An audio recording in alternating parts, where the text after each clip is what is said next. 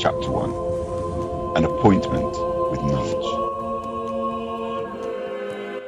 I had not seen Don Juan for several months.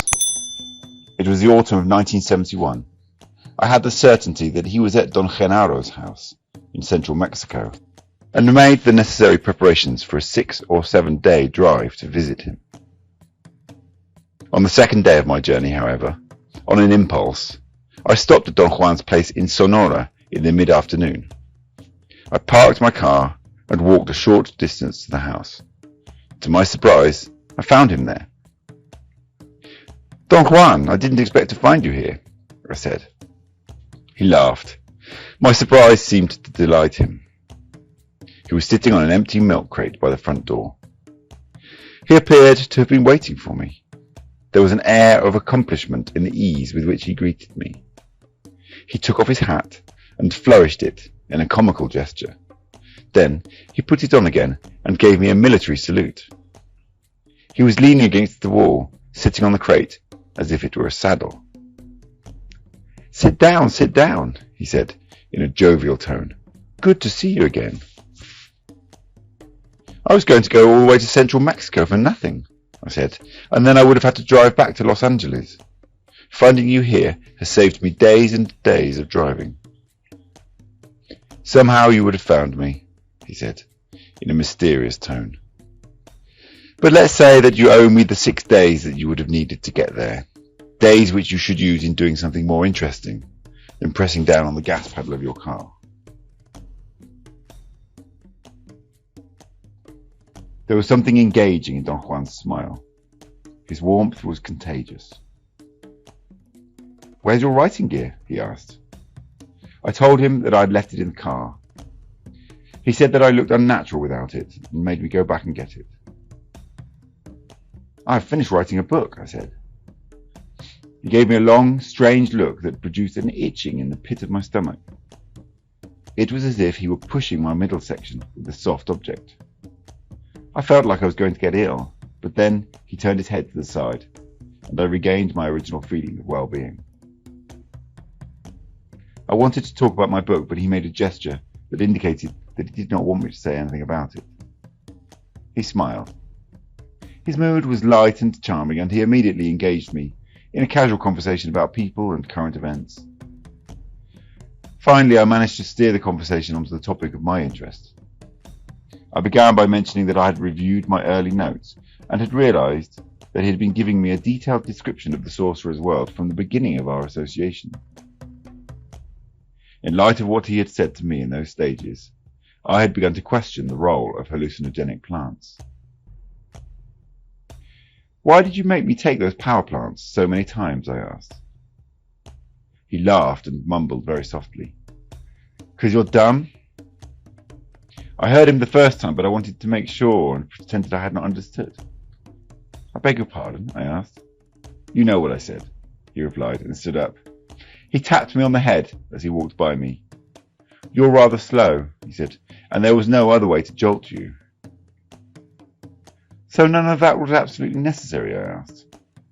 "It was in your case. There are other types of people, however, that do not seem to need them." He stood next to me, staring at the top of the bushes by the left side of his house. Then he sat down again and talked about Eligio, his other apprentice. I think it's probably pronounced Eligio. He said that Eligio had taken psychotropic plants only once since he became his apprentice, and yet he was perhaps even more advanced than I was. "To be sensitive is a natural condition of certain people," he said. "You are not. But neither am I. In the final analysis, sensitivity matters very little." "What's the thing that matters then?" I asked. He seemed to search for an appropriate answer. "What matters is that a warrior be impeccable," he finally said. "But that's only a way of talking, a way of beating around the bush. You've already accomplished some tasks of sorcery, and I believe this is the time to mention the source of everything that matters. So I will say that what matters to a warrior is arriving at the totality of oneself." "What is the totality of oneself, Don Juan?" I said that I was only going to mention it. There are still a lot of loose ends in your life that you must tie together before we can talk about the totality of oneself. He ended our conversation there. He made a gesture with his hands to signal that he wanted me to stop talking. Apparently there was something or somebody nearby. He tilted his head to the left as if to listen. I could see the whites of his eyes as he focused on the bushes beyond the house to his left. He listened attentively for a few moments and then stood up, came to me and whispered in my ear that we had to leave the house and go for a walk.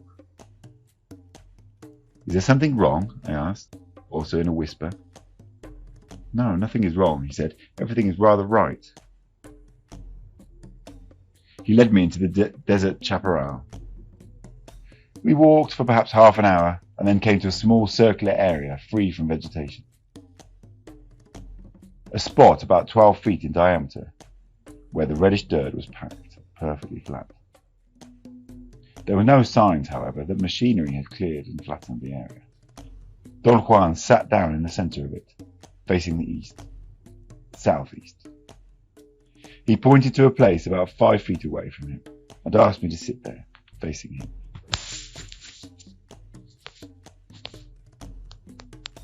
Pause.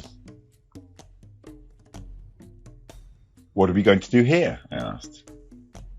We have an appointment here tonight, he replied. He scanned the surroundings with a quick glance, turning around on his seat until he was again facing the southeast. His movements had alarmed me. I asked him who we had the appointment with. With knowledge, he said. Let's say that knowledge is prowling around here. He did not let me hook onto that cryptic answer. He quickly changed the subject and in a jovial tone, he urged me to be natural, that is, to take notes and talk, as we would have done at his house. What was most pressing on my mind at that moment was the vivid sensation I had had 6 months before of talking to a coyote. That event meant to me that for the first time I had been capable of visualizing or apprehending, through my senses and in sober consciousness, the sorcerer's description of the world. A description in which communicating with animals through speech was a matter of course. We're not going to engage ourselves in dwelling on any experience of that nature, Don Juan said upon hearing my question. It is not advisable for you to indulge in focusing your attention on past events. We may touch on them, but only in reference. Why is that so, Don Juan? You don't have enough personal power yet to seek the sorcerer's explanation. Then there is a sorcerer's explanation. Certainly, sorcerers are men. We're creatures of thought. We seek clarifications. I was under the impression that my great flaw was to seek explanations.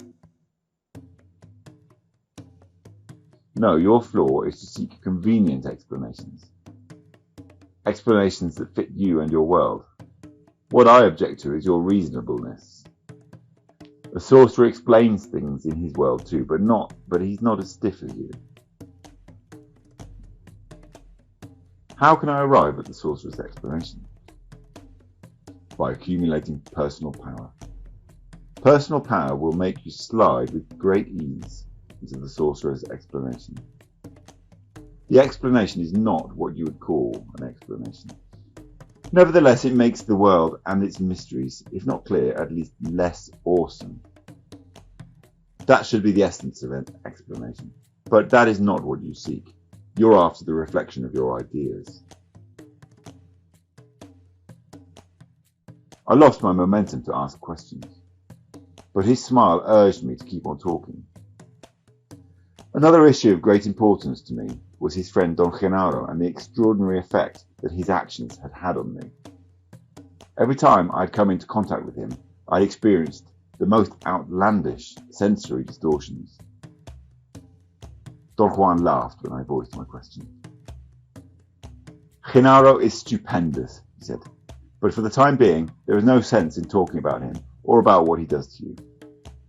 Again, you don't have enough personal power to unravel that topic. Wait until you have it and then we'll talk. What if I never have it? If you never have it, we'll never talk. At the rate I'm going, will I ever have enough of it? I asked.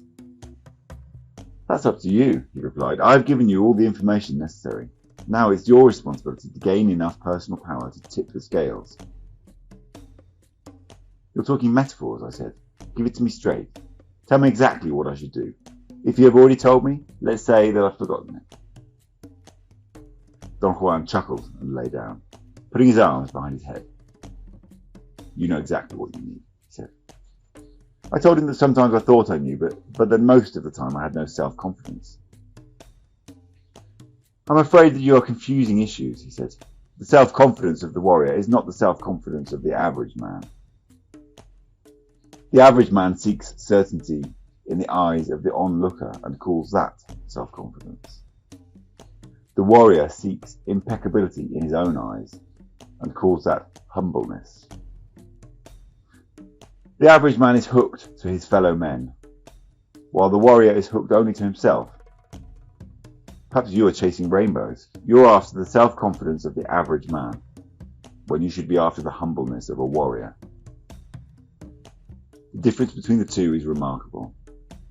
Self-confidence entails knowing something for sure. Humbleness entails being impeccable in one's actions and feelings. I've been trying to live in accordance with your suggestions, I said. I may not be the best, but I'm the best of myself. Is that impeccability? No, you must do better than that. You must push yourself beyond your limits all the time. But that would be insane, Don Juan. No one can do that. There are lots of things you do now which would have seemed insane to you 10 years ago. Those things themselves did not change, but your idea of yourself changed. What was impossible before is perfectly possible now, and perhaps your total success in changing yourself is only a matter of time. In this affair, the only possible course that a warrior has is to act consistently and without reservations. You know enough of the warrior's way to act accordingly. But your old habits and routines stand in your way. I understood what he meant.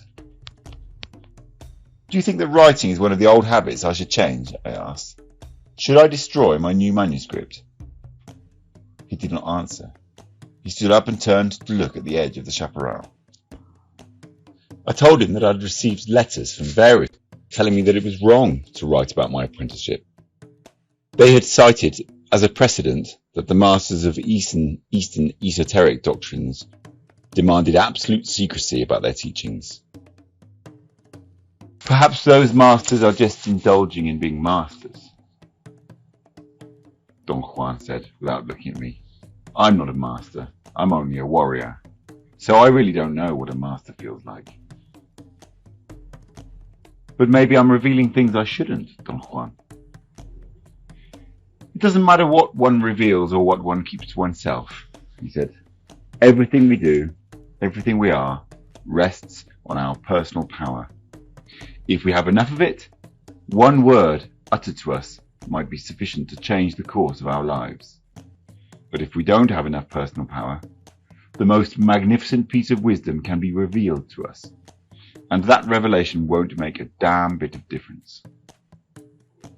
He then lowered his voice, as if he were disclosing a confidential matter to me. I'm going to utter perhaps the greatest piece of knowledge anyone can voice, he said. Let me see what you can do with it.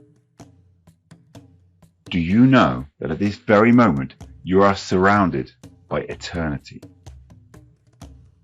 And do you know that you can use that eternity if you so desire? After a long pause, during which he urged me with a subtle movement of his eyes to make a statement, I said that I did not understand what he was talking about. There. Eternity is there, he said, pointing to the horizon. Then he pointed to the zenith. Or there. Or perhaps we can say that eternity is like this. He extended both arms to point to the east and west. We looked at each other. His eyes held a question. What do you say to that? He asked, coaxing me to ponder upon his words. I didn't know what to say. Do you know that you can extend yourself forever in any of the directions I have pointed to? He went on. Do you know that one moment can be eternity? This is not a riddle. It's a fact, but only if you mount that moment and use it to take the totality of yourself forever in any direction. He stared at me. You didn't have this knowledge before, he said, smiling. Now you do. I have revealed it to you, but it doesn't make a bit of difference because you don't have enough personal power to utilize my revelation. Yet, if you did have enough power, my words alone would serve as the means for you to round up the totality of yourself and to get the crucial part of it out of the boundaries in which it is contained. He came to my side and poked my chest with his fingers. It was a very light tap. These are the boundaries I'm talking about, he said. One can get out of them. We are a feeling, an awareness encased here. He slapped my shoulders with both hands. My pad and pencil fell to the ground. Don Juan put his foot on the pad and stared at me and then laughed. I asked him if he minded my taking notes. He said no, in a reassuring tone, and moved his foot away. We are luminous beings, he said, shaking his head rhythmically. And for a luminous being, only personal power matters. But if you ask me what personal power is, I have to tell you that my explanation will not explain it. Don Juan looked at the western horizon and said that there was still a few hours of daylight left. We have to be here for a long time, he explained, so we either sit quietly or we talk. It is not natural for you to be silent, so let's keep on talking. This spot is a power place, and it must become used to us before nightfall. You must sit here as naturally as possible, without fear or impatience. It seems that the easiest way for you to relax is to take notes, so write to your heart's content. And now, suppose you tell me about your dreaming. His sudden shift caught me unprepared. He repeated his request. There was a great deal to say about it.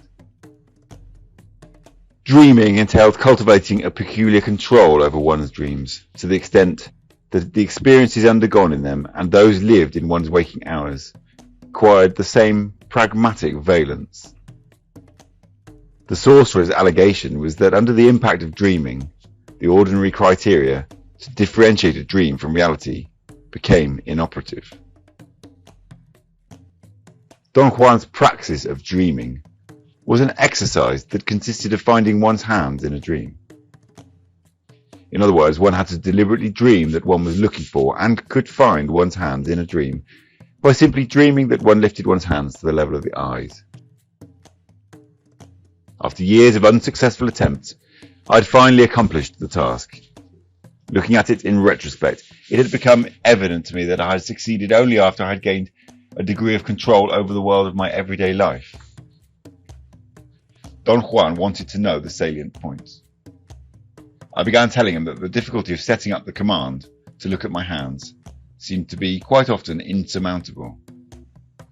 He had warned me that the early stage of the preparatory facet, which he called setting up dreaming, consisted of a deadly game that one's mind played with itself, and that some part of myself was going to do everything it could to prevent the fulfillment of my task. That could include, Don Juan had said, plunging me into a loss of meaning, melancholy, or even a suicidal depression. I didn't go that far, however. My experience was rather on the light, comical side. Nonetheless, the result was equally frustrating. Every time I was about to look at my hands in a dream, something extraordinary would happen. I would begin to fly, or my dream would turn into a nightmare, or it would simply become a very pleasant experience of bodily excitation. Everything in the dream would extend far beyond the normal in matters of vividness and therefore be terribly absorbing. My original intention of observing my hands was always forgotten in light of the new situation. One night, quite unexpectedly, I found my hands in my dreams. I dreamt that I was walking on an unknown street in a foreign city, and suddenly I lifted up my hands and placed them in front of my face. It was as if something within myself had given up and had permitted me to watch the backs of my hands. Don Juan's instructions had been that as soon as the sight of my hands would begin to dissolve or change into something else, I had to shift my view from my hands to any other element in the surroundings of my dream. In that particular dream, I shifted my view to a building at the end of the street. When the sight of the building began to dissipate, I focused my attention on the other elements of the surroundings in my dream. The end result was an incredibly clear composite picture of a deserted street in some unknown foreign city. Don Juan made me continue with my account of other experiences in dreaming. We talked for a long time. At the end of my report, he stood up and went to the bushes. I also stood up. I was nervous. It was an unwarranted sensation, since there was nothing precipitating fear or concern shortly. He noticed my agitation. "Calm down," he said, holding my arm gently. He made me sit down and put my notebook on my lap. He coaxed me to write.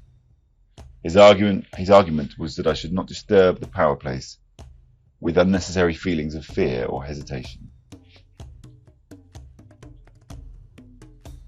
"Why do I get so nervous?" I asked.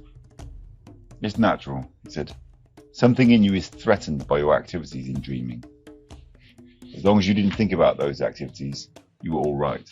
But now that you've revealed your actions, you're about to faint. Each warrior has his own way of dreaming. Each way is different. The only thing which we all have in common is that we play tricks in order to force ourselves to abandon the quest. The countermeasure is to persist in spite of all the barriers and the disappointments." He asked me then if I was capable of selecting topics for dreaming. I said that I did not have the faintest idea of how to do that. "The Sorcerer's explanation of how to select a topic for dreaming," he said, "is that a warrior chooses the topic by deliberately holding an image in his mind while he shuts off his internal dialogue. In other words, if he is capable of not talking to himself for a moment and then holds the image or the thought of what he wants in dreaming, even if only for an instant, then the desired topic will come to him. I'm sure you've done that, although you were not aware of it." There was a long pause, and then Don Juan began to sniff the air. It was as if he was cleaning his nose. He exhaled 3 or 4 times through his nostrils with great force. The muscles of his abdomen contracted in spasms, which he controlled by taking in short gasps of air. "We won't talk about dreaming anymore," he said. "You might become obsessed. If one is to succeed in anything, the success must come gently, with a great deal of effort, but with no stress or obsession." He stood up and walked to the edge of the bushes. He leaned forward and peered into the foliage. He seemed to be examining something in the leaves, without getting too close to them. "What are you doing?" I asked, unable to contain my curiosity. He turned to me, smiled, and raised his brow. "The bushes are filled with strange things," he said as he sat down. His tone was so casual that it scared me more than if he had let out a sudden yell. My notebook and pencil fell from my hands. He laughed and mimicked me and said that my exaggerated reactions were one of the loose ends that still existed in my life. I wanted to raise a point, but he would not let me talk. "There's only a bit of daylight left," he said. "There are other things we ought to touch upon before the twilight sets in." He then added that, judging by my production in dreaming, I must have learned how to stop my internal dialogue at will. I told him that I had. At the beginning of our association, Don Juan had delineated another procedure, walking for long stretches without focusing the eyes on anything. His recommendation had been to not look at anything directly, but, by slightly crossing the eyes, to keep a peripheral view of everything that presented itself to the eyes. He had insisted, although I had not understood it at the time, that if one kept one's unfocused eyes at a point just above the horizon, it was possible to notice at once everything in almost a total 180-degree range in front of one's eyes. He had assured me that that exercise was the only way of shutting off the internal dialogue. He used to ask me for reports on my progress, and then he stopped inquiring about it. I told Don Juan that I had practiced the technique for years without noticing any change, but I had expected none anyway. One day, however, I had the shocking realization that I had just walked for about 10 minutes without having said a single word to myself. I mentioned to Don Juan that on that occasion I also became cognizant that stopping the internal dialogue involved more than merely curtailing the words I said to myself. My entire thought processes had stopped, and I had felt I was practically suspended, floating. A sensation of panic had ensued from that awareness, and I had to resume my internal dialogue as an antidote. I've told you that the internal dialogue is what grounds us, Don Juan said. The world is such and such or so and so only because we talk to ourselves about its being such and such or so and so. Don Juan explained that the passageway into the world of sorcerers opens up after the warrior has learned to shut off the internal dialogue. To change our idea of the world is the crux of sorcery, he said, and stopping the internal dialogue is the only way to accomplish it. The rest is just padding.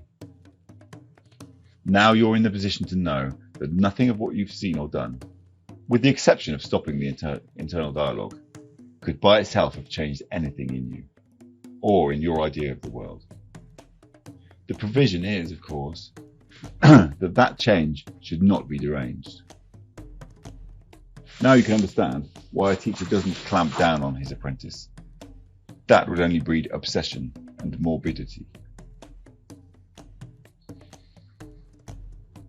He asked for details of other experiences I had had in shutting off the internal dialogue. I recounted everything that I could remember. We talked until it became dark and I could no longer take notes in a comfortable manner.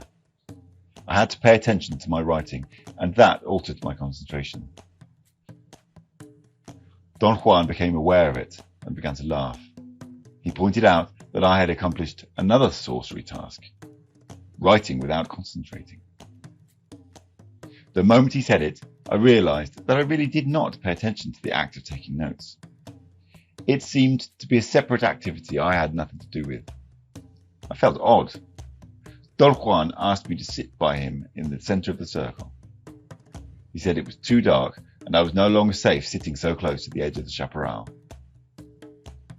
I felt a chill at my back and jumped to his side. He made me face the southeast and asked me to command myself to be silent and without thoughts. I could not do it at first and had a moment of impatience. Don Juan turned his back to me and told me to lean on his shoulder for support. He said that once I'd quieted down my thoughts, I should keep my eyes open, facing the bushes towards the southeast. In a mysterious tone, he added that he was setting up a problem for me, and that if I resolved it, I would be ready for another facet of the sorcerer's world. I posed a weak question about the nature of the problem. He chuckled softly. I waited for his answer, and then something in me was turned off. I felt I was suspended. My ears seemed to unplug, and a myriad of noises in the chaparral became audible. There were so many that I could not distinguish them individually. I felt I was falling asleep, and then all at once something caught my attention. It was not something which involved my thought processes. It was not a vision, or a feature of the environment either. Yet my awareness had been engaged by something. I was fully awake. My eyes were focused on a spot on the edge of the chaparral, but I was not looking or thinking or talking to myself. My feelings were clear bodily sensations. They did not need words. I felt I was rushing through something indefinite. Perhaps what would have ordinarily been my thoughts were rushing. At any rate, I had the sensation that I'd been caught in a landslide and something was avalanching with me at the crest. I felt the rush in my stomach. Something was pulling me into the chaparral. I could distinguish the dark mass of the bushes in front of me. It was not, however, an undifferentiated darkness as it ordinarily would be. I could see every individual bush as if I were looking at them in a dark twilight. They seemed to be moving. The mass of their foliage looked like black skirts flowing towards me as if they were being blown by the wind, but there was no wind. I became absorbed in their mesmerizing movements. It was a pulsating ripple that seemed to draw them nearer and nearer to me.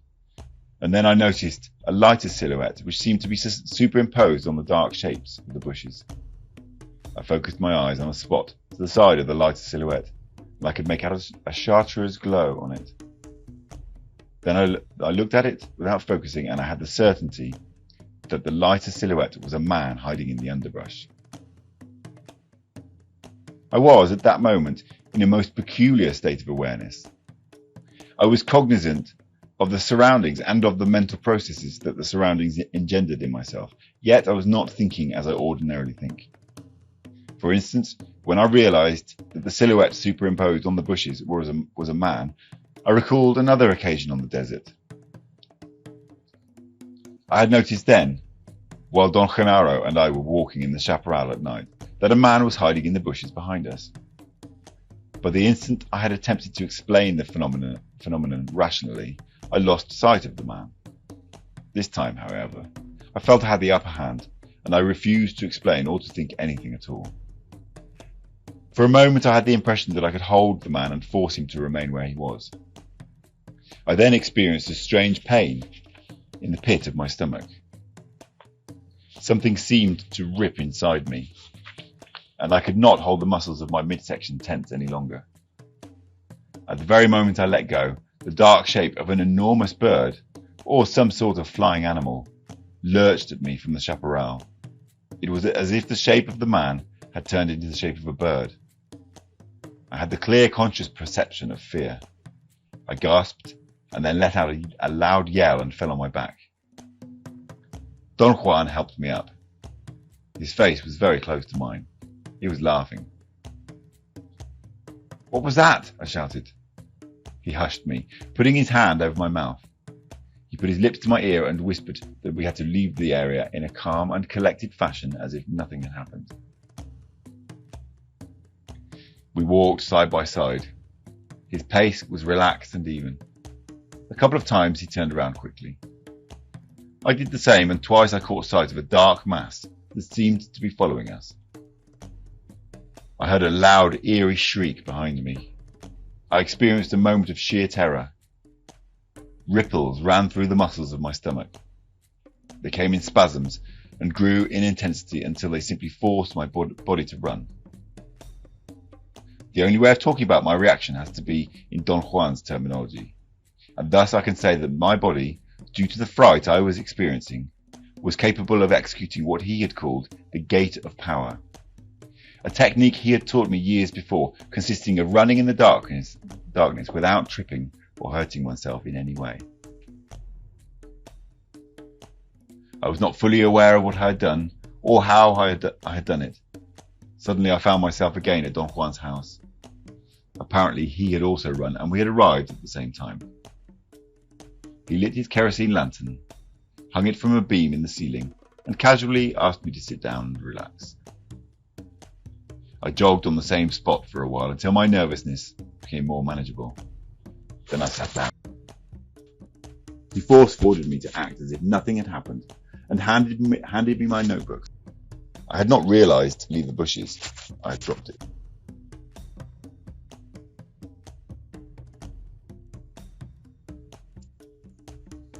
"What happened out there, Don Juan?" I finally asked. "You had an appointment with knowledge," he said, pointing with a movement of his chin to the dark edge of the desert chaparral. "I took you there because I caught a glimpse of knowledge prowling around the house earlier. You might say that knowledge knew that you were coming and was waiting for you. Rather than meeting it here, I felt it was proper to meet it on a power spot. Then I set up a test to see if you had enough personal power, too isolated from the rest of the things around us. You did fine. Wait a minute, I protested. I saw the silhouette of a man hiding behind a bush, and then I saw a huge bird. You didn't see a man, he said emphatically. Neither did you see a bird. The silhouette in the bushes and what flew to us was a moth. If you want to be accurate in sorcerer terms, but very ridiculous in your own terms, you could say that tonight you had an appointment with a moth. Knowledge is a moth. He looked at me piercingly. The light of the lantern created strange shadows on his face. I moved my eyes away. Perhaps you'll have enough personal power to unravel that mystery tomorrow, he said. If not tonight, perhaps tomorrow. Remember, you still owe me 6 days. Don Juan stood up and walked to the kitchen in the back of the house. He took the lantern and set it against the wall on the short round stump that he used as a bench. We sat down on the floor opposite each other and served ourselves some beans and meat from a pot that he placed in front of us. We ate in silence. He gave me furtive glances from time to time and seemed on the verge of laughing. His eyes were like 2 slits. When he looked at me, he would open them a bit, and the moistness of the corneas reflected the light of the lantern. It was as if he were using the light to create a mirror reflection. He played with it, shaking his head almost imperceptibly every time he focused his eyes on me. The effect was a fascinating quiver of light. I became aware of his manoeuvres after he had executed them a couple of times. I was convinced he was acting with a definite purpose in mind. I felt compelled to ask him about it. I have an ulterior reason, he said reassuringly. I'm soothing you with my eyes. You don't seem to be getting more nervous, do you? I had to admit that I felt quite at ease. The steady flicker in his eyes was not menacing, and it had not scared or annoyed me in any way. How do you soothe me with your eyes? I asked. He repeated the imperceptible shake of his head. The corneas of his eyes were indeed reflecting the light of the kerosene lantern. Try to do it yourself, he said, casually as he gave himself another serving of food. You can soothe yourself. I tried to shake my head. My movements were awkward. You won't soothe yourself bobbing your head like that, he said, and laughed. You'll give yourself a headache instead. The secret is not in the head shake, but in the feeling that comes to the eyes from the area below the stomach. This is what makes the head shake. He rubbed his umbilical region. After I had finished eating, I slouched against a pile of wood and some burlap sacks. I tried to imitate his head shake. Don Juan seemed to be enjoying himself immensely. He giggled and slapped his thighs. Then a sudden noise interrupted his laughter. I heard a strange, deep sound, like tapping on wood. It came from the chaparral. Don Juan jutted his chin, signalling me to remain alert. That's the little moth calling you, he said, in an unemotional tone. I jumped to my feet. The sound ceased instantaneously. I looked at Don Juan for an explanation. He made a comical gesture of helplessness, shrugging his shoulders. You haven't fulfilled your appointment yet, he added. I told him that I felt unworthy and that perhaps I should go home and come back when I felt stronger. You're talking nonsense, he snapped. A warrior takes his lot, whatever it may be, and accepts it in ultimate humbleness. He accepts in humbleness what he is, not as grounds for regret, but as a living challenge. It takes time for every one of us to understand that point and fully live it. I, for instance, hated the mere mention of the word humbleness. I'm an Indian, and we Indians have always been humble and have done nothing else but lower our heads. I thought humbleness was not in the warrior's way. I was wrong. I know now that the humbleness of a warrior is not the humbleness of a beggar. The warrior lowers his head to no one, but at the same time, he doesn't permit anyone to lower his head to him. The beggar, on the other hand, falls to his knees at the drop of a hat and scrapes the floor for anyone he deems to be higher. But at the same time, he demands that someone lower than him scrape the floor for him. That's why I told you earlier today that I didn't understand what masters felt like. I know only the humbleness of a warrior, and that will never permit me to be anyone's master. We were quiet for a moment. His words had caused me a profound agitation. I was moved by them, and at the same time I felt concerned with what I had witnessed in the chaparral. My conscious assessment was that Don Juan was holding out on me and that he must have known what was really taking place. I was involved in those deliberations when the same strange tapping noise jolted me out of my thoughts. Don Juan smiled and then began to chuckle. "You like the humbleness of a beggar," he said softly. "You bow your head to reason." "I always think that I'm being tricked," I said. "That's the crux of my problem." "You're right, you are being tricked," he retorted, with a disarming smile. "That cannot be your problem. The real crux of the matter is that you feel that I am deliberately lying to you. Am I correct?" "Yes, there is something in myself that doesn't let me believe that what's taking place is real." "You're right again. Nothing of what is taking place is real." "What do you mean by that, Don Juan?" "Things are real only after one has learned to agree on their realness. What took place this evening, for instance, cannot possibly be real to you because no one could agree with you about it." "Do you mean that you didn't see what happened?" "Of course I did, but I don't count. I'm the one who's lying to you, remember?" Don Juan laughed until he coughed and choked. His laughter was friendly, even though he was making fun of me. "Don't pay too much attention to all my gibberish," he said reassuringly. "I'm just trying to relax you, and I know that you feel at home only when you're muddled up." His expression was deliberately comical, and we both laughed. I told him that what he had just said made me feel more afraid than ever. "You're afraid of me?" he asked. "Not of you, but of what you represent." "I represent the warrior's freedom." "Are you afraid of that?" "No, but I'm afraid of the awesomeness of your knowledge. There is no solace for me, no haven to go to." "You're again confusing issues. Solace, haven, fear, all of them are moods that you have learned without ever questioning their value. As one can see, the black magicians have already engaged all your allegiance." "Who are the black magicians, Don Juan?"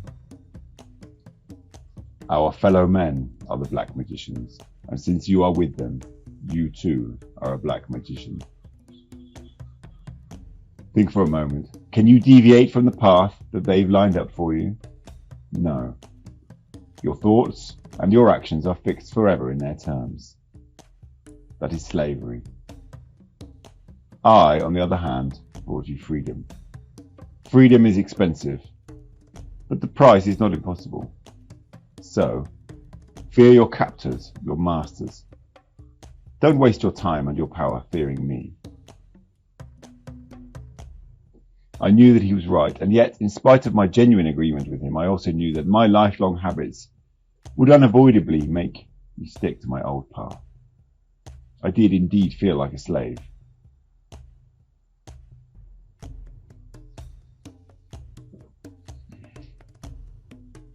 After a long silence, Don Juan asked me if I had enough strength for another bout with knowledge. "Do you mean with the moth?" I asked, half in jest. His body contorted with laughter. It was as if I had just told him the funniest joke in the world. "What do you really mean when you say that knowledge is a moth?" I asked. "I have no other meanings," he replied. "A moth is a moth. I thought that by now, with all your accomplishments, you would have had enough power to see. You caught sight of a man instead, and that was not true seeing. From the beginning of my apprenticeship, Don Juan had depicted the concept of seeing as a special capacity that one could develop, and which would allow one to apprehend the ultimate nature of things.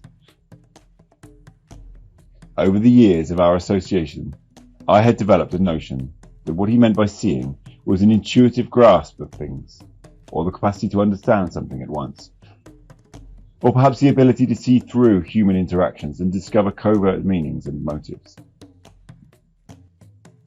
I should say that tonight, when you faced the moth, you were half looking and half seeing, Don Juan proceeded.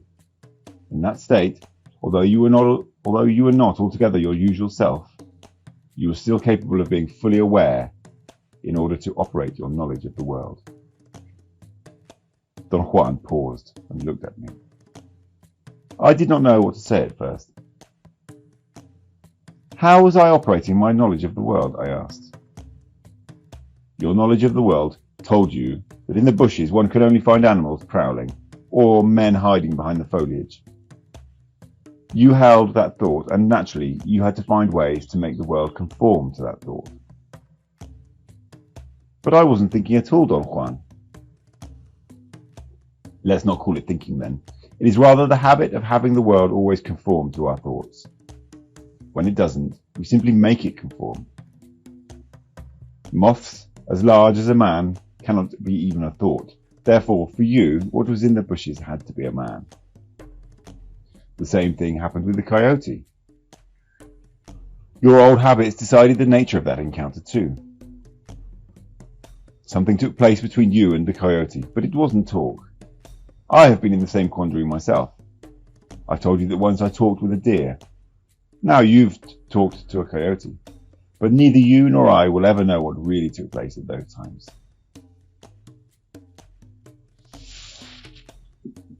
What are you telling me, Don Juan? When the sorcerer's explanation became clear to me, it was too late to know what the deer did to me. I said that we talked, but that wasn't so. To say that we had a conversation is only a way of arranging it so that I can talk about it. The deer and I did something, but at the time it was taking place, I needed to make the world conform to my ideas, just like you did. I had been talking all my life, just like you. Therefore my habits prevailed, and were extended to the deer. When the deer came to me and did whatever it did, I was forced to understand it as talking. Is this the sorcerer's explanation? No, this is my explanation for you. But it is not opposed to the sorcerer's explanation. His statement threw me into a state of great intellectual excitation. For a while I forgot the prowling moth, or even to take notes. I tried to rephrase his statements, and we involved ourselves in a long discussion about the reflexive nature of our world. The world, according to Don Juan, had to conform to its description. That is, the description reflected itself. Another point in his elucidation was that we had learned to relate ourselves to our description of the world in terms of what he called habits. I introduced what I thought was a more engulfing term, intentionality, the property of human consciousness, whereby an object is referred to or is intended. Our conversation engendered a most interesting speculation. Examined in Don Juan's explanation, my talk with the coyote acquired a new character. I had indeed intended the dialogue, since I have never known another avenue of intentional communication. I had also succeeded in conforming to the description that the communication takes place through dialogue, and thus I made the description reflect itself. I had a moment of great elation.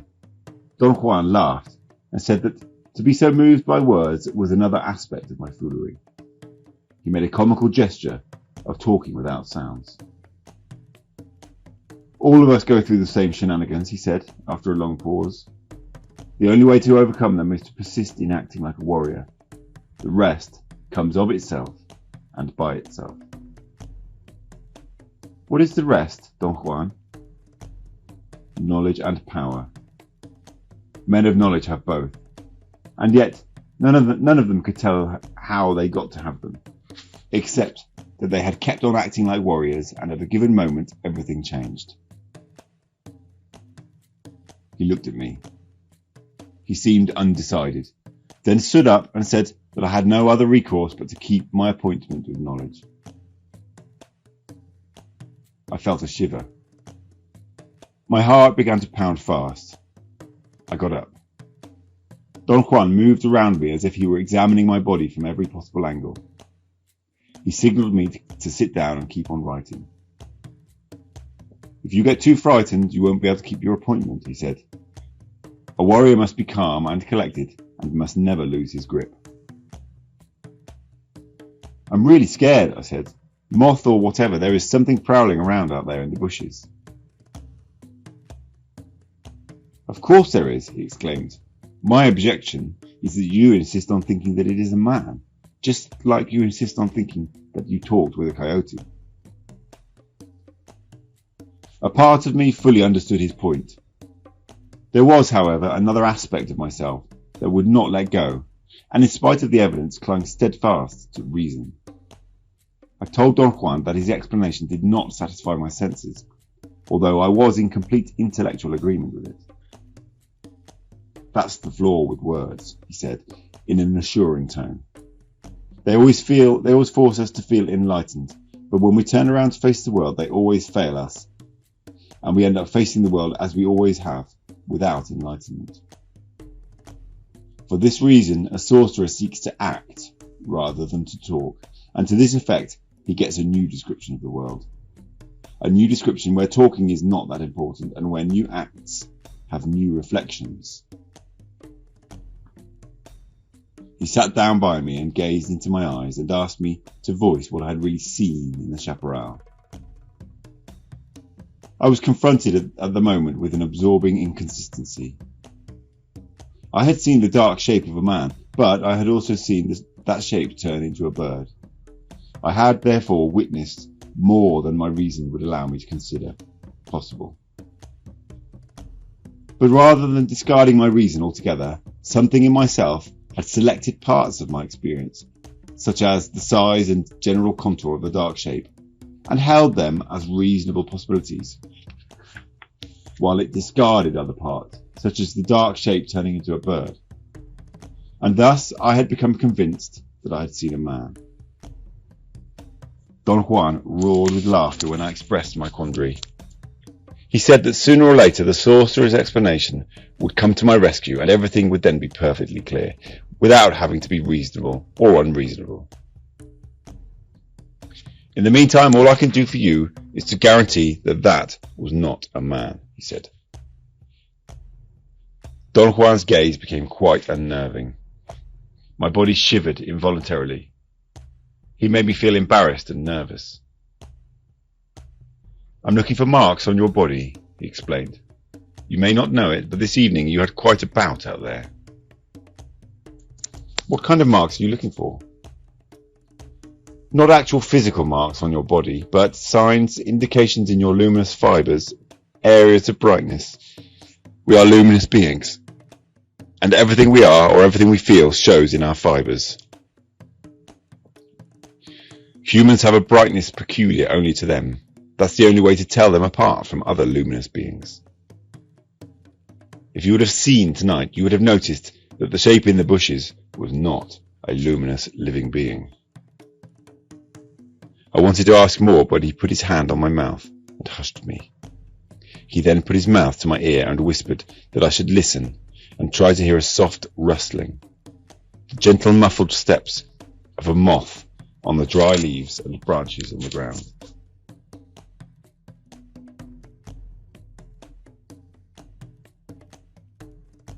I could not hear anything. Don Juan stood up abruptly, picked up the lantern, and said that we were going to sit under the ramada by the front door. He led me through the back and around the house, on the edge of the chaparral rather than going through the room and out the front door. He explained that it was essential to make our presence obvious. We half-circled around the house on the left side. Don Juan's pace was extremely slow. His steps were weak and vacillating. His arm shook as he held the lantern. I asked him if there was something wrong with him. He winked at me and whispered that the big moth that was prowling around had an appointment with a young man, and that the slow gait of a feeble old man was an obvious way of showing who was the appointee. When we finally arrived at the front of the house, Don Juan hooked the lantern on a beam and made me sit with my back against the wall. He sat to my right. "We're going to sit here," he said, "and you are going to write and talk to me in a very normal manner. The moth that lurched at you today is around in the bushes. After a while, it will come closer to you, to look at you. That's why I've put the lantern on a beam right above you. The light will guide the moth to find you. When it gets to the edge of the bushes, it will call you. It is a very special sound. The sound by itself may help you." "What kind of sound is it, Don Juan?" "It is a song, a haunting call that moths produce. Ordinarily, it cannot be heard, but the moth out there in the bushes is a rare moth. You will hear its call clearly, and providing that you are impeccable, it will remain with you for the rest of your life." "What is it going to help me with?" "Tonight you're going to try to finish what you've started earlier. Seeing happens only when the warrior is capable of stopping the internal dialogue. Today you stopped your talk at will, out there in the bushes, and you saw. What you saw was not clear. You thought that it was a man, I say it was a moth. Neither of us is correct, but that's because we have to talk. I still have the upper hand because I'm familiar with the sorcerer's explanation. So I know, although it's not altogether accurate, that the shape you saw tonight was a moth. And now you're going to remain silent and thoughtless and let that little moth come to you again." I could hardly take notes. Don Juan laughed and urged me to keep on writing as if nothing bothered me. He touched my arm and said that writing was the best protective shield that I had. "We've never talked about moths," he went on. "The time was not right until now. As you already know, your spirit was unbalanced.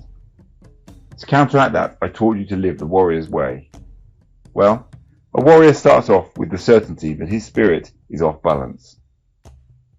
Then, by living in full control and awareness, but without hurry or compulsion, he does his ultimate best to gain his balance."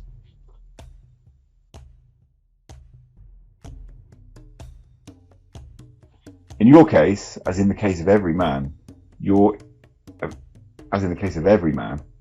imbalance was due to the sum total of all your actions. But now your spirit seems to be in the proper light to talk about moths. How did you know that this was the right time to talk about moths? I caught a glimpse of the moth prowling around when you arrived. It was the first time it was friendly and open. I'd seen it before in the mountains around Genaro's house, but only as a menacing figure, reflecting your lack of order. I heard a strange sound at that moment. It was like a muffled creaking of a branch rubbing against another, or like the sputtering of a small motor heard from a distance. It changed scales, like a musical tone, creating an eerie rhythm. Then it stopped. "That was the moth," Don Juan said. "Perhaps you've already noticed that although the light of the lantern is bright enough to attract moths, there isn't a single one flying around it." I had not paid attention to it, but once Don Juan made me aware of it, I also noticed an incredible silence in the desert around the house. "Don't get jumpy," he said calmly. "There's nothing in this world that a warrior cannot account for. You see, a warrior considers himself already dead, so there is nothing for him to lose. The worst has already happened to him, therefore he's clear and calm. Judging him by his acts or by his words, one would never suspect that he has witnessed everything." Don Juan's words, and above all his mood, were very soothing to me. I told him that in my day-to-day life I no longer experienced the obsessive fear I used to, but that my body entered into convulsions of fright at the thought of what was out there in the dark. Out there is only knowledge, he said in a factual tone. Knowledge is frightening, true, but if a warrior accepts the frightening nature of knowledge, he cancels out its awesomeness. The strange sputtering noise happened again. It seemed closer and louder. I listened carefully. The more attention I paid to it, the more difficult it was to determine its nature. It did not seem to be the call of a bird or the cry of a land animal. The tone of each sputter was rich and deep. Some were produced in a low key, others in a high one. They had a rhythm and a specific duration. Some single unit of sound. Others were short and happened in a cluster like the staccato sound of a machine gun. The moths are the heralds, or better yet, the guardians of eternity, Don Juan said, after the sound had stopped. For some reason, or for no reason at all, they are the depositories of the gold dust of eternity. The metaphor was foreign to me. I asked him to explain it. The moths carry a dust on their wings, he said, a dark gold dust. That dust is the dust of knowledge. His explanation had made the metaphor even more obscure. I vacillated for a moment, trying to find the best way of wording my question, but he began to talk again. Knowledge is a most peculiar affair, he said, especially for a warrior.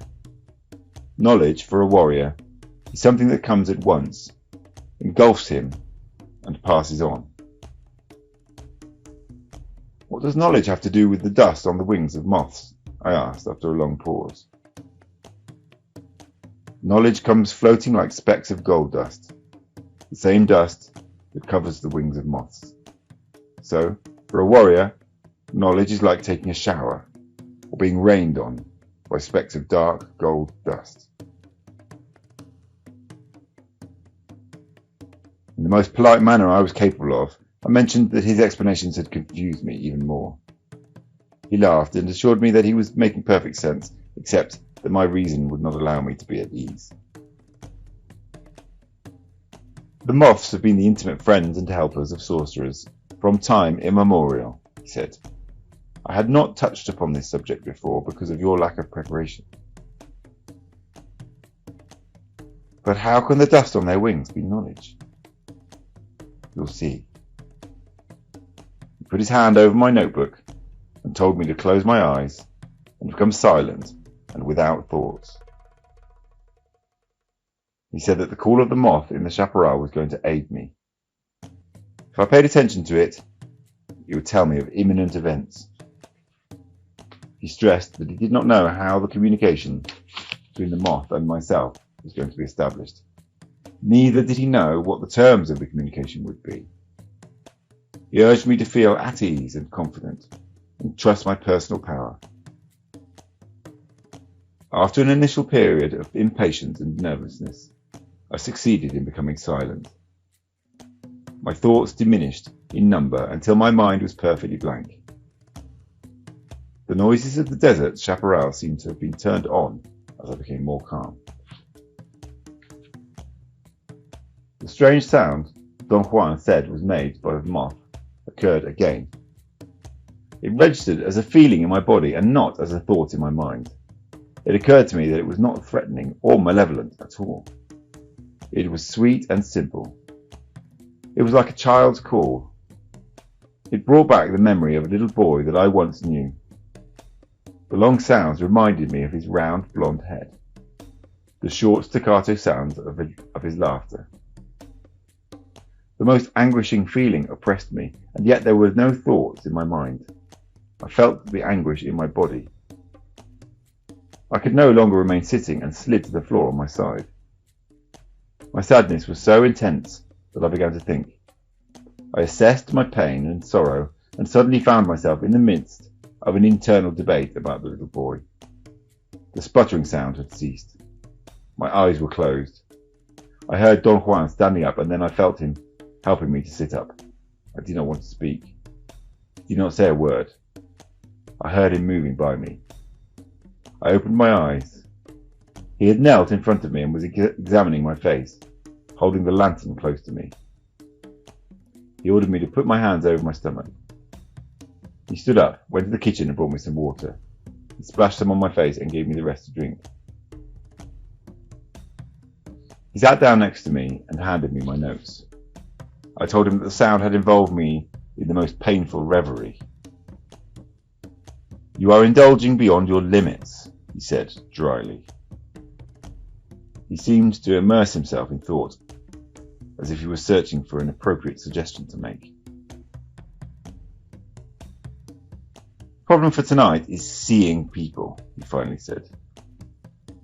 "First, you must stop your internal dialogue. Then you must bring up the image of the person that you want to see. Any thought that one holds in mind in a state of silence is properly a command, since there are no other thoughts to compete with it. Tonight the moth in the bushes wants to help you, so it will sing for you. Its song will bring the golden specks, and then you will see the person you've selected." I wanted to have more details, but he made an abrupt gesture and signalled me to proceed. After struggling for a few minutes to stop my internal dialogue, I was thoroughly silent, and then I deliberately held the brief thought of a friend of mine. I kept my eyes closed for what I believed to be just an instant, and then I became aware that someone was shaking me by the shoulders. It was a slow realization. I opened my eyes and found myself lying on my left side. I had apparently fallen asleep so deeply that I did not remember having slumped to the ground.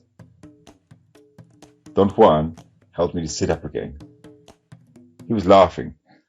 He imitated my snoring, but said that if he had not witnessed it himself, he would not believe that anyone could fall asleep so fast. He said that it was a treat for him to be around me whenever I had to do something that my reason did not understand. He pushed my notebook away from me and said that we had to start all over. I followed the necessary steps. The strange sputtering sound happened again. This time, however, it did not come from the chaparral. Rather, it seemed to happen inside of me, as if my lips or legs or arms were producing it. The sound soon engulfed me. I felt like soft balls were being sputtered out from or against me. It was a soothing, exquisite feeling of being bombarded by heavy cotton puffs. Suddenly I heard a door blown open by a gust of wind, and I was thinking again. I thought that I had ruined another chance. I opened my eyes and found myself in my room. The objects on my desk were as I had left them. The door was open. There was a strong wind outside. The thought crossed my mind that I should check the water heater. I then heard a rattling on the sliding windows that I had put up myself, which did not fit well on the window frame. It was a furious rattling, as if someone wanted to enter. I experienced a jolt of fright. I stood up from my chair. I felt someone pulling me. I screamed. Don Juan was shaking me by the shoulders. I excitedly gave him an account of my vision. It had been so vivid that I was shivering. I felt that I had just been at my desk in my full corporeal form.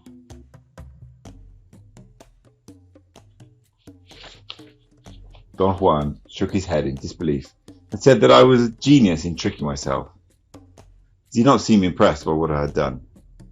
He discarded it flatly and ordered me to start again. I then heard the mysterious sound again. It came to me, as Don Juan had suggested, in the form of a rain of golden specks. I did not feel that they were flat specks or flakes, as he had described them, but rather spherical bubbles. They floated towards me. One of them burst open and revealed a scene to me. It was as if it had stopped in front of my eyes and opened up, disclosing a strange object. It looked like a mushroom.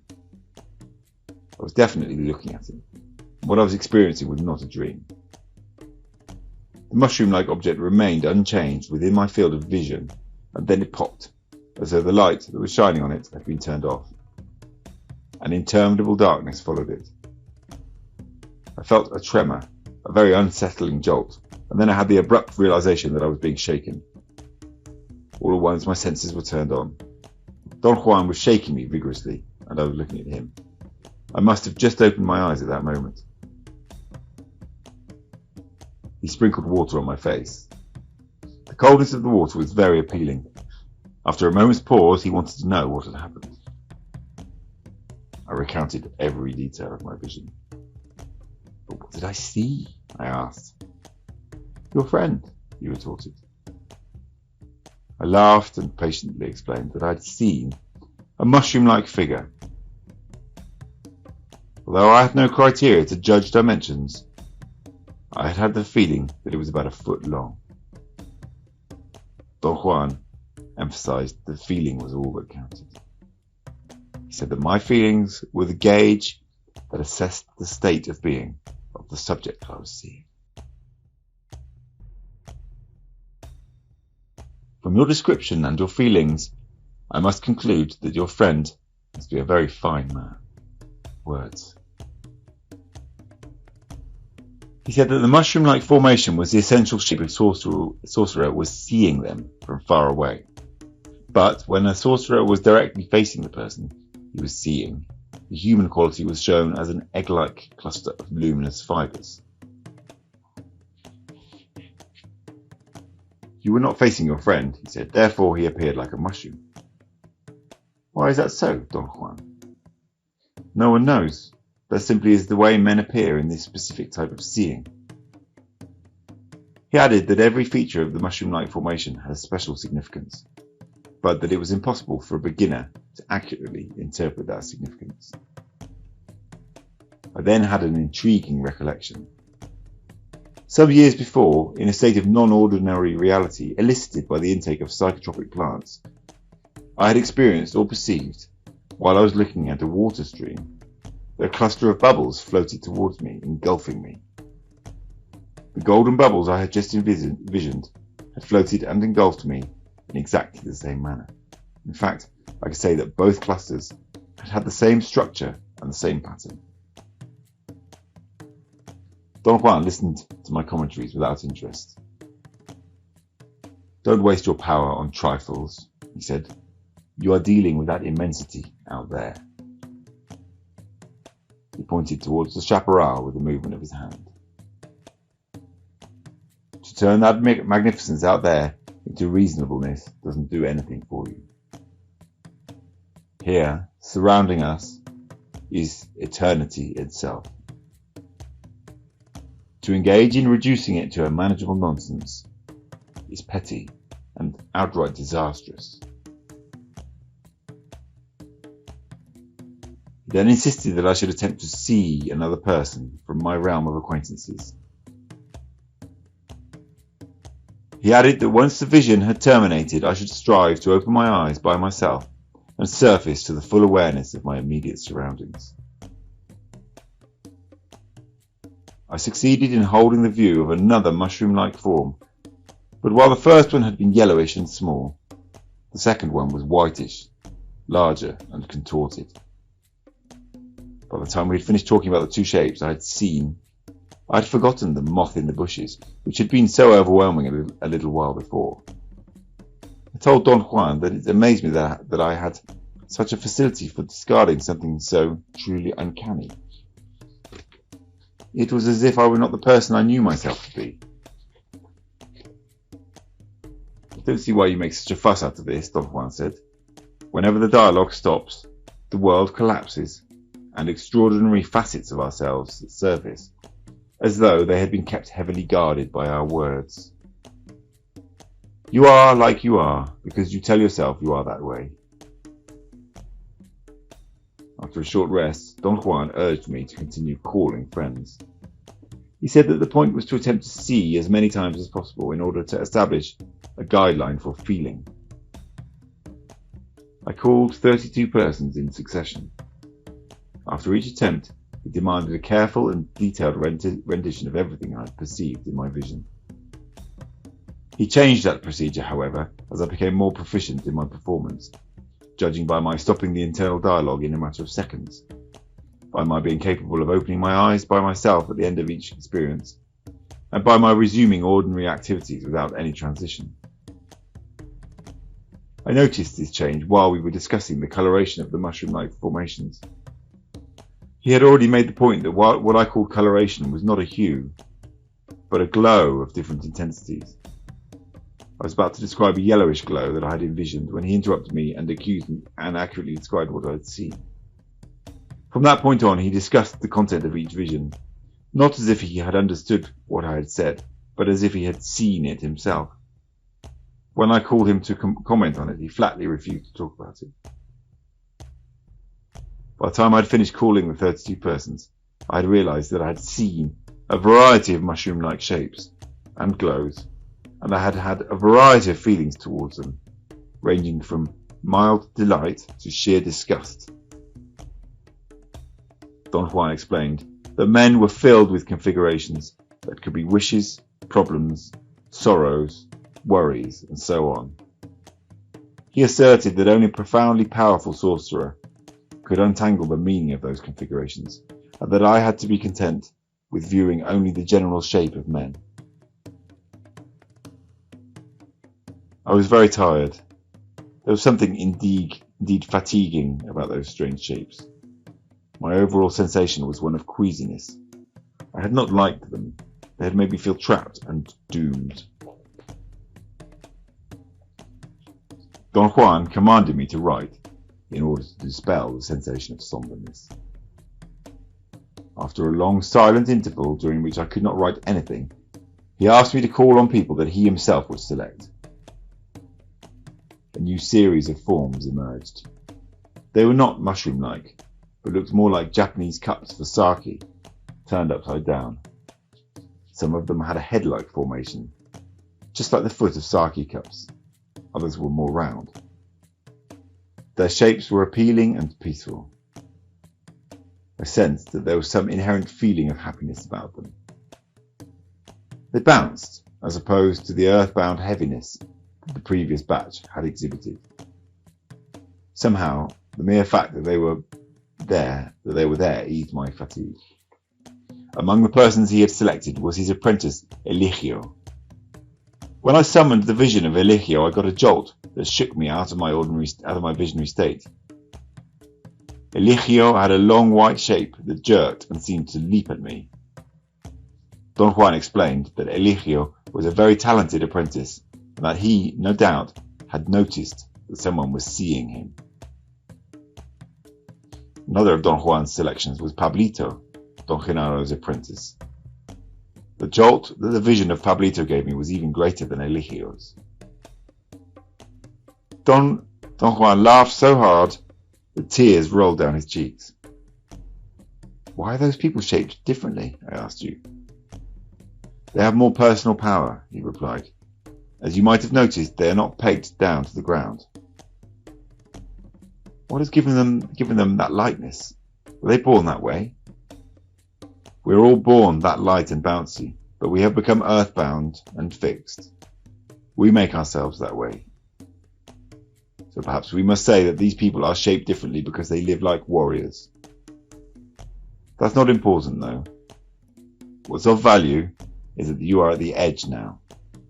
You've called 47 people. And there is only one more left in order for you to complete the original 48.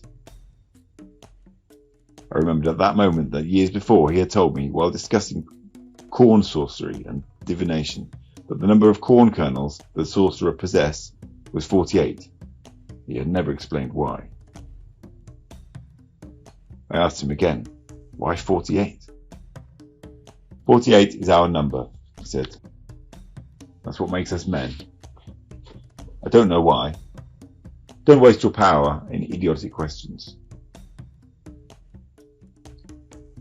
He stood up and stretched his arms and legs. He told me to do the same. I noticed there was a tinge of light in the sky towards the east. We sat down again. He leaned over and put his mouth to my ear. The last person you're going to call is Genaro, the real McCoy, he whispered. I felt a surge of curiosity and excitation. I breezed through the required steps. The strange sound from the edge of the chaparral became vivid and acquired new strength. I had almost forgotten about it. The golden bubbles engulfed me, and then in one of them I saw Don Genaro himself. He was standing in front of me, holding his hat in his hand. He was smiling. I hurriedly opened my eyes and was about to speak to Don Juan, but before I could say a word, my body stiffened like a board, my hair stood on end, and for a long moment I did not know what to do or say. Don Genaro was standing right in front of me, in person. I turned to Don Juan. He was smiling. Then both of them broke into a giant laugh. I also tried to laugh. I could not. I stood up. Don Juan handed me a cup of water. I drank it automatically. I thought he was going to sprinkle water on my face. Instead, he refilled my cup. Don Genaro scratched his head and hid a grin. "Aren't you going to greet, Genaro?" Don Juan asked. It took an enormous effort for me to organize my thoughts and my feelings. I finally mumbled some greetings to Don Genaro. He took a bow. "You called me, didn't you?" he asked, smiling. I muttered my amazement at having found him standing there. "He did call you," Don Juan interjected. "Well, here I am," Don Genaro said to me. "What can I do for you?" Slowly my mind seemed to become organized, and finally I had a sudden insight. My thoughts were crystal clear, and I knew what had really taken place. I figured that Don Genaro had been visiting with Don Juan, and as soon as they had heard my car approaching, Don Genaro had slipped into the bushes and had remained hiding until it got dark. I believed the evidence was convincing. Don Juan, since he had no doubt engineered the entire affair, gave me clues from time to time, thus guiding its development. At the appropriate time, Don Genaro had made me notice his presence, and when Don Juan and I were walking back to the house, he followed us in the most obvious manner in order to arouse my fear. Then he'd waited in the chaparral and made the strange sound whenever Don Juan had signalled him. The final signal to come out from behind the bushes must have been given by Don Juan while my eyes were closed, after he had asked me to call Don Genaro. Then Don Genaro must have walked to the Ramadan and waited until I opened my eyes and then scared me out of my wits. The only incongruencies in my logical explanatory scheme were that I had actually seen the man hiding in the bushes turn into a bird, and that I had first visualized Don Genaro as an image in a golden bubble. In my vision, he had been dressed exactly as he was in person. Since there was no logical way for me to explain those incongruencies, I assumed, as I have always done in similar circumstances, that the emotional stress may have played an important role in determining what I believed I saw. I began to laugh quite involuntarily at the thought of their preposterous trick. I told them about my deductions. They laughed uproariously. I honestly believed that their laughter was the giveaway. "You were hiding in the bushes, weren't you?" I asked Don Genaro. Don Juan sat down and held his head in his hands. "No, I wasn't hiding," Don Genaro said patiently. "I was far from here, and then you called, so I came to see you." "Where were you, Don Genaro?" "Far away." "How far?" Don Juan interrupted me and said that Don Genaro had showed up as an act of deference to me, and that I could not ask where he had been because he had been nowhere.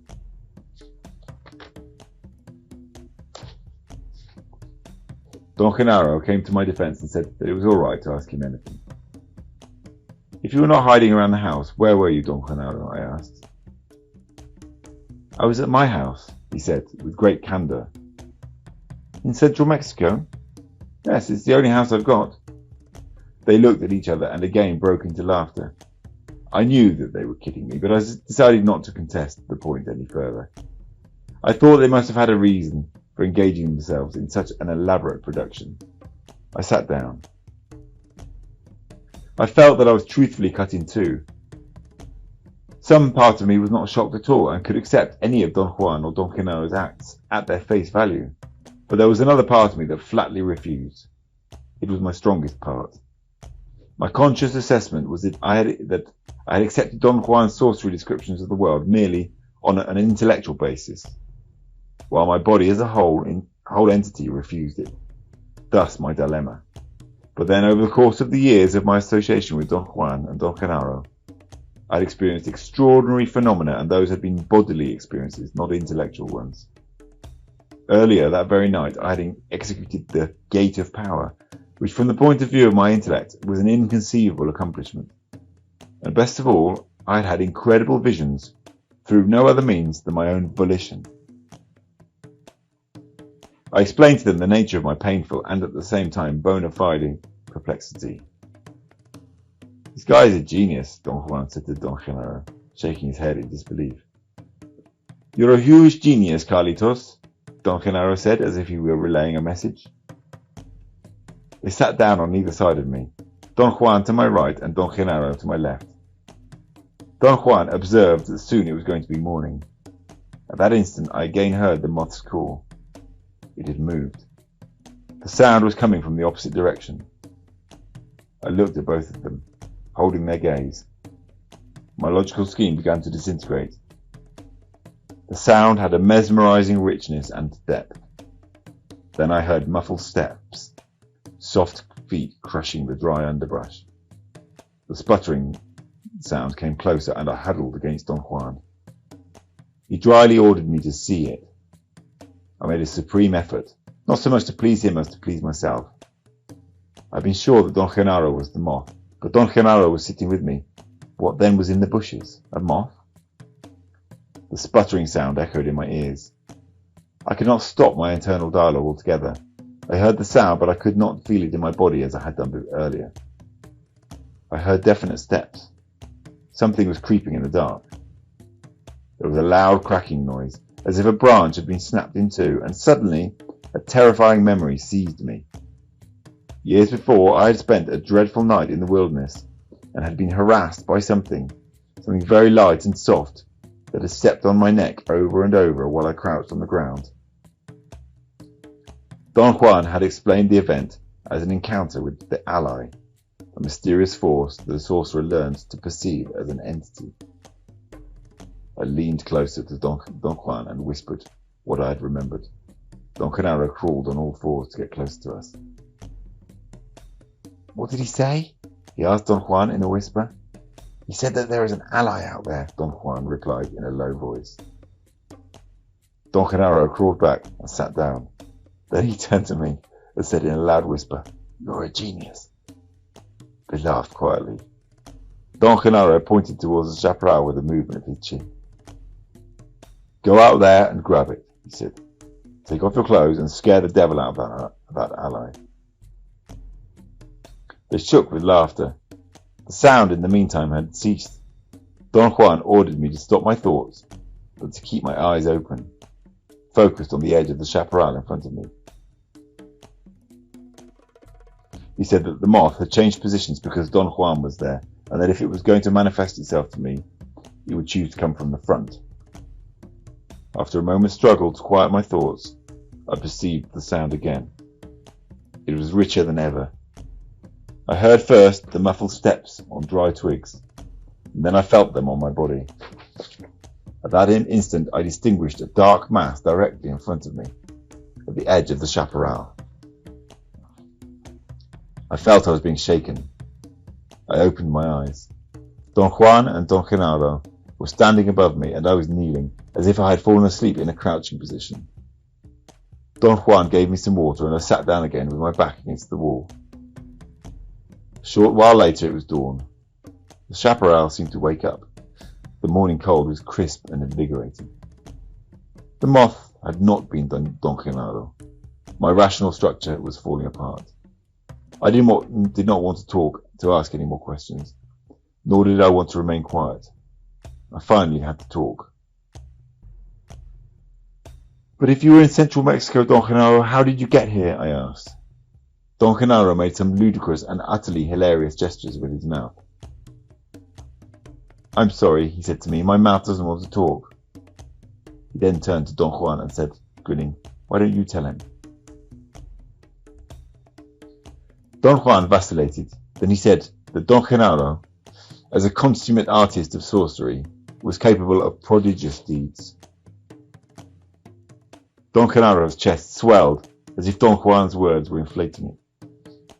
He seemed to have inhaled so much air that his chest looked twice its normal size. He appeared to be on the verge of floating. He leapt in the air. I had the impression that the air inside his lungs had forced him to jump. He paced back and forth on the dirt floor until he apparently got his chest under control. He patted it, and with great force, ran the palms of his hand from his pectoral muscles to his stomach as if he were deflating the inner tube of a tire. He finally sat down. Don Juan was grinning. His eyes were shining with sheer delight. "Write your notes," he ordered me softly. "Write or you'll die." Then he remarked that even Don Genaro no longer felt that my taking notes was so outlandish. "That's right," Don Genaro retorted. "I've been thinking of taking up writing myself." "Genaro is a man of knowledge," Don Juan said dryly, "and being a man of knowledge, he's perfectly capable of transporting himself over great distances." He reminded me that once, years before, the three of us had been in the mountains, and that Don Genaro, in an effort to help me overcome my stupid reason, had taken a prodigious leap to the peaks of the Sierras 10 miles away. I remembered the event, but I also remembered that I could not even conceive that he had jumped. Don Juan added that Don Genaro was capable of performing extraordinary feats at certain times. "Genaro at certain times is not Genaro, but his double," he said. We repeated it 3 or 4 times. Then both of them watched me as if waiting for my impending reaction. I had not understood what he meant by his double. He had never mentioned that before. I asked for a clarification. "There is another Genaro," he explained. All 3 of us looked at one another. I became very apprehensive. Don Juan urged me with a movement of his eyes to keep on talking. "Do you have a twin brother?" I asked, turning to Don Genaro. "Of course," he said, "I have a twin." I could not determine whether or not they were putting me on. They both giggled with the abandon of children that were pulling a prank. "You may say," Don Juan went on, "that at this moment Genaro is his twin." That statement brought both of them to the ground with laughter, but I could not enjoy their mirth. My body shivered involuntarily. Don Juan said in a severe tone that I was too heavy and self-important. "Let go," he commanded me dryly. "You know that Genaro is a sorcerer and an impeccable warrior, so he's capable of performing deeds that would be unthinkable for the average man. His double, the other Genaro, is one of those deeds." I was speechless. I could not conceive that they were just teasing me. "For a warrior like Genaro," he went on, to produce the other is not such a far-fetched enterprise." After pondering for a long time what to say next, I asked, "Is the other like the self?" "The other is the self," Don Juan replied. His explanation had taken an incredible turn, and yet it was not really more incredible than anything else they did. "What's the other made of?" I asked Don Juan after minutes of indecision. "There is no way of knowing that," he said. "Is it real or just an illusion?" "It's real, of course." "Would it be possible to say then that it is made of flesh and blood?" I asked. "No, it would not be possible," Don Genaro answered. "But if it is as real as I am," "As real as you," Don Juan and Don Genaro interjected in unison. They looked at each other and laughed until I thought they were going to get ill. Don Genaro threw his hat on the floor and danced around it. His dance was agile and graceful, and for some inexplicable reason, utterly funny. Perhaps the humour was in the exquisitely professional movements he executed. The incongruency was so subtle, at the same time so remarkable, that I doubled up with laughter. "The trouble with you, Carlitos," he said as he sat down again, "is that you're a genius." "I have to know about the double," I said. "There's no way of knowing whether he's flesh and blood," Don Juan said, "because he's not as real as you. Genaro's double is as real as Genaro. Do you see what I mean?" "But you have to admit, Don Juan, that there must be a way to know." "The double is the self. That explanation should suffice. If you would see, however, you'd know that there is a great difference between Genaro and his double. For a sorcerer who sees, the double is brighter." I felt I was too weak to ask any more questions. I put my writing pad down, and for a moment I thought I was going to pass out. I had tunnel vision. Everything around me was dark, with the exception of a round spot of clear scenery in front of my eyes.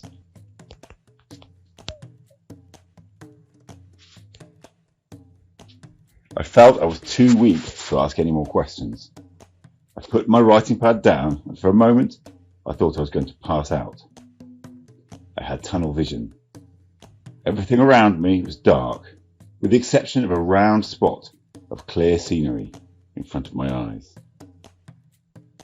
Don Juan said that I had to get some food.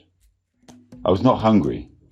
Don Genaro announced that he was famished, stood up and went to the back of the house. Don Juan also stood up and signalled me to follow. In the kitchen, Don Genaro gave himself a serving of food and then became involved in the most comical mimicking of a person who wants to eat but can't swallow. I thought that Don Juan was going to die. He roared, kicked, cried, coughed, and choked with laughter. I thought I too was going to split my sides. Don Genaro's antics were priceless. He finally gave up and looked at Don Juan and me in succession. He had shiny eyes and a beaming smile. "It doesn't work," he said, shrugging his shoulders. I ate a huge amount of food, and so did Don Juan. Then all of us returned to the front of the house. The sunlight was brilliant. The sky was clear, and the morning breeze sharpened the air. I felt happy and strong. We sat in a triangle facing one another. After a polite silence, I decided to ask them to clarify my dilemma. I felt that I was again in top form and wanted to exploit my strength. "Tell me more about the double, Don Juan," I said. Don Juan pointed at Don Genaro, and Don Genaro bowed. "There he is," Don Juan said. "There is nothing to tell. He's here for you to witness him." "But he's Don Genaro," I said, in a feeble attempt to guide the conversation. "Surely I'm Genaro," he said, and perked his shoulders. "What is a double then, Don Genaro?" I asked. "Ask him," he snapped, pointing at Don Juan. "He's the one who talks. I'm dumb." "A double is the sorcerer himself, developed through his dreaming," Don Juan explained. "A double is an act of power to a sorcerer, but only a tale of power to you. In the case of Genaro, his double is indistinguishable from the original. That's because his impeccability as a warrior is supreme. Thus, you've never noticed the difference yourself. But in the years that you've known him, you've been with the original Genaro only twice. Every other time, you've been with his double." "But this is preposterous," I exclaimed. I felt an anxiety building up in my chest. I became so agitated that I dropped my writing pad and my pencil rolled out of sight. Don Juan and Don Genaro practically dove to the ground and began the most farcical search for it. I had never seen a more astonishing performance of theatrical magic and sleight of hand, except that there was no stage, or props, or any type of gadgetry, and most likely the performers were not using sleight of hand.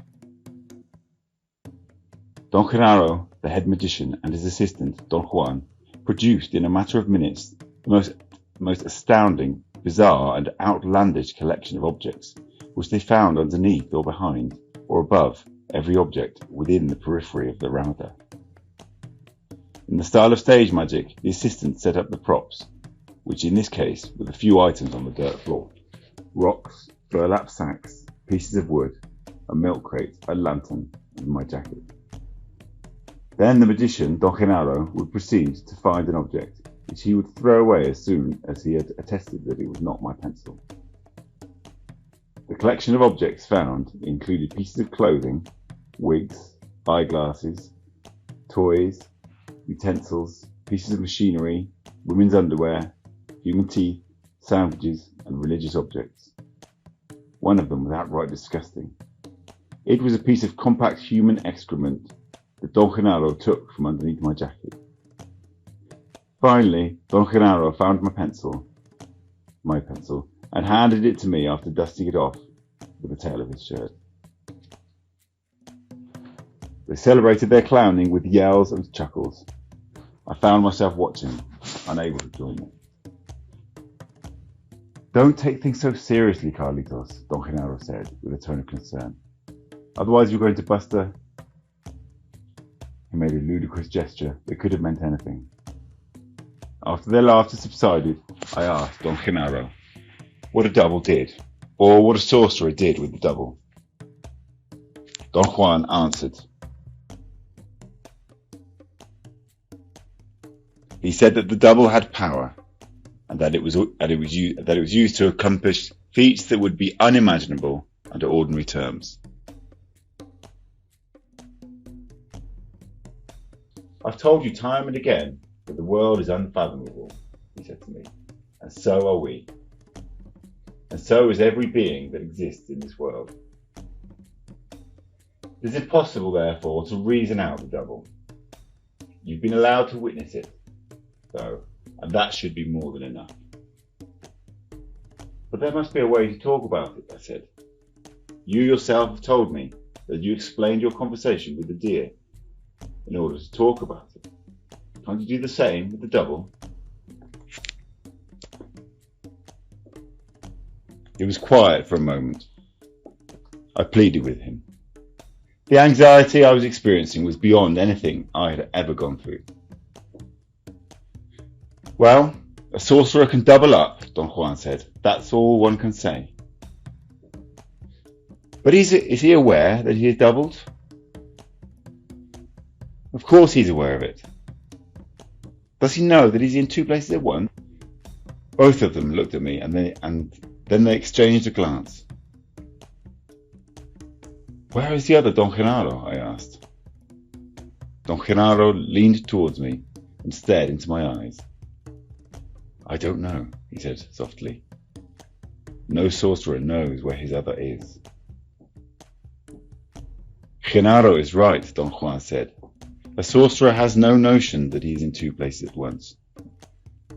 To be aware of that would be the equivalent of facing his double, and the sorcerer that finds himself face to face with himself is a dead sorcerer. That is the rule. That is the way power has set things up. No one knows why." Don Juan explained that by the time a warrior had conquered dreaming and seeing, and had developed a double, he must also have succeeded in erasing personal history, self-importance, and routines. He said that all the techniques which he had taught me, and which I had considered to be empty talk, were, in essence, means for removing the impracticality of having a double in the ordinary world, by making the self and the world fluid, and by placing them outside the bounds of prediction.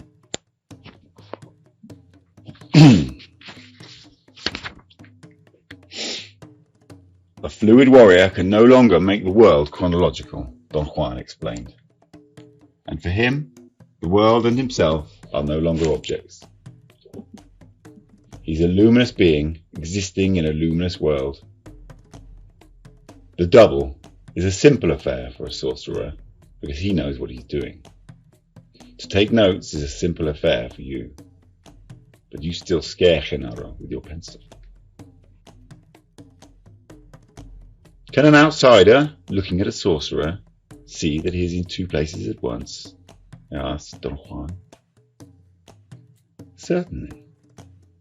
That would be the only way to know it. But can't one logically assume that the sorcerer would also notice that he's been in two places? Aha, said Don Juan explained. For once you've got it right. A sorcerer may certainly notice afterwards that he has been in two places at once. But this is only bookkeeping and has no bearing on the fact that while he's acting, he has no notion of his duality. My mind boggled. I felt that if I did not keep on writing, I would explode. Think of this, he went on. The world doesn't yield to us directly. The description of the world stands in between. So properly speaking, we are always one step removed, and our experience of the world is always a recollection of the experience. We are perennially recollecting the instant that has just happened, just passed. We recollect, recollect, recollect. He turned his hand over and over to give me the feeling of what he meant. If our entire experience of the world is recollection, then it is not so outlandish to conclude that a sorcerer can be in two places at once. This is not the case from the point of view of his own perception, because in order to experience the world, a sorcerer, like every other man, has to recollect the act he has just performed, the event he has just witnessed, the experience he has just lived. In his awareness, there is only a single recollection. But for an outsider looking at the sorcerer, it may appear as if the sorcerer is acting two different episodes at once. The sorcerer, however, recollects two separate single instants, because the glue of the description of time is no longer binding him. When Don Juan had finished talking, I was sure I was running a temperature. Don Genaro examined me with curious eyes.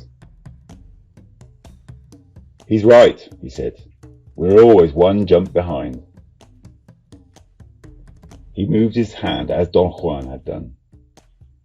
His body started to jerk and he jumped back on his seat. It was as if he had the hiccups, and the hiccups were forcing his body to jump back. He began to move backwards, jumping on his seat, and went all the way to the end of the Ramadan and back. The sight of Don Genaro leaping backwards on his buttocks, instead of being funny as it should have been, threw me into an attack of fear so intense that Don Juan had to strike me repeatedly on the top of my head with his knuckles. I just can't grasp all this, Don Juan, I said. I can't either, Don Juan retorted, shrugging his shoulders. Neither can I, dear Carlitos, Don Genaro added. My fatigue, the bulk of my sensory experience, the mood of lightness and humour that prevailed, and Don Genaro's clowning were too much for my nerves. I could not stop the agitation in my stomach muscles. Don Juan made me roll on the ground until I had regained my calmness. Then I sat down facing them again. Is the double solid? I asked Don Juan after a long silence. They looked at me. Does the double have corporealness? I asked. Certainly, Don Juan said. Solidity, corporealness are memories. Therefore, like everything else we feel about the world, they are memories we accumulate.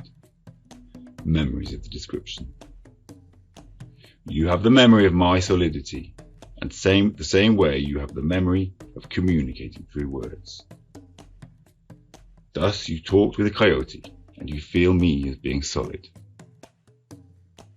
Don Juan put his shoulder next to mine and nudged me lightly. Touch me, he said. I patted him, and then I embraced him. I was close to tears. Don Genaro stood up and came closer to me. He looked like a small child with shiny, mischievous eyes. He puckered up his lips and looked at me for a long moment. What about me? He asked, trying to hide a smile. Aren't you going to embrace me too? I stood up and extended my arms to touch him. My body seemed to freeze on the spot. I had no power to move. I tried to force my arms to reach him, but my struggle was in vain. Don Juan and Don Genaro stood by watching me. I felt my body contorting under an unknown pressure. Don Genaro sat down and pretended to sulk because I had not embraced him. He pouted and hit the ground with his heels, Then both of them exploded into more roaring laughter. The muscles of my stomach trembled, making my whole body shake. Don Juan pointed out that I was moving my head the way he had recommended earlier, and that was the chance to soothe myself by reflecting a beam of light on the cornea of my eyes. He forcefully dragged me from under the roof of his ramada to the open field and manipulated my body into position so that my eyes would catch the eastern sunlight. But by the time he had put my body in place, I stopped shivering. I noticed that I was clutching my notebooks only after Don Genaro said that the weight of the sheets was giving me the shivers. I told Don Juan that my body was pulling me to leave. I waved my hand to Don Genaro. I did not want to give them time to make me change my mind. "Goodbye, Don Genaro," I yelled. "I have to go now." He waved back at me. Don Juan walked a few yards with me towards my car. "Do you also have a double, Don Juan?" I asked. "Of course," he exclaimed. I had at that moment a maddening thought. I wanted to discard it and leave in a hurry, but something in myself kept on needling me. Over the course of the years of our association, it had become customary for me that every time I wanted to see Don Juan, I would just go to Sonora or Central Mexico, and I would always find him waiting for me. I had learned to take that for granted, and it had never occurred to me until then to think anything of it. "Tell me something, Don Juan," I said, half in jest. "Are you yourself, or are you your double?" He leaned over towards me. "My double," he whispered. My body leapt in the air as if I'd been propelled by a formidable force. I ran to my car. "I was just kidding," Don Juan said in a loud voice. "You can't go yet. You still owe me 5 more days." Both of them ran towards my car as I was backing up. They were laughing and jumping up and down. "Carlitos, call me any time," Don Genaro shouted.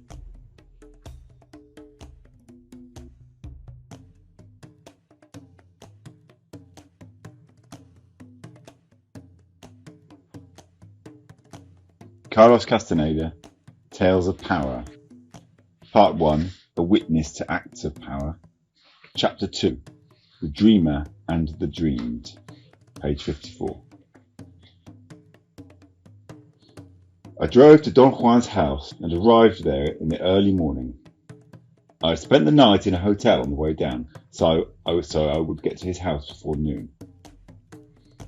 Don Juan was in the back and came to the front when I called him. He gave me a warm greeting, and the impression was that he was pleased to see me. He made a comment that I thought was intended to put me at ease, but produced the opposite effect. "I heard you coming," he said as he grinned, and I ran to the back. I was afraid that if I had stayed here, you would have been frightened. He casually remarked that I was sombre and heavy. He said that I reminded him of Eligio, who was morbid enough to be a good sorcerer, but too morbid to become a man of knowledge. He added that the only way to counteract the devastating effect of the sorcerer's world was to laugh at it. He was right in his assessment of my mood. I was indeed worried and frightened. We went for a long walk. It took hours for my feelings to ease up. Walking with him made me feel better than if he had attempted to talk me out of my somberness. We returned to his house in the late afternoon. I was famished. After eating, we sat under his ramada. The sky was clear. The afternoon light made me feel complacent. I wanted to talk. "I've felt uneasy for months," I said.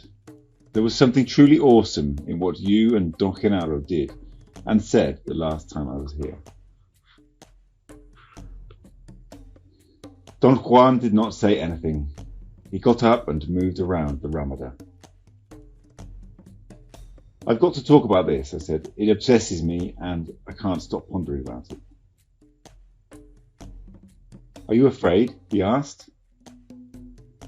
I was not afraid, but baffled, overwhelmed by what I had heard and witnessed. The loopholes in my reason were so gigantic that either I had to repair them or I had to dispose of my reason altogether. My comments made him laugh. "Don't throw away your reason yet," he said. "It's not time for it. It'll happen though, but I don't think that now is the moment." "Should I try to find an explanation for what happened then?" I asked. "Certainly," he retorted. "It's your duty to put your mind at ease. Warriors do not win victories by beating their heads against walls, but by overtaking the walls. Warriors jump over the walls, they don't demolish them." "How can I jump over this one?" I asked. "First of all, I think it's deadly wrong for you to regard anything in such a serious fashion," he said, as he sat down by my side. "There are three kinds of bad habits which we use over and over when confronted with unusual life situations. First, we may disregard what's happening or has happened and feel as if it had never occurred. That one is the bigot's way. Second, we may accept everything at its face value and feel as if we know what's going on. That's the pious man's way. Third, we may become obsessed with an event because earlier we cannot disregard it. Either we cannot disregard it or we cannot accept it wholeheartedly. That's the fool's way. Your way? Maybe. There is a fourth way, the correct one, the warrior's way. A warrior acts as if nothing had ever happened, because he doesn't believe in anything. Yet he accepts everything at its face value. He accepts without accepting, and disregards without disregarding. He never feels as if he knows. Neither does he feel as if nothing had ever happened. He acts as if he is in control, even though he might be shaking in his boots. To act in such a manner dissipates obsession.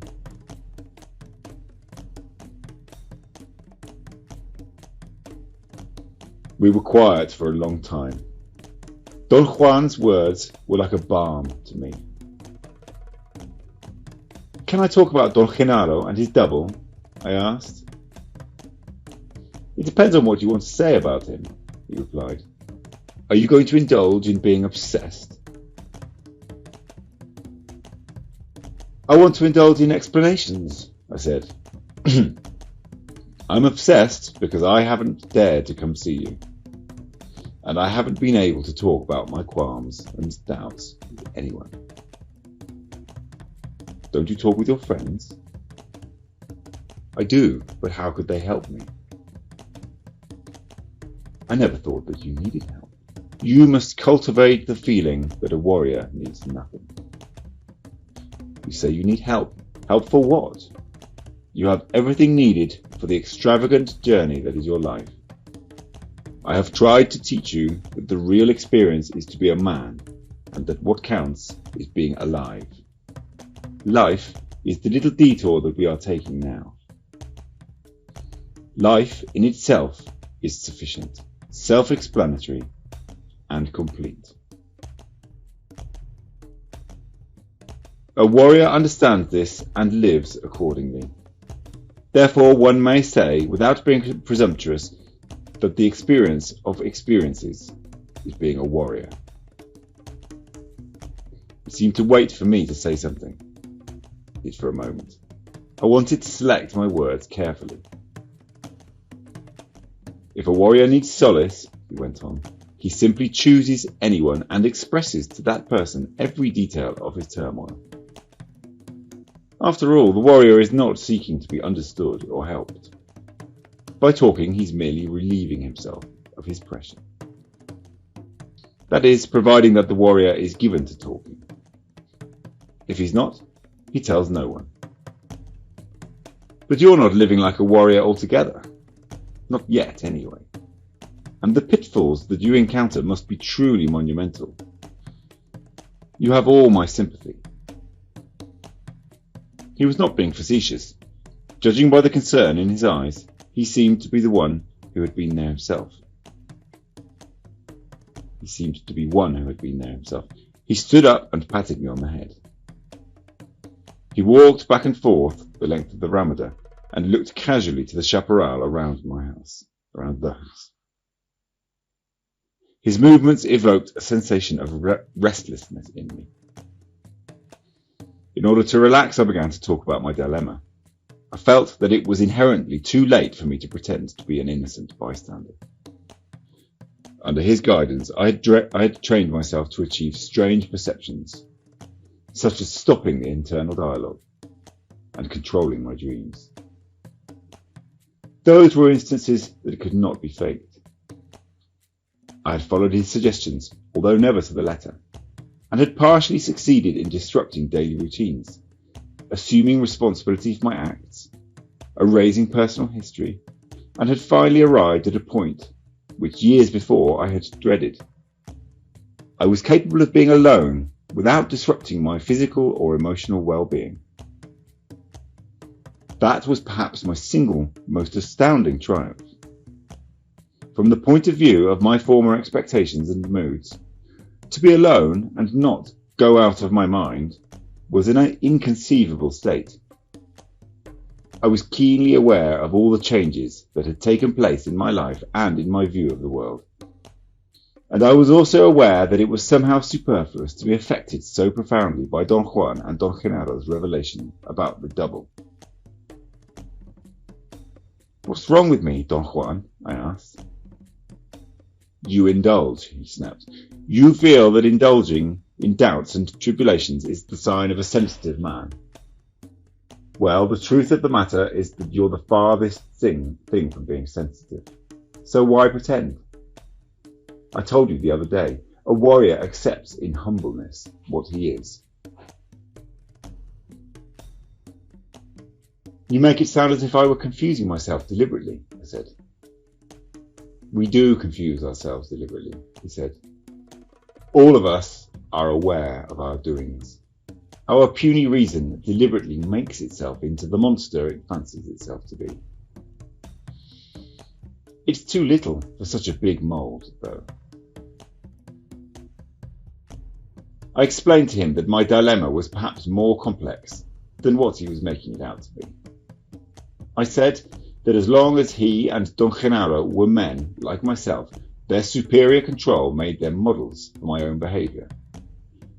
But if they were, in essence, men drastically different than I, then I could not conceive of them any longer as models, but as oddities, which I could not possibly aspire to emulate.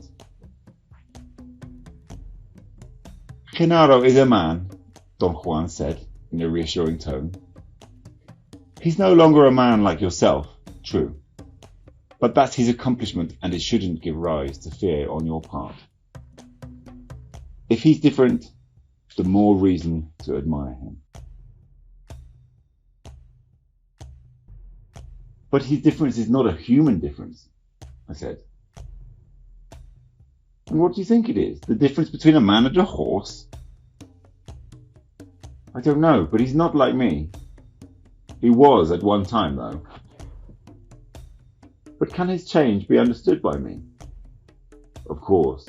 You yourself are changing." "Do you mean that I will develop a double?" "No one develops a double. That's only a way of talking about it. You, for all the talking you do, are a sap for words. You get trapped by their meanings. Now you think that one develops a double through evil means, I suppose. All of us luminous beings have a double. All of us. A warrior learns to be aware of it. That's all. There are seemingly insurmountable barriers protecting that awareness. But that's expected. Those barriers are what makes arriving at that awareness such a unique challenge. Why am I so afraid of it, Don Juan? Because you're afraid that the double is what the word says, a double or another you. I chose those words in order to describe it. The double is oneself and cannot be faced in any other way. What if I don't want to have it? The double is not a matter of personal choice. Neither is it a matter of personal choice who is selected to learn the sorcerer's knowledge that leads to that awareness. Have you ever asked yourself why you in particular? All the time. I've asked you that question hundreds of times, but you've never answered it. I didn't mean that you should ask it as a question that begs an answer, but in the sense of a warrior's pondering on his great fortune. The fortune of having found a challenge. To make it into an ordinary question is the device of a conceited ordinary man who wants to be either admired or pitied for it. I have no interest in that kind of question because there is no way of answering it. The decision of picking you was the design of power.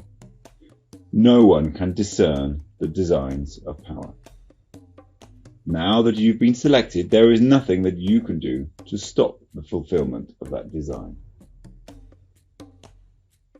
But you yourself told me, Don Juan, that one can always fail. That's true, one can always fail, but I think that you are referring to something else. You want to find a way out. You want to have the freedom to fail and quit on your own terms. Too late for that.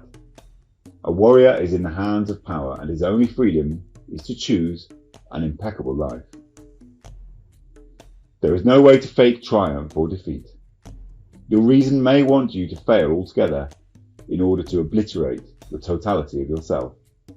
But there is a countermeasure which will not permit you to declare a false victory or defeat. If you think that you can retreat to the haven of failure, you're out of your mind. Your body will stand guard and will not let you go either way. He began to chuckle softly. Why do you laugh? I asked. You're in a terrible spot, he said. It's too late for you to retreat, but too soon to act. All you can do is witness. You're in the miserable position of an infant who cannot return to the mother's womb, but neither can he run around and act. All an infant can do is witness and listen to the stupendous tales of action being told to him. You are at that precise point now. You cannot go back to the womb of your own world, but you cannot act with power either. For you there is only witnessing acts of power and listening to tales of power. The double is one of those tales. You know that, and that's why your reason is so taken by it. You are beating your head against the wall if you pretend to understand. All that I can say about it, by way of explanation, is that the double, although it is arrived at through dreaming, is as real as it can be.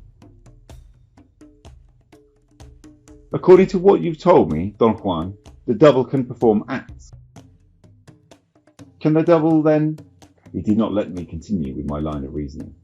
He reminded me that it was inappropriate to say that he had told me about the double, when I could say that I had witnessed it. Obviously the double can perform acts, I said. Obviously the double can perform acts, I said. Obviously, he replied. But can the double act in behalf of the self? It is the self, damn it. I found it very difficult to explain myself.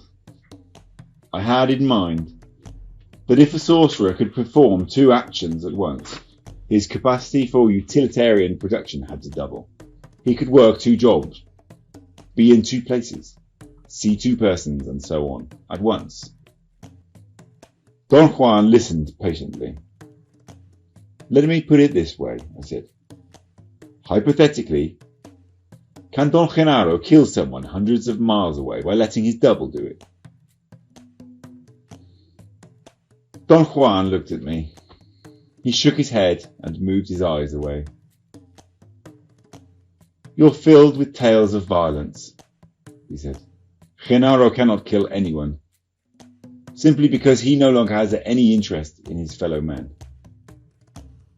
By the time a warrior is capable of conquering seeing and dreaming and having the awareness of his luminosity, there is no such interest left in him."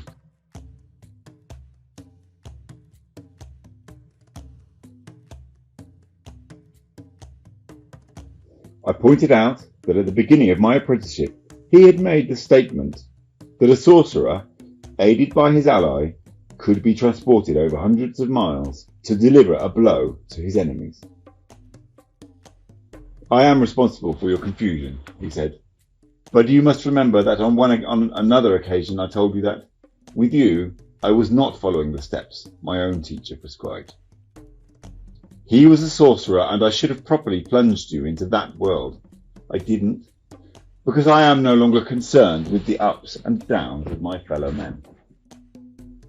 Yet my teacher's words stuck with me. I talked to you many times in the manner he himself would have talked.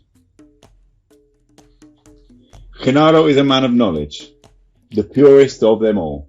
His actions are impeccable. He's beyond ordinary men and beyond sorcerers. His double is an expression of his joy and his humour. Thus he cannot possibly use it to create or resolve ordinary situations.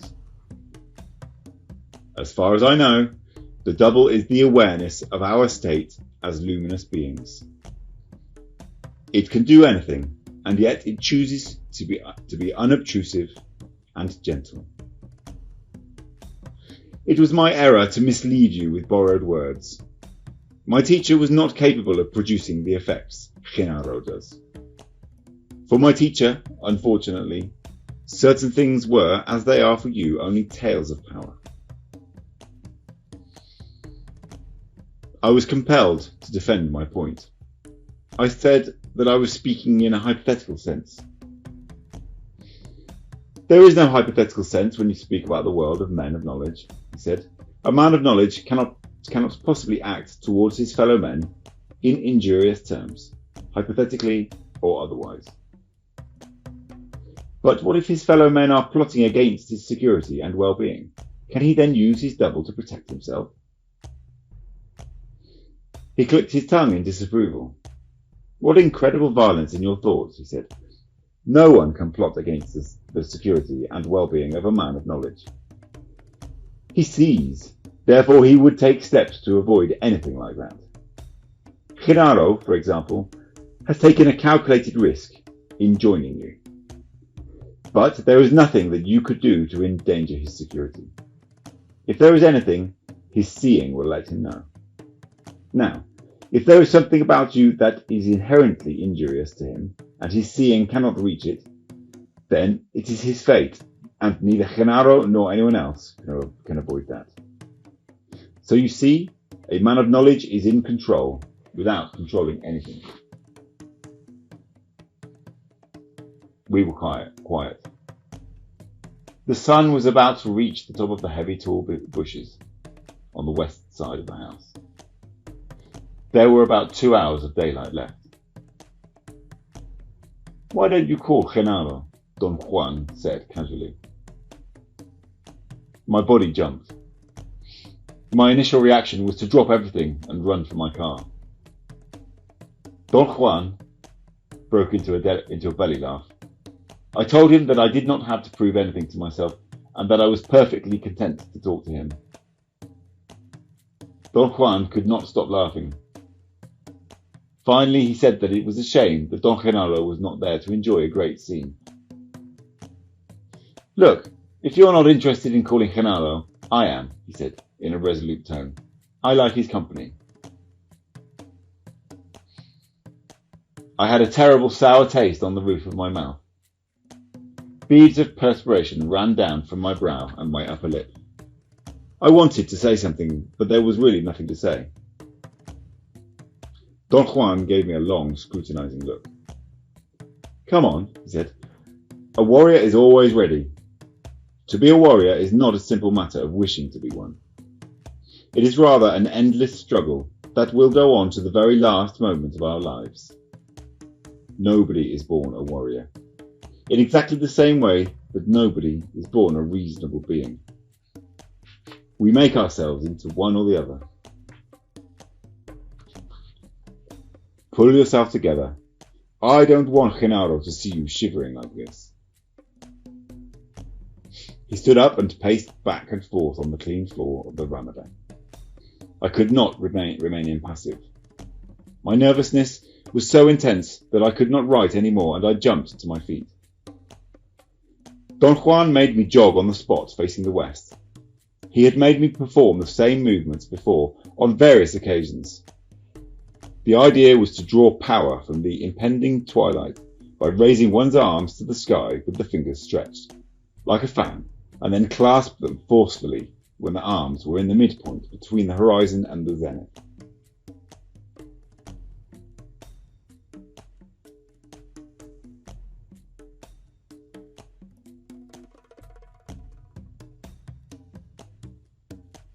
The exercise worked, and I became almost instantly calm and collected.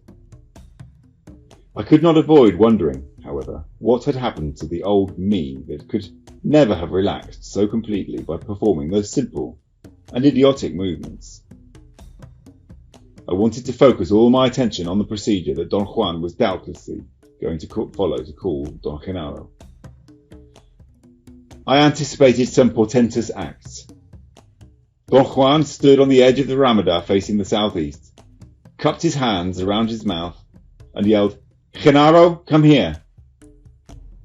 A moment later, Don Genaro emerged from the chaparral. Both of them were beaming. They practically danced in front of me. Don Genaro greeted me effusively, and then sat down on the milk crate. There was something dreadfully wrong with me. I was calm, unruffled. Some incredible state of indifference and aloofness had taken over my entire being. It was almost as if I were watching myself from a hiding place.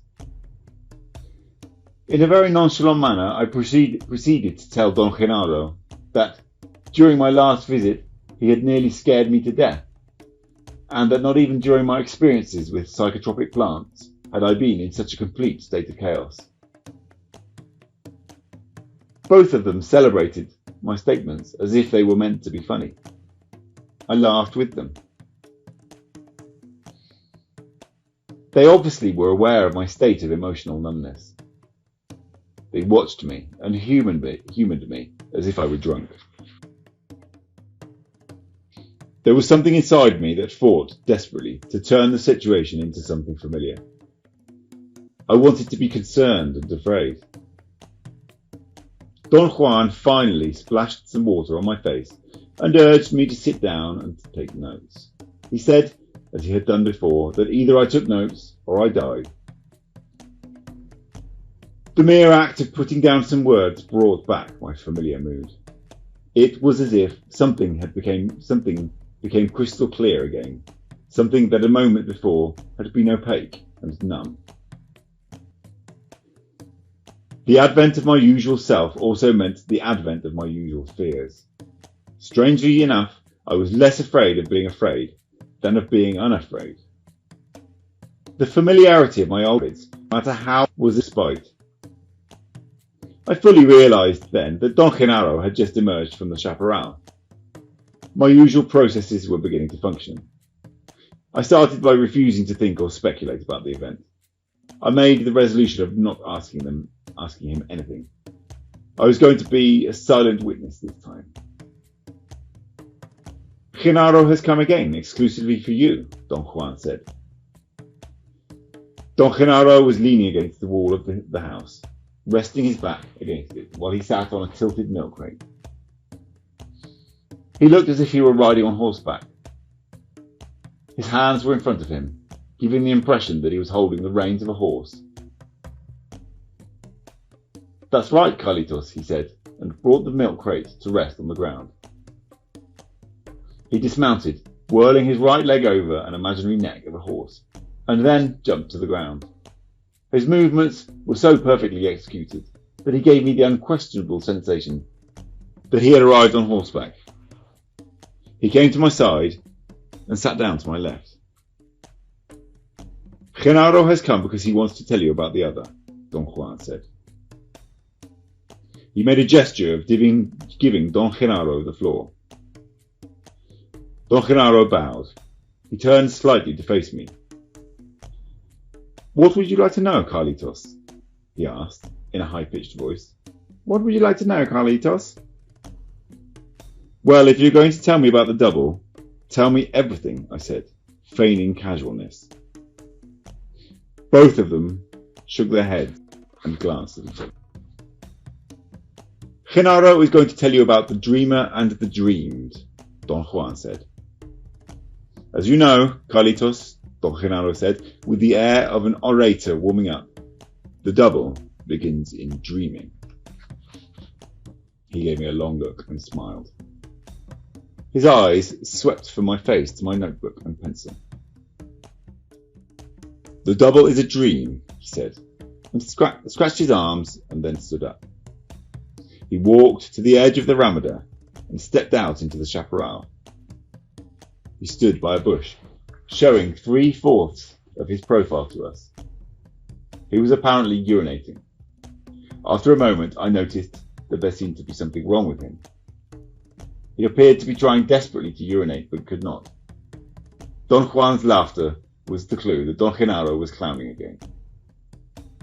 Don Genaro contorted his body in such a comical fashion that he had Don Juan and me practically in hysterics.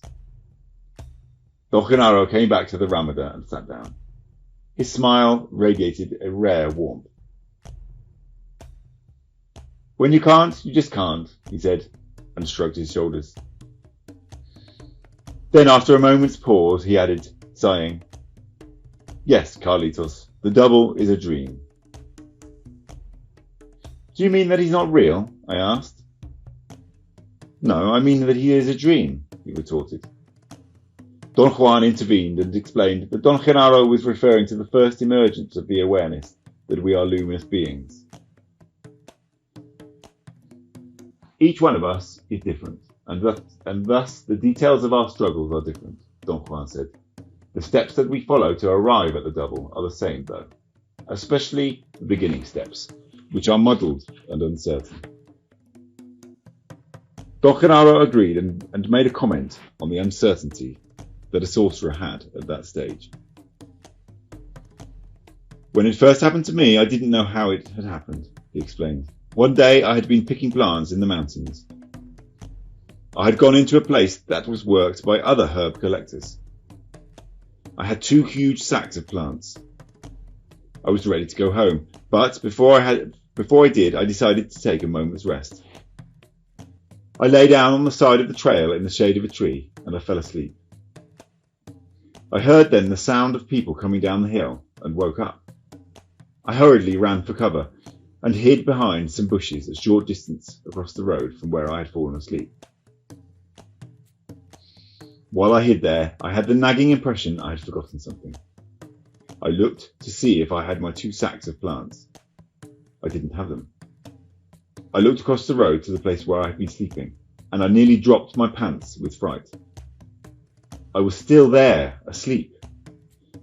It was me. I touched my body. I was myself. By that time, the people that were coming down the hill were upon the me that was asleep, while the me that was fully awake looked helplessly from my hiding place. Damn it to hell! They were going to find me there and take my sacks away. But they went by me as if I were not there at all. My vision had been so vivid that I went wild.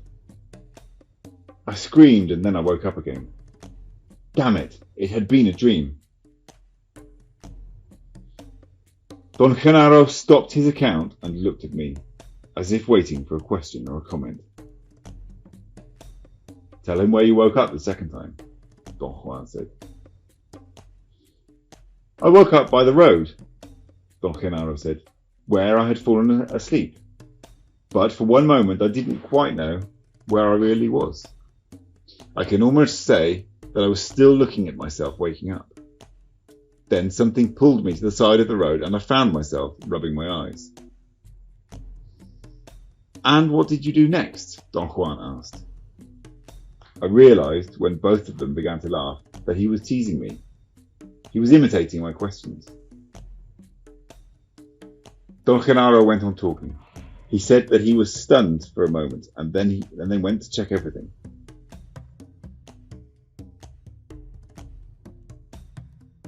The place where I had hid was there exactly as I had seen it, he said, and the people who had walked by me were down the road a short distance away. I know it because I ran downhill after them. They were the same people I had seen. I followed them until they got to town. They must have thought I was mad. I asked them if they had seen my friend sleeping by the side of the road. They all said they hadn't. "You see," Don Juan said, "all of us go through the same dance. We are afraid of being mad. Unfortunately for us, of course, all of us are already mad."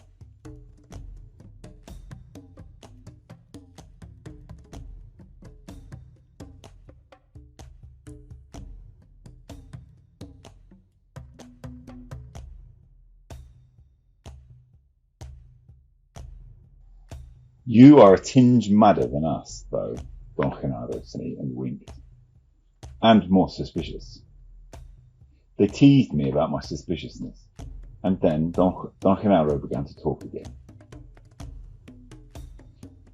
"All of us are dense beings," he said. "You're not the only one, Carlitos. I was a bit shook up by my dream for a couple of days, but then I had to work for my living and take care of too many things, and really had no time for pondering upon the mystery of my dreams. So I forgot about it in no time at all. I was very much like you. But one day, a few months later, after a terribly tiring day, I fell asleep like a log in mid-afternoon. It had just started to rain and a leak in the roof woke me up. I jumped out of bed and climbed on top of the house to fix the leak before it began to pour. I felt so fine and strong that I finished in 1 minute and I didn't even get wet.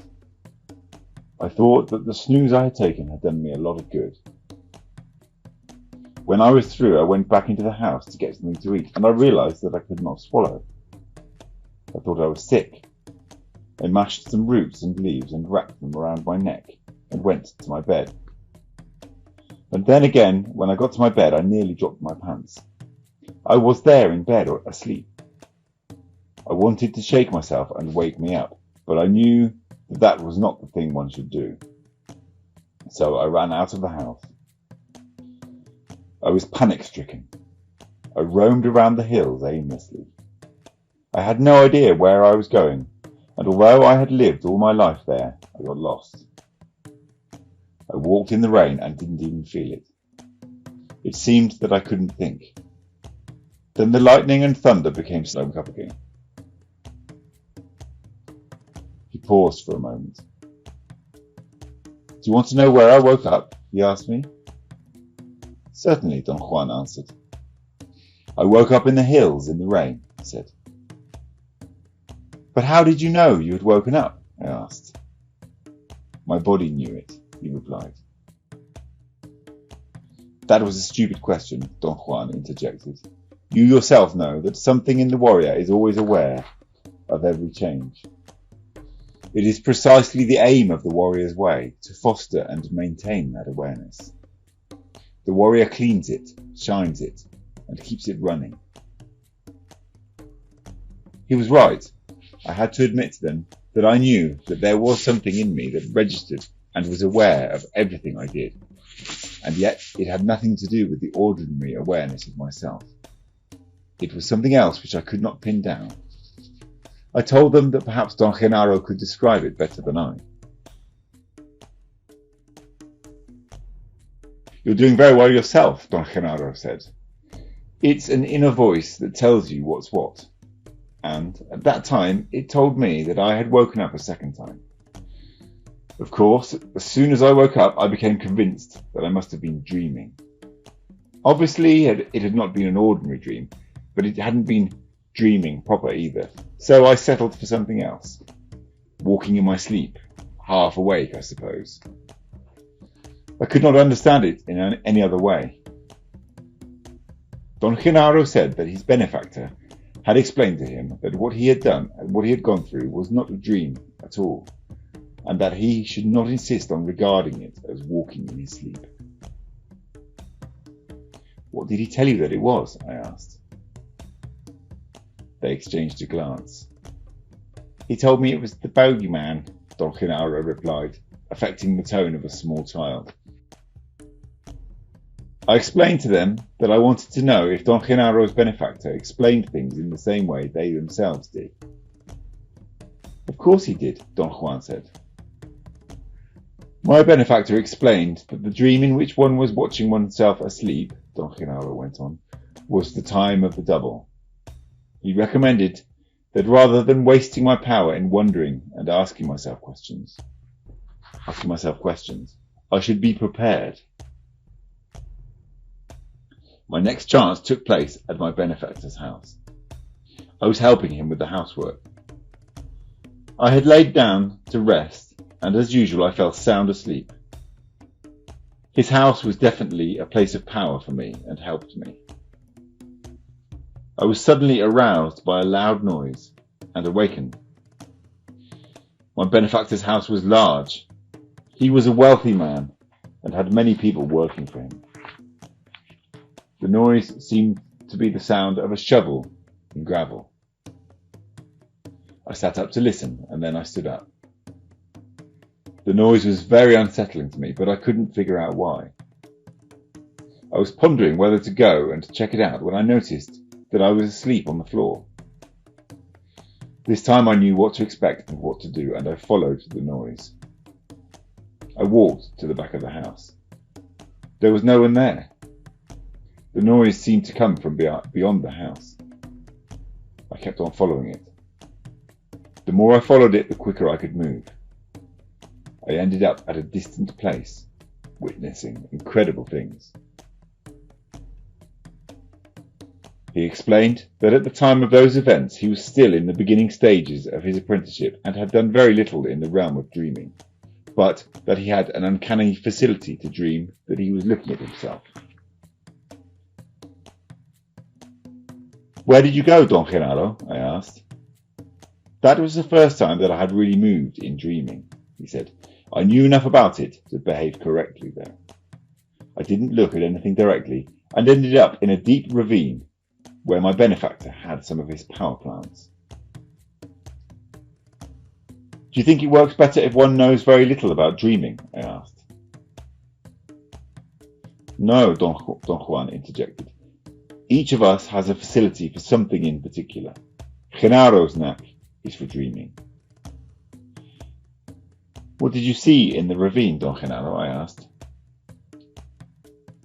I saw my benefactor doing some dangerous maneuvers with people. I thought I was there to help him and hid behind some trees. Yet I couldn't have known how to help. I was not dumb though, and I realized that the scene was there for me to watch, not to act in. When and how and where did you wake up? I don't know when I woke up. It must have been hours later. All I know is that I followed my benefactor and the other men, and when they were about to reach my benefactor's house, the noise that they made, because they were arguing, woke me up. I was at the place where I had seen myself asleep. Upon waking up, I realized that whatever I had seen and done was not a dream. I had actually gone some distance away, guided by the sound.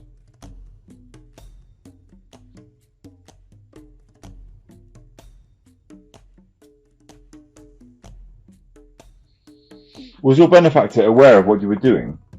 Certainly, he had been making the noise with the shovel to help me accomplish my task. When he walked into the house, he pretended to scold me for falling asleep. I knew that he had seen me. Later on, after his friends had left, he told me that he had noticed my glow hiding behind the trees. Don Genaro said that those 3 instances set him off on the path of dreaming, and that it took him 15 years to have his next chance. The fourth time was a more bizarre and a more complete vision, he said. I found myself in the middle of a cultivated field. I saw myself lying there on my side, sound asleep.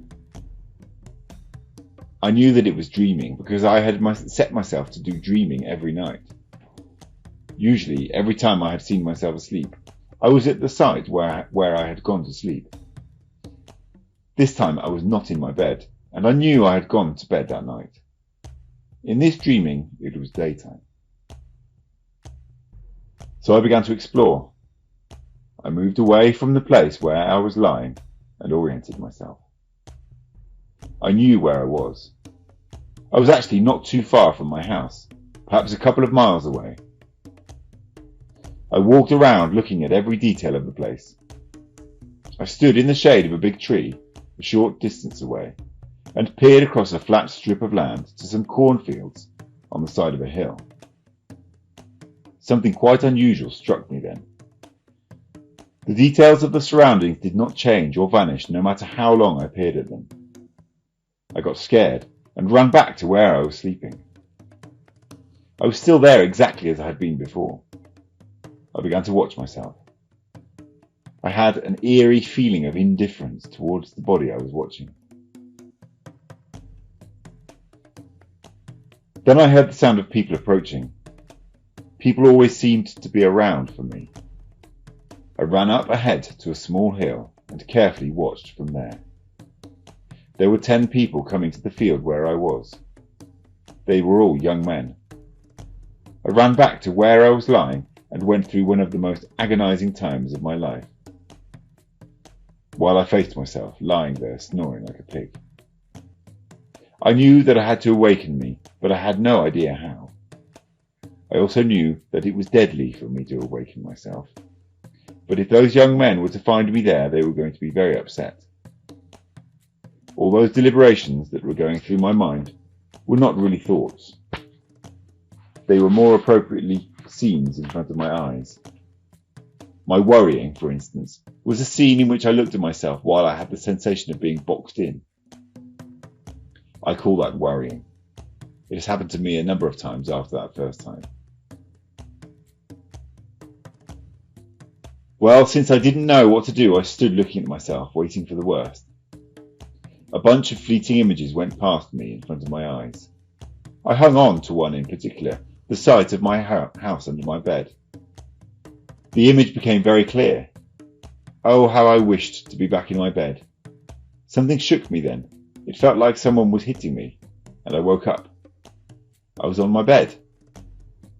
Obviously, I had been dreaming. I jumped out of my bed and ran to the place of my dreaming. It was exactly as I had seen it. The young men were working there.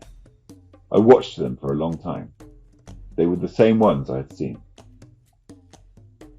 I came back to the same place at the end of the day after everybody had gone, and stood at the very spot where I had seen myself asleep. Someone had lain there. The weeds were crumpled. Don Juan and Don Genaro were observing me. They looked like two strange animals. I felt a shiver on my back. In my back. I was on the verge of indulging in the very rational fear that they were not really men like myself. But Don Genaro laughed. In those days, he said, I was just like you, Carlitos. I wanted to check everything. I was as suspicious as you are. He paused, raised his finger and shook it at me. Then he faced Don Juan. Weren't you as suspicious as this guy? He asked. Not a chance, Don Juan said. He's the champ. Don Genaro turned to me and made a gesture of apology. I think I was wrong, he said. I was not as suspicious as you. They chuckled softly, as if they did not want to make noise. Don Juan's body convulsed with muffled laughter. This is a place of power for you, Don Genaro said in a whisper. You've written your fingers off, right where you are sitting. Have you ever done some heavy dreaming here? No, he hasn't, Don Juan said in a low voice, but he'd done some heavy writing. They doubled up. It seemed that they did not want to laugh out loud. Their bodies shook. Their soft laughter was like a rhythmical cackle.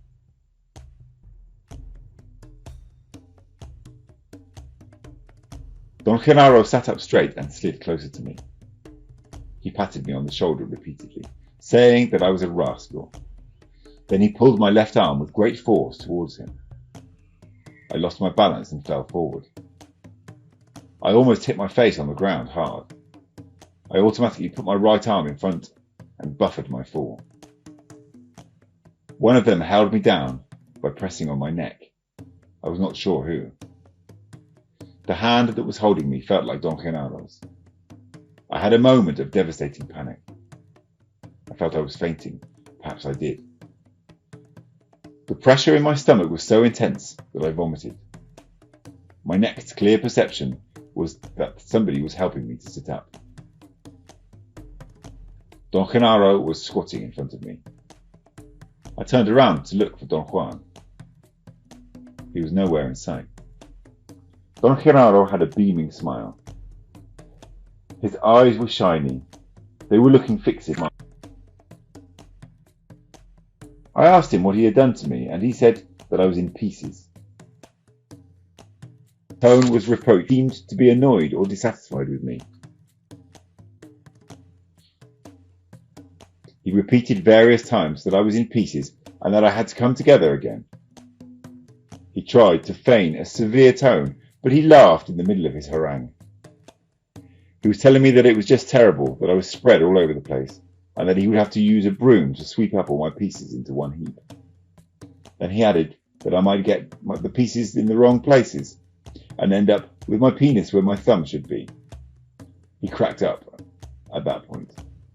I wanted to laugh and had a most unusual sensation. My body fell apart.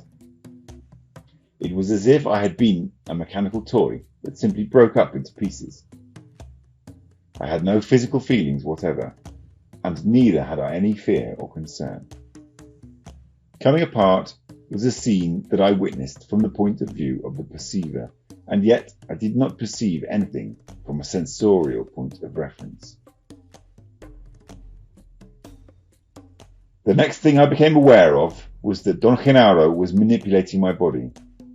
I then had a physical sensation, a vibration so intense that it made me lose sight of everything around me. I felt once more that someone was helping me to sit up. I again saw Don Genaro squatting in front of me. He pulled me up by my armpits and helped me walk around. I could not figure out where I was. I had the feeling I was in a dream, and yet I had a complete sense of sequential time.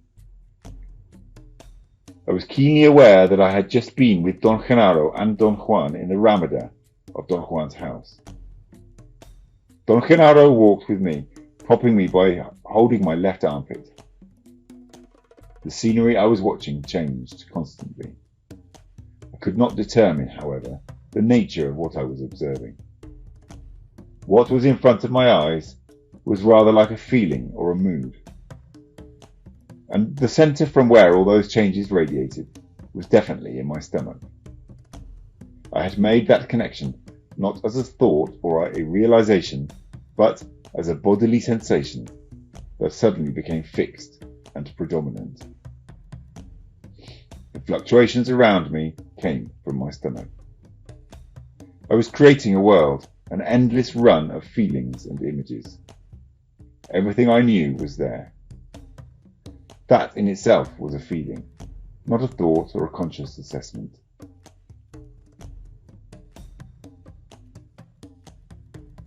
I tried to keep tabs for a moment because of my nearly invincible habit of assessing everything, but at a certain instant my processes of bookkeeping ceased, and a nameless something enveloped me, feelings and images of every sort. At one point, something in me began again the tabulation, and I noticed that one image kept on repeating itself. Don Juan and Don Genaro, who were trying to reach me. The image was fleeting. It passed by me fast. It was something comparable to seeing them from the window of a fast-moving vehicle. They seemed to be trying to catch me as I went by. The image became clearer, and it lasted longer as it kept on recurring. I consciously realized at one point that I was deliberately isolating it from among a myriad of other images. I sort of breezed through the rest to come to that particular scene. Finally, I was capable of sustaining it by thinking about it. Once I had begun to think, my ordinary processes took over.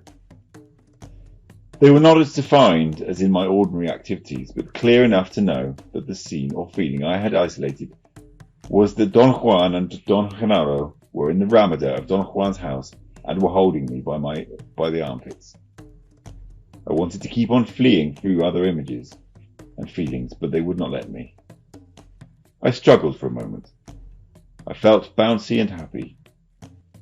I knew that I liked both of them, and I also knew then that I was not afraid of them. I wanted to joke with them. I did not know how, and I kept on laughing and patting them on the shoulders. I had another peculiar awareness. I was certain that I was dreaming. If I focused my eyes on anything, it immediately became blurry.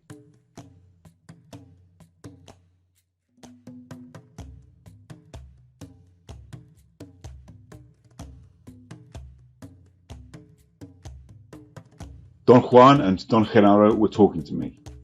I could not keep their words straight, and I could not distinguish which of them was talking. Don Juan then turned my body around and pointed to a lump on the ground. Don Genaro pulled me closer to it and made me go around it. The lump was a man lying on the ground. He was lying on his stomach, his face turned to his right. They kept on pointing out the man to me as they spoke. They pulled me and twisted me around him. I could not focus my eyes on him at all, but finally I had a feeling of quietness and sobriety, and I looked at the man. I had a slow awakening into the realization that the man lying on the ground was me. My realization did not bring any terror or discomfort. I simply accepted it without emotion. At that moment I was not completely asleep, but neither was I completely awake and in sober consciousness. I also became more aware of Don Juan and Don Genaro and could tell them apart when they talked to me. Don Juan said that we were going to go to the round power place in the chaparral. As soon as he said it, the image of the place popped in my mind. I saw the dark masses of bushes around it. I turned to my right. Don Juan and Don Genaro were also there. I had a jolt and the feeling that I was afraid of them, perhaps because they looked like two menacing shadows. They came closer to me. As soon as I saw their features, my fears vanished. I liked them again. It was as if I were drunk and did not have a firm grip on anything. They grabbed me by the shoulders and shook me in unison. They ordered me to wake up. I could hear their voices clearly and separately.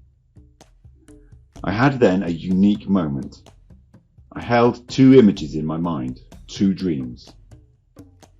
I felt that something in me was deeply asleep and was waking up, and I found myself lying on the floor of the ramada with Don Juan and Don Genaro shaking me.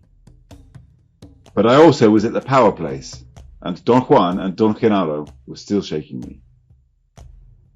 There was one crucial instant in which I was neither in one place nor the other, but I was rather in both places, as an observer seeing two scenes at once. I had the incredible sensation that at that instant I could have gone either way. All I had to do at that moment was to change perspective, and rather than watch either scene from the outside, feel it from the point of view of the subject. There was something very warm about Don Juan's house. I preferred that scene. I next had a terrifying seizure, so shocking that my entire ordinary awareness came back to me at once. Don Juan and Don Genaro were pouring buckets of water on me. I was in the ramada of Don Juan's house. Hours later, we sat in the kitchen. Don Juan had insisted that I had to proceed as if nothing had happened. He gave me some food and said that I had to eat a great deal to compensate for my expenditure of energy. It was after 9 in the evening before I looked at my watch after we had sat down to eat. My experience had lasted several hours. From the point of view of my recollection, however, it seemed that I had just fallen asleep for a short while. Even though I was completely myself, I was still numb. It was not until I had begun to write in my notebook that I regained my usual awareness. It was a surprise to me that taking notes could bring about instantaneous sobriety. The moment I was myself again, a barrage of reasonable thoughts immediately came to my mind. They purported to explain the phenomenon I had experienced. I knew on the spot that Don Genaro had hypnotized me the moment he pinned me down on the ground, but I did not attempt to figure out how he had done it. They both laughed hysterically when I expressed my thoughts. Don Genaro examined my pencil and said that the pencil was the key to wind up my main spring. I felt quite belligerent. I was tired and irritable. I found myself practically yelling at them while their bodies shook with laughter. Don Juan said that it was permissible to miss the boat, but not by such a wide margin, and that Don Genaro had come exclusively to help me and show me the mystery of the dreamer and the dreamed. My irritability came to a peak. Don Juan signalled Don Genaro with a movement of his head. Both of them stood and took me around the house. Then Don Genaro demonstrated his great repertoire of animal grunts and cries. He asked me to choose one and he taught me how to reproduce it. After hours of practice, I got to the point where I could imitate it quite well. The end result was that they themselves had enjoyed my clumsy attempts and laughed until they were practically weeping, and I had released my tension by reproducing the loud cry of an animal. I told them that there was something truly awesome in my imitation. The relaxation of my body was unequalled. Don Juan said that if I would perfect the cry, I could turn it into an affair of power, or I could simply use it to relieve my tension whenever I needed to. He suggested I should go to sleep, but I was afraid to fall asleep. I sat with them by the kitchen fire for a while, and then, quite unintentionally, I fell into a deep sleep. I woke up at dawn. Don Genaro was sleeping by the door. He seemingly woke up at the same time I did. They had covered me up and folded my jacket as a pillow. I felt very calm and rested. I commented to Don Genaro that I had felt exhausted the night before. He said that so had he. He whispered as if he were confiding in me and told me that Don Juan was even more exhausted because he was older.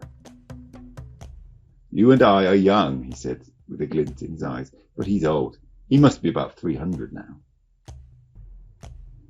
I sat up hurriedly. Don Genaro covered his face with his blanket and roared with laughter. Don Juan came into the room at that moment.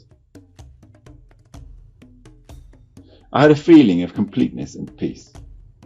For once, nothing really mattered. I was so at ease that I wanted to weep. Don Juan said that the night before I had begun to be aware of my luminosity. He admonished me not to indulge in the sense of well-being I was having, because it would turn into complacency. At this moment, I said, I don't want to explain anything. It doesn't matter what Don Genaro did to me last night.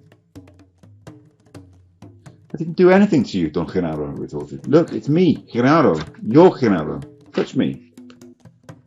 I embraced Don Genaro and we both laughed like two children. He asked me if I thought it was strange that I could embrace him then, when last time I had seen him there, I had been unable to touch him. I assured him that those issues were no longer pertinent to me. Don Juan's comment was that I was indulging in being broad-minded and good. Watch out, he said. A warrior never lets his guard down. If you keep on being so happy, you're going to drain the little power you have left. What should I do? I asked. Be yourself, he said. Doubt everything. Be suspicious. But I don't like to be that way, Don Juan. It's not a matter of whether you like it or not. What matters is what can you use as a shield. A warrior must use everything available to him to close his mortal gap once it opens. So it's of no importance that you really don't like to be suspicious or ask questions. That's your only shield now. Right, or you'll die. To die with elation is a crappy way of dying. How should a warrior die then? Don Genaro asked in exactly my own tone of voice. A warrior dies the hard way, Don Juan said. His death must struggle to take him. A warrior does not give himself to it. Don Genaro opened his eyes to an enormous size and then blinked. What Genaro showed you yesterday is of utmost importance, Don Juan went on. You can't slough it off with piousness. Yesterday you told me that you had been driven wild with the idea of the double. But look at you now. You don't care anymore. That's the trouble with people that go wild. They go wild both ways. Yesterday you were all questions. Today you are all acceptance. I pointed out that he always found a flaw in what I did, regardless of how I did it. That's not true, he exclaimed. There is no flaw in the warrior's way. Follow it, and your acts cannot be criticized by anyone. Take yesterday as an example. The warrior's way would have been, first, to ask questions without fear and without suspicion, and then let Genaro show you the mystery of the dreamer without fighting him or draining yourself. Today, the warrior's way would be to assemble what you've learned without presumptuousness and without piousness. Do that and no one can find flaws in it. I thought that by his tone, Don Juan must have been terribly annoyed with my blunderings, but he smiled at me and then giggled as if his own words had made him laugh. I told him that I was just holding back, not wanting to burden them with my probes. I was indeed overwhelmed by what Don Genaro had done. I had been convinced, although it no longer mattered, that Don Genaro had been waiting in the bushes for Don Juan to call him. Then, later on, he had cashed in on my fright and used it to stun me. After being held forcibly on the ground, I must have undoubtedly passed out, and then Don Genaro must have mesmerized me. Don Juan argued that I was too strong to be subdued that easily. What took place then? I asked him. Genaro came to see you to tell you something very exclusive, he said. When he came out of the bushes, he was Genaro the Double. There is another way to talk about this that would explain it better, but I can't use it now. Why not, Don Juan? Because you are not ready yet to talk about the totality of oneself. For the time being, I can only say that this Genaro here is not the Double now. He pointed to Don Genaro with a movement of his head. Don Genaro blinked repeatedly. The Genaro of last night was the Double, and as I told you already, the Double has inconceivable power. He showed you a most important issue. In order to do that, he had to touch you. The Double simply tapped you on the neck, on the same spot the ally walked over you years ago. Naturally, you went out like a light. And naturally, too, you indulged like a son of a bitch. It took us hours to round you up. Thus, you dissipated your power, and when the time came for you to accomplish a warrior's feat, you did not have enough sap. What was that warrior's feat, Don Juan? I told you that Genaro came to show you something, the mystery of luminous beings as dreamers.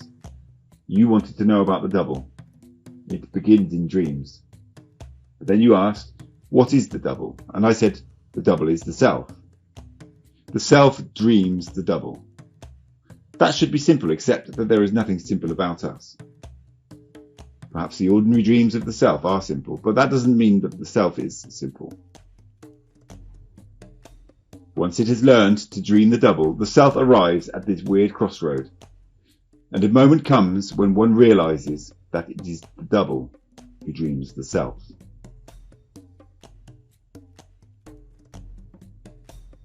I had written down everything he had said. I had also paid attention to what he was saying, but had failed to understand him. Don Juan repeated his statements. The lesson last night, as I told you, was about the dreamer and the dreamed, or who dreams who. Beg your pardon, I said. Both of them broke into laughter. Last night, Don Juan proceeded, you almost chose to wake up at the power place. What do you mean, Don Juan? That would have been the feat. If you had not indulged in your stupid ways, you would have had enough power to tip the scales, and you would have, no doubt, scared yourself to death. Fortunately, or unfortunately, as the case may be, you did not have enough power. In fact, you wasted your power in worthless confusion to the point that you almost didn't have enough to survive. So, as you may very well understand, to indulge in your little quirks is not only stupid and wasteful, but also injurious. A warrior that drains himself cannot live. The body is not an indestructible affair. You might have gotten gravely ill. You didn't simply because Genaro and I deviated some of your crap.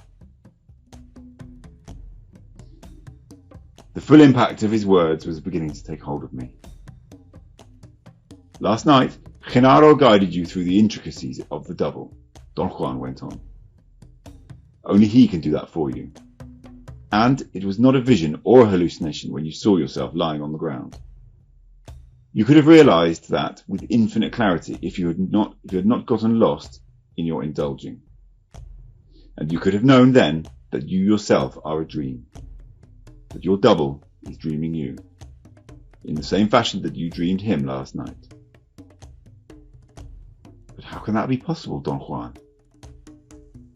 No one knows how it happens. We only know that it does happen.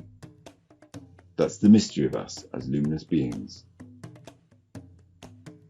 Last night you had two dreams, and you could have awakened in either one. But you didn't have enough power even to understand that. They looked at me fixedly for a moment. I think he understands, Don Genaro said. Tales of Power by Carlos Castaneda. Part 1, A Witness to Acts of Power. Chapter 3, The Secret of the Luminous Beings. Page 80. Don Genaro delighted me for hours with some preposterous instructions on how to manage my daily world. Don Juan said that I should be very careful and serious-minded about the recommendations made by Don Genaro because, although they were funny, they were not a joke. Around noon, Don Genaro stood up and, without saying a word, walked into the bushes. I was also going to get up, but Don Juan gently held me down and, in a solemn voice, announced that Don Genaro was going to try one more thing with me. What's he up to? I asked. What's he going to do to me? Don Juan assured me that I did not have to worry. You are approaching a crossroad, he said.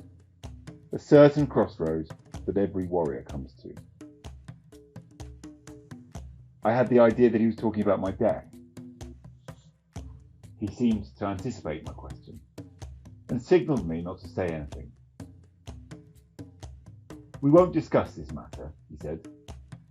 Suffice it to say that the crossroad I'm referring to is the Sorcerer's explanation. Genaro believes you're ready for it. When are you going to tell me about it? I don't know when. You are the recipient. Therefore, it is up to you. You will have to decide when. What's wrong with right now? To decide doesn't mean to choose an arbitrary time, he said. To decide means that you have trimmed your spirit impeccably, and that you have done everything possible to be worthy of knowledge and power.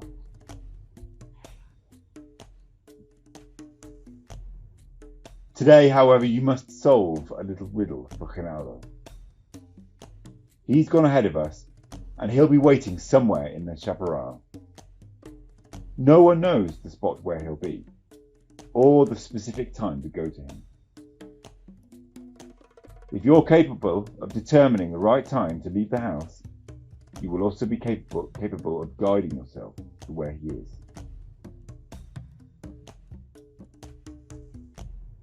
I told Don Juan that I could not imagine anyone being able to solve such a riddle.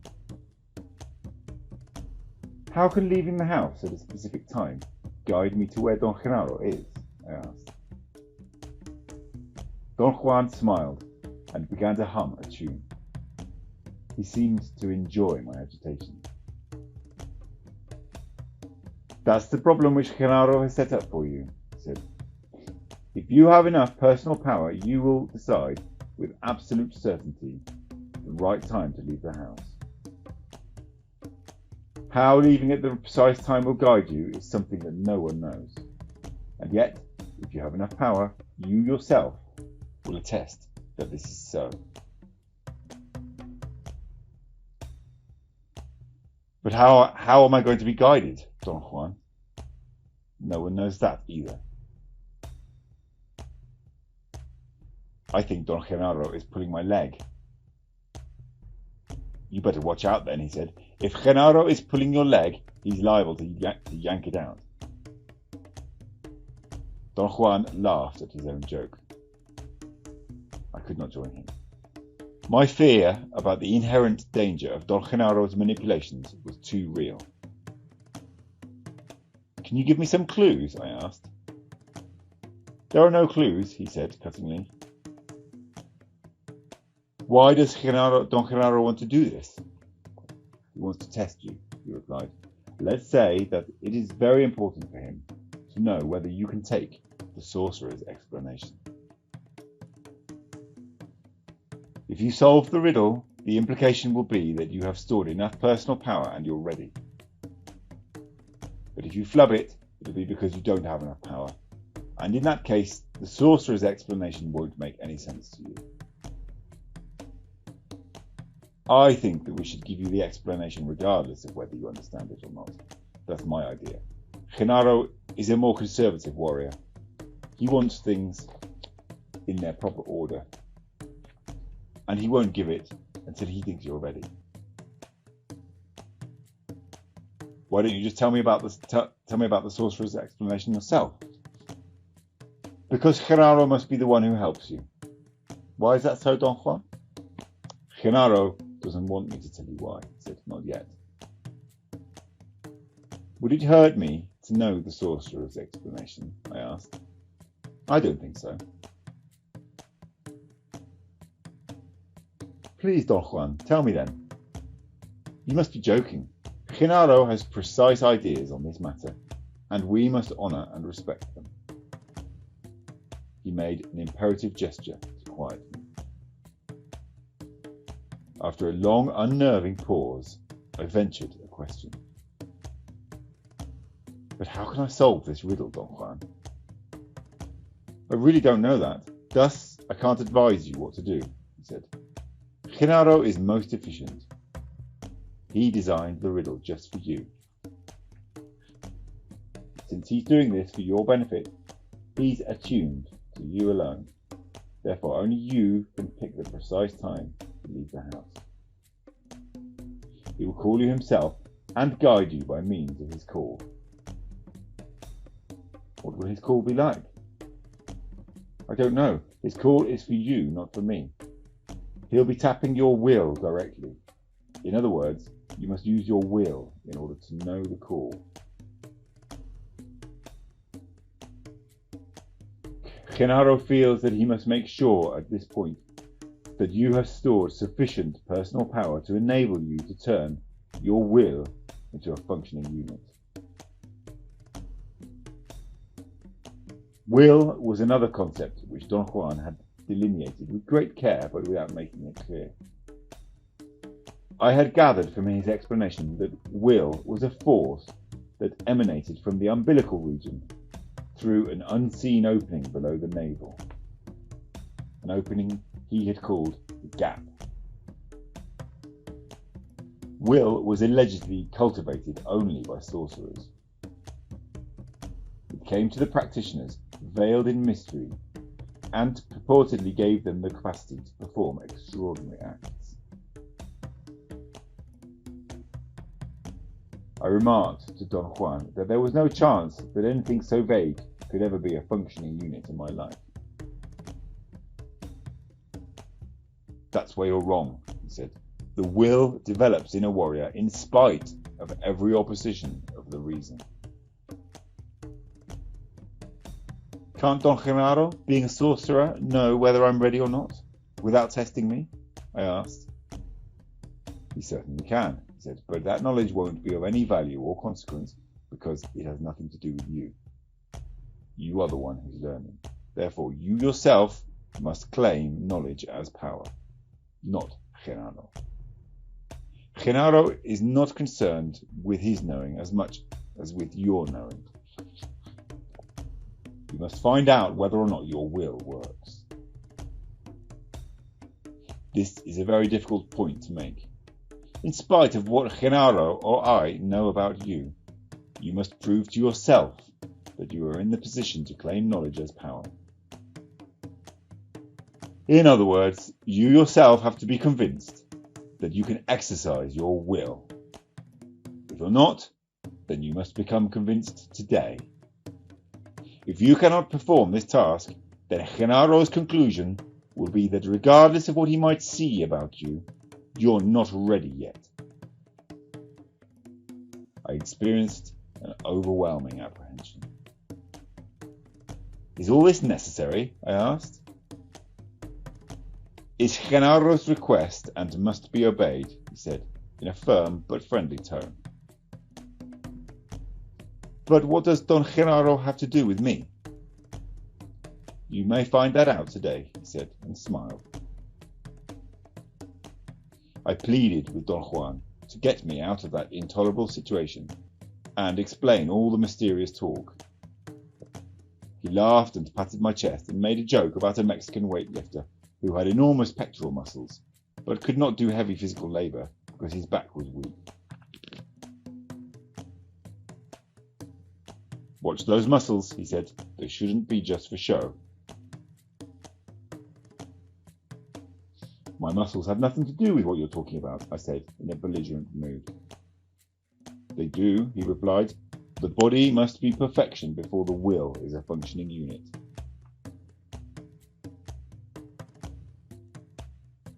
Don Juan had again deviated the direction of my probing. I felt restless and frustrated. I stood up and went to the kitchen and drank some water. Don Juan followed me and suggested that I should practice the animal cry that Don Genaro had taught me. We walked to the side of the house. I sat on a pile of wood and involved myself in reproducing it. Don Juan made some corrections and gave me some pointers about my breathing. The end result was a state of complete physical relaxation. We returned to the Ramadan and sat down again. I told him that sometimes I felt irked with myself because I was so helpless. There is nothing wrong with the feeling of being helpless, he said. All of us are most familiar with it. Remember that we have spent an eternity as helpless infants. I have already told you that at this very moment you are like an infant who can't get out of the crib by himself, much less act on his own. Genaro gets you out of your crib, let's say, by picking you up. But an infant wants to act, and since he can't, he complains. There is nothing wrong with that, but to indulge in protesting and complaining is another matter. He demanded that I keep myself relaxed. He suggested that I ask him questions for a while, until I was in a better frame of mind. For a moment I was at a loss and could not decide what to ask. Don Juan unrolled a straw mat and told me to sit on it. Then he filled a large gourd with water and put it in a carrying net. He seemed to be preparing for a journey. He sat down again and urged me with a movement of his eyebrows to begin my questions. I asked him to tell me more about the moth. He gave me a long, scrutinizing look and chuckled. That was an ally, he said. You know that. But what actually is an ally, Don Juan? There is no way of saying what exactly an ally is, just as there is no way of saying what exactly a tree is. A tree is a living organism, I said. That doesn't tell me much, he said. I can also say that an ally is a force, a tension. I've told you that already, but that doesn't say much about an ally. Just like in the case of a tree, the only way to know what an ally is by experiencing it. Over the years, I have struggled to prepare you for the momentous encounter with an ally. You may not realize this, but it took you years of preparation to meet tree. To meet ally is no different. A teacher must acquaint his disciple with ally, little by little, piece by piece. You have, over the course of the years, stored a great amount of knowledge about it, and now you are capable of putting that knowledge together to experience ally the way you experience tree. I have no idea that I'm doing that, Don Juan. Your reason is not aware of it, because it cannot accept the possibility of ally to begin with. Fortunately, it is not the reason which puts ally together. It is the body. You have perceived ally in many degrees and on many occasions. Each of those perceptions was stored in your body. The sum of those pieces is the ally. I don't know any other way of describing it.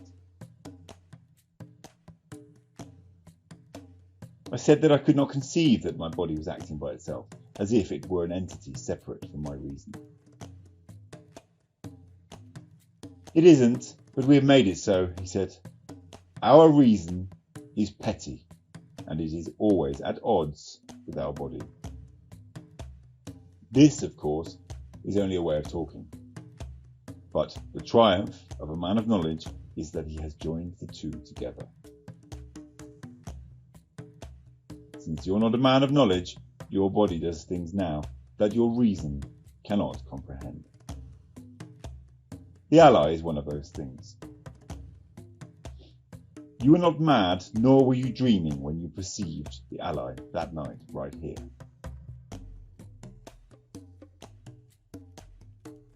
I asked him about the frightening idea which he and Don Genaro had implanted in me, that the ally was an entity waiting for me at the edge of a small valley in the mountains of northern Mexico.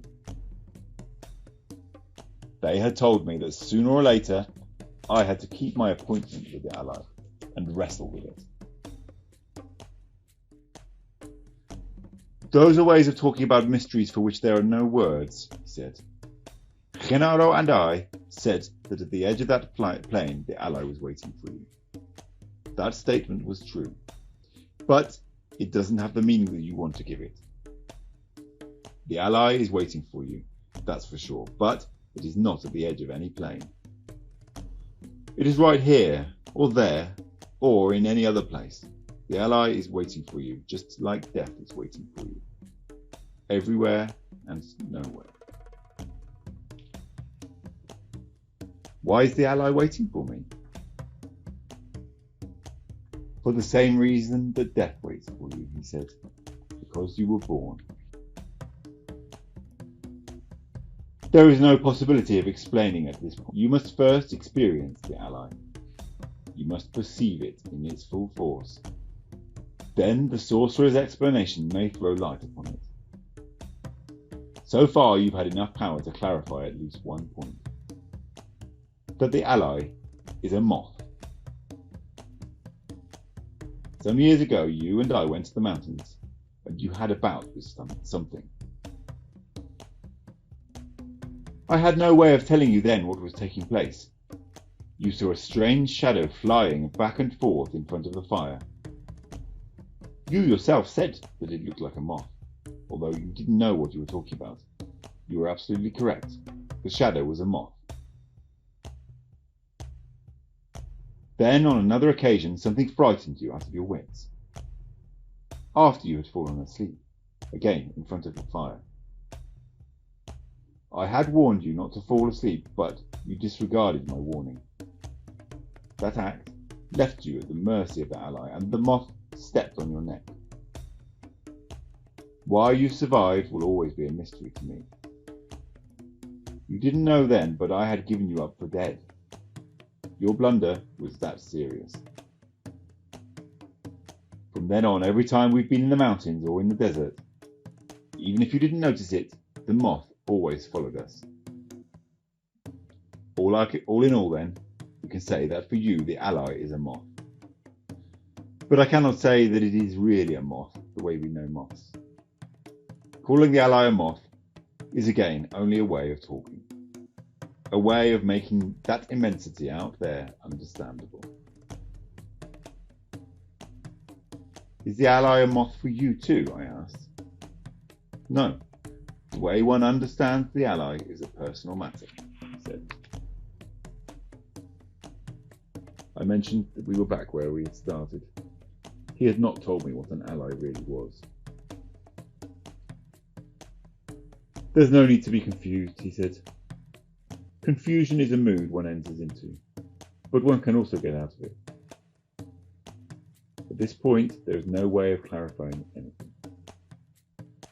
Perhaps later on today, we'll be able to consider these matters in detail.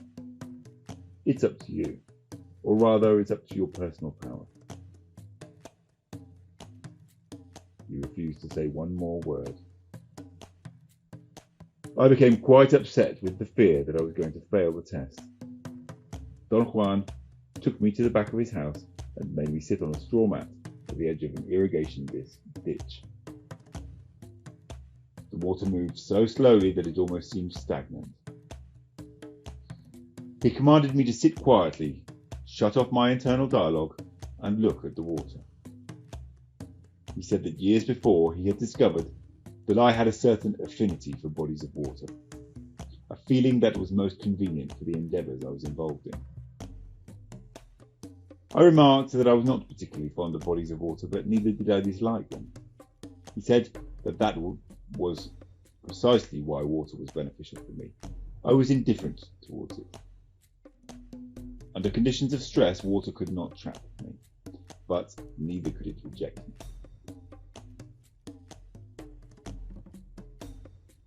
He sat slightly behind me to my right and admonished me to let go and not be afraid, because he was there to help me if there was any need. I had a moment of fear. I looked at him, waiting for further instructions. He forcibly turned my head towards the water and ordered me to proceed. I had no idea what he wanted me to do, so I simply relaxed. As I looked at the water, I caught sight of the reeds on the opposite side. Unconsciously, I rested my unfocused eyes on them. The slow current made them quiver. The water had the colour of the desert dirt. I noticed that the ripples around the reeds looked like furrows or crevices on a smooth surface. At one instant, the reeds became gigantic. The water was a smooth, flat ochre surface, and then, in a matter of seconds, I was sound asleep. Or perhaps I entered into a perceptual state for which I had no parallel. The closest way of describing it would be to say that I went to sleep and had a portentous dream. I felt that I could have gone on with it indefinitely if I had wanted to, but I deliberately ended it by engaging myself in a conscious self-dialogue. I opened my eyes. I was lying on the straw mat. Don Juan was a few feet away. My dream had been so magnificent that I began to recount it to him. He signalled me to be quiet. With a long twig, he pointed to two long shadows that some dry branches of desert chaparral cast on the ground. The tip of his twig followed the outline of one of the shadows as if it were drawing it. Then it jumped to the other and did the same with it. The shadows were about a foot long and over an inch wide. They were from 5 to 6 inches apart from each other. The movement of the twig forced my eyes out of focus, and I found myself looking with crossed eyes at 4 long shadows. Suddenly the 2 shadows in the middle merged into one and created an extraordinary perception of depth. There was some inexplicable roundness and volume in the shadow thus formed. It was almost like a transparent tube, a round bar of some unknown substance. I knew that my eyes were crossed, and yet they seemed to be focused on one spot. The view there was crystal clear. I could move my eyes without dispelling the image. I continued watching, but without letting my guard down. I experienced a curious compulsion to let go and immerse myself in the scene. Something in what I was observing seemed to pull me, but something in myself surfaced, and I began a semi-conscious dialogue. Almost instantly, I became aware of my surroundings in the world of everyday life. Don Juan was watching me. He appeared to be puzzled. I asked him if there was something wrong. He did not answer. He helped me to sit up. It was only then that I realized that I had been lying on my back, looking at the sky, and Don Juan had been leaning over my face. My first impulse was to tell him that I had actually seen the shadows on the ground while I had been looking at the sky, but he put his hand over my mouth. We sat in silence for a while. I had no thoughts. I experienced an exquisite sense of peace.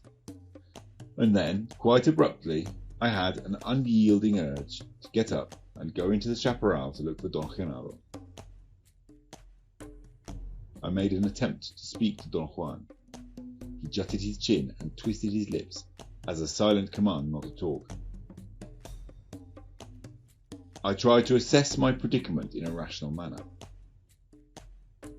I was enjoying my silence so much, however, that I did not want to bother with logical considerations. After a moment's pause, I again felt the imperious need to walk into the bushes. I followed a trail. Don Juan tagged along behind me, as if I were the leader. We walked for about an hour. I succeeded in remaining without any thoughts. Then we came to a hillside. Don Genaro was there, sitting near the top of a rock wall. He greeted me effusively and had to yell his words. He was about 50 feet above the ground. Don Juan made me sit down and then sat next to me.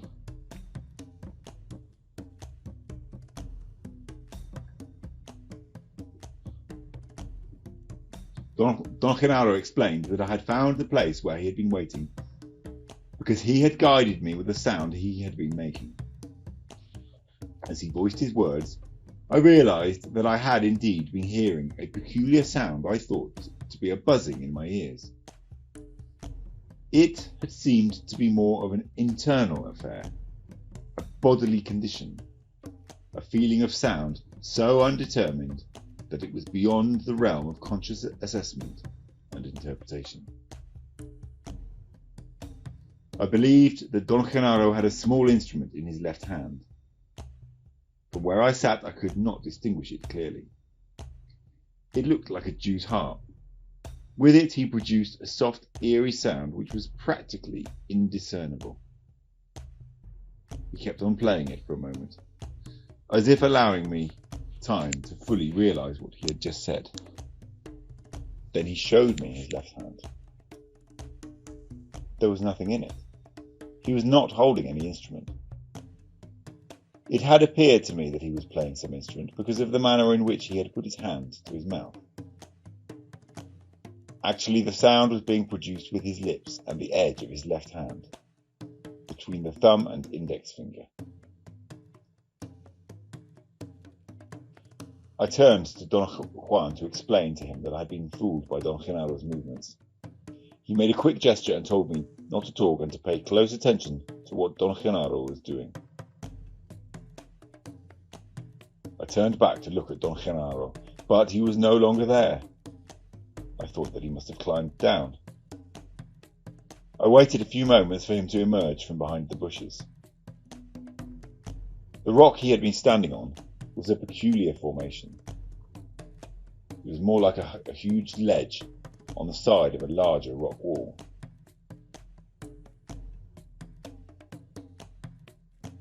I must have taken my eyes away from him for only a couple of seconds. If he had climbed up, I would have caught sight of him before he had reached the top of the rock wall, and if he had climbed down, he would also have been visible from where I was standing.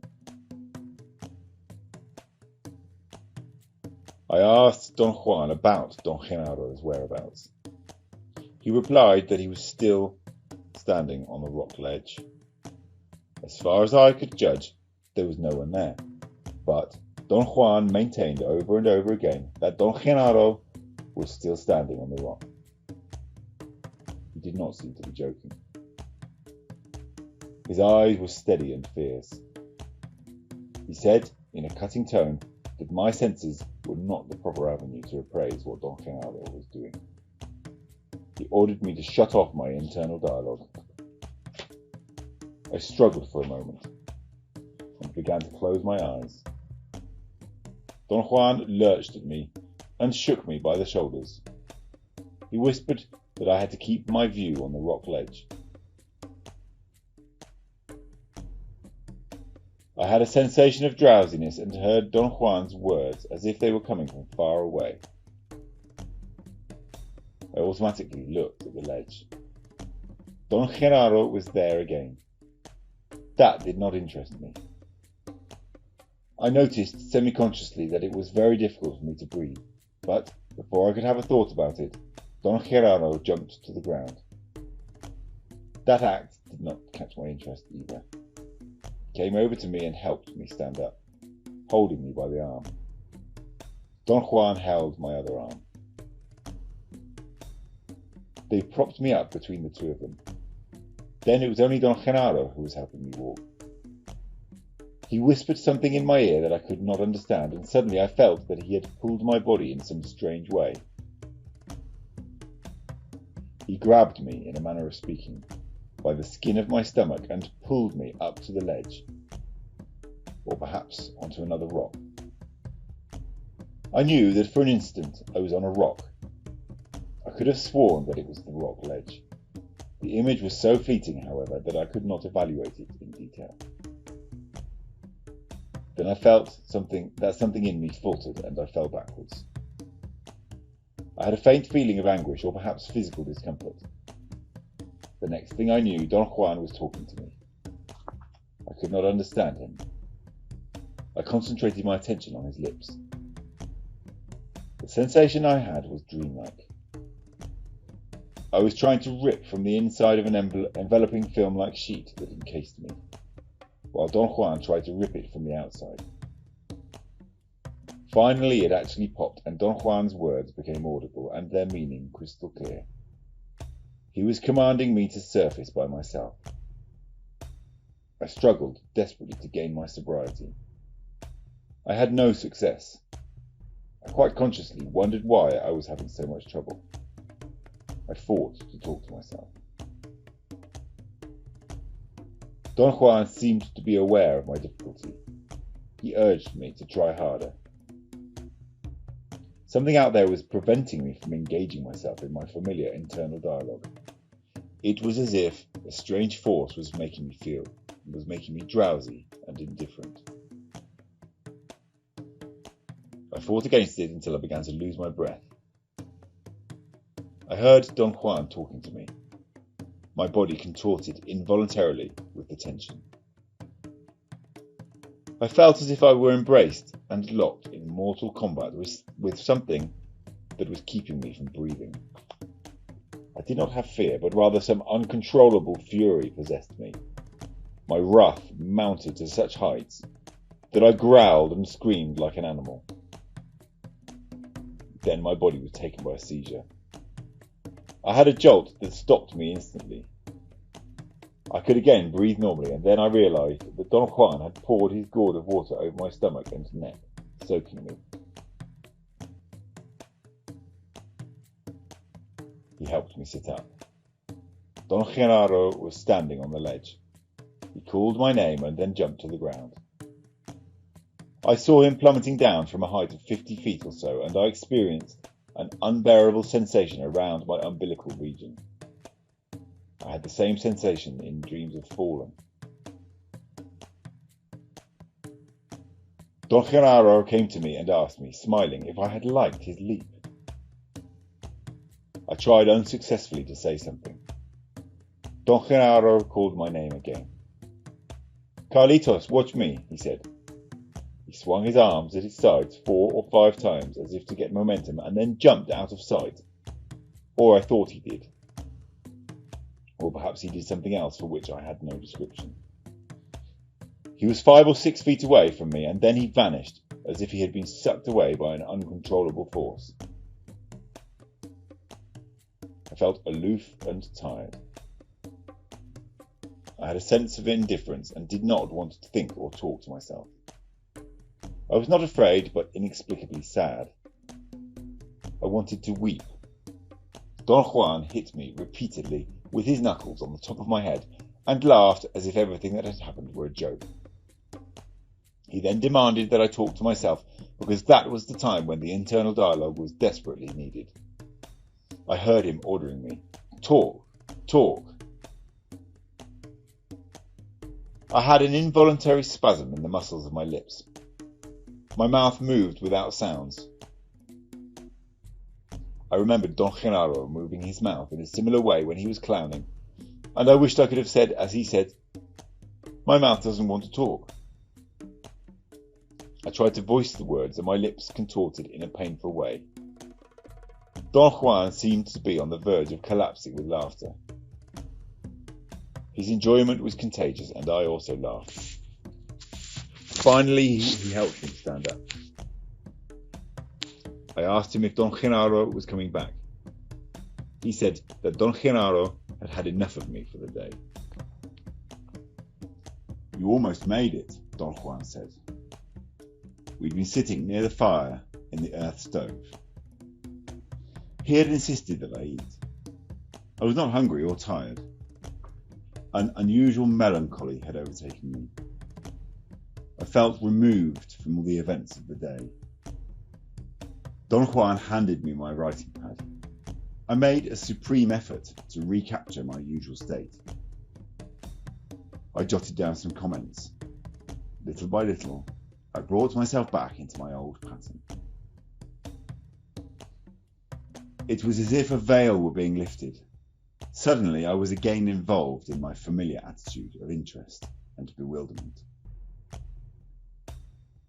Good, Don Juan said, patting my head. "I've told you that the true art of a warrior is to balance terror and wonder." Don Juan's mood was unusual. He seemed almost nervous, anxious. He appeared to be willing to speak on his own accord. I believed that he was preparing me for this explanation, and I became quite anxious myself. His eyes had a strange glimmer that I had only seen a few times before. After I told him what I thought of his unusual attitude, he said that he was happy for me, that as a warrior he could rejoice in the triumphs of his fellow men, if they were triumphs of the spirit. He added that unfortunately I was not yet ready for the sorcerer's explanation, in spite of the fact that I had successfully solved Don Genaro's riddle. His contention was that when he had poured water over my body, I had actually been dying, and my whole achievement had been cancelled out by my incapacity to fend off the last of Don Genaro's onslaughts. Genaro's power was like a tide that engulfed you, he said. Did Don Genaro want to hurt me? I asked. No, he said. Genaro wants to help you, but power can be met only with power. He was testing you, and you failed. But I solved his riddle, didn't I? You did fine, he said. So fine that Genaro had to believe that you were capable of a complete warrior's feat. You almost made it. What floored you this time was not indulging, though. What was it then? You're too impatient and violent. Instead of relaxing and going with Genaro, you began to fight him. You can't win against him. He's stronger than you. Don Juan then volunteered some advice and suggestions about my personal relations with people. His remarks were a serious sequel to what Don Genaro had jokingly said to me earlier. He was in a talkative mood, and without any coaxing on my part, he began to explain what had taken place during the last 2 times I had been there. As you know, he said, the crux of sorcery is the internal dialogue. That is the key to everything. When a warrior learns to stop it, everything becomes possible. The most far-fetched schemes become attainable. The passageway to all the weird and eerie experiences that you have had recently was the fact that you could stop talking to yourself. You have, in complete sobriety, witnessed the ally, Genaro's double, the dreamer, and the dreamed. And today you almost learned about the totality of yourself. All this has been possible because of the amount of personal power that you have stored. It started the last time you were here when I caught sight of a very auspicious omen. As you arrived, I heard the ally prowling around you. First I heard its soft steps, and then I saw the moth looking at you as you got out of your car.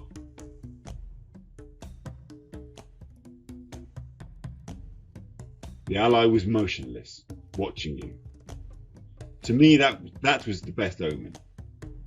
Had the ally been agitated, moving around as if it was displeased with your presence, the way it always has been, the course of the events would have been different. Many times I've caught sight of the ally in an unfriendly state towards you. But this time the omen was right, and I knew that the ally had a piece of knowledge for you. That was the reason why I said you had an appointment with knowledge, an appointment with a moth that had been pending for a long time. For reasons inconceivable to us, the ally selected the form of a moth to manifest itself to you. But you said that the ally was formless, and that one could only judge its effects, I said.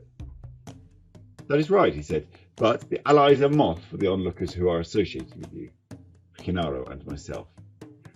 For you, the ally is only an effect, a sensation in your body, or a sound, or the golden specks of knowledge. It remains as a fact, nonetheless, that by choosing the form of a moth, the ally is telling Genaro and me something of great importance. Moths are the givers of knowledge, and the friends and helpers of sorcerers. It is because the ally chose to be a moth around you that Genaro places such a great emphasis on you. That night that you met the moth, as I had anticipated, was a true appointment with knowledge for you. You learned the moth's call, felt the gold dust of its wings, but above all, that night, for the first time, you were aware that you saw, and your body learned that we are luminous beings. You have not yet assessed correctly that monumental event in your life. Genaro demonstrated for you with tremendous force and clarity that we are a feeling, and that what we call our body is a cluster of luminous fibers that have awareness. Last night you were back again under the good auspices of the Ally. I came to look at you as you arrived, and I knew that I had to call Genaro so he could explain to you the mystery of the dreamer and the dreams. You believed then, just as you always have, that I was tricking you. But Genaro was not hiding in the bushes as you thought. He came over for you, even if your reason refused to believe it. That part of Don Juan's elucidation was indeed the hardest to take at its face value. I could not admit it. I said that Don Genaro had been real and of this world. Everything that you've witnessed so far has been real and of this world, he said. There is no other world. Your stumbling block is a peculiar insistence on your part, and that peculiarity of yours is not going to be cured by explanations. So today, Genaro addressed himself directly to your body. A careful examination of what you did today will reveal to you that your body put things together in a most praiseworthy manner. Somehow, you refrained from indulging in your visions of the irrigation ditch. You kept a rare control and aloofness as warriors should. You didn't believe anything, but you still acted efficiently, and thus you were capable of following Genaro's call. You actually found him without any aid from me. When we arrived at the rock ledge, you were imbued with power, and you saw Genaro standing where other sorcerers have stood for similar reasons.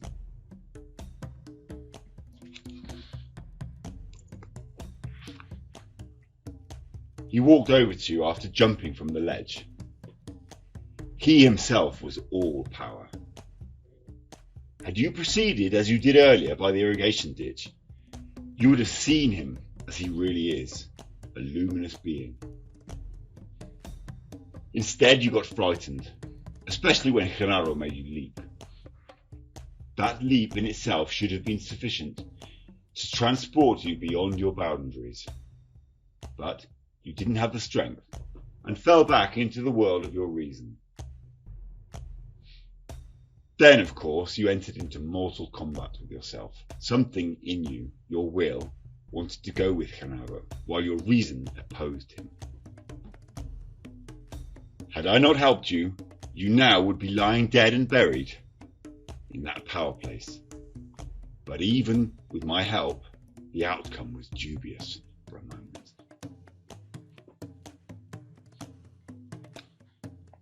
We were silent for a few minutes. I waited for him to speak. Finally, I asked, "Did Don Genaro make me leap up to the rock ledge?" "Don't take that leap in the sense that you understand a leap," he said. "Once again, this is only a way of speaking. As long as you think that you are a solid body, you cannot conceive what I am talking about." He then spilled some ashes on the ground by the lantern, covering an area about 2 feet square, and drew a diagram with his fingers. A diagram that had 8 points interconnected with lines. It was a geometrical figure.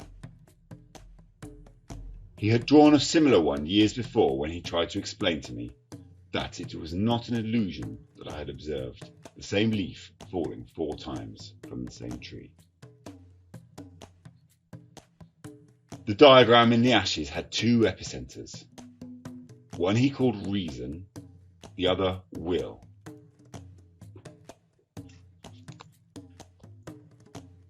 The diagram had 2 epicenters.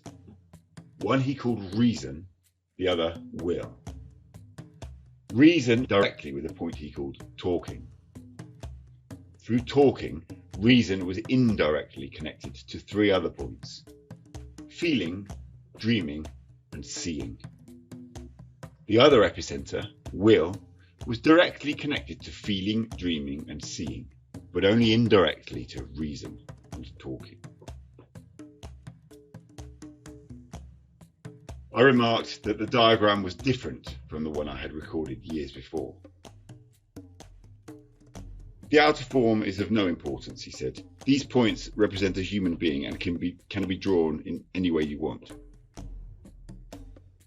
Do they represent the body of a human being? I asked. Don't call it the body, he said. These are 8 points on the fibres of a luminous being. A sorcerer says, as you can see in the diagram, that a human being is, first of all, will, because will is directly connected to 3 points: feeling, dreaming, and seeing. Then next, a human being is reason. This is properly a centre that is smaller than will. It is connected only with talking. What are the other 2 points, Don Juan? He looked at me and smiled. You're a lot stronger now than you were the first time we talked about this diagram, he said, but you're not yet strong enough to know all the 8 points.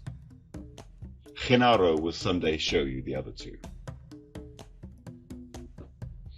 Does everybody have those 8 points, or only sorcerers? We may say that every one of us brings to the world 8 points. 2 of them, reason and talking, are known by everyone. Feeling is always vague, but somehow familiar. But only in the world of sorcerers does one get fully acquainted with dreaming, seeing, and will. And finally, at the outer edge of that world, one encounters the other 2. The 8 points make the totality of oneself. He showed me in the diagram that in essence, all the points could be made to connect with one another indirectly. I asked him again about the 2 mysterious remaining points. He showed me that they were connected only to will,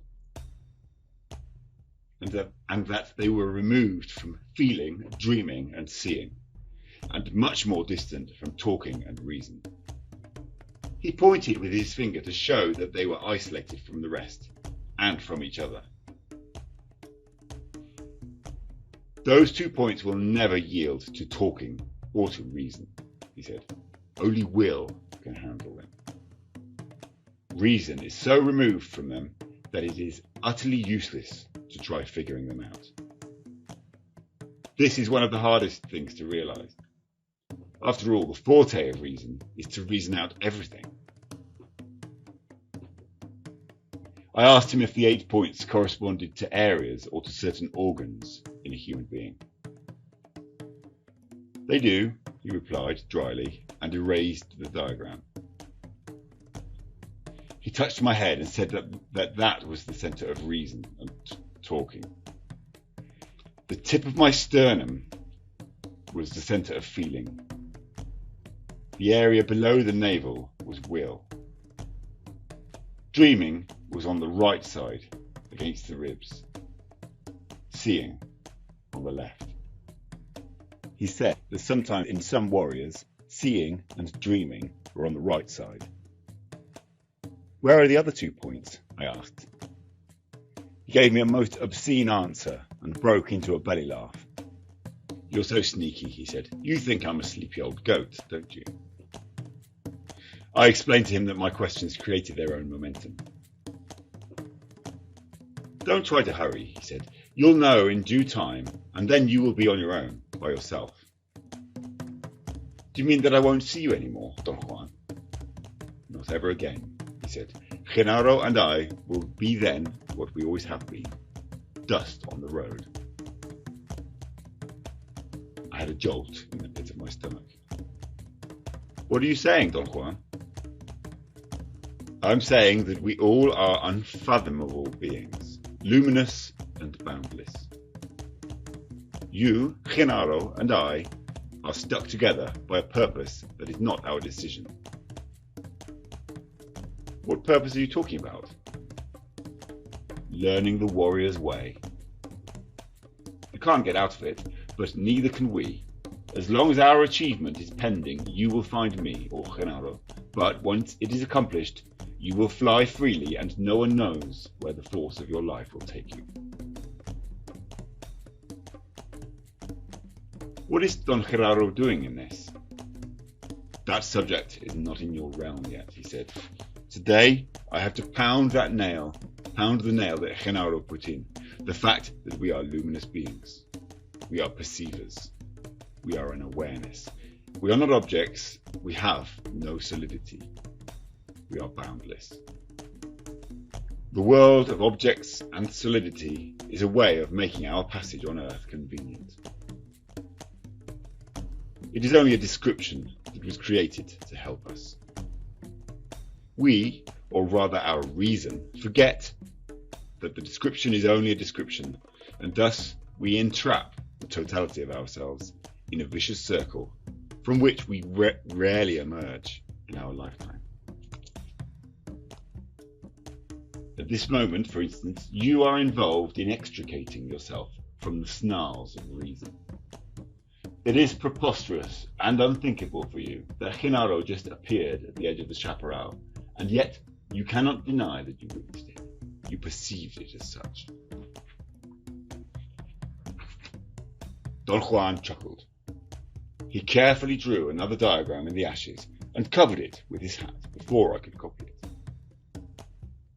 We are perceivers, he proceeded. The world that we perceive, though, is an illusion. It was created by a description that was told to us since the moment we were born. We, the luminous beings, are born with 2 rings of power, but we use only one to create the world. That ring, which is hooked very soon after we are born, is reason, and its companion is talking. Between the 2 they concoct and maintain the world. So in essence, the world that your reason wants to sustain is the world created by description and its dogmatic and inviolable rules, which the reason learns to accept and defend. The secret of the luminous beings is that they have another ring of power which is never used, the will.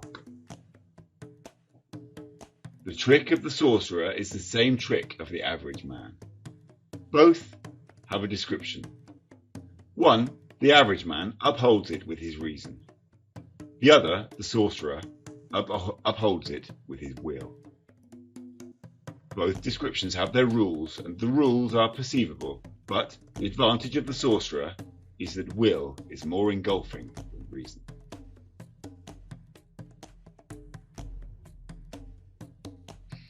The suggestion that I want to make at this point is that from now on you should let yourself perceive whether the description is upheld by your reason or by your will.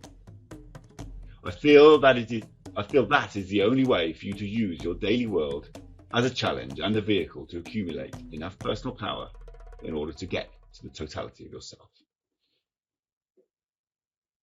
Perhaps the next time that you come, you'll have enough of it. At any rate, wait until you feel like you felt today at the irrigation ditch that an inner voice is telling you to do so. If you come in any other spirit, it'll be a waste of time and a danger to you. I remarked that if I had to wait for that inner voice, I would never see them again. You'd be surprised how well one can perform if one is against the wall, he said. He stood up and picked up a bundle of firewood. He placed some dry sticks on the earth stove. The flames cast a yellowish glow on the ground. He then turned off the lantern and squatted in front of his hat, which was covering the drawing he had made in the ashes. He commanded me to sit calmly, shut off my internal dialogue, and keep my eyes on his hat. I struggled for a few moments, and then I felt a sensation of floating, of falling off a cliff. It was as if nothing was supporting me, as if I were not sitting or did not have a body. Don Juan lifted his hand. Underneath there were spirals of ashes. I watched them without thinking. I felt the spirals moving. I felt them in my stomach. The ashes seemed to pile up. Then they were stirred and fluffed, and suddenly Don Genaro was sitting in front of me. The sight forced me instantly into my internal dialogue. I thought that I must have fallen asleep. I began to breathe in short gasps and tried to open my eyes, but my eyes were open. I heard Don Genaro telling me to get up and move around. Don Juan telling me to get up and move around. I jumped up and ran to the Ramada. Don Juan and Don Genaro ran after me. Don Juan brought his lantern. I could not catch my breath. I tried to calm myself as I had done before, but by jogging in place while I faced the west. I lifted my arms and began breathing. Don Juan came to my side and said that those movements were only done in the twilight. Don Genaro yelled that it was twilight for me, and both of them began to laugh. Don Genaro ran to the edge of the bushes and then bounced back to the Ramada, as if he had been attached to a giant rubber band that made him snap back. He repeated the same movement 3 or 4 times and then came to my side. Don Juan had been looking at me fixedly, giggling like a child. They exchanged a furtive glance. Don Juan said to Don Genaro in a loud voice that my reason was dangerous and that it could kill me if it was not placated. For heaven's sake, Don Genaro exclaimed in a roaring voice, placate his reason! They jumped up and down and laughed like 2 children. Don Juan made me sit down underneath the lantern and handed me my notebook. Tonight we're really pulling your leg, he said, in a conciliatory tone. Don't be afraid. Genaro was hiding under my hand. Tales of Power by Carlos Castaneda.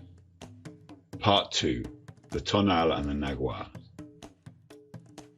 Chapter 4. Having to Believe. I walked towards downtown on the Paseo de la Reforma. I was tired. The altitude of Mexico City no doubt had something to do with it. I could have taken a bus or a taxi, but somehow, in spite of my fatigue, I wanted to walk. It was Sunday afternoon. The traffic was minimal, and yet the exhaust fumes of the buses and trucks with diesel engines made the narrow streets of downtown seem like canyons of smog. I arrived at the Zócalo, but noticed that the Cathedral of Mexico City seemed to be more slanted than the last time I had seen it. I stepped a few feet inside the enormous halls. A cynical thought crossed my mind. From there I headed to the Lagunilla market. I had no definite purpose in mind. I walked aimlessly, but at a good pace, without looking at anything in particular. I ended up at the stands of old coins and second-hand books. Hello, hello, look who's here, someone said, tapping me lightly on the shoulder. The voice and the touch made me jump. I quickly turned to my right. My mouth opened in surprise. The person who had spoken to me was Don Juan. My God, Don Juan, I exclaimed, and a shiver shook my body from head to toe. What are you doing here? What are you doing here? He retorted as an echo. I told him that I had stopped in the city for a couple of days before venturing into the mountains of central Mexico to search for him. Well, let's say then that I came down from the mountains to find you, he said, smiling. He patted me on the shoulder several times. He seemed to be glad to see me. He put his hands on his hips and swelled his chest and asked me whether or not I liked his appearance.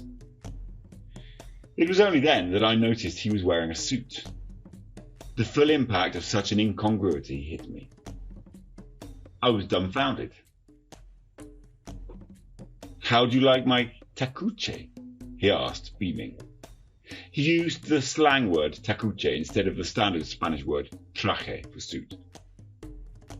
"Today I'm in a suit," he said, as if he had to explain. And then, pointing to my open mouth, he added, "Close it, close it."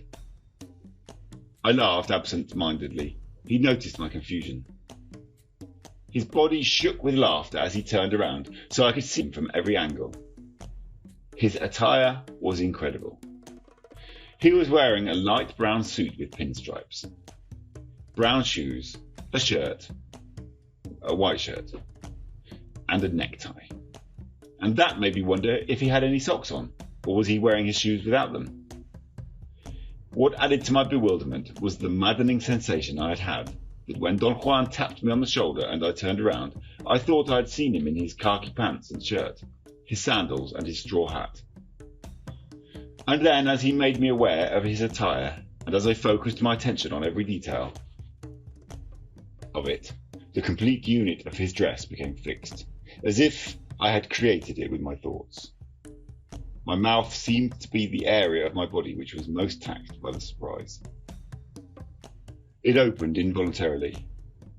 Don Juan touched me gently on my chin, as if he were helping me to close it. "You certainly are developing a double chin," he said, and laughed in short spurts. I became aware then that he did not have a hat on, and that his short white hair was parted on the right side.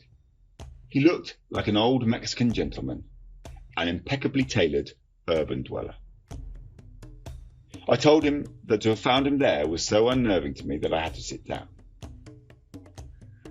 He was very understanding and suggested that we go to a nearby park. We walked a few blocks in complete silence, and then we arrived at the Plaza Garibaldi, a place where musicians offered their services, a sort of musicians' employment centre. Don Juan and I merged with scores of spectators and tourists and walked around the park. After a while he stopped, leaned against the wall and pulled his pants up slightly at the knees. He was wearing little brown socks. I asked him to tell me the meaning of his mysterious apparel. His vague reply was that he simply had to be in a suit that day, for reasons that would be clear to me later. Finding Don Juan in a suit had been so unearthly that my agitation was almost uncontrollable. I had not seen him for several months, and I wanted more than anything else in the world to talk with him. But somehow the setting was wrong, and my attention meandered around. Don Juan must have noticed my anxiety and suggested that we walk to La Alameda, a more quiet park a few blocks away. There were not too many people in the park, and we had no trouble finding an empty bench. We sat down. My nervousness had given way to a feeling of uneasiness. I did not dare to look at Don Juan. There was a long, unnerving pause. Still, without looking at him, I said that the inner voice had finally driven me to search for him. That the staggering events I had witnessed at his house had affected my life very deeply, and that I just had to talk about them. He made a gesture of impatience with his hand and said that his policy was never to dwell on past events. "What's important now is that you've fulfilled my suggestion," he said. "You have taken your daily world as a challenge, and the proof that you have stored sufficient personal power is the indisputable fact that you have found me with no difficulty whatever, at the precise spot where you were supposed to." "I doubt very much that I could take credit for that," I said. "I was waiting for you, and then you showed up," he said. "That's all I know. That's all any warrior would care to know." "What's going to happen now that I found you?" I asked. "For one thing," he said, "we won't discuss the dilemmas of your reason. Those experiences belong to another time and to another mood. They are, properly speaking, only steps of an endless ladder. To emphasize them would mean to take away from the importance of what's taking place now. A warrior cannot possibly afford to do that." I had an almost invincible desire to complain.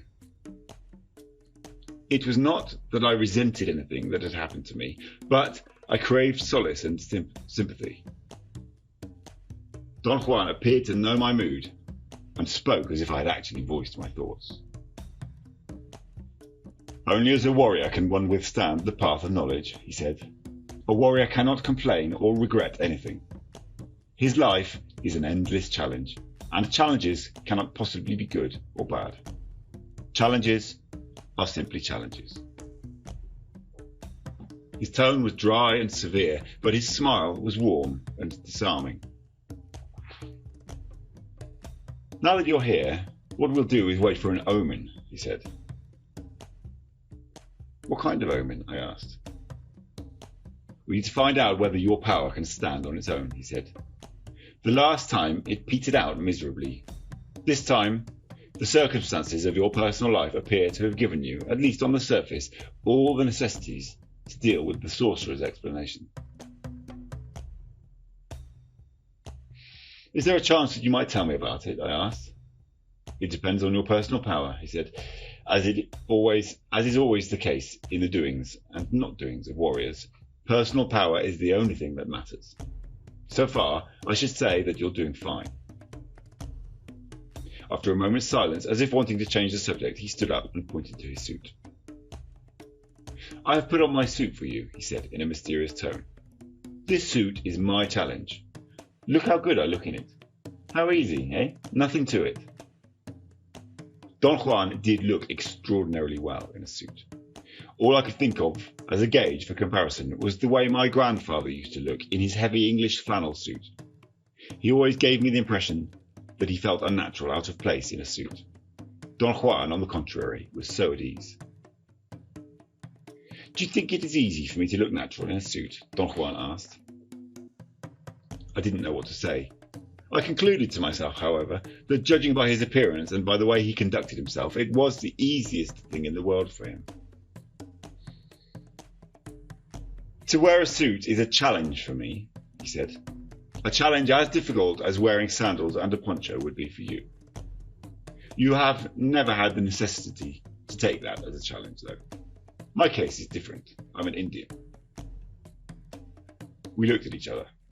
He raised his brows in a silent question, as if asking for my comments. The basic difference between an ordinary man and a warrior is that a warrior takes everything as a challenge, he went on, while an ordinary man takes everything either as a blessing or as a curse. The fact that you're here today indicates that you have tipped the scales in favour of the warrior's way. His stare made me feel nervous. I tried to get up and walk, but he made me sit down. You're going to sit here without fretting until we're through, he said imperatively. We are waiting for an omen. We can't proceed without it, because it isn't enough that you found me, as it wasn't enough that you found Genaro that day in the desert. Your power must round itself up and give an indication. I can't figure out what you want, I said. I saw something prowling around this park, he said. Was it the ally? I asked. No, it wasn't. So we must sit here and find out what kind of omen your power is rounding up. He then asked me to give him a detailed account of how I had carried out the recommendations made by Don Genaro and himself about my daily world and my relations with people. I felt a bit embarrassed. He put me at ease with the argument that my personal affairs were not private because they included a task of sorcery that he and Don Genaro were fostering in me. I jokingly remarked that my life had been ruined because of that task of sorcery and recounted the difficulties in maintaining my day-to-day world. I talked for a long time. Don Juan laughed at my account until tears were rolling down his cheeks. He slapped his thighs repeatedly. That gesture, which I had seen him do hundreds of times, was definitely out of place when it was done on the pants of a suit. I was filled with apprehension, which I was compelled to voice. Your suit scares me more than anything you've done to me, I said. You'll get used to it, he said. A warrior must be fluid and must shift harmoniously with the world around him, whether it is the world of reason or the world of will. The most dangerous aspect of that shifting comes forth every time the warrior finds that the world is neither one nor the other. I was told that the only way to succeed in that crucial shifting was by proceeding in one's actions as if one believed. In other words, the secret of a warrior is that he believes without believing. But obviously a warrior cannot just say he believes and let it go at that. That would be too easy. To just believe would exonerate him from examining his situation.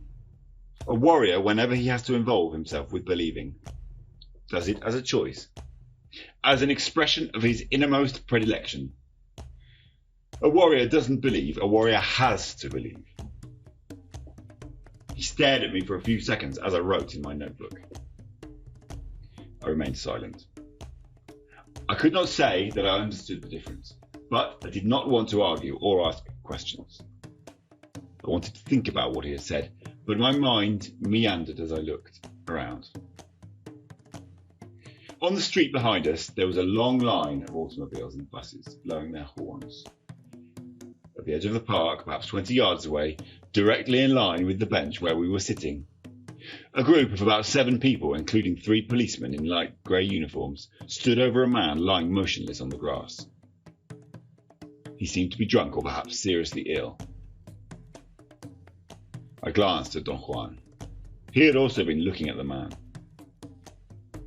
I told him that for some reason I was incapable of clarifying by myself what he had just said to me. I don't want to ask questions anymore, I said, but if I don't ask you to explain, I don't understand. Not to ask questions is very abnormal for me. Please be normal by all means, he said, with feigned seriousness. I said that I did not understand the difference between believing and having to believe. To me, both are the same. To conceive that the statements were different was splitting hairs. Remember that story you once told me about your friend and her cat? He asked casually. He looked up at the sky and leaned back against the bench, stretching his legs. He put his hands behind his head and contracted the muscles of his whole body. As it always happens, his bones made a loud cracking sound. He was referring to a story I had once told him about a friend of mine who found 2 kittens almost dead inside a dryer in a laundromat. She revived them and through excellent nourishment and care groomed them into 2 gigantic cats, a black one and a reddish one. 2 years later she sold her house. Since she could not take the cats with her and was unable to find another home for them, all she could do under the circumstances was to take them to an animal hospital and have them put to sleep. I helped her take them. The cats had never been inside a car. She tried to calm them down. They scratched and bit her, especially the reddish cat, the one she called Max. When we finally arrived at the animal hospital, she took the black cat first, holding it in her arms, and without saying a word she got out of the car. The cat played with her, pawing her gently as she pushed open the glass door to enter the hospital. I glanced at Max. He was sitting in the back. The movement of my head must have scared him, for he dived under the driver's seat. I made the seat slide backwards. I did not want to reach under it for fear that he would bite or scratch my hand. The cat was lying inside a depression on the floor of the car. He seemed very agitated. His breathing was accelerated. He looked at me. Our eyes met, and an overwhelming sensation possessed me. Something took hold of my body, a form of apprehension, despair, or perhaps embarrassment for being part of what was taking place. I felt a need to explain to Max that it was my friend's decision and that I was only helping her. The cat kept on looking at me as if he understood my words. I looked to see if she was coming. I could see her through the glass door. She was talking to the receptionist. My body felt a strange jolt and automatically I opened the door of my car. "Run, Max, run," I said to the cat. He jumped out of the car, dashed across the street with his body close to the ground like a true feline. The opposite side of the street was empty. There were no cars parked, and I could see Max running down the street along the gutter. He reached the corner of a big boulevard and then dived through the storm drain into the sewer. My friend came back. I told her that Max had left. She got into the car and we drove away without saying a single word. In the months that followed, the incident became a symbol to me. I fancied, or perhaps I saw, a weird flicker in Max's eyes when he looked at me before jumping out of the car. And I believed that for an instant that castrated, overweight and useless pet became a cat. I told Don Juan that I was convinced that when Max had run across the street and plunged into the sewer, his cat spirit was impeccable, and that perhaps at no other time in his life was his catness so evident. The impression that the incident left on me was unforgettable. I told the story to all my friends. After telling it and retelling it, my identification with the cat became quite pleasurable. I thought myself to be like Max, overindulgent, domesticated in many ways, and yet I could not help thinking that there was always the possibility of one moment in which the spirit of man might take over my whole being, just like the spirit of catness took over Max's bloated and useless body. Don Juan had liked the story and had made some casual comments about it. He had said that it was not so difficult to let the spirit of man flow and take over. To sustain it, however, was something that only a warrior could do. What about the story of the cats? I asked. You told me you believed that you're taking your chances like Max, he said. I do believe that. What I've been trying to tell you is that as a warrior you cannot just believe this and let it go at that. With Max, having to believe means that you accept the fact that his escape might have been a useless outburst. He might have jumped into the sewer and died instantly. He might have drowned or starved to death, or he might have been eaten by rats. A warrior considers all those possibilities and then chooses to believe in accordance with his innermost predilection. As a warrior, you have to believe that Max made it, that he not only escaped, but that he sustained his power. You have to believe it. Let's say that without that belief, you have nothing. The distinction became very clear. I thought I really had chosen to believe that Max had survived, knowing that he was handicapped by a lifetime of soft and pampered living.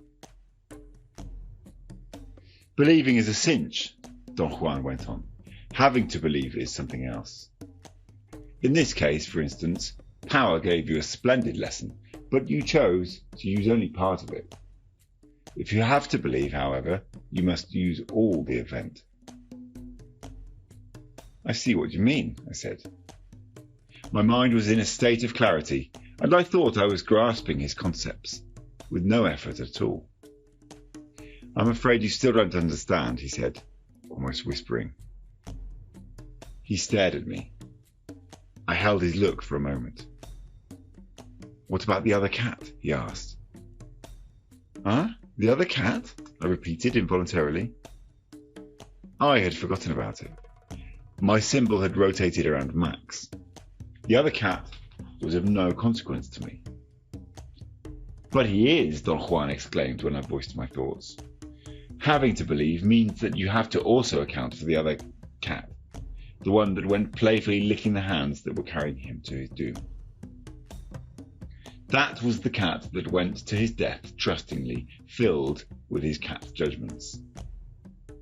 You think you're like Cat, therefore you think you're like Max, therefore you've forgotten about the other cat. You don't even know his name. Having to believe means that you must consider everything, and before deciding that you are like Max, you must consider that you may be like the other cat. Instead of running for your life and taking your chances, you may be going to your doom happily, filled with your judgments. There was an intriguing sadness in his words, or perhaps the sadness was mine. He remained quiet for a long time. Never had it crossed my mind that I might like the other cat. The thought was very distressing to me.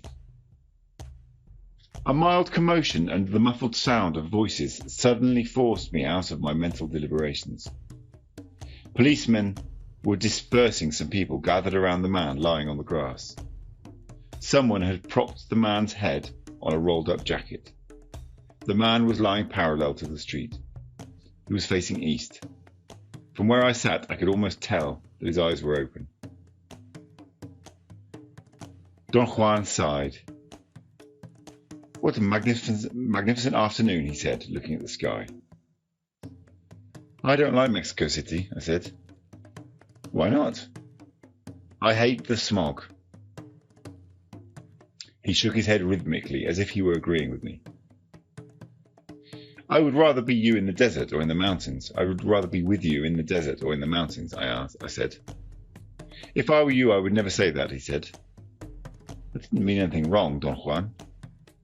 "We both know that. It is not what you mean that matters, though. A warrior, or any man for that matter, cannot possibly wish he were somewhere else. A warrior because he lives by challenge. An ordinary man because he doesn't know where his death is going to find him.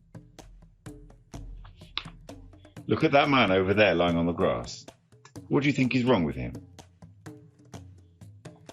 "He's either drunk or ill," I said. "He's dying," Don Juan said, with ultimate conviction. "When we sat down here, I caught a glimpse of his death as it circled around him. That's why I told you not to get up, rain or shine. You can't get up from this bench until the end. This is the omen we've been waiting for. It is late afternoon. Right now the sun is about to set. It is your hour of power. Look, the view of that man is only for us." He pointed out that from where we sat, we had an unobstructed view of the man. A group of curious bystanders was gathered in a half circle on the other side of him, opposite us. The sight of the man lying on the grass became very disturbing to me. He was lean and dark, still young. His black hair was short and curly. His shirt was unbuttoned and his chest was uncovered. He was wearing an orange cardigan sweater with holes in the elbows and some old beat-up grey slacks. His shoes, of some undefined faded colour, were untied. He was rigid. I could not tell whether or not he was breathing. I wondered if he were dying, as Don Juan had said, or was Don Juan simply using the event to make a point? My past experiences with him gave me the certainty that somehow he was making everything fit into some mysterious scheme of his. After a long silence, I turned to him. His eyes were closed. He began to talk without opening them. "That man is about to die now," he said. "You don't believe it, though, do you?" He opened his eyes and stared at me for a second. His look was so penetrating that it stunned me. "No, I don't believe it," I said. I really felt that the whole thing was too easy. We had come to sit in the park, and right there, as if everything were being staged, was a man dying. "The world adjusts itself to itself," Don Juan said, after listening to my doubts. "This is not a setup. This is an omen, an act of power. The world upheld by reason makes all this into an event that we can watch for a moment on our way to more important things. All we can say about it is that a man is lying on the grass in the park, perhaps drunk. The world upheld by will makes it into an act of power, which we can see. We can see death whirling around the man, setting its hooks deeper and deeper into his luminous fibres. We can see the luminous strings losing their tautness and vanishing one by one.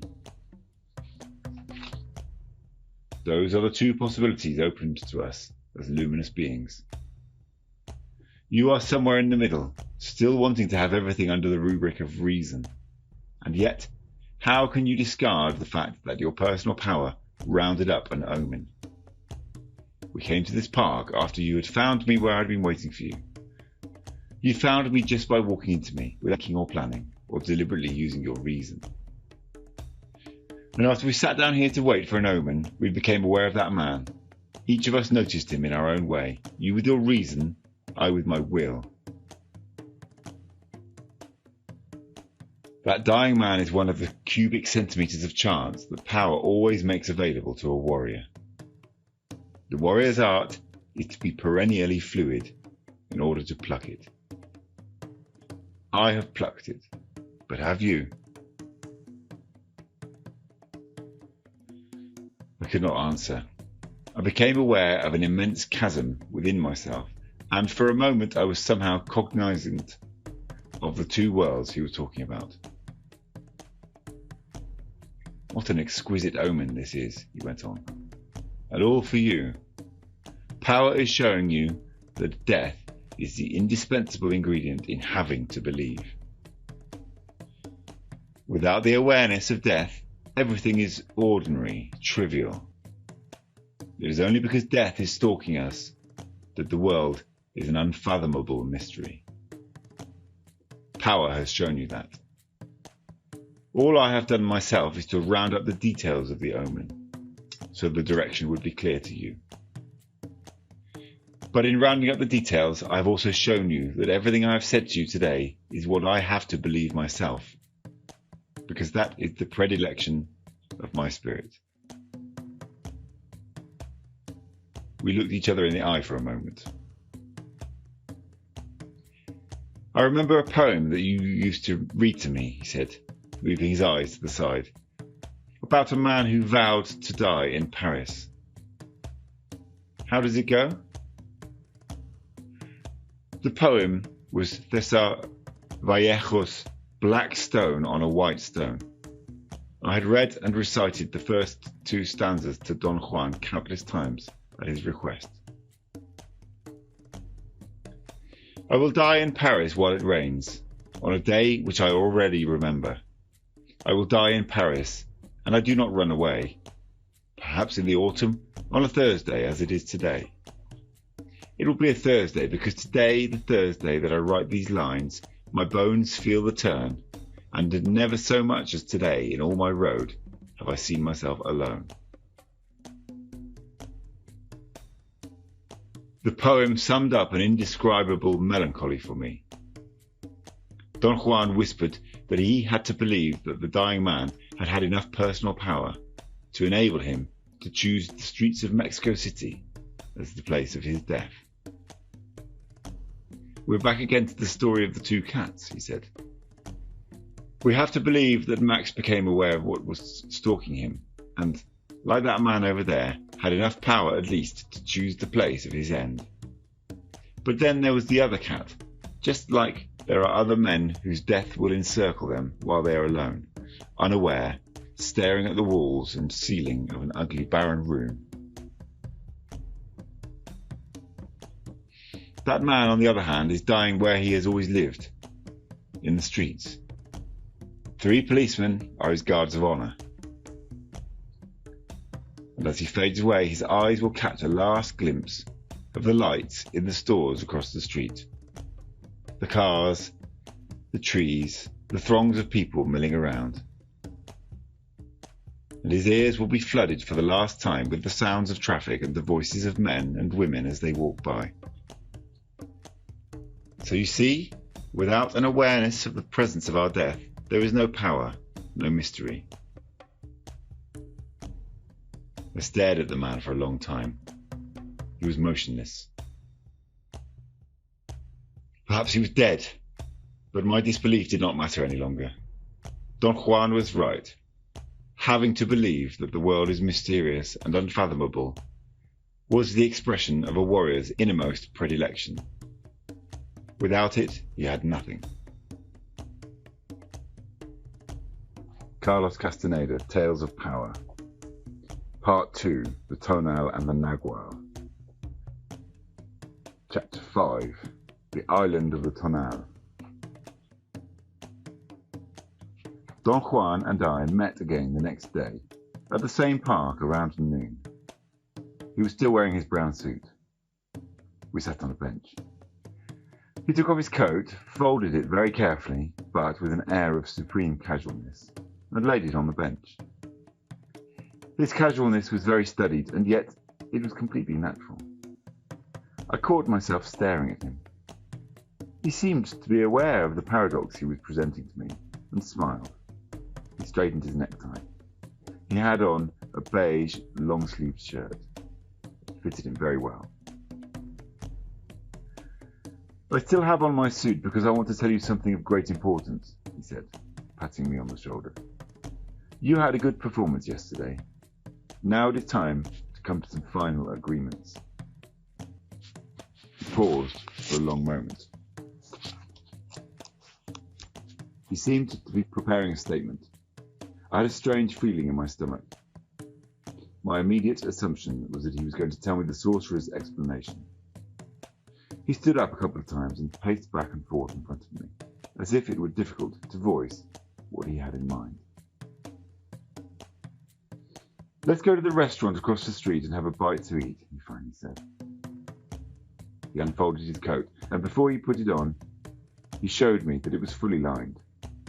It is made to order, he said, and smiled as if he were proud of it, as if it mattered. I have to call your attention to it, or you wouldn't notice it, and it is very important that you are aware of it. You are aware of everything, only when you think you should be. The condition of a warrior, however, is to be aware of everything at all times. My suit and all the paraphernalia is important because it represents my condition in life, or rather the condition of one of the two parts of my totality. This discussion has been pending. I feel that now is the time to have it. It has to be done properly, though, or it will never make sense. I wanted my suit to give you the first clue. I think it has. Now is the time to talk, for in matters of this topic there is no complete understanding without talking. What is the topic, Don Juan? The totality of oneself, he said. He stood up abruptly and led me to a restaurant in a large hotel across the street. A hostess, with a rather unfriendly disposition, gave us a table inside in a back corner. Obviously, the choice places were around the windows. I told Don Juan that the woman reminded me of another hostess in a restaurant in Arizona where Don Juan and I had once gone to eat, who had asked us, before she handed out the menu, if we had enough money to pay. I don't blame this poor woman either, Don Juan said, as if sympathizing with her. She too, like the other one, is afraid of Mexicans. He laughed softly. A couple of people at the adjacent tables turned their heads around and looked at us. Don Juan said that without knowing, or perhaps even in spite of herself, the hostess had given us the best table in the house, a table where we could talk and I could write to my heart's content. I had just taken my writing pad out of my pocket and put it on the table, when the waiter suddenly loomed over us. He also seemed to be in a bad mood. He stood over us with a challenging air.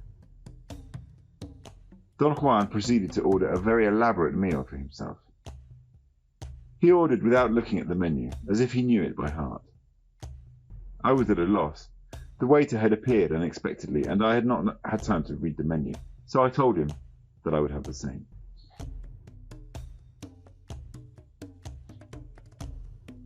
Don Juan whispered in my ear, I bet you that they don't have what I've ordered. He stretched his arms and legs and told me to relax and sit comfortably because the meal was going to take forever to be prepared. You are at a very poignant crossroad, he said. Perhaps the last one, and also perhaps the most difficult one to understand. Some of the things I'm going to point out to you today will probably never be clear. They're not supposed to be clear anyway, so don't be embarrassed or discouraged. All of us are dumb creatures when we join the world of sorcery. And to join it doesn't in any sense ensure us that we will change. Some of us remain dumb until the very end. I liked it when he included himself among the idiots. I knew that he did not do it out of kindness, but as a didactic device. Don't fret if you don't make sense out of what I'm going to tell you, he continued.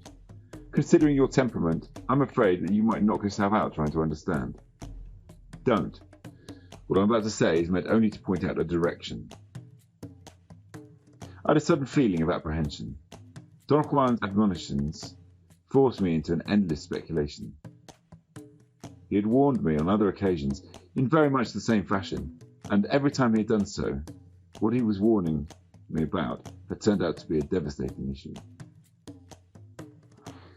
It makes me very nervous when you talk to me this way, I said. I know it, he replied calmly. I'm deliberately trying to get you on your toes. I need your attention, your undivided attention. He paused and looked at me. I laughed nervously and involuntarily. I knew that he was stretching the dramatic possibilities of the situation as far as he could.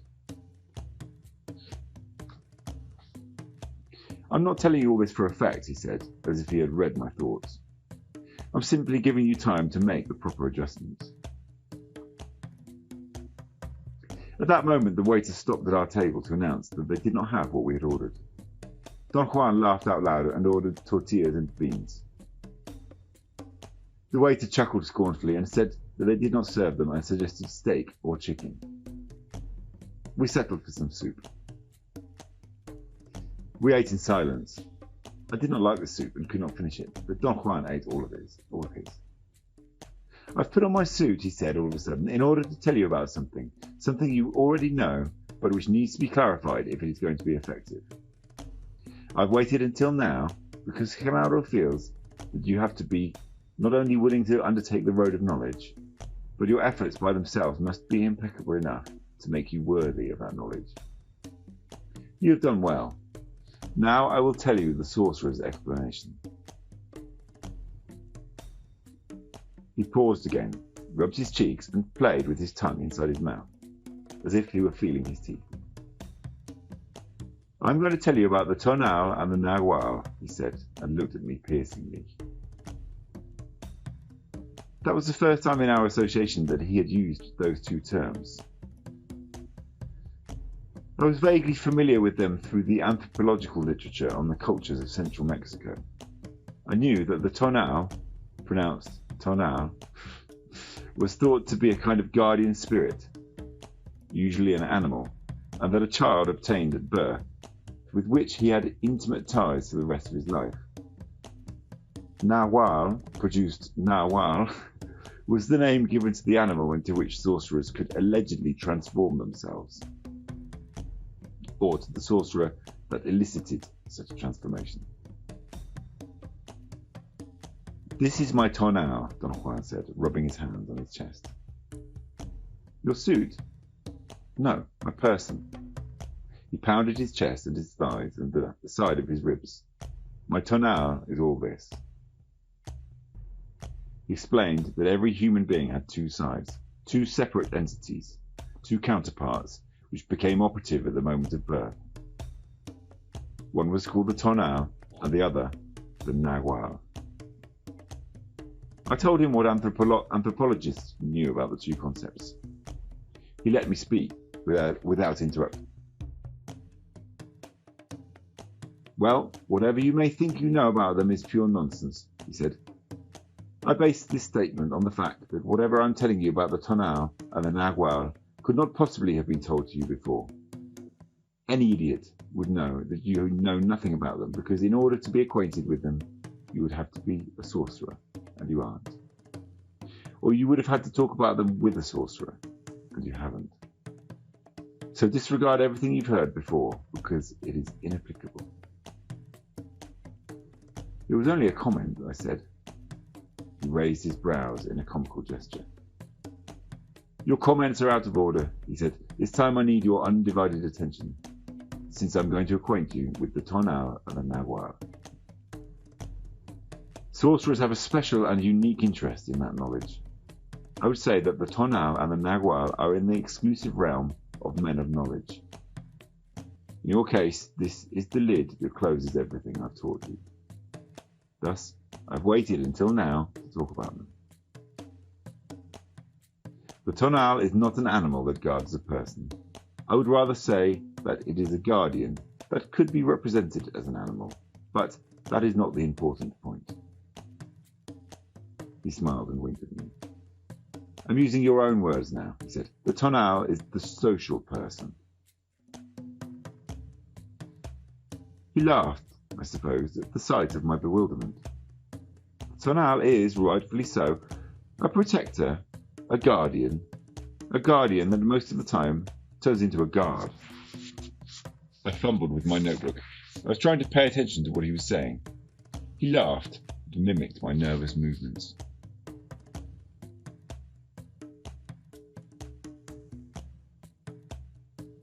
The Tonal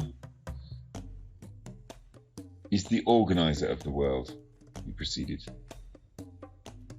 Perhaps the best way of describing its monumental work is to say that on its shoulders rests the task of setting the chaos of the world in order. It is not far-fetched to maintain, as sorcerers do, that everything we know and do as men is the work of the Tonal. At this moment, for instance, what is engaged in trying to make sense out of our conversation is your Tonal. Without it, there would be only weird sounds and grimaces, and you wouldn't understand a thing of what I'm saying. I would say then that the Tonal is a guardian that protects something priceless, our very being. Therefore, an inherent quality of the Tonal is to be cagey and jealous of its doings.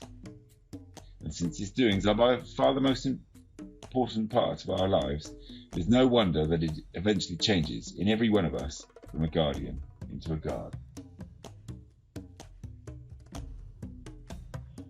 He stopped and asked me if I had understood. I automatically nodded my head affirmatively, and he smiled with an air of incredulity. A guardian is broad-minded and understanding, he explained. A guard, on the other hand, is a vigilante, narrow-minded and most of the time despotic. I say, then, that the Tonal in all of us has been made into a petty and despotic guard, when it should be a broad-minded guardian. I definitely was not following the trend of his explanation. I heard and wrote down every word, and yet I seemed to be stuck with some internal dialogue of my own. It's very hard for me to follow your point, I said. If you didn't get hooked on talking to yourself, you would have no quarrels, he said cuttingly. His remark threw me into a long explanatory statement. I finally caught myself and apologised for my insistence on defending myself. He smiled and made a gesture that seemed to indicate that my attitude had not really annoyed him. The Tonal is everything we are, he proceeded. Name it. Anything we have a word for is the Tonal. And since the Tonal is its own doings, then everything, obviously, has to fall under its domain.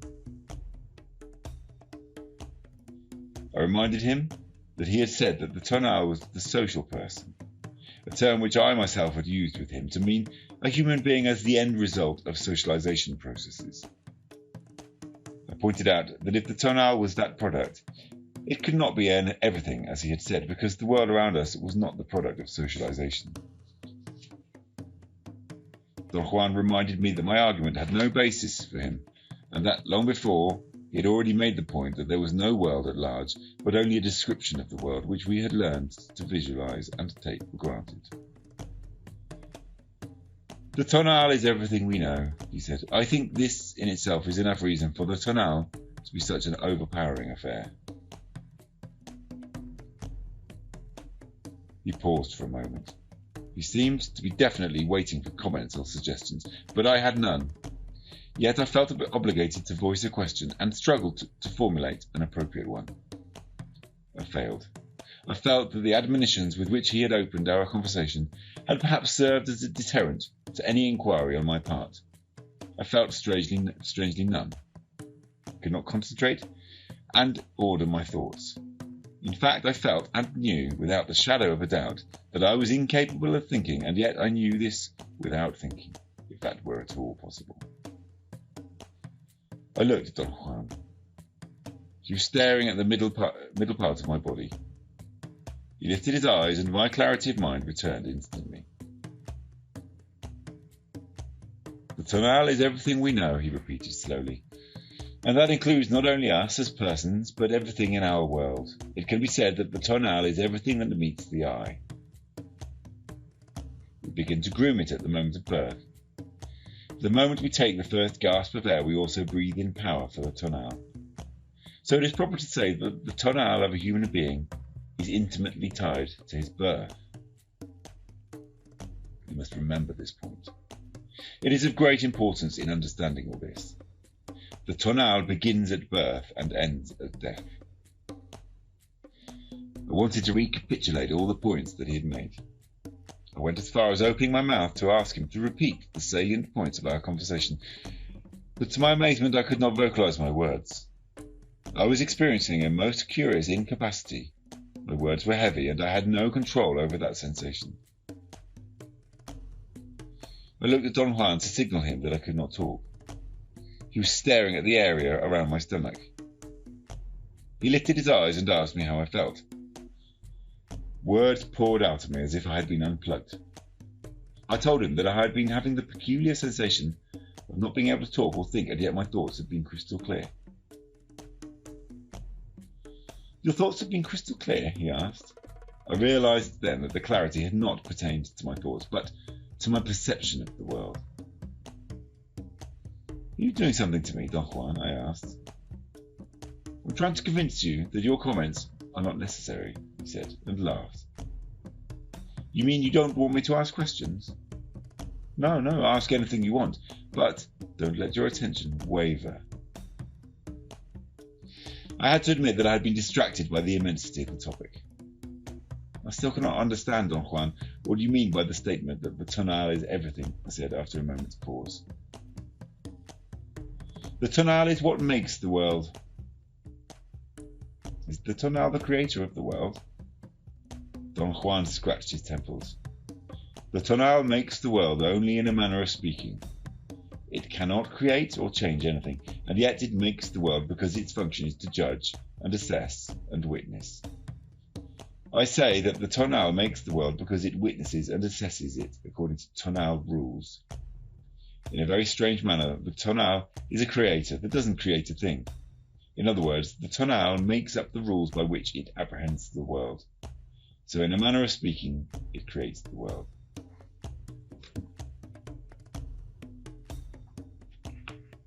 He hummed a popular tune, beating the rhythm with his fingers on the side of his chair.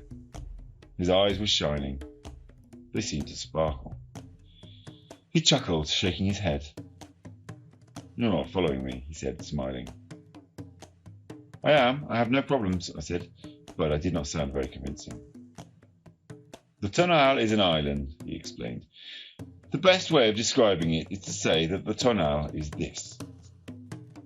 He ran his hand over the tabletop. You can say that the tonal is like the top of this table, an island. And on this island we have everything. This island is, in fact, the world. There is a personal tonal for every one of us, and there is a collective one for all of us at any given time, which we can call the tonal of the times. He pointed to the rows of tables in the restaurant. Look, every table has the same configuration. Certain items are present on all of them. They are, however, individually different from each other. Some tables are more crowded than others. They have different food on them, different plates, different atmosphere. Yet we have to admit that all the tables in the restaurant are very alike. The same thing happens with the tonal. We can say that the tonal of the times is what makes us alike. In the same way, it makes all the tables in this restaurant alike. Each table separately, nevertheless, is an individual case, just like the personal tonal of each of us. But the important factor to keep in mind is that everything we know about ourselves and about our world is on the island of the tonal. You see what I mean? If the tonal is everything we know about ourselves and our world, what then is the Nagual? The Nagual is the part of us which we do not deal with at all. I beg your pardon. The Nagual is the part of us for which there is no description, no words, no names, no feelings, no knowledge. That's a contradiction, Don Juan. In my opinion, if it can't be felt or described or named, it cannot exist. It's a contradiction only in your opinion. I warned you before. Don't knock yourself out trying to understand this. Would you say that the Nagual is the mind? No, the mind is an item on the table. The mind is part of the tonal. Let's say that the mind is the chili sauce. It's a bottle of sauce and placed it in front of me. Is the Nagual the soul? No, the soul is also on the table. Let's say that the soul is the ashtray. Is it the thoughts of men? No, thoughts are also on the table. Thoughts are like the silverware. He picked up a fork and placed it next to the chili sauce in the ashtray. Is it a state of grace? Heaven? Not that either. That, whatever it might be, is also part of the tonal. It is, let's say, the napkin. I went on giving possible ways of describing what he was alluding to. Pure intellect, psyche, energy, vital force, immortality, life principle. For each thing I named, he found an item on the table to serve as a counterpart and shoved it in front of me until he had all the objects on the table stashed in one pile. Don Juan seemed to be enjoying himself immensely. He giggled and rubbed his hands every time I named another possibility. Is the Nagual the supreme being, the Almighty, God? I asked. No, God is also on the table. Let's say that God is the tablecloth. He made a joking gesture of pulling the tablecloth in order to stack it up with the rest of the items he had put in front of me. But are you saying that God does not exist? No, I didn't say that. All I said was that the Nagual was not God, because God is an item of our personal tonal and of the tonal of the times. The tonal is, as I've already said, everything we think the world is composed of, including God, of course. God has no more importance other than being a part of the tonal of our time. In my understanding, Don Juan, God is everything. Aren't we talking about the same thing? No, God is only everything you can think of. Therefore, properly speaking, he is only another item on the island. God cannot be witnessed at will. He can only be talked about. The Nagual, on the other hand, is at the service of the warrior. It can be witnessed, but it cannot be talked about. If the Nagual is not any of the things I've mentioned, I said, perhaps you can tell me about its location. Where is it? Don Juan made a sweeping gesture and pointed to the area beyond the boundaries of the table. He swept his hand as if with the back of it he were cleaning an imaginary surface that went beyond the edges of the table. The Nagual is there, he said. There, surrounding the island. The Nagual is there, where power hovers. We sense from the moment we are born that there are two parts to us. At the time of birth, and for a while after, we are all Nagual. We sense then that in order to function we need a counterpart to what we have. The tonal is missing, and that gives us from the very beginning a feeling of incompleteness. Then the tonal starts to develop, and it becomes utterly important to our functioning. So important that it opaques the shine of the Nagual. It overwhelms it. From the moment we become all tonal, we do nothing else but to increment that old feeling of incompleteness which accompanies us from the moment of our birth, and which tells us constantly that there is another part to give us completeness. From the moment we become all tonal, we begin making pairs. We sense our two sides, but we always represent them with items of the tonal. We say that the two parts of us are the soul and the body, or mind and matter, or good and evil, God and Satan. We never realise, however, that we are merely pairing things on the island, very much like pairing coffee and tea, or bread and tortillas, or chili and mustard. I tell you, we are weird animals. We get carried away, and in our madness we believe ourselves to be making perfect sense. Don Juan stood up and addressed me as if he were an orator. He pointed his index finger at me and made his head shiver. Man doesn't move between good and evil, he said, in a hilariously rhetorical tone, salt and pepper shakers in both hands. His true movement is between negativeness and positiveness. He dropped salt and pepper and clutched a knife and fork. You're wrong. There is no movement, he continued, as if he were answering himself. Man is only mind. He took the bottle of sauce and held it up. Then he put it down. As you can see, he said softly, we can easily replace chili sauce for mind and end up saying, man is only chili sauce. Doing that won't make us more demented than we already are. I'm afraid I haven't asked the right question, I said. Maybe we could arrive at a better understanding if I asked what one can specifically find in that area beyond the island. There is no way of answering that. If I would say nothing, I would only make the Nagual part of the Tonal. All I can say is that there, beyond the island, one finds the Nagual.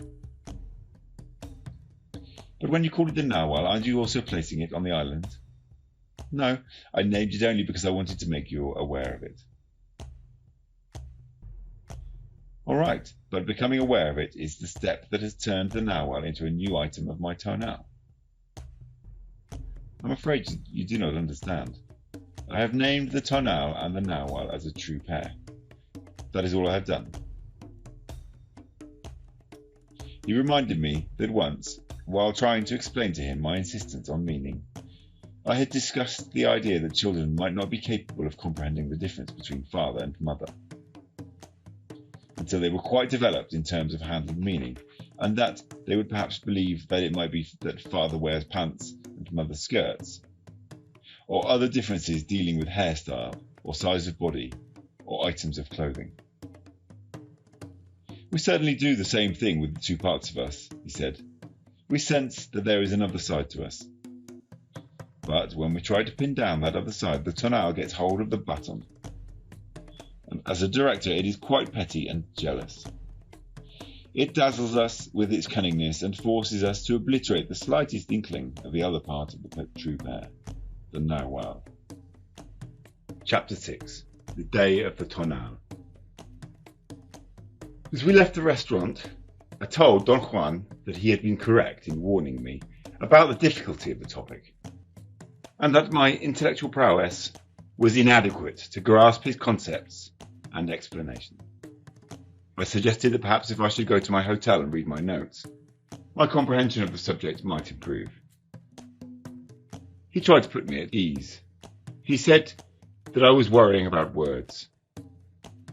While he was speaking, I experienced a shiver, and for an instant, I sensed that there was indeed another area within me.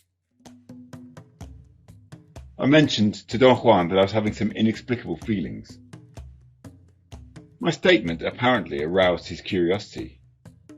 I told him that I'd had the same feelings before, and that they seemed to be momentary lapses, interruptions in my flow of awareness.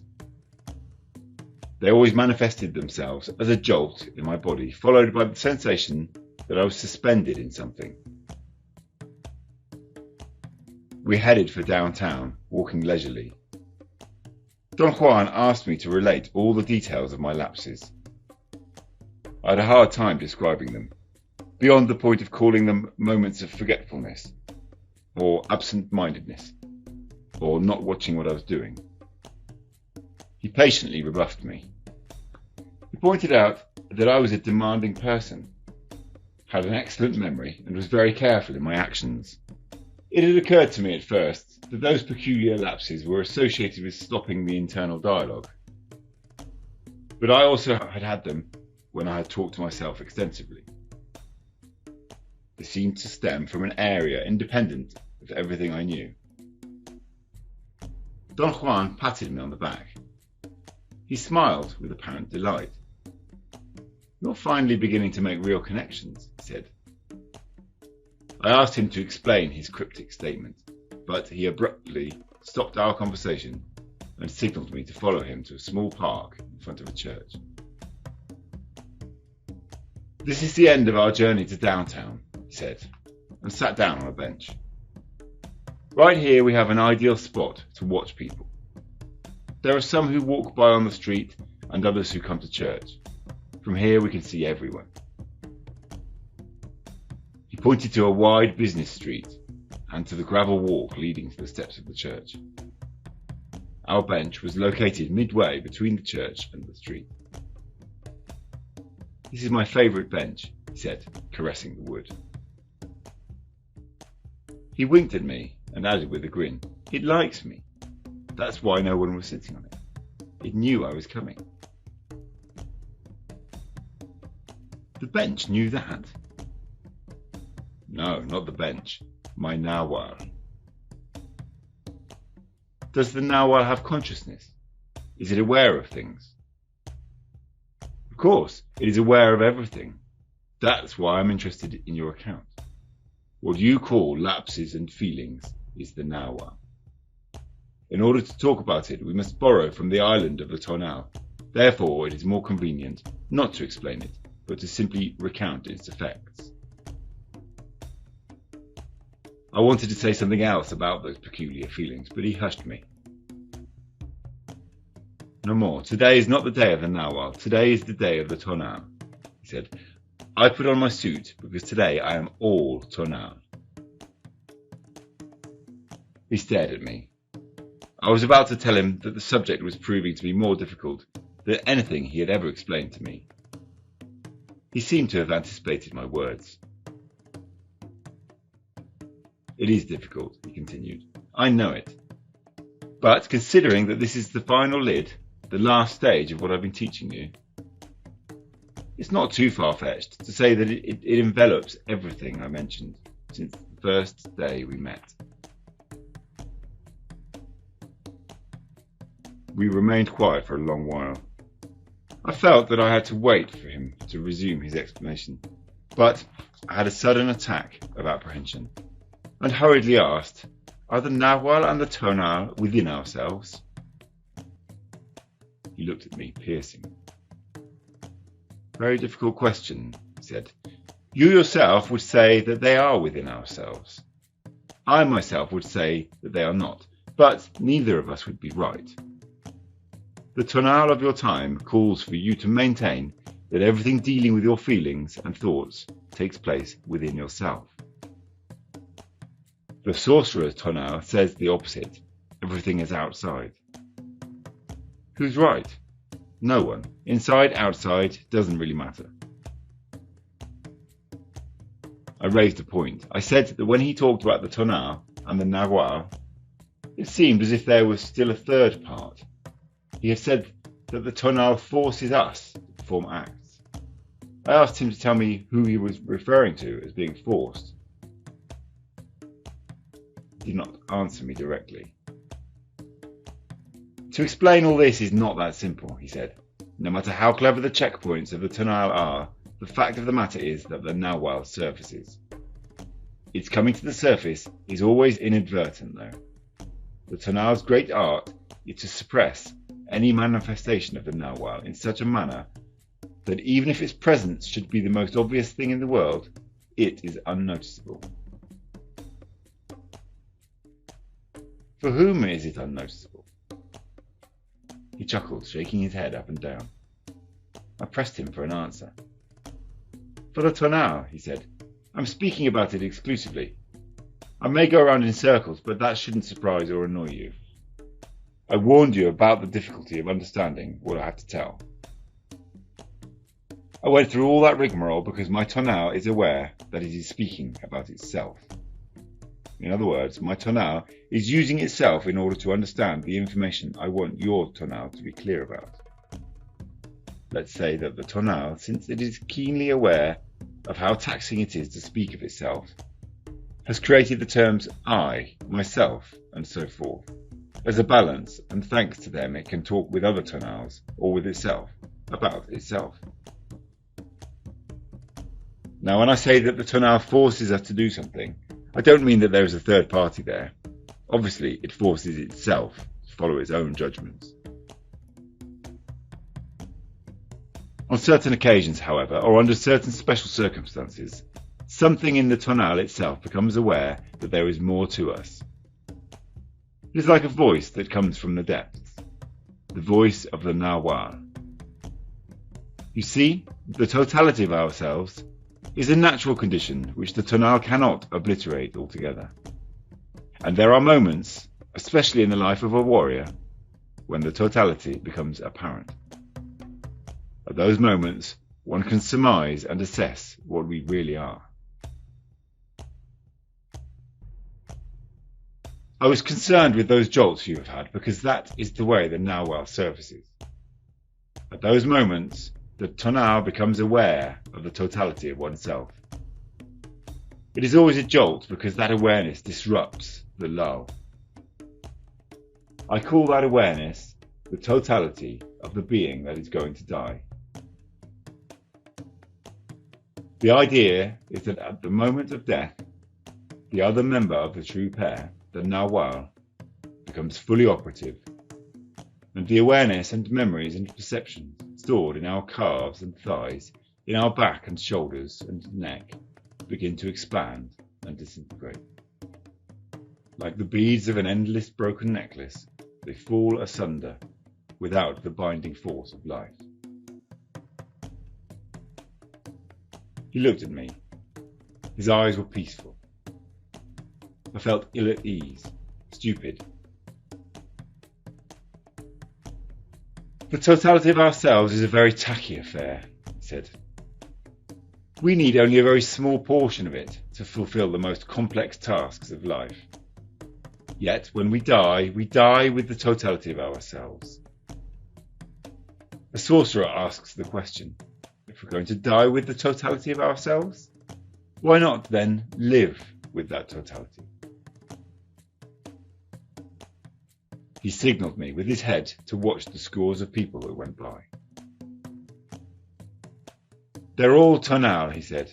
I'm going to single some of them out so your Tonal will assess them, and in assessing them, it will assess itself. He directed my attention to two old ladies that had emerged from the church. They stood at the top of the limestone steps for a moment, and then began to walk down with infinite care, resting on every step. Watch those two women very carefully, he said, but don't see them as persons, or as faces that hold things in common with us. See them as tonals. The two women got to the bottom of the steps. They moved as if the rough gravel were marbles and they were about to roll and lose their balance on them. They walked arm in arm, propping each other up with the weight of their bodies. Look at them, Don Juan said in a low voice. Those women are the best example of the most miserable tonal one can find. I noticed that the two women were small-boned but fat. They were perhaps in their early 50s. They had a painful look in their faces, as if walking down the church steps had been beyond their strength. They were in front of us. They vacillated for a moment, and then they came to a halt. There was one more step on the gravel walk. What's your step, ladies? Don Juan shouted as he stood up dramatically. The women looked at him, apparently confused by his sudden outburst. My mom broke her hip right there the other day, he added, and dashed over to help them. They thanked him profusely, and he advised them that if they ever lost their balance and fell down, they had to remain motionless on the spot until the ambulance came. His tone was sincere and convincing. The women crossed themselves. Don Juan sat down again. His eyes were beaming. He spoke softly. Those women are not that old, and their bodies are not that weak, and yet they are decrepit. Everything about them is dreary. Their clothes, their smell, their attitude. Why do you think that's so? Maybe they were born that way, I said. No one is born that way. We make ourselves that way. The tonal of those women is weak and timid. I said that today was going to be the day of the tonal. I meant that today I want to deal with it exclusively. I also said that I had to put on my suit for that specific purpose. With it I wanted to show you that a warrior treats his tonal in a very special manner. I've pointed out to you that my suit has been made to order and that everything I have on today fits me to perfection. It is not my vanity that I wanted to show, but my warrior's spirit, my warrior's tonal. Those two women gave you your first view of the tonal today. Life can be as merciless with you as it is with them, if you are careless with your tonal. I put myself as the counterpoint. If you understand correctly, I should not need to stress this point. I had a sudden attack of uncertainty and asked him to spell out what I should have understood. I must have sounded desperate. He laughed out loud. "Look at that young man in green pants and a pink shirt," Don Juan whispered, pointing to a very thin and very dark-complexioned, sharp-featured young man who was standing almost in front of us. He seemed to be undecided whether to go towards the church or towards the street.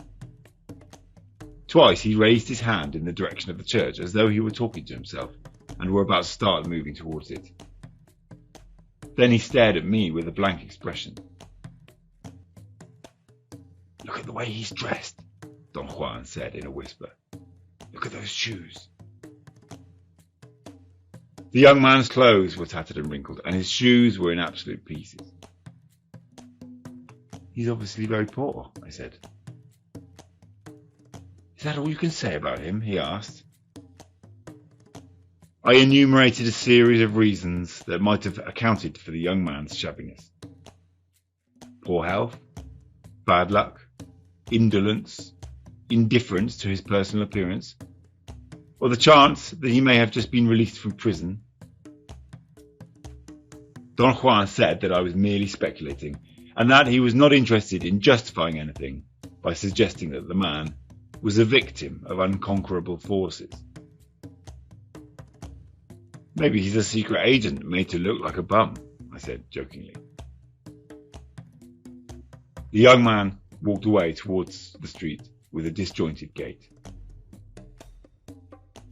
"He's not made to look like a bum. He is a bum," Don Juan said. "Look how weak his body is. His arms and legs are thin. He can hardly walk. No one can pretend to look that way. There is something definitely wrong with him. Not his circumstances, though. I have to stress again that I want you to see that man as a tonal." What does it entail to see a man as a tonal? It entails to cease judging him in a moral sense, or excusing him on the grounds that he is like a leaf at the mercy of the wind.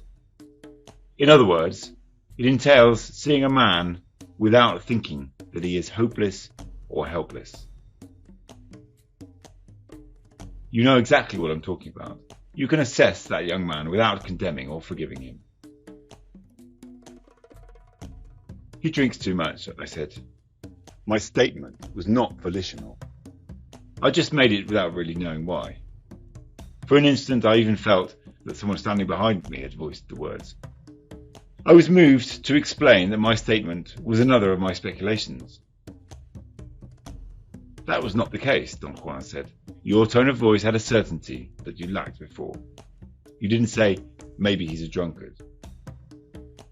I felt embarrassed, although I could not exactly determine why. Don Juan laughed. "You saw through the man," he said. "That was seeing. Seeing is like that.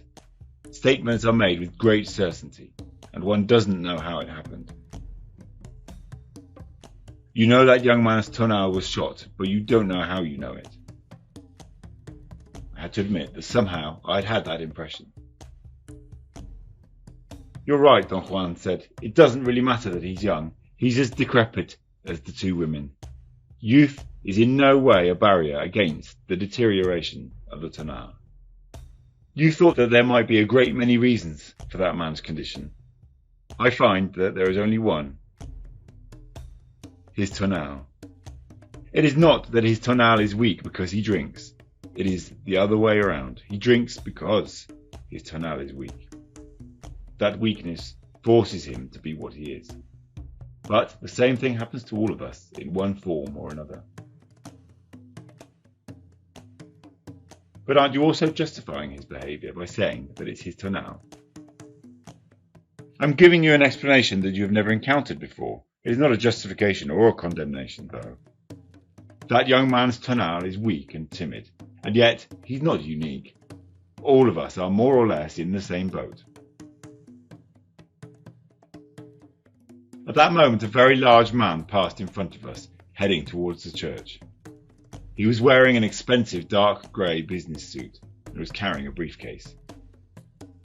The collar of his shirt was unbuttoned and his necktie loose. He was sweating profusely. He had a very light complexion, which made the perspiration all the more obvious. "Watch him," Don Juan ordered me. The man's steps were small but heavy. There was a wobbling quality to his walking. He did not go up to the church. He circumvented it and disappeared behind it.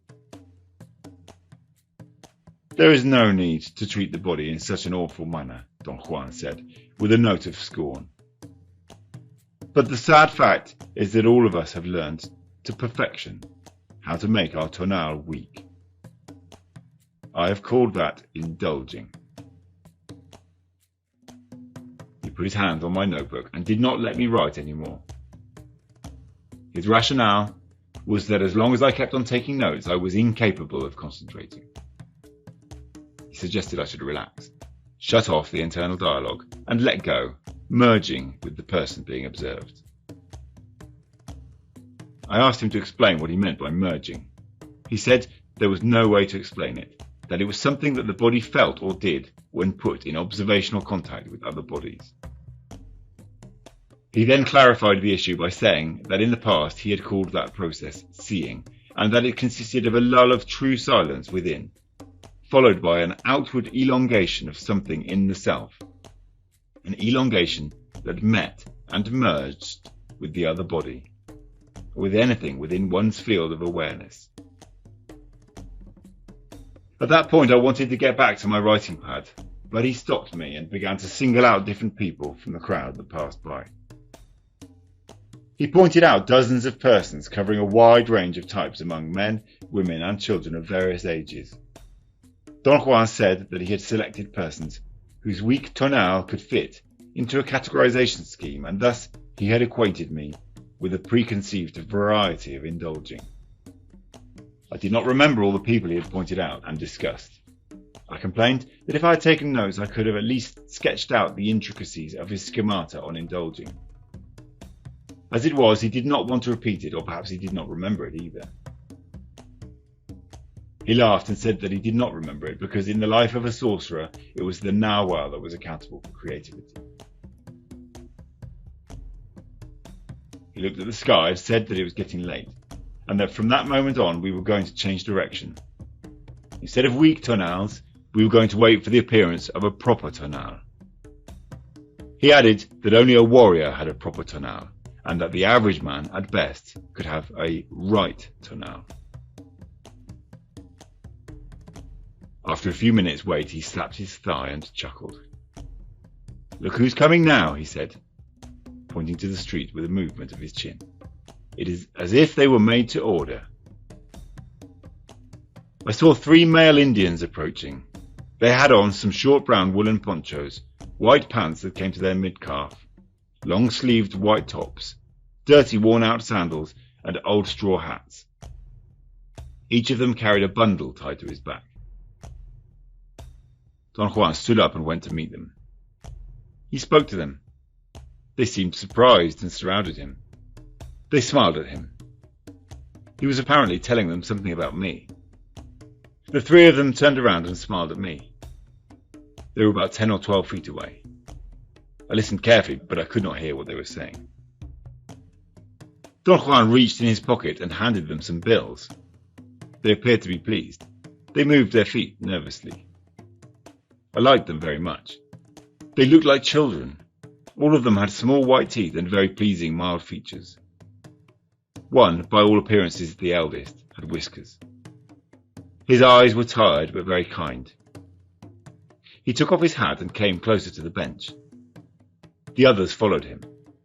The 3 of them greeted me in unison. We shook hands. Don Juan told me to give them some money. They thanked me, and after a polite silence they said goodbye. Don Juan sat back down on the bench and we watched them disappear in the crowd. I told Don Juan that for some strange reason I had liked them very much. "It isn't so strange," he said. "You must have felt that their tonal is just right. It is right, but not for our time. You probably felt they were like children. They are, and that is very tough. I understand them better than you, thus I couldn't help but feel a tinge of sadness. Indians are like dogs. They have nothing. But that is the nature of their fortune, and I shouldn't feel sad. My sadness, of course, is my own way of indulging. Where are they from, Don Juan? From the Sierras. They've come here to seek their fortune. They want to become merchants. They're brothers. I told them that I also came from the Sierras, and I'm a merchant myself. I said that you were my partner. The money we gave them was a token. A warrior should give tokens like that all the time. They no doubt need the money, but need should not be an essential consideration for a token. The thing to look for is feeling. I personally was moved by those three. Indians are the losers of our time. Their downfall began with the Spaniards, and now under the reign of their descendants, the Indians have lost everything. It is not an exaggeration to say that the Indians have lost their Tonal. Is that a metaphor, Don Juan? No, it is a fact. The Tonal is very vulnerable. It cannot withstand maltreatment. The white man, from the day he set foot on this land, has systematically destroyed not only the Indian Tonal of the time, but also the personal Tonal of every Indian. One can easily surmise that for the poor average Indian, the reign of the white man has been sheer hell.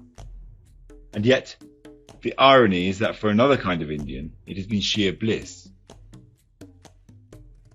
Who are you talking about? What kind of Indian is that? The sorcerer. For the sorcerer, the conquest was the challenge of a lifetime. They were the only ones who were not destroyed by it, but adapted to it and used it to their ultimate advantage. How was that possible, Don Juan? I was under the impression that the Spaniards left no stone unturned. Let's say that they turned over all the stones that were within the limits of their own Tonal. In the Indian life, however, there were things that were incomprehensible to the white man. Those things he did not even notice. Perhaps it was the sheer luck of the sorcerers, or perhaps it was their knowledge that saved them. After the Tonal of the time and the personal Tonal of every Indian was obliterated, the sorcerers found themselves holding on to the only thing left uncontested, the Nagual. In other words, their Tonal took refuge in their Nagual. This couldn't have happened had it not been for the excruciating conditions of a vanquished people. The men of knowledge of today are the product of those conditions and are the ultimate connoisseurs of the Nagual, since they were left there thoroughly alone. There the white man has never ventured. In fact, he doesn't even have the idea it exists. I felt compelled at that point to present an argument. I sincerely contended that in European thought we had accounted for what he called the Nagual. I brought in the concept of the transcendental ego, or the unobserved observer present in all our thoughts, perceptions, and feelings. I explained to Don Juan that the individual could perceive or intuit himself, as a self, through the transcendental ego, because this was the only thing capable of judgment, capable of disclosing reality within the realm of its consciousness. Don Juan was unruffled. He laughed. Disclosing reality, he said, mimicking me. That's the Tonal.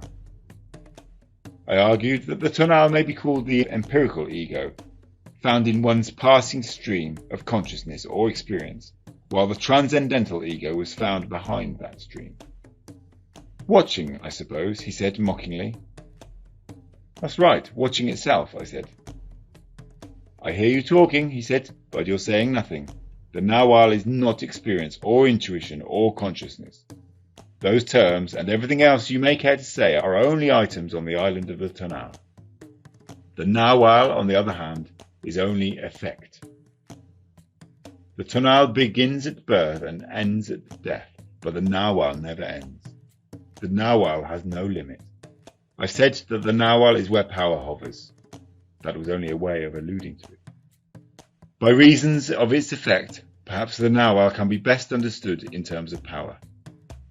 For instance, when you felt numb and couldn't talk earlier today, I was actually soothing you. That is, my Nagual was acting upon you. How was that possible, Don Juan? You won't believe this, but no one knows how. All I know is that I wanted your undivided attention, and then my Nagual went to work on you. I know that much because I can witness its effect, but I don't know how it works. He was quiet for a while. I wanted to keep on the same topic. I attempted to ask a question. He silenced me. One can say that the Nagual accounts for creativity, he finally said, and looked at me piercing. The Nagual is the only part of us that can create. He remained quiet, looking at me. I felt he was definitely leading me into an area I had wished he would elucidate further. He had said that the Tonal did not create anything, but only witnessed and assessed.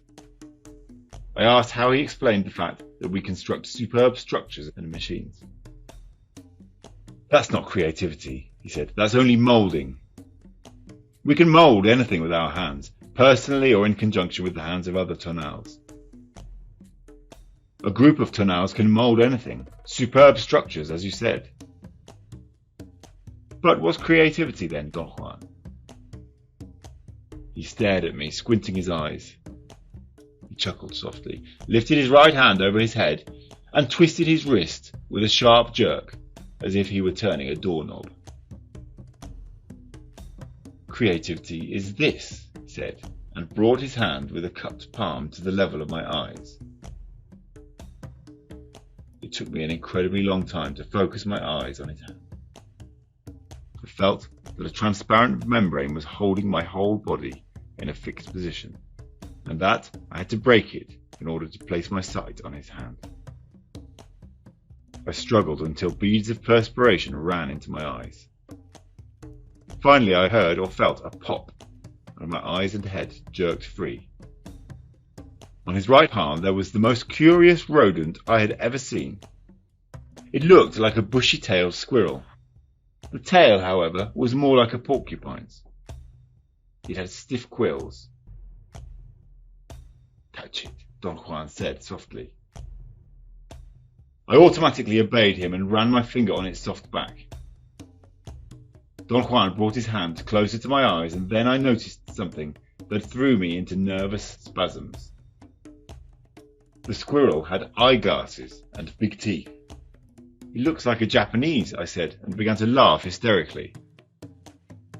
The rodent then started to grow in Don Juan's palm, and while my eyes were still filled with tears of laughter, the rodent became so enormous that it disappeared.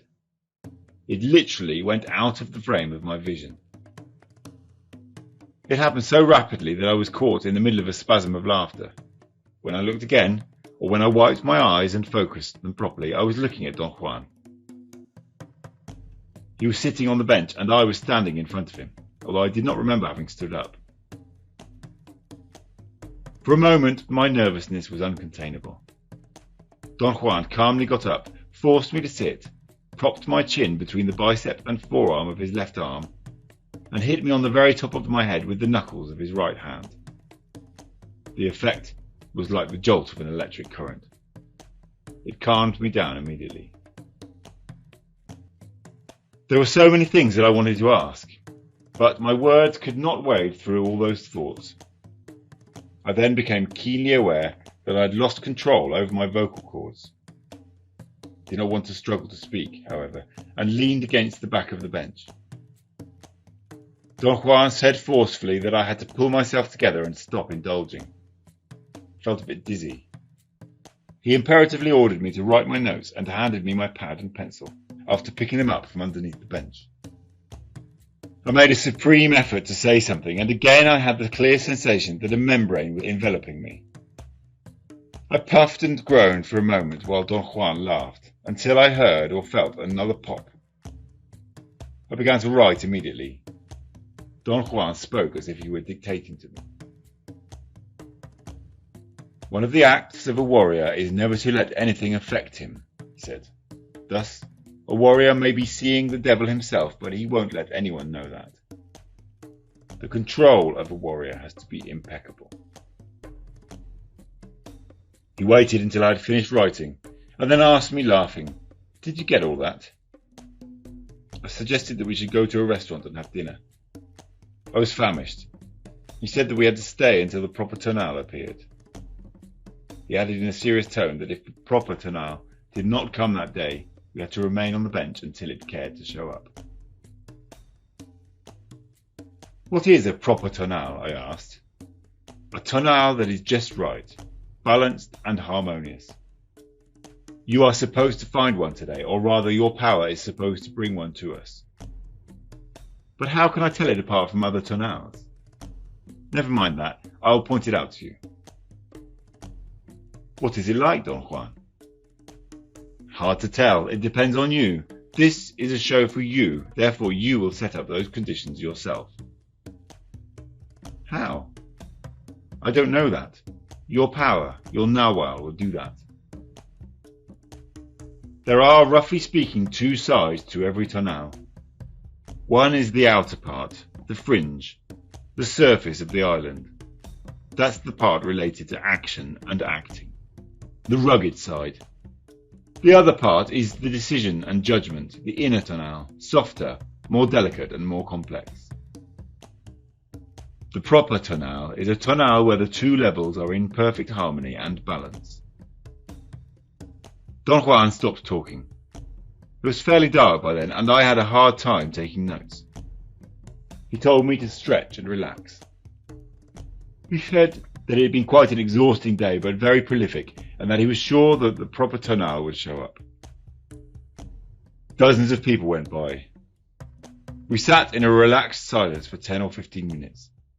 Then Don Juan stood up abruptly. "By golly, you've done it. Look what's coming there, a girl." He pointed with a nod of his head to a young woman who was crossing the park and was approaching the vicinity of our bench. Don Juan said that the young woman was the proper Tonal, and that if she would stop to talk to either one of us, it would be an extraordinary omen, and we would have to do whatever she wanted. I could not clearly distinguish the young woman's features, although there was still enough light. She came within a couple of feet, but went by without looking at us. Don Juan ordered me in a whisper to get up and go talk to her. I ran after her and asked for directions. I got very close to her. She was young, perhaps in her mid-20s, of medium height, very attractive and well-groomed. Her eyes were clear and peaceful. She smiled at me as I spoke. There was something winning about her. I liked her as much as I had liked the three Indians. I went back to the bench and sat down. "Is she a warrior?" I asked. "Not quite," Don Juan said. "Your power is not that keen yet to bring a warrior, but she is a just right Tonal, one that could turn into a proper Tonal. Warriors come from that stock." His statements aroused my curiosity. I asked him if women could be warriors. He looked at me, apparently baffled by my question. "Of course they can," he said, "and they are even better equipped for the path of knowledge than men. But the men are a bit more resilient. I would say, however, that all in all, women have a slight advantage." I said that it puzzled me that we had never talked about women in relation to his knowledge. "You're a man," he said, "therefore I use the masculine gender when I talk to you, that's all. The rest is the same." I wanted to question him further, but he made a gesture to close the topic. He looked up. The sky was almost black. The banks of clouds looked extremely dark. There were still, however, some areas where the clouds were slightly orange. "The end of the day is your best time," Don Juan said. "The appearance of that young woman at the very edge of the day is an omen. We were talking about the Tonal, therefore it is an omen about your Tonal." "What does the omen mean, Don Juan?" "It means that you have very little time left to organize your arrangements. Any arrangements that you might have constructed have to be viable arrangements, because you don't have time to make new ones.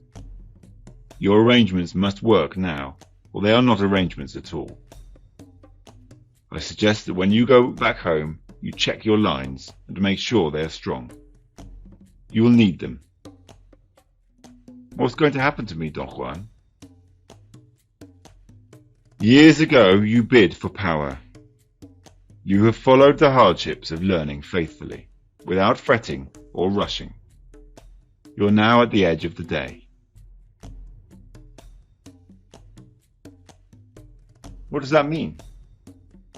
For a proper Tonal, everything on the island of the Tonal is a challenge. Another way of saying it is that for a warrior, everything in this world is a challenge. The greatest challenge of all, of course, is his bid for power. But power comes from the Nagual, and when a warrior finds himself at the edge of the day, it means that the hour of the Nagual is approaching. The warrior's hour of power. I still don't understand the meaning of all this, Don Juan. Does it mean I'm going to die soon? If you're stupid, you will, he retorted cuttingly. But putting it in milder terms, it means that you're about to shiver in your pants. You bid for power once, and that bidding is irreversible. I won't say that you're about to fulfill your destiny, because there is no destiny. The only thing that one can say then is that you're about to fulfill your power. The omen was clear. That young woman came to you at the edge of the day. You have little time left, and none of it for crap. A fine state. I would say that the best of us always comes out when we are against the wall, when we feel the swords dangling overhead. Personally, I wouldn't have it any other way. Chapter 7. Shrinking the Tonal. On Wednesday morning, I left my hotel around 9:45. I walked slowly, allowing myself 15 minutes to reach the place where Don Juan and I had agreed to meet. He had picked a corner on the Paseo de la Reforma, 5 or 6 blocks away, in front of the ticket office of an airline. I had just finished eating breakfast with a friend of mine. He had wanted to walk with me, but I had insinuated that I was going to meet a girl. I deliberately walked on the opposite side of the street from where the airline office was. I had the nagging suspicion that my friend, who had always wanted me to introduce him to Don Juan, knew that I was going to meet him and might be following me. I was afraid that if I turned around I would find him behind me. I saw Don Juan at a magazine stand on the other side of the street. I started to cross over but had to stop on the divider and wait there until it was safe to walk all the way across the wide boulevard. I turned around casually to see if my friend was following me. He was standing on the corner behind me. He smiled sheepishly and waved his hand, as if telling me that he'd been incapable of controlling himself. I dashed across the street without giving him time to catch up with me. Don Juan seemed to be aware of my predicament. When I reached him, he gave me a furtive glance over my shoulder. "He's coming," he said. "We'd better go down the side street." He pointed to a street which cut diagonally into the Paseo de la Reforma, at the point where we were standing. I quickly oriented myself. I had never been in that street, but 2 days before I had been in the airline ticket office. I knew its peculiar layout. The office was on the pointed corner made by the 2 streets. It had a door opening onto each street, and the distance between the 2 doors must have been about 10 to 12 feet. There was an aisle through the office from door to door, and one could easily go from one street to the other. There were desks on one side of that pathway, and a large round counter with clerks and cashiers on the other side. The day I had been there, the place had been filled with people. I wanted to hurry up, perhaps even run, but Don Juan's pace was relaxed. As we reached the office door on the diagonal street, I knew without having to turn around that my friend had also run across the boulevard and was about to turn into the street where we were walking. I looked at Don Juan, hoping that he had a solution. He shrugged his shoulders. I felt annoyed and could not think of anything myself, short of punching my friend in the nose. I must have sighed or exhaled at that very moment, because the next thing I felt was a sudden loss of air due to a formidable shove that Don Juan had given me, which sent me whirling through the door of the airline office. Propelled by his tremendous push, I practically flew into the room. Don Juan had caught me so unprepared that my body had not offered any resistance. My fright merged with the actual jolt of his thrust. I automatically put my arms in front of me to protect my face. The force of Don Juan's shove had been so great that saliva flew out of my mouth and I experienced a mild vertigo as I stumbled inside the room. I nearly lost my balance and had to make a supreme effort not to fall down. I twirled around a couple of times. It seemed that the speed of my movements made the scene blurry. I vaguely noticed a crowd of customers conducting their business. I felt extremely embarrassed. I knew that everyone was looking at me as I reeled across the room. The idea that I was making a fool out of myself was more than discomforting. A series of thoughts flashed through my mind. I had the certainty that I was going to fall on my face, or I would bump into a customer, perhaps an old lady, who would be injured by the impact. Or worse yet, the glass door at the other end would be closed and I would smash against it. In a dazed state, I reached the door to the Paseo de la Reforma. It was open and I stepped out. My preoccupation of the moment was that I had to keep cool, turn to my right, and walk on the boulevard towards downtown as if nothing had happened. I was sure that Don Juan would join me and that perhaps my friend might have kept on walking along the diagonal street. I opened my eyes, or rather I focused them on the area in front of me. I had a long moment of numbness before I fully realised what had happened. I was not on the Paseo de la Reforma, as I should have been, but in the Lagunilla market 1.5 miles away. What I experienced at that moment of realisation was such an intense astonishment that all I could do was stare, stupefied. I looked around in order to orient myself. I realised that I was actually standing very close to where I had met Don Juan on my first day in Mexico City. Perhaps I was even on the same spot. The stands that sold old coins were 5 feet away. I made a supreme effort to take hold of myself. Obviously, I had to be experiencing a hallucination. It could not possibly be any other way. I quickly turned to go back through the door into the office, but behind me there was only a row of stands with second-hand books and magazines. Don Juan was standing next to me, to my right. He had an enormous smile on his face. There was a pressure in my head, a tickling feeling, as if carbonated soda was going through my nose. I was speechless. I tried to say something without success. I clearly heard Don Juan say that I should not try to talk or think. But I wanted to say something, anything. An awful nervousness was building up inside my chest. I felt tears rolling down my cheeks. Don Juan did not shame me, as he usually does when I fall prey to an uncontrollable fear. Instead, he patted me gently on the head. Now, little Carlos, he said, don't lose your marbles. He held my face in his hand for an instant. Don't try to talk, he said. He let my face go and pointed to what was taking place all around us. This is not for talking, he said. This is only for watching. Watch. Watch everything. I was really crying. My reaction to my crying was very strange, however.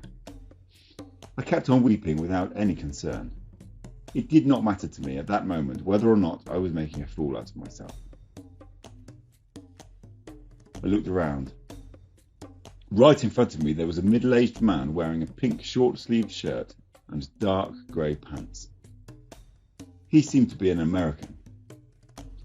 A chubby woman, apparently his wife, was holding on to his arm. The man was handling some coins, while a 13 or 14-year-old boy, perhaps the son of the proprietor, watched him. The boy followed every movement the older man made.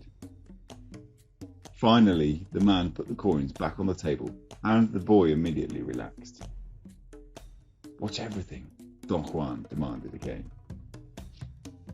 There was nothing unusual to watch. People were passing by, going in every direction. I turned around. A man, who appeared to run the magazine stand, was staring at me. He blinked repeatedly, as if he were about to fall asleep. He seemed tired or sick, and looked seedy. I felt that there was nothing to watch, at least nothing of real consequence. I stared at the scene, found that it was impossible to concentrate my attention on anything. Don Juan walked in a circle around me. He acted as if he were assessing something in me. He shook his head and puckered his lips. Come, come, he said, grabbing me gently by the arm. It's time to walk. As soon as we began to move, I've noticed that my body was very light. In fact, I felt that the soles of my feet were spongy. They had a peculiar rubbery, springy quality. Don Juan must have been aware of my sensations. He held me tightly, as if not to let me escape. He pressed down on me as though he were afraid I would move upwards beyond his reach, like a balloon. Walking made me feel better. My nervousness gave way to a comfortable easiness. Don Juan insisted again that I should observe everything.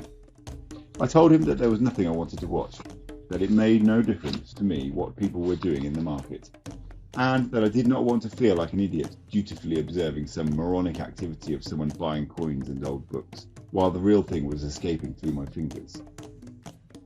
What is the real thing? He asked. I stopped walking and vehemently told him that the important thing was whatever he had done to make me perceive that I had covered the distance between the ticket office and the market in seconds. At that point I began to shiver and felt I was going to get ill. Don Juan made me put my hands against my stomach. He pointed all around him and stated again in a matter-of-fact tone that the mundane activity around us was the only thing of importance. I felt annoyed with him. I had the physical feeling of spinning. I took a deep breath. What did you do, Don Juan? I asked with forced casualness. With a reassuring tone, he said that he could tell me about that any time, but that whatever was happening all around me was not ever going to be repeated. I had no quarrel with that. The activity I was witnessing obviously could not be repeated again in all its complexity. My point was that I could observe a very similar activity any time. On the other hand, the implication of having been transported over the distance, in whatever form, was of immeasurable significance. When I voiced these opinions, Don Juan made his head shiver as if what he had heard me say was actually painful to him. We walked in silence for a moment. My body was feverish. I noticed that the palms of my hands and the soles of my feet were burning hot. The same unusual heat also seemed to be localized in my nostrils and eyelids. What did you do, Don Juan? I asked him pleadingly. He did not answer me, but patted me on the chest and laughed. He said that men were very frail creatures who made themselves even more frail with their indulging. In a very serious tone, he exhorted me not to feel that I was about to perish, but to push myself beyond my limits and to simply engage my attention on the world around me. We continued walking at a very slow pace. My preoccupation was paramount. I could not pay attention to anything. Don Juan stopped and seemed to deliberate whether or not to speak. He opened his mouth to say something, but then he appeared to change his mind, and we began to walk again. What happened is that you came here, he said abruptly as he turned and stared at me. How did that happen? He said that he did not know, and that the only thing he did know was that I had selected the place myself. Our impasse became even more hopeless as we kept on talking.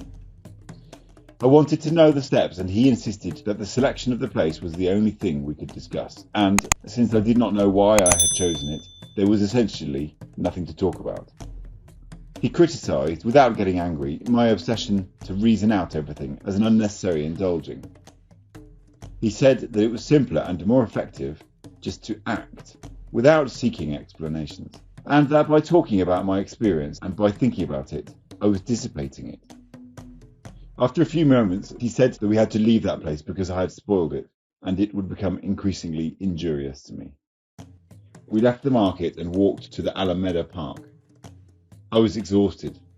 I plunked down on a bench. It was only then that it occurred to me to look at my watch. It was 10:20 a.m.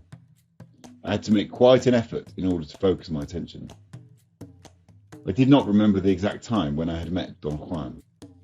I calculated that it must have been around 10, and it could not have taken us more than 10 minutes to walk from the market to the park, which left only 10 minutes unaccounted for. I told Don Juan about my calculations. He smiled. I had the certainty that his smile hid his contempt for me, yet there was nothing in his face to betray that feeling. "You think I'm a hopeless idiot, don't you, Don Juan?" "Aha," he said, and jumped to his feet. His reaction was so unexpected that I also jumped up at the same time. "Tell me exactly what you think my feelings are," he said emphatically. I felt I knew his feelings. It was as if I were feeling them myself. But when I tried to say what I felt, I realized I could not talk about it. To speak required a tremendous effort. Don Juan said that I did not have enough power yet to see him, but I could certainly see enough to find myself suitable explanations for what was happening. "Don't be bashful," he said. "Tell me exactly what you see." I had a sudden and strange thought, very similar to thoughts that usually come to my mind just before falling asleep. It was more than a thought. A complete image would be a better description of it. I saw a tableau containing various personages. The one which was directly in front of me was a man sitting behind a window frame. The area beyond the frame was diffuse, but the frame and the man were crystal clear. He was looking at me. His head was turned slightly to his left, so he was actually looking askance at me. I could see his eyes moving to keep me within focus. He was leaning on the windowsill with his right elbow. His hand was clenched into a fist and his muscles were contracted. To the left of the man there was another image in the tableau. It was a flying lion. That is, the head and the mane were those of a lion, but the lower part of his body belonged to a curly white French poodle. I was about to focus my attention on him when the man made a smacking sound with his lips and stuck his head and trunk out of the window. His whole body emerged, as if something were pushing him. He hung for a moment, grabbing the windowsill with the tips of his fingers as he swung like a pendulum. Then he let go. I experienced in my own body the sensation of falling. It was not a plummeting down, but a soft descent, and then a cushioned floating. The man was weightless. He remained stationary for a moment, and then he went out of sight as if an uncontrollable force had sipped him away through a crack in the tableau. An instant later he was back at the window looking askance at me. His right forearm was resting on the windowsill, only this time his hand was waving goodbye to me. Don Juan's comment was that my seeing was too elaborate. "You can do better than that," he said. "You want me to explain what happened?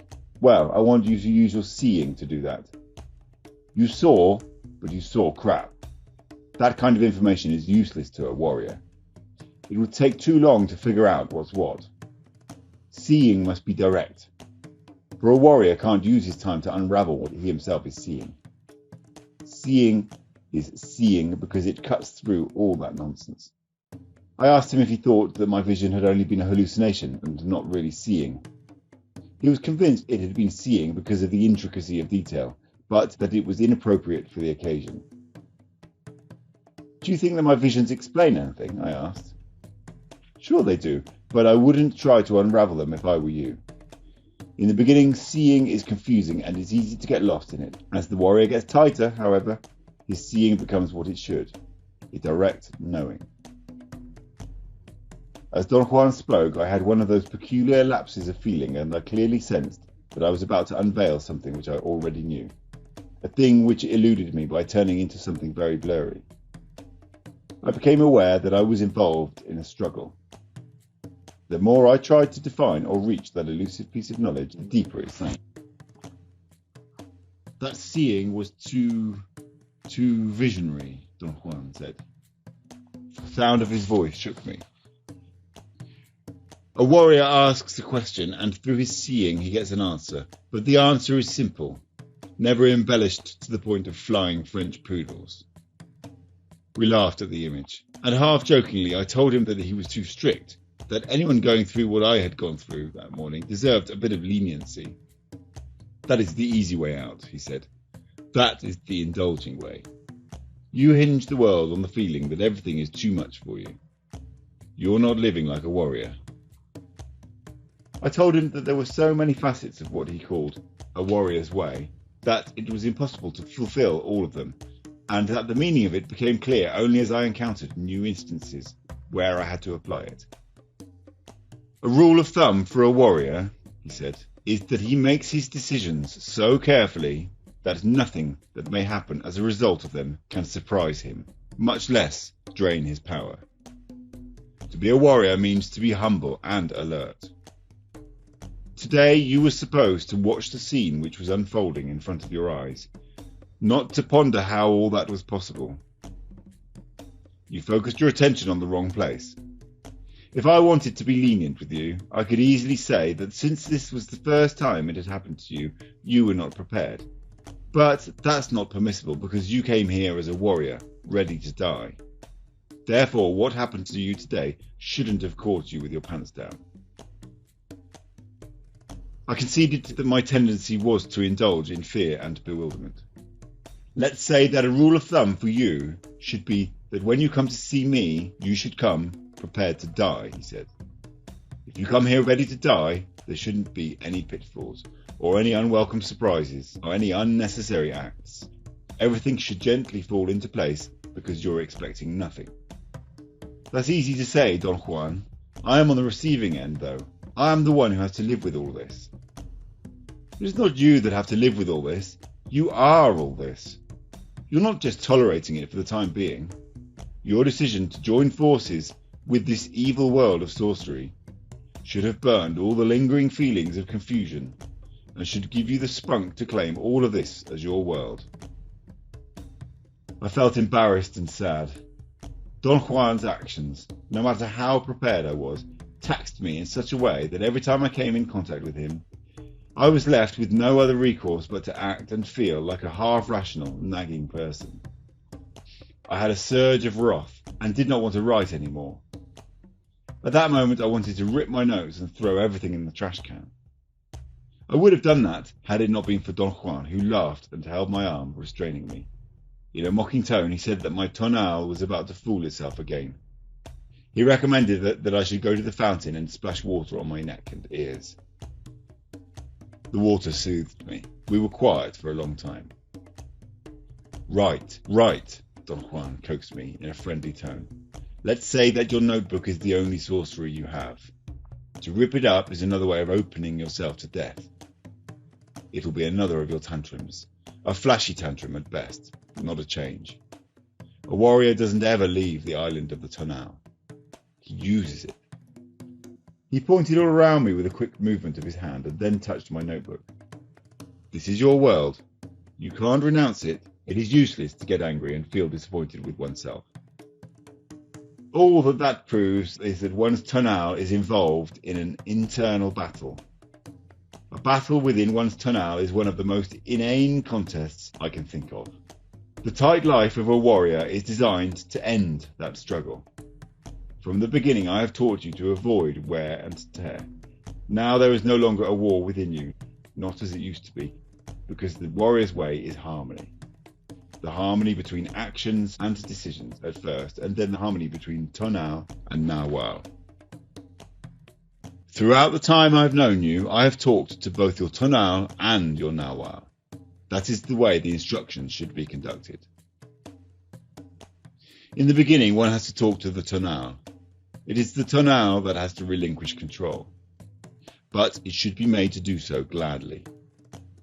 For example, your Tonal has relinquished some controls without much struggle, because it became clear to it that, had it remained the way it was, the totality of you would be dead by now. In other words, the Tonal is made to give up unnecessary things like self-importance and indulging, which only plunge it into boredom.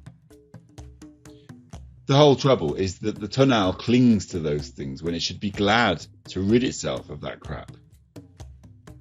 The task then is to convince the Tonal to become free and fluid. That's what a sorcerer needs before anything else. A strong, Free Tonal. The stronger it gets, the less it clings to its doings, and the easier it is to shrink it. So what happened this morning was that I saw the opportunity to shrink your Tonal. For an instant, you were absent-minded, hurrying, not thinking, and I grabbed that moment to shove you. The Tonal shrinks at given times, especially when it is embarrassed. In fact, one of the features of the Tonal is its shyness. Its shyness is not really an issue, but there are certain instances when the Tonal is taken by surprise, and its shyness unavoidably makes it shrink. This morning I plucked my cubic centimetre of chance. I noticed the open door of that office and gave you a shove. A shove is then the technique for shrinking the Tonal. One must shove at the precise instant. For that, of course, one must know how to see. Once the man has been shoved and his Tonal has shrunk, his Nagual, if it is already in motion, no matter how small this motion is, will take over and achieve extraordinary deeds. Your Nagual took over this morning, and you ended up in the market. He remained silent for a moment. He seemed to be waiting for questions. We looked at each other. I really don't know how, he said, as if reading my mind. All I know is that the Nagual is capable of inconceivable feats. This morning I asked you to watch. That scene in front of you, whatever it may have been, had an incalculable value for you. But instead of following my advice, you indulged in self-pity and confusion and did not watch. For a while you were all Nagual and could not talk. That was the time to watch. Then, little by little, your Tonal took over again. And rather than plunging you into a deadly battle between your Tonal and Nagual, I walked you here. What was there in that scene, Don Juan? What was so important? I don't know. It wasn't happening to me. What do you mean? It was your experience, not mine. But you were with me, weren't you? No, I wasn't. You were alone. I repeatedly told you to watch everything, because that scene was only for you. But you were next to me, Don Juan. No, I wasn't. But it's useless to talk about it. Whatever I may say doesn't matter. We were in Nagual's time. The affairs of the Nagual can be witnessed only with the body, not the reason. If you were not with me, Don Juan, who or what was the person I witnessed as you? It was me, and yet I wasn't there. Where were you then? I was with you, but not there. Let's say that I was around you, but not in the particular place where your Nagual had taken you. You mean you didn't know that we were at the market? No, I didn't. I just tagged along in order not to lose you. This is truly awesome, Don Juan. We were in Nagual's time, and there is nothing awesome about it. We are capable of much more than that. That is the nature of us as luminous beings. Our flaw is to insist on remaining on our monotonous, tiring, but convenient island. The Tonal is the villain, and it shouldn't be. I described the little bit I remembered.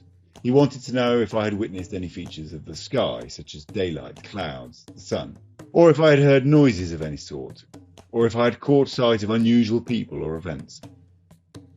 He wanted to know if there had been any fights, or if people were yelling, and if they were, what they had said. I could not answer any of his questions. The plain truth was that I had accepted the event at its apparent face value, admitting as a truism that I had flown over a considerable distance in 1 or 2 seconds, and that thanks to Don Juan's knowledge, whatever it may have been, I had landed in all my material corporeality inside the market. My reactions were a direct corollary of such an interpretation. I wanted to know the procedures, the members' knowledge, the how to do it. Therefore, I did not care to observe what I was convinced were the ordinary happenings of a mundane event. Do you think that people saw me in the market? I asked. Don Juan did not answer. He laughed and tapped me lightly with his fist. I tried to remember if I had actually had any physical contact with people. My memory failed me. What did the people in the airline office see when I stumbled in? I asked. They probably saw a man staggering from one door to the other. But did they see me disappear into thin air? That is taken care of by the Nagual. I don't know. All I can tell you is that we are fluid, luminous beings made out of fibres. The agreement that we are solid objects is the Tonal's doing. When the Nagual shrinks, extraordinary things are possible, but they are only extraordinary for the Tonal. For the Nagual is nothing to move the way you did this morning, especially for your Nagual, which is already capable of difficult ploys. As a matter of fact, it has been plunged into something terribly weird. Can you feel what it is? A million questions and feelings came to me all at once. It was as if a gust of wind had blown off my veneer of composure. I shivered. My body felt it was at the edge of an abyss. I struggled with some mysterious but concrete piece of knowledge. It was as if I were on the verge of being shown something, and yet some stubborn part of me insisted on blowing a cloud over it. The struggle made me numb by degrees, until I could not feel my body. My mouth was open, and my eyes were half closed. I had the feeling I could see my face getting harder and harder until it was the face of a dried corpse with the yellowish skin stuck tight to the skull. The next thing I felt was a jolt. Don Juan was standing by me holding an empty bucket of water. He had soaked me. I coughed and wiped the water from my face and felt another cold seizure in my back. I jumped up from the bench. Don Juan had poured some water down my neck. There was a group of children looking at me and laughing. Don Juan smiled at me. He held my notebook and said that we had better go to my hotel so I could change my clothes. He led me out of the park. We stood on the curb for a moment before a cab came along. Hours later, after eating lunch and resting, Don Juan and I sat on his favourite bench in the park by the church. In an oblique manner, we got to the topic of my strange reaction. He seemed to be very cautious. He did not confront me directly with it. Things like that are known to happen, he said. The Nagual, once it learns to surface, may cause a great damage to the Tonal by coming out without any control. Your case is special, though. You are given to indulging in such an exaggerated manner that you would die and not even mind it, or worse yet, not even be aware that you're dying. I told him that my reaction began when he had asked me if I could feel what my Nagual had done. I thought I knew exactly what he was alluding to, but when I tried to describe what it was, I found I could not think clearly. I experienced a sensation of lightheadedness, almost an indifference, as if I did not really care about anything. Then that sensation grew into a mesmerizing concentration. It was as though all of me was slowly being sucked out. What attracted and trapped my attention was the clear sensation that a portentous secret was about to be revealed to me, and I did not want anything to interfere with such a revelation. What was going to be revealed to you was your death, Don Juan said. That is the danger of indulging, especially for you, since you are naturally so exaggerated. Your Tonal is so given to indulging that it threatens the totality of you. This is a terrible way of being. What can I do? Your Tonal has to be convinced with reasons, your Nagual with actions, until one props the other. As I have told you, the Tonal rules, and yet it is very vulnerable. The Nagual, on the other hand, almost never acts out, but when it does, it terrifies the Tonal. This morning your Tonal got frightened and began to shrink by itself, and then your Nagual began to take over. I had to borrow a bucket from one of the photographers in the park in order to whip your Nagual like a bad dog back to its place. The Tonal must be protected at any cost. The crown has to be taken away from it, but it has to remain as the protected overseer. Any threat to the Tonal always results in its death, and if the Tonal dies, so does the whole man. Because of its inherent weakness, the Tonal is easily destroyed, and thus one of the balancing acts of the warrior is to make the Nagual emerge in order to prop up the Tonal. I say it is an art because sorcerers know that only by boosting the Tonal can the Nagual emerge. See what I mean? That boosting is called personal power. Don Juan stood up, stretched his arms and arched his back. I wanted to stand up myself, but he gently pushed me down. You must stay on this bench until twilight, he said. I have to leave right away. Genaro is waiting for me in the mountains. So come to his house in 3 days and we will meet there. What are we going to do at Don Genaro's house? I asked. Depending on whether you have enough power, he said, Genaro may show you the Nagual. There was one more thing that I had to voice at that point. I had to know whether his suit was a shocking device for me alone, or was it actually part of his life? Never had any of his acts caused so much havoc in me as his wearing a suit. It was not only the act in itself that was so awesome to me, but the fact that Don Juan was elegant. His legs had a youthful agility.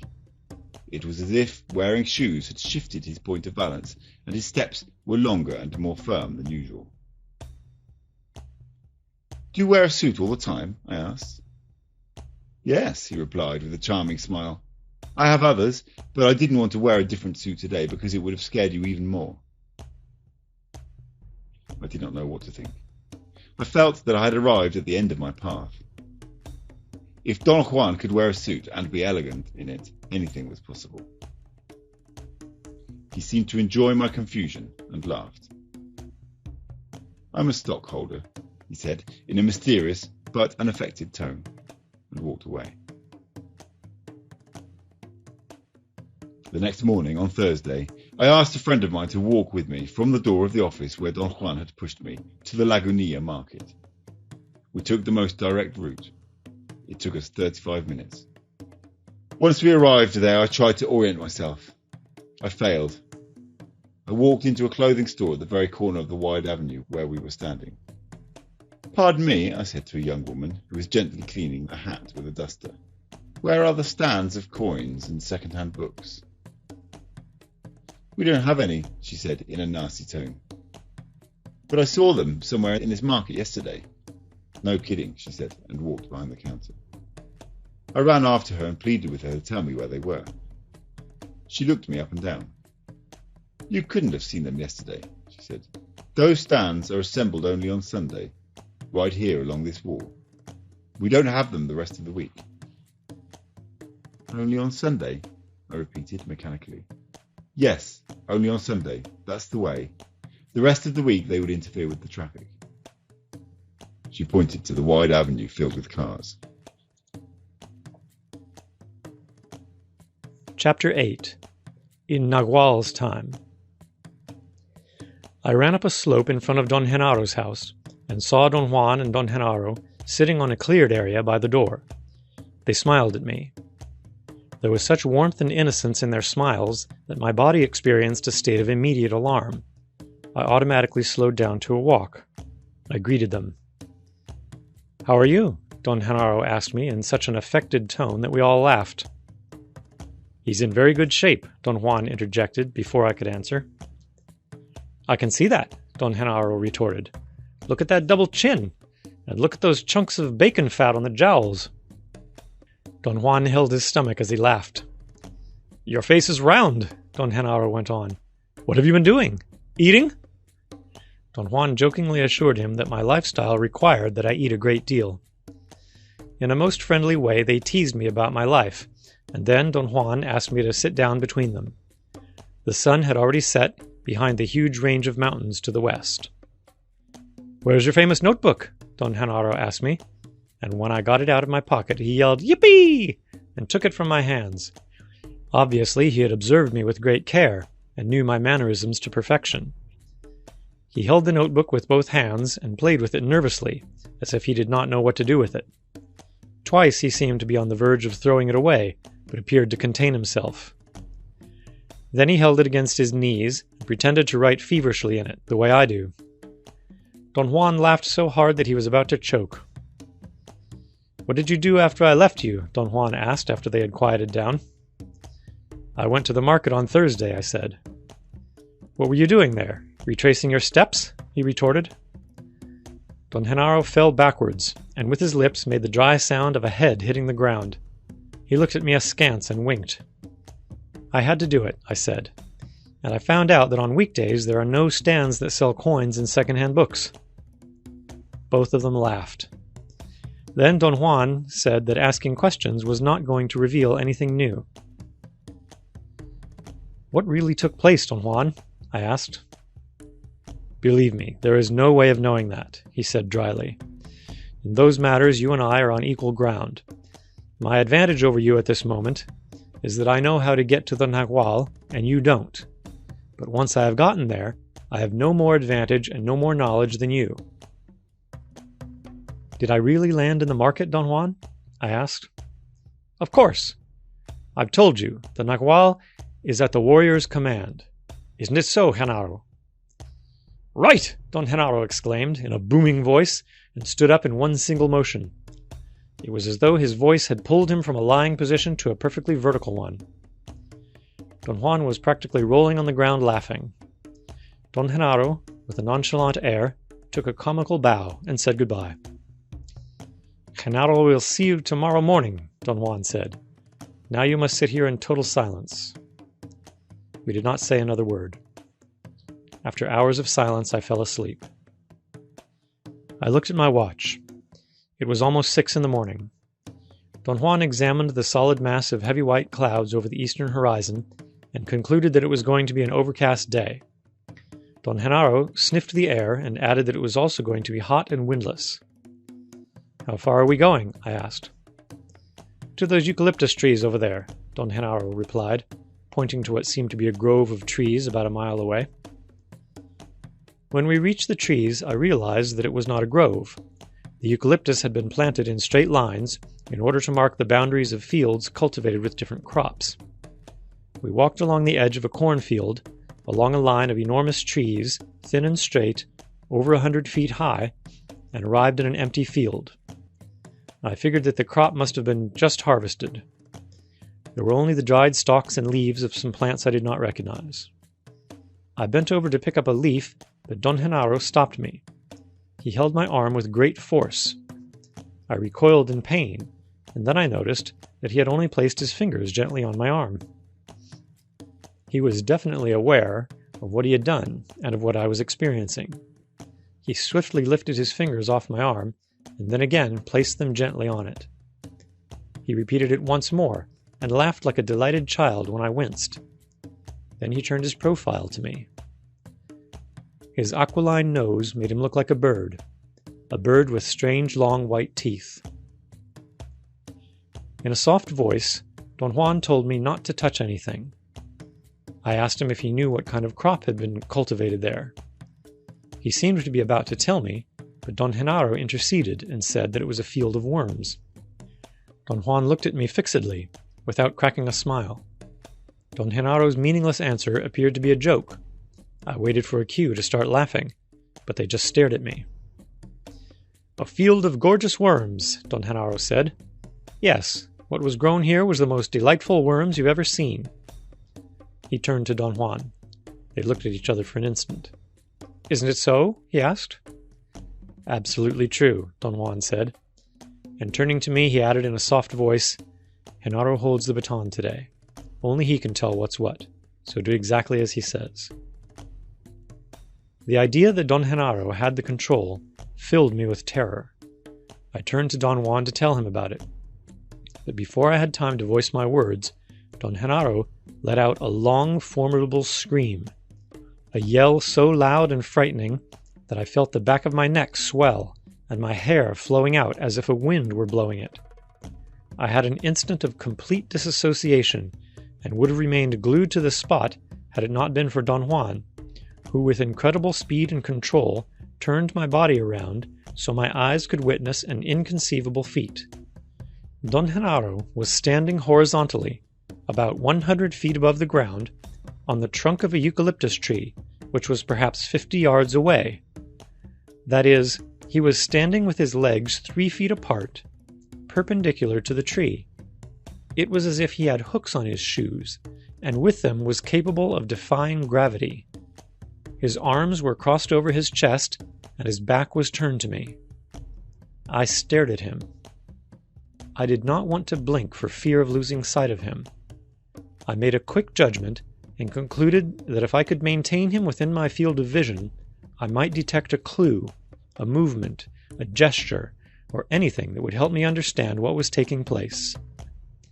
I felt Don Juan's head next to my right ear, and I heard him whisper that any attempt to explain was useless and idiotic. I heard him repeat, "Push your belly down, down." It was a technique he had taught me years before to use in moments of great danger, fear, or stress. It consisted of pushing the diaphragm down while taking 4 sharp gasps of air through the mouth, followed by 4 deep inhalations and exhalations through the nose. He had explained that the gasps of air had to be felt as jolts in the middle part of the body, and that keeping the hands tightly clasped, covering the navel, gave strength to the midsection and helped to control the gasps and the deep inhalations, which had to be held for a count of 8 as one pressed the diaphragm down. The exhalations were done twice through the nose and twice through the mouth in a slow or accelerated fashion depending on one's preference. I automatically obeyed Don Juan. I did not dare, however, to take my eyes away from Don Genaro. As I kept on breathing, my body relaxed, and I was aware that Don Juan was twisting my legs. Apparently, when he had turned me around, my right foot had caught in a clump of dirt, and my leg was uncomfortably bent. When he straightened me out, I realized that the shock of seeing Don Genaro standing on the trunk of a tree had made me oblivious to my discomfort. Don Juan whispered in my ear that I should not stare at Don Genaro. I heard him say, "Blink, blink." For a moment I felt reluctant. Don Juan commanded me again. I was convinced that the whole affair was somehow linked to me as the onlooker, and if I, as the sole witness of Don Genaro's deed, had stopped looking at him, he would have fallen to the ground, or perhaps the whole scene would have vanished. After an excruciatingly long period of immobility, Don Genaro swiveled on his heels, 45 degrees to his right, and began to walk up the trunk. His body shivered. I saw him take one small step after another until he had taken 8. He even circumvented a branch. Then, with his arms still crossed over his chest, he sat down on the trunk with his back to me. His legs dangled as if he were sitting on a chair, as if gravity had no effect on him. He then sort of walked on his seat downwards. He reached a branch that was parallel to his body and leaned on it with his left arm and his head for a few seconds. He seemed to be leaning more for dramatic effect than for support. He then kept on moving on his seat, inching his way from the trunk onto the branch, until he had changed his position and was sitting as one might normally sit on a branch. Don Juan giggled. I had a horrible taste in my mouth. I wanted to turn round and face Don Juan, who was slightly behind me to my right, but I did not dare miss any of Don Genaro's actions. He dangled his feet for a while, then crossed them and swung them gently, and finally he slipped upwards back onto the trunk. Don Juan took my head gently in both hands and twisted my neck to the left until my line of vision was parallel to the tree rather than perpendicular to it. Looking at Don Genaro from that angle, he did not appear to be defying gravity. He was simply sitting on the trunk of a tree. I noticed then that if I stared and did not blink, the background became vague and diffuse, and the clarity of Don Genaro's body became more intense. His shape became dominant, as if nothing else existed. Don Genaro swiftly slid downward, back onto the branch. He sat dangling his feet like on a trapeze. Looking at him from a twisted perspective made both positions, especially sitting on the tree trunk, seem feasible. Don Juan shifted my head to the right until it was resting on my shoulder. Don Genaro's position on the branch seemed perfectly normal. But when he moved onto the trunk again, I could not make the necessary perceptual adjustment, and I saw him as if he were upside down, with his head towards the ground. Don Genaro moved back and forth various times, and Don Juan shifted my head from side to side every time Don Genaro moved. The result of their manipulations was that I completely lost track of my normal perspective, and without it, Don Genaro's actions were not as awesome. Don Genaro remained on the branch for a long time. Don Juan straightened my neck and whispered that Don Genaro was about to descend. I heard him whisper in an imperative tone, "Press down, down." I was in the middle of a fast exhalation when Don Genaro's body seemed to be transfixed by some sort of tension. It glowed, became lax, swung backwards, and hung by the knees for a moment. His legs seemed to be so flaccid that they could not stay bent, and he fell to the ground. At the moment he began his downward fall, I also had the sensation of falling through endless space. My whole body experienced a painful and at the same time extremely pleasurable anguish. An anguish of such intensity and duration that my legs could no longer support the weight of my body, and I fell down on the soft dirt. I could barely move my arms to buffer my fall. I was breathing so heavily that the soft dirt got into my nostrils and made them itch. I tried to get up. My muscles seemed to have lost their strength. Don Juan and Don Genaro came and stood over me. I heard their voices as if they were quite a distance from me, and yet I felt them pulling me. They must have lifted me up, each holding one of my arms and one of my legs, and carried me over a short distance. I was perfectly aware of the uncomfortable position of my neck and head, which hung limp. My eyes were open. I could see the ground and tufts of weeds passing under me. Finally, I had a cold seizure. Water entered into my mouth and nose and made me cough. My arms and legs moved frantically. I began to swim, but the water was not deep enough, and I found myself standing up in the shallow river where they had dumped me. Don Juan and Don Genaro laughed themselves silly. Don Juan rolled up his pants and came over closer to me. He looked me in the eye and said that I was not complete yet, and pushed me gently back into the water. My body did not offer any resistance. I did not want to be dunked again, but there was no way of connecting my volition to my muscles, and I crumbled backwards.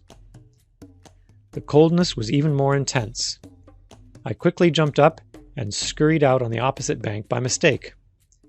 Don Juan and Don Genaro yelled and whistled and threw rocks into the bushes ahead of me, as though they were corralling a steer that was running astray. I crossed back over the river and sat on a rock next to them. Don Genaro handed me my clothes, and then I noticed that I was naked, although I could not remember when or how I got my clothes off. I was dripping wet and did not want to put them on right away. Don Juan turned to Don Genaro and in a booming tone said, "For heaven's sake, give the man a towel!" It took me a couple of seconds to realize the absurdity. I felt very good. In fact, I was so happy that I did not want to talk. I had the certainty, however, that if I showed my euphoria, they would have dumped me into the water again. Don Genaro watched me. His eyes had the glint of a wild animal's. They pierced through me. "Good for you," Don Juan said to me all of a sudden. "You're contained now. But down by the eucalyptus trees, you indulged like a son of a bitch." I wanted to laugh hysterically. Don Juan's words seemed so utterly funny that I had to make a supreme effort to contain myself. And then some part of me flashed a command. An uncontrollable itching in the midsection of my body made me take off my clothes and plunge back into the water. I stayed in the river for about 5 minutes. The coldness restored my sense of sobriety. When I got out, I was myself again. "Good show," Don Juan said, tapping me on the shoulder. They led me back to the eucalyptus trees. As we walked, Don Juan explained that my Tonal had been dangerously vulnerable, and that the incongruity of Don Genaro's acts seemed to be too much for it. He said that they had decided not to tamper with it any more and go back to Don Genaro's house. But the fact that I knew I had to plunge myself into the river again had changed everything. He did not say, however, what they intended to do. We stood in the middle of the field, on the same spot we had been before. Don Juan was to my right, and Don Genaro to my left. They both stood with their muscles tensed, in a state of alertness.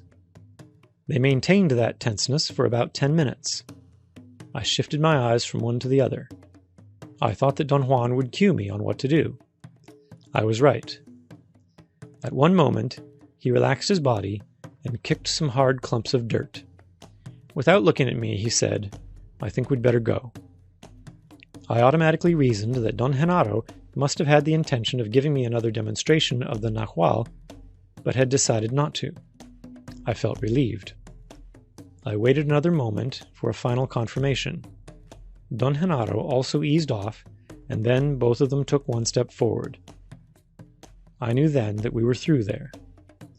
But at the very instant I loosened up, Don Genaro again let out his incredible yell. I began to breathe frantically. I looked around. Don Genaro had disappeared. Don Juan was standing in front of me, his body convulsed with laughter. He turned to me. "I'm sorry," he said in a whisper. "There's no other way." I wanted to ask about Don Genaro, but I felt that if I did not keep on breathing and pressing down on my diaphragm, I would die. Don Juan pointed with his chin to a place behind me. Without moving my feet, I began to turn my head over my left shoulder, but before I could see what he was pointing at, Don Juan jumped and stopped me. The force of his leap and the speed with which he grabbed me made me lose my balance. As I fell on my back, I had the sensation that my startled reaction had been to grab onto Don Juan, and consequently I dragged him with me to the ground. But when I looked up, the impressions of my tactile and visual senses were in total disaccord. I saw Don Juan standing over me laughing, while my body felt the unmistakable weight and pressure of another body on top of me, almost pinning me down. Don Juan extended his hand and helped me get up. My bodily sensation was that he was lifting two bodies. He smiled knowingly, and whispered that one should never turn to one's left when facing the Nagual.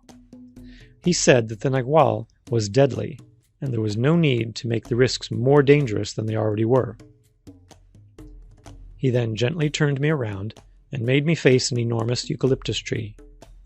It was perhaps the oldest tree around.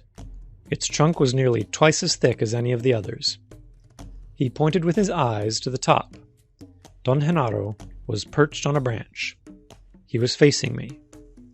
I could see his eyes like two huge mirrors reflecting light. I did not want to look, but Don Juan insisted that I should not move my eyes away. In a very forceful whisper, he ordered me to blink and not to succumb to fright or indulgence. I noticed that if I blinked steadily, Don Genaro's eyes were not as awesome. It was only when I stared that the glare of his eyes became maddening. He squatted on the branch for a long time. Then, without moving his body at all, he jumped to the ground and landed, in the same squatting position, a couple of yards from where I was. I witnessed the complete sequence of his jump, and I knew that I had perceived more than my eyes had allowed me to catch. Don Genaro had not really jumped. Something had pushed him as if from behind, and had made him glide on a parabolic course. The branch where he had been perched was possibly 100 feet high, and the tree was located about 150 feet away from me. Thus, his body had to trace a parabola to land where it did. But the force needed to cover that distance was not the product of Don Genaro's muscles. His body was blown away from the branch to the ground. At one point, I was able to see the soles of his shoes and his rear as his body described the parabola. Then he landed gently, although his weight crumbled the hard clumps of dried dirt and even raised a bit of dust. Don Juan giggled behind me. Don Genaro stood up as if nothing had happened and tugged the sleeve of my shirt to give me a signal that we were leaving. No one spoke on the way to Don Genaro's house. I felt lucid and composed. A couple of times Don Juan stopped and examined my eyes by staring into them. He seemed satisfied. As soon as we arrived, Don Don Genaro went behind the house. It was still early in the morning. Don Juan sat on the floor by the door and pointed to a place for me to sit. I was exhausted. I lay down and went out like a light. I woke up when Don Juan shook me. I tried to look at the time. My watch was missing. Don Juan pulled it from his shirt pocket and handed it to me. It was around 1:00 p.m. I looked up and our eyes met. "No, there's no explanation," he said, turning away from me. "The Nagual is only for witnessing." I went around the house looking for Don Genaro.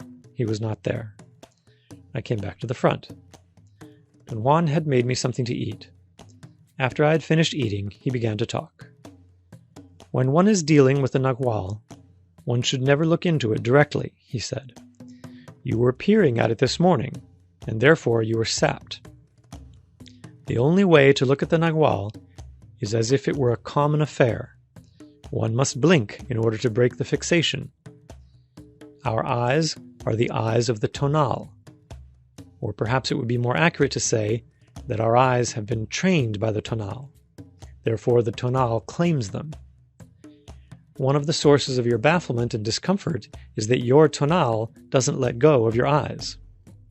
The day it does, your Nagual will have won a great battle. Your obsession, or better yet, everyone's obsession, is to arrange the world according to the Tonal's rules. So every time we are confronted with a Nagual, we go out of our way to make our eyes stiff and intransigent. I must appeal to the part of your Tonal which understands this dilemma, and you must make an effort to free your eyes. The point is to convince the Tonal that there are other worlds that can pass in front of the same windows. The Nagual showed you that this morning. So let your eyes be free. Let them be true windows. The eyes can be the windows to peer into boredom or to peek into that infinity. Don Juan made a sweeping arc with his left arm to point all around us. There was a glint in his eyes, and his smile was at once frightening and disarming. "How can I do that?" I asked. "I say that it is a very simple matter. Perhaps I say it is simple because I've been doing it for so long. All you have to do is to set up your intent as a customs house. Whenever you are in the world of the Tonal, you should be an impeccable Tonal. No time for irrational crap. But whenever you are in the world of the Nagual, you should also be impeccable. No time for rational crap. For the warrior, intent is the gate in between. It closes completely behind him when he goes either way. Another thing one should do when facing the Nagual is to shift the line of the eyes from time to time in order to break the spell of the Nagual. Changing the position of the eyes always eases the burden of the Tonal. This morning I noticed that you were extremely vulnerable. I had changed the position of your head. If you're in a pinch like that, you should be able to shift by yourself. This shifting should be done only as a relief, though, not as another way of palisading yourself to safeguard the order of the Tonal. My bet would be that you would strive to use this technique to hide the rationality of your Tonal behind it, and thus believe that you're saving it from extinction. The flaw of your reasoning is that nobody wants or seeks the extinction of the Tonal's rationality. That fear is ill-founded. There is nothing else I can tell you, except that you must follow every movement that Genaro makes, without draining yourself. You are testing now whether or not your Tonal is crammed with non-essentials. If there are too many unnecessary items on your island, you won't be able to sustain the encounter with the Nagual. What would happen to me? You may die.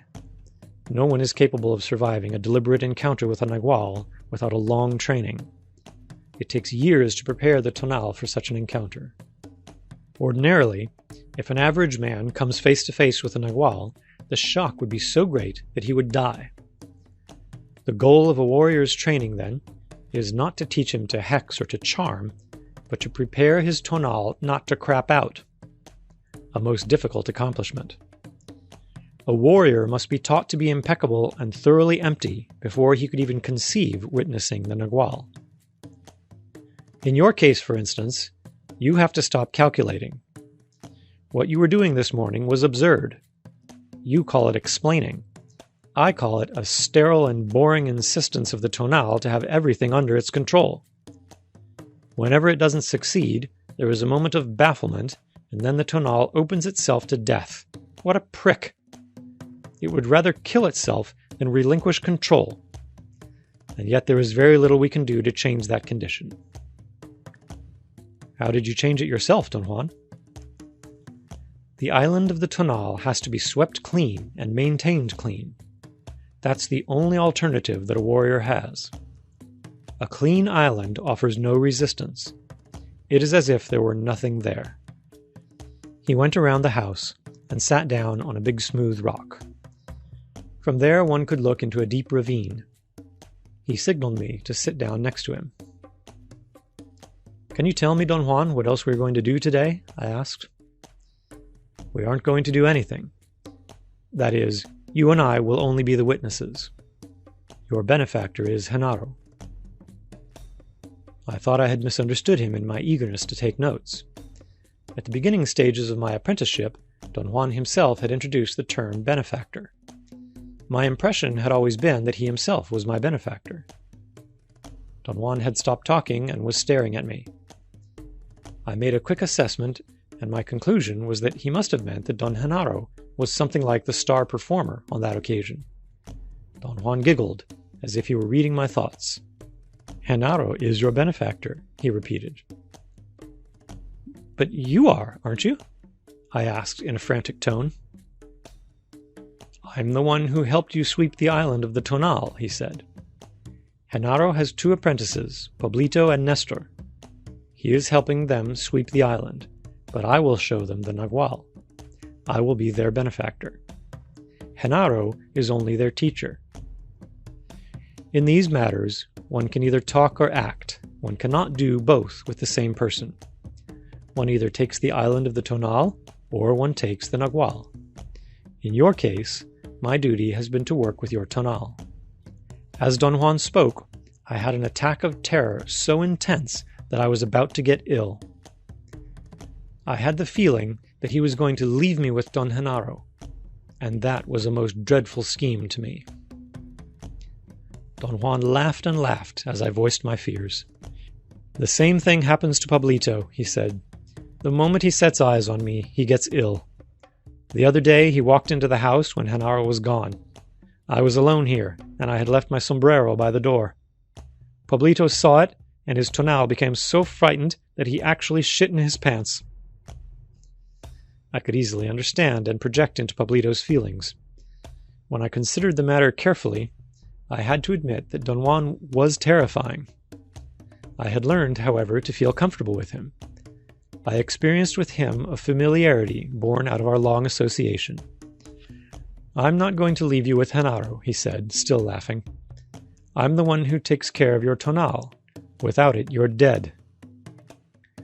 "Has every apprentice a teacher and a benefactor?" I asked, to ease my turmoil. "No, not every apprentice, but some do." "Why do some of them have both a teacher and a benefactor?" When an ordinary man is ready, power provides him with a teacher, and he becomes an apprentice. When the apprentice is ready, power provides him with a benefactor, and he becomes a sorcerer. What makes a man ready so that power can provide him with a teacher? No one knows that. We are only men. Some of us are men who have learned to see and use the Nagual, but nothing that we may have gained in the course of our lives can reveal to us the designs of power. Thus, not every apprentice has a benefactor. Power decides that. I asked him if he himself had had a teacher and a benefactor, and for the first time in 13 years, he freely talked about them.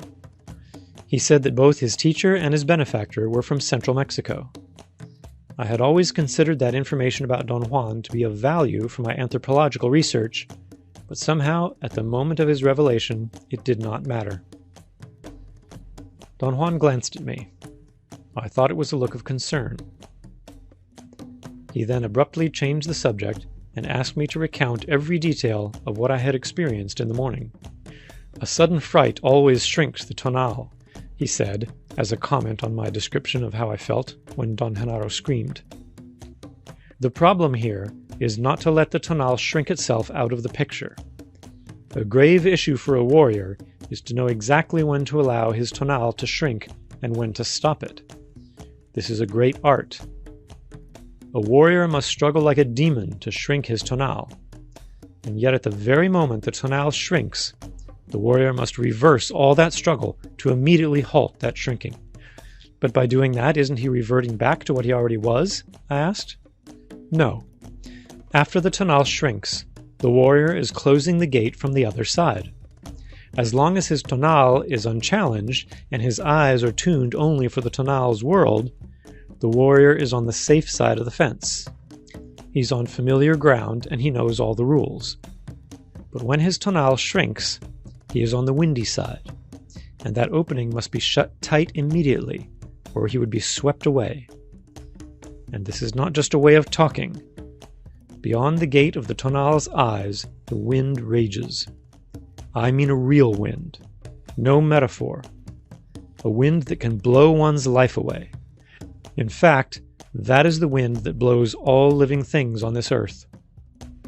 Years ago, I acquainted you with that wind. You took it as a joke, though. He was referring to a time when he had taken me to the mountains and explained certain properties of the wind. I had never thought it was a joke, however. It's not important whether you took it seriously or not, he said, after listening to my protests. As a rule, the Tonal must defend itself, at any cost, every time it is threatened. So it is of no real consequence how the Tonal reacts in order to accomplish its defense. The only important matter is that the Tonal of a warrior must become acquainted with other alternatives.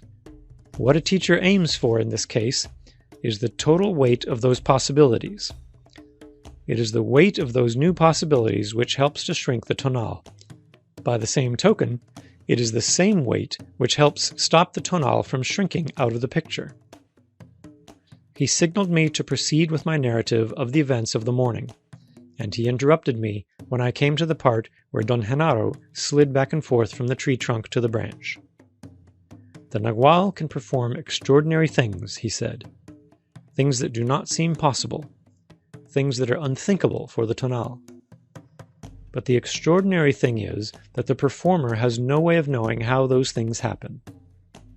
In other words, Genaro doesn't know how he does those things. He only knows that he does them. The secret of a sorcerer is that he knows how to get to the Nagual.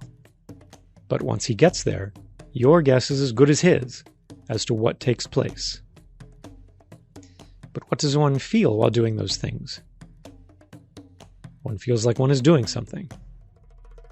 Would Don Genaro feel like he's walking up the trunk of a tree? Don Juan looked at me for a moment, then he turned his head away. No, he said in a forceful whisper, not in the way you mean it. He did not say anything else. I was practically holding my breath, waiting for his explanation. Finally, I had to ask, but what does he feel? I can't say, not because it is a personal matter, but because there is no way of describing it. Come on, I coaxed him. There's nothing that one can't explain or elucidate with words. I believe that even if it's not possible to describe something directly, one can allude to it, beat around the bush. Don Juan laughed. His laughter was friendly and kind, and yet there was a touch of mockery and sheer mischievousness in it. I have to change the subject, he said. Suffice it to say that the Nagual was aimed at you this morning. Whatever Genaro did was a mixture of you and him. His Nagual was tempered by your Tonal. I insisted on probing, and asked him, when you're showing the Nagual to Pablito, what do you feel? I can't explain that, he said in a soft voice, and not because I don't want to, but simply because I can't. My Tonal stops there. I did not want to press him any further. We remained silent for a while. Then he began to talk again. Let's say that a warrior learns to tune his will, to direct it to a pinpoint, to focus it wherever he wants. It is as if his will, which comes from the midsection of his body, is one single luminous fiber, a fiber that he can direct at any conceivable place. That fiber is the road to the Nagual. Or I could also say that the warrior sinks into the Nagual through that single fiber. Once he has sunk, the expression of the Nagual is a matter of his personal temperament. If the warrior is funny, the Nagual is funny. If the warrior is morbid, the Nagual is morbid. If the warrior is mean, the Nagual is mean. Genaro always cracks me up because he's one of the most delightful creatures alive. I never know what he's going to come up with. That, to me, is the ultimate essence of sorcery.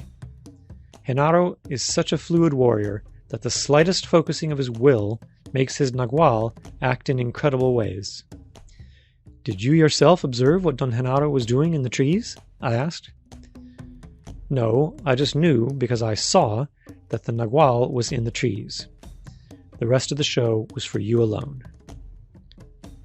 Do you mean, Don Juan, that, like the time when you pushed me and I ended up in the market, you were not with me? It was something like that. When one meets the Nagual face to face, one always has to be alone. I was around only to protect your Tonal. That is my charge. Don Juan said that my Tonal was nearly blasted to pieces when Don Genaro descended from the tree.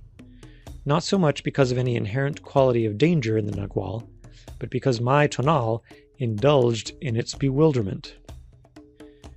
He said that one of the aims of the warrior's training was to cut the bewilderment of the Tonal until the warrior was so fluid that he could admit everything without admitting anything. When I described Don Genaro's leap up to the tree and his leap down from it, Don Juan said that the yell of a warrior was one of the most important issues of sorcery, and that Don Genaro was capable of focusing on his yell, using it as a vehicle. You are right, he said. Genaro was pulled, partly by his yell, and partly by the tree. That was true seeing on your part. That was a true picture of the Nagual. Genaro's will was focused on the yell, and his personal touch made the tree pull the Nagual. The lines went both ways, from Genaro to the tree and from the tree to Genaro. What you should have seen when Genaro jumped from the tree was that he was focusing on a spot in front of you, and then the tree pushed him. But it only seemed to be a push. In essence, it was more like being released by the tree. The tree released the Nagual, and the Nagual came back to the world of the Tonal on the spot he focused on. The second time that Genaro came down from the tree, your Tonal was not so bewildered. You were not indulging so hard, and therefore you were not as sapped as you were the first time. Around 4 p.m, Don Juan stopped our conversation. We are going back to the eucalyptus trees, he said. The Nagual is waiting for us there. Aren't we risking being seen by people? I asked. No. The Nagual will keep everything suspended, he said.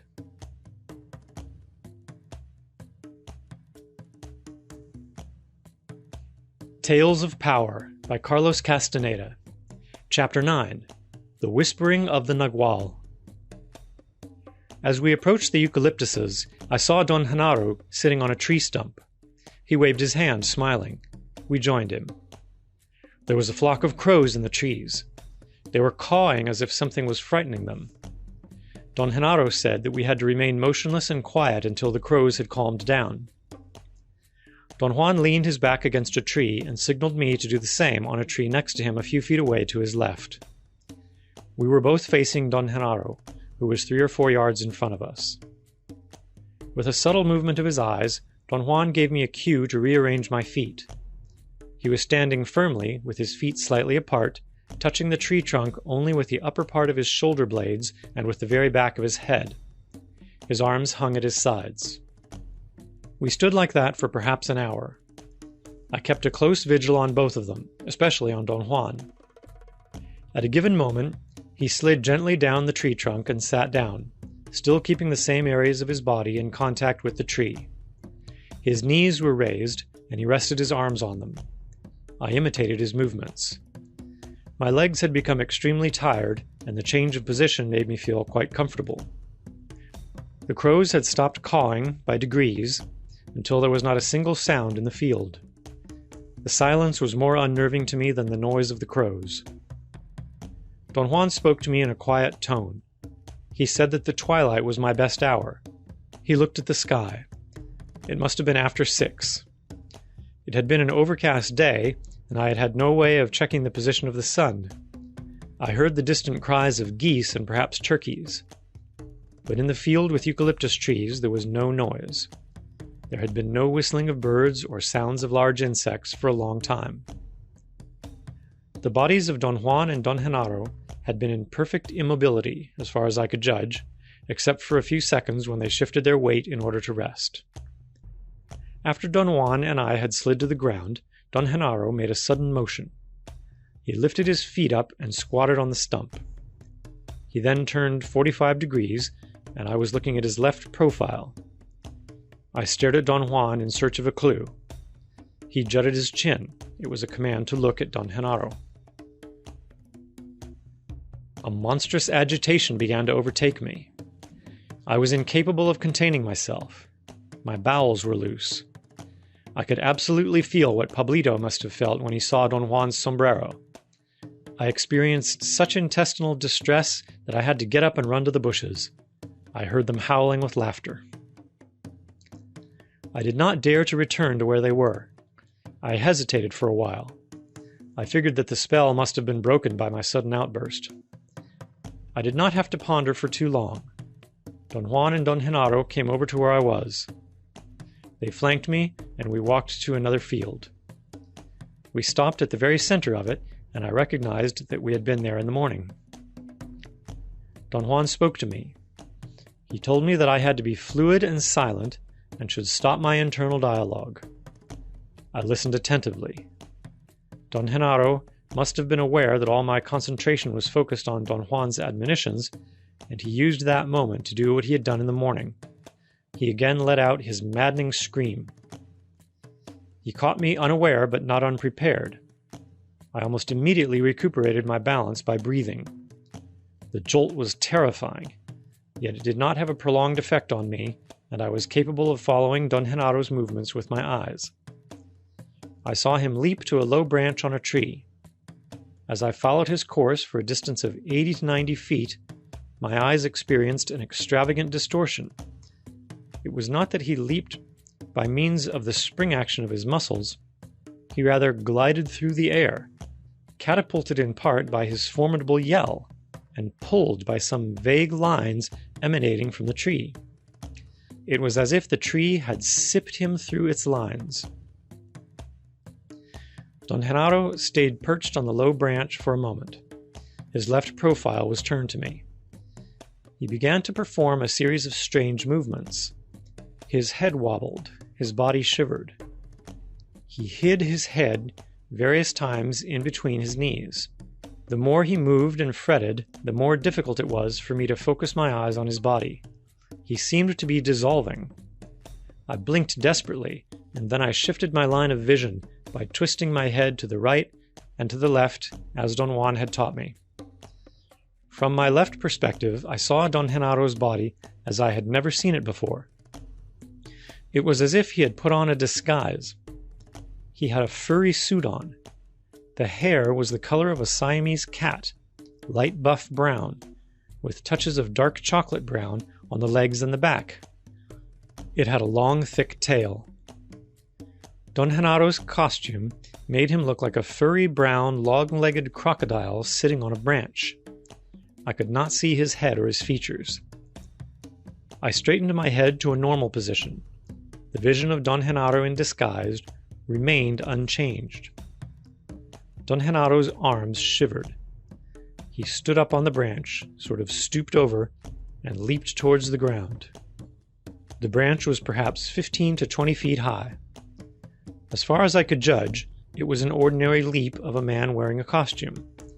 I saw Don Genaro's body almost touching the ground, and then the thick tail of his costume vibrated, and instead of landing, he took off, as if powered with a silent jet engine.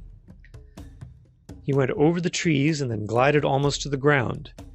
He did that over and over. At times, he would hold on to a branch and swing around a tree, or curl like an eel between branches. And then he would glide and circle around us, or flap his arms as he touched the very tops of the trees with his stomach. Don Genaro's cavorting filled me with awe. My eyes followed him, and 2 or 3 times I clearly perceived that he was using some brilliant lines, as if they were pulleys, to glide from one place to another. Then he went over the tops of the trees toward the south and disappeared behind them.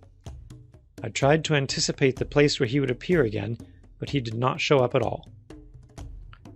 I noticed then that I was lying on my back, and yet I had not been aware of a change in perspective. I had thought all along that I was looking at Don Genaro from a standing position.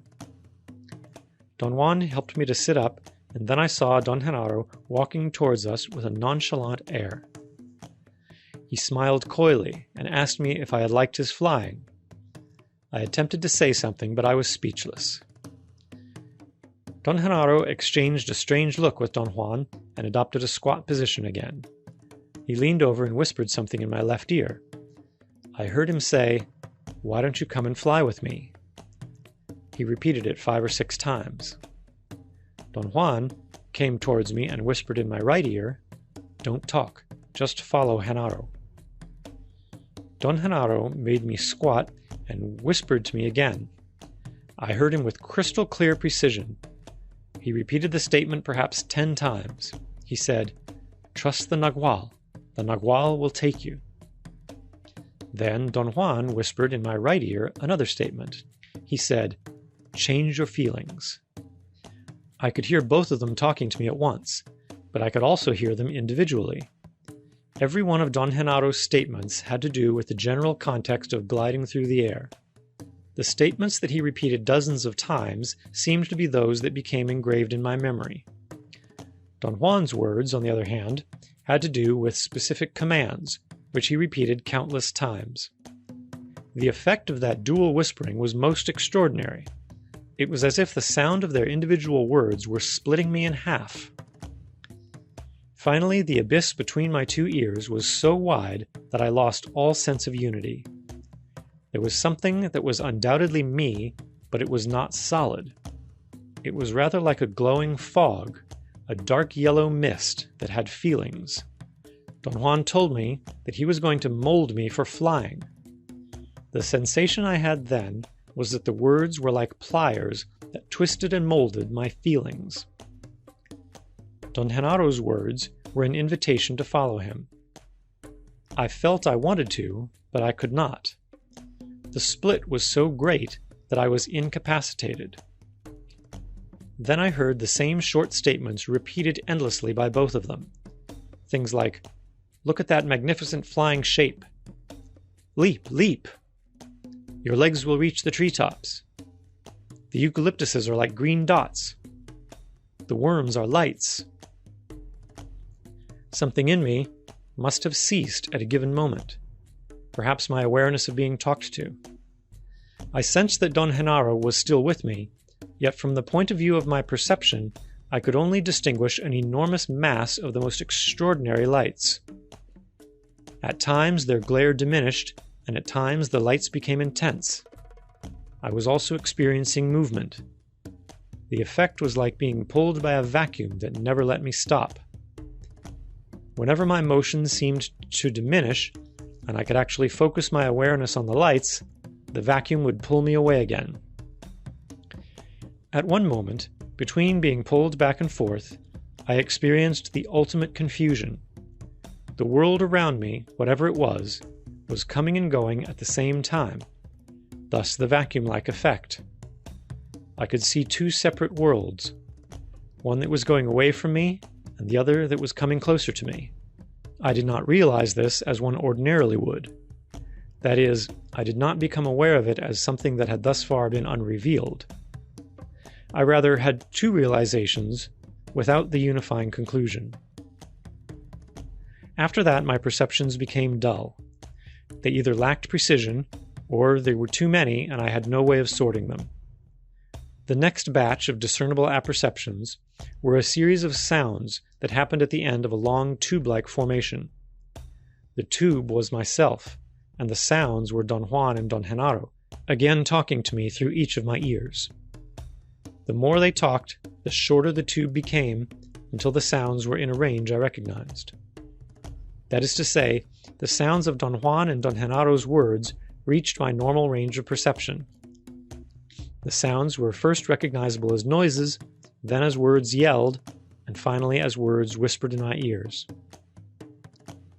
I next noticed things of the familiar world. I was apparently lying face down. I could distinguish clumps of dirt, small rocks, dried leaves.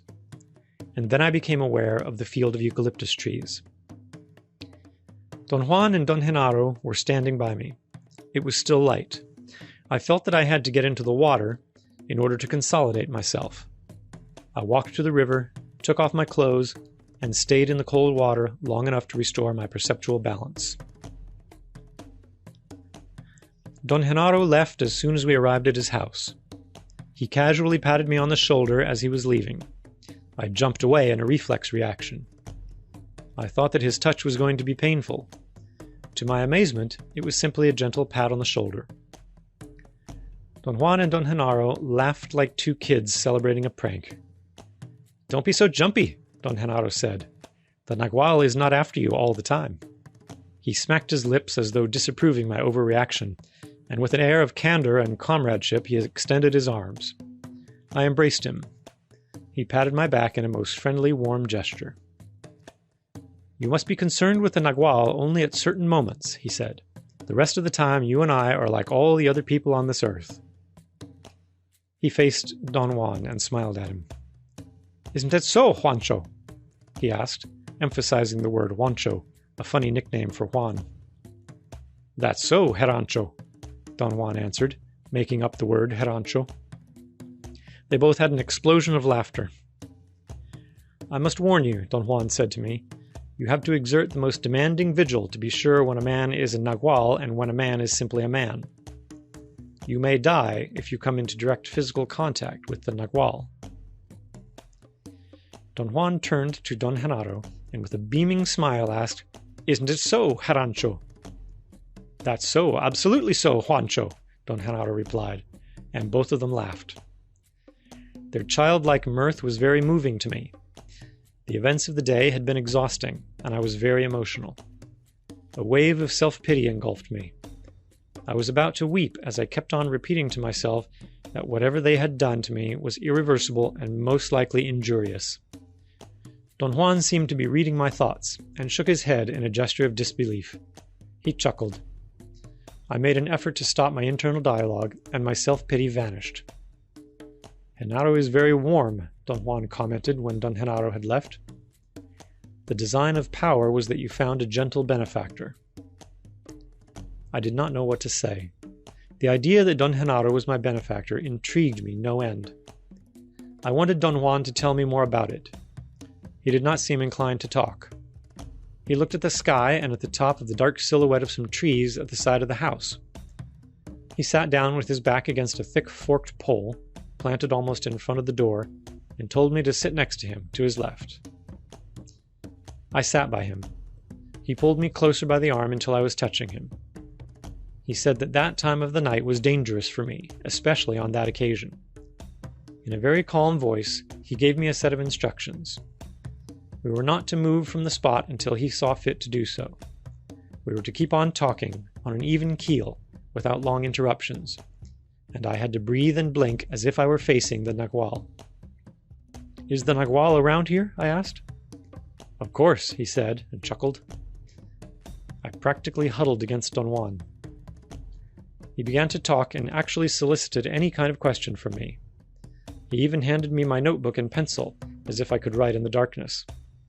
His contention was that I needed to be as calm and normal as possible, and there could be no better way of fortifying my tonal than through taking notes. He put the whole matter on a very compelling level. He said that if taking notes was my predilection, then I should be able to do it in complete darkness. There was a tone of challenge in his voice when he said that I could turn the taking of notes into a warrior's task, in which case the darkness would be no obstacle.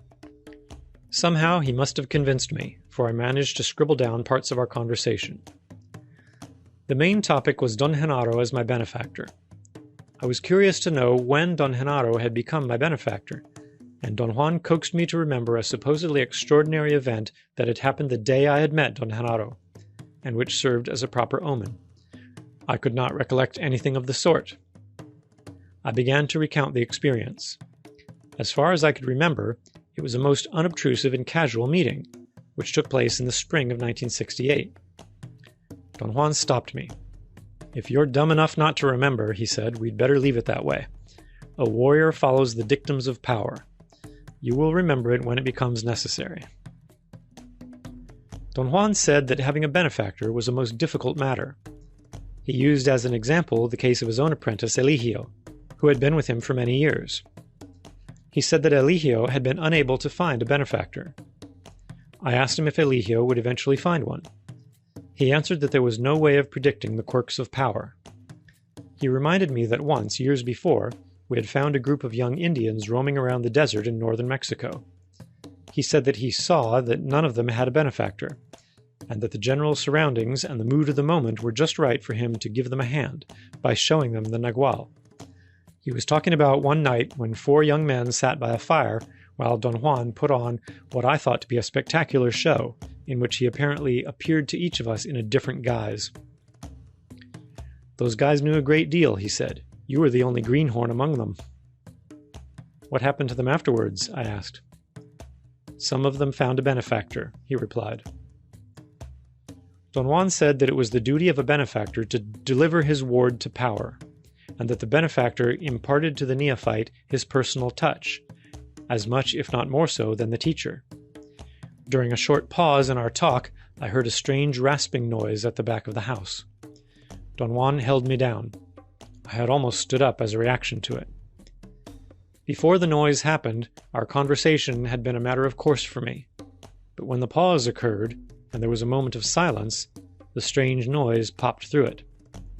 At that instant, I had the certainty that our conversation was an extraordinary event. I had the sensation that the sound of Don Juan's words and mine were like a sheet that broke, and that the rasping sound had been deliberately prowling, waiting for a chance to break through. Don Juan commanded me to sit tight and not to pay attention to the surroundings. The rasping noise reminded me of the sound of a gopher clawing on hard, dry ground. The moment I had thought of the simile, I also had a visual image of a rodent, like the one Don Juan had showed me on his palm.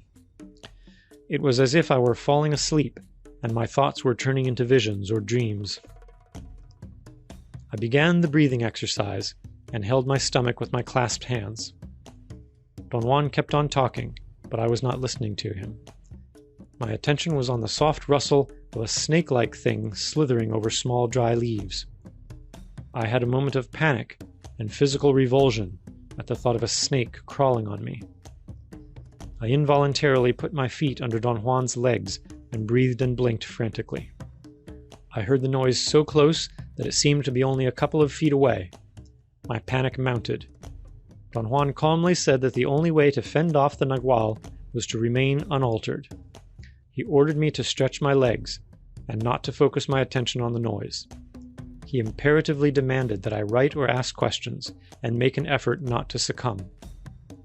After a great struggle, I asked him if Don Genaro was making the noise. He said that it was the Nagual, and that I should not mix them.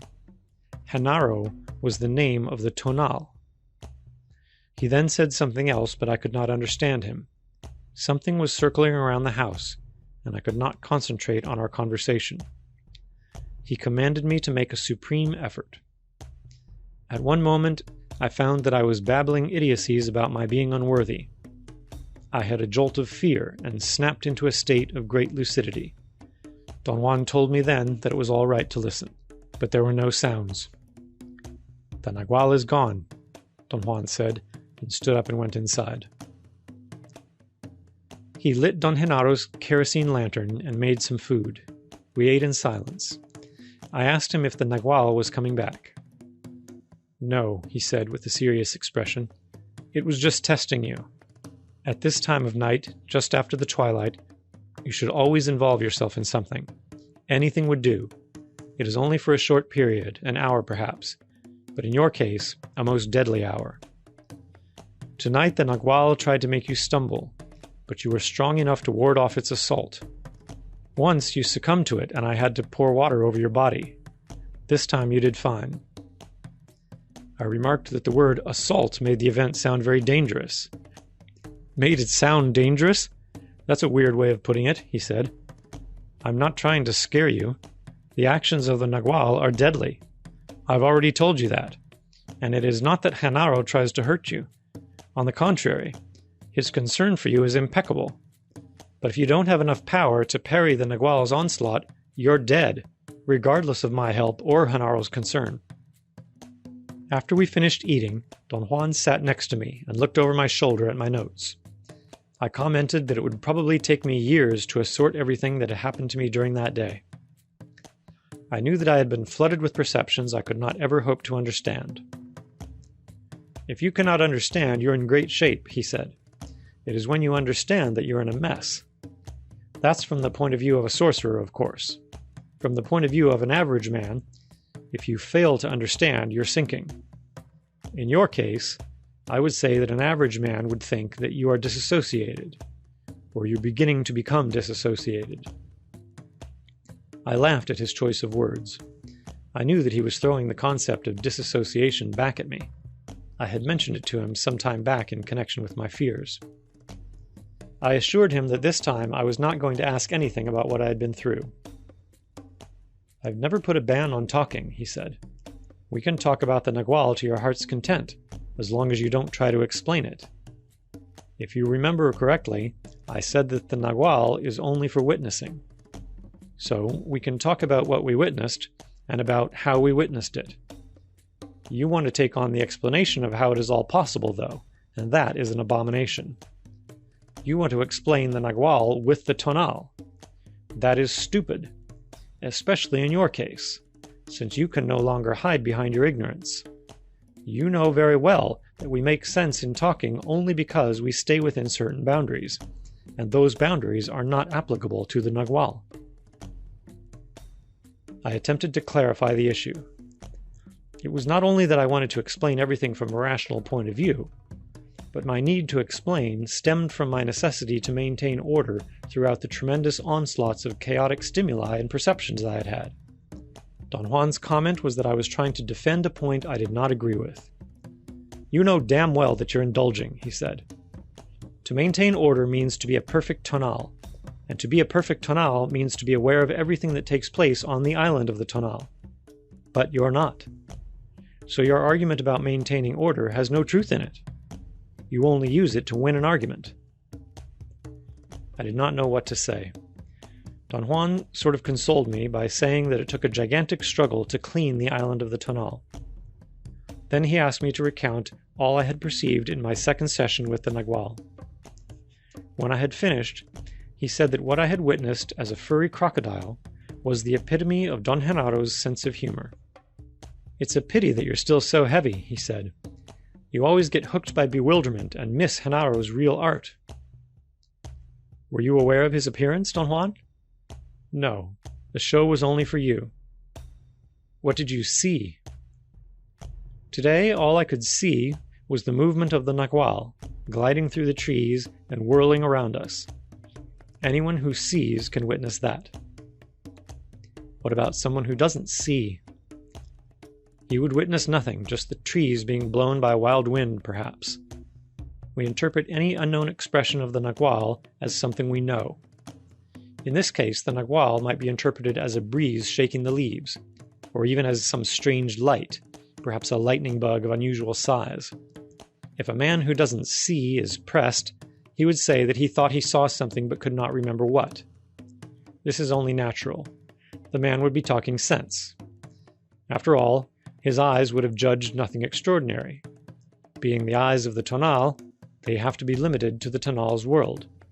And in that world there is nothing staggeringly new, nothing which the eyes cannot apprehend and the Tonal cannot explain. I asked him about the uncharted perceptions that resulted from their whispering in my ears. That was the best part of the whole event, he said. The rest could be dispensed with, but that was the crown of the day.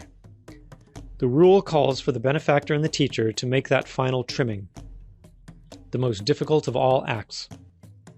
Both the teacher and the benefactor must be impeccable warriors to even attempt the feat of splitting a man. You don't know this because it still is beyond your realm, but power had been lenient with you again. Henaro is the most impeccable warrior there is. Why is the splitting of a man a great feat? Because it is dangerous. You may have died like a little bug, or worse yet, we may have never been able to put you back together, and you would have remained on that plateau of feeling. Why was it necessary to do it to me, Don Juan? There is a certain time when the Nagual has to whisper in the ear of the apprentice and split him. What does that mean, Don Juan? In order to be an average Tonal, a man must have unity. His whole being must belong to the island of the Tonal. Without that unity, the man would go berserk. A sorcerer, however, has to break that unity, but without endangering his being. A sorcerer's goal is to last. That is, he doesn't take unnecessary risks. Therefore, he spends years sweeping his island until a moment when he could, in a manner of speaking, sneak off it. Splitting a man in two is the gate for such an escape. The splitting, which is the most dangerous thing you've ever gone through, was smooth and simple. The Nagual was masterful in guiding you. Believe me, only an impeccable warrior can do that. I felt very good for you. Don Juan put his hand on my shoulder, and I had a gigantic urge to weep. Am I arriving at a point when you won't see me anymore? I asked. He laughed and shook his head. You indulge like a son of a bitch, he said. We all do that, though. We have different ways, that's all. Sometimes I indulge, too. My way is to feel that I have pampered you and made you weak. I know that Henaro has the same feeling about Pablito. He pampers him like a child. But that is the way power set it up to be. Henaro gives Pablito everything he's capable of giving, and one cannot wish he would do something else. One cannot criticize a warrior for doing his impeccable best. He was quiet for a moment. I was too nervous to sit in silence. What do you think was happening to me when I felt like I was being sucked by a vacuum? I asked. You were gliding, he said in a matter-of-fact tone. Through the air? No. For the Nagual, there is no land or air or water. At this point, you yourself can agree with that. Twice you were in that limbo, and you were only at the door of the Nagual. You told me that everything you encountered was uncharted. So the Nagual glides, or flies, or does whatever it may do, in Nagual's time. And that has nothing to do with Tonal's time. The two things don't jibe. As Don Juan spoke, I felt a tremor in my body. My jaw dropped, and my mouth opened involuntarily. My ears unplugged, and I could hear a barely perceptible tingle or vibration. While I was describing my sensations to Don Juan, I noticed that when I talked, it sounded as if someone else were talking. It was a complex sensation that amounted to my hearing what I was going to say before I said it. My left ear was a source of extraordinary sensations. I felt that it was more powerful and more accurate than my right ear. There was something in it that had not been there before.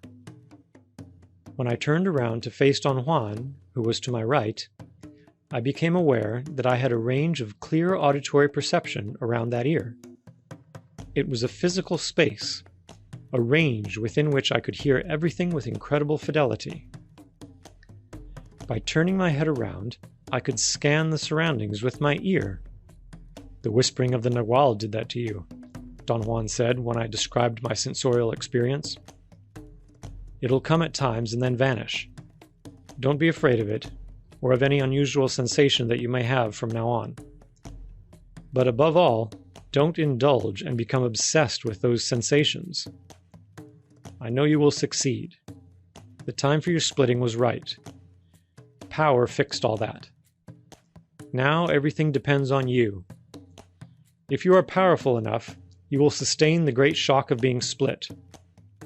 But if you're incapable of holding on, you will perish. You will begin to wither away, lose weight, become pale, absent-minded, irritable, quiet. Perhaps if you would have told me years ago, I said, what you and Don Genaro were doing, I would have enough.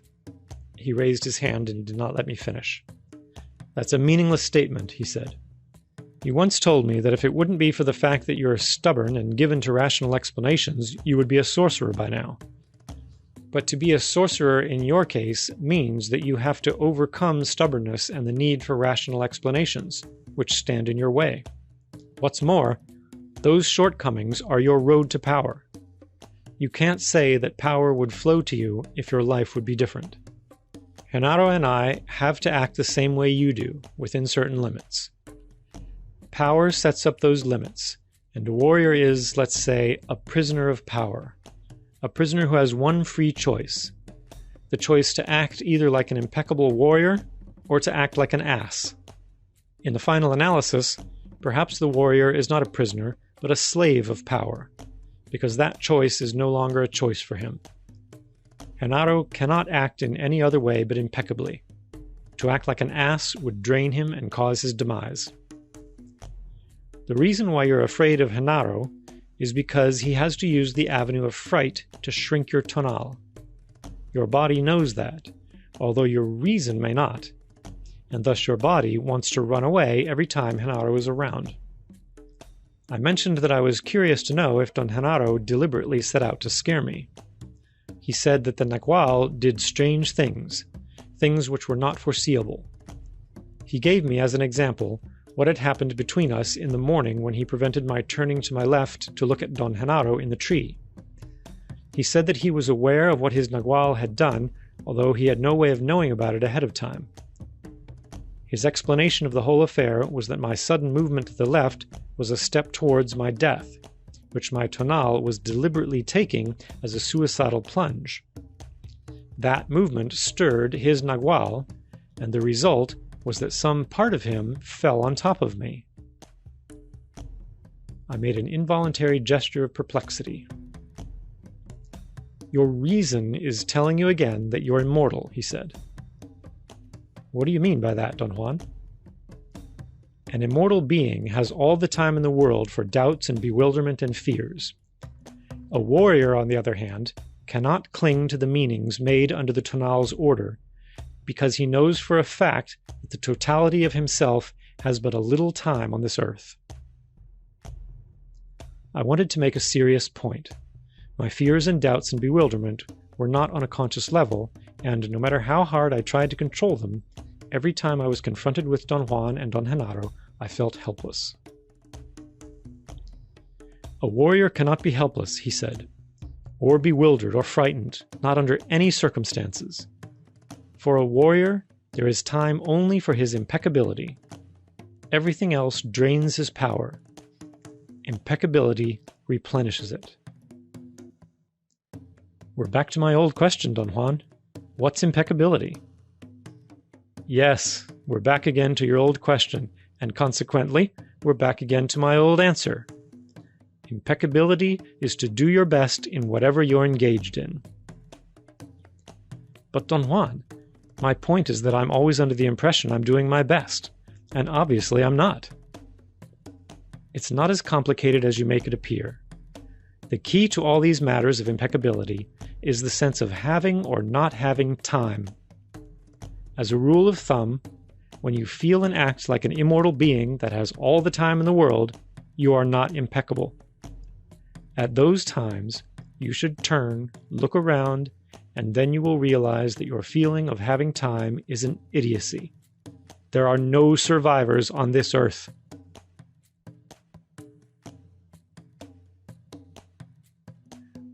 Tales of Power by Carlos Castaneda. Chapter 10. The Wings of Perception.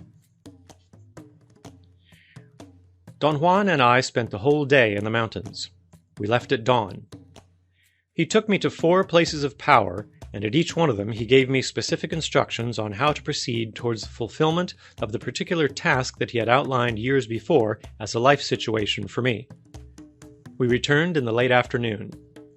After eating, Don Juan left Don Genaro's house. He told me that I had to wait for Pablito, who was bringing some kerosene for the lantern, and that I should talk to him. I became utterly absorbed in working on my notes and did not hear Pablito come in until he was next to me. Pablito's comment was that he had been practicing the Gate of Power, and because of that, I could not possibly have heard him unless I was capable of seeing. I had always liked Pablito.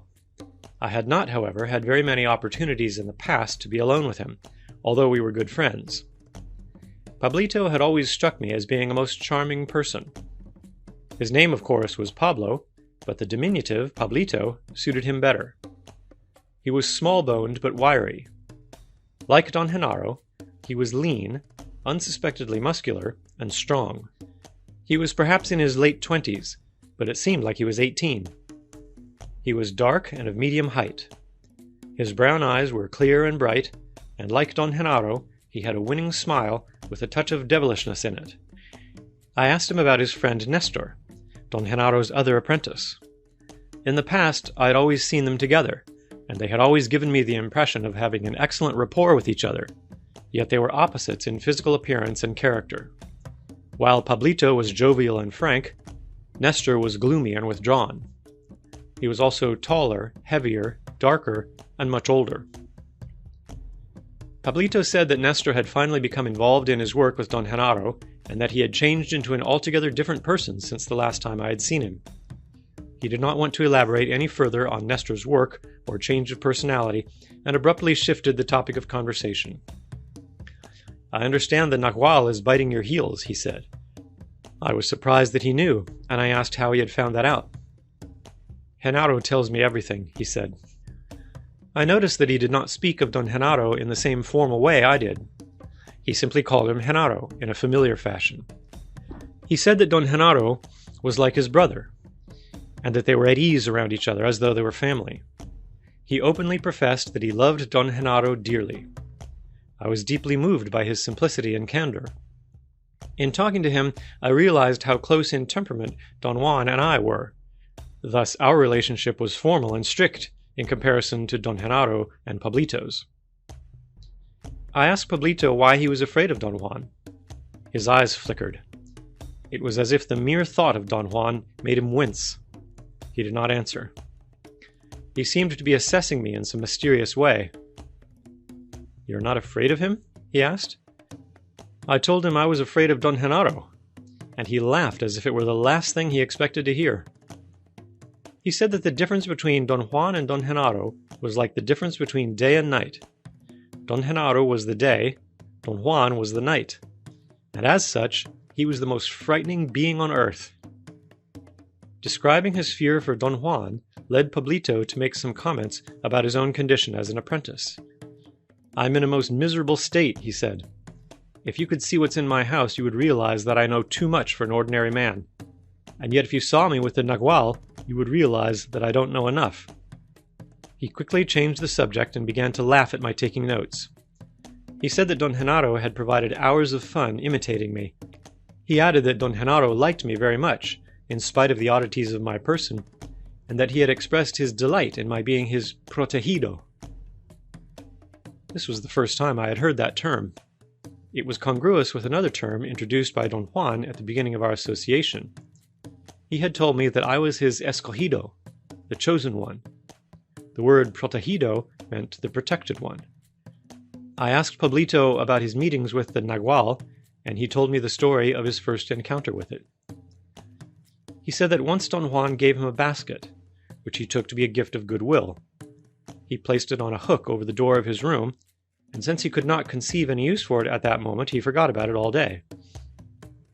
He said that his idea was that the basket was a gift of power and had to be put to use with something very special.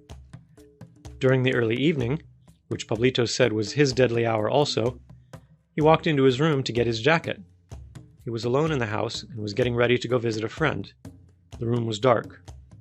He grabbed the jacket, and when he was about to reach the door, the basket fell in front of him and rolled near his feet. Pablito said that he laughed his fright away as soon as he saw that it had only been the basket that had fallen from the hook. He leaned over to pick it up, and got the jolt of his life. The basket jumped out of his reach and began to shake and squeak as if someone were twisting and pressing down on it. Pablito said that there was enough light coming from the kitchen to clearly distinguish everything in the room. He stared at the basket for a moment, although he felt he should not do that. The basket began to convulse in the midst of some heavy, rasping, and difficult breathing. Pablito maintained in recounting his experience that he actually saw and heard the basket breathing, and that it was alive and chased him around the room, blocking his exit. He said that the basket then began to swell. All the strips of bamboo came loose and turned into a giant ball, like a dry tumbleweed that rolled towards him. He fell backwards on the floor, and the ball began to crawl onto his feet. Pablito said that by that time he was out of his mind, screaming hysterically. The ball had him trapped and moved on his legs like pins going through him. He tried to push it away, and then noticed that the ball was the face of Don Juan with his mouth open, ready to devour him. At that point, he could not stand the terror and lost consciousness. Pablito, in a very frank and open manner, told me a series of terrifying encounters that he and other members of his household had had with the Nagual. We spent hours talking. He seemed to be in very much the same quandary that I was in, but was definitely more sensitive than I in handling himself with the sorcerer's frame of reference. At one moment, he got up and said that he felt Don Juan was coming and did not want to be found there. He took off with incredible speed.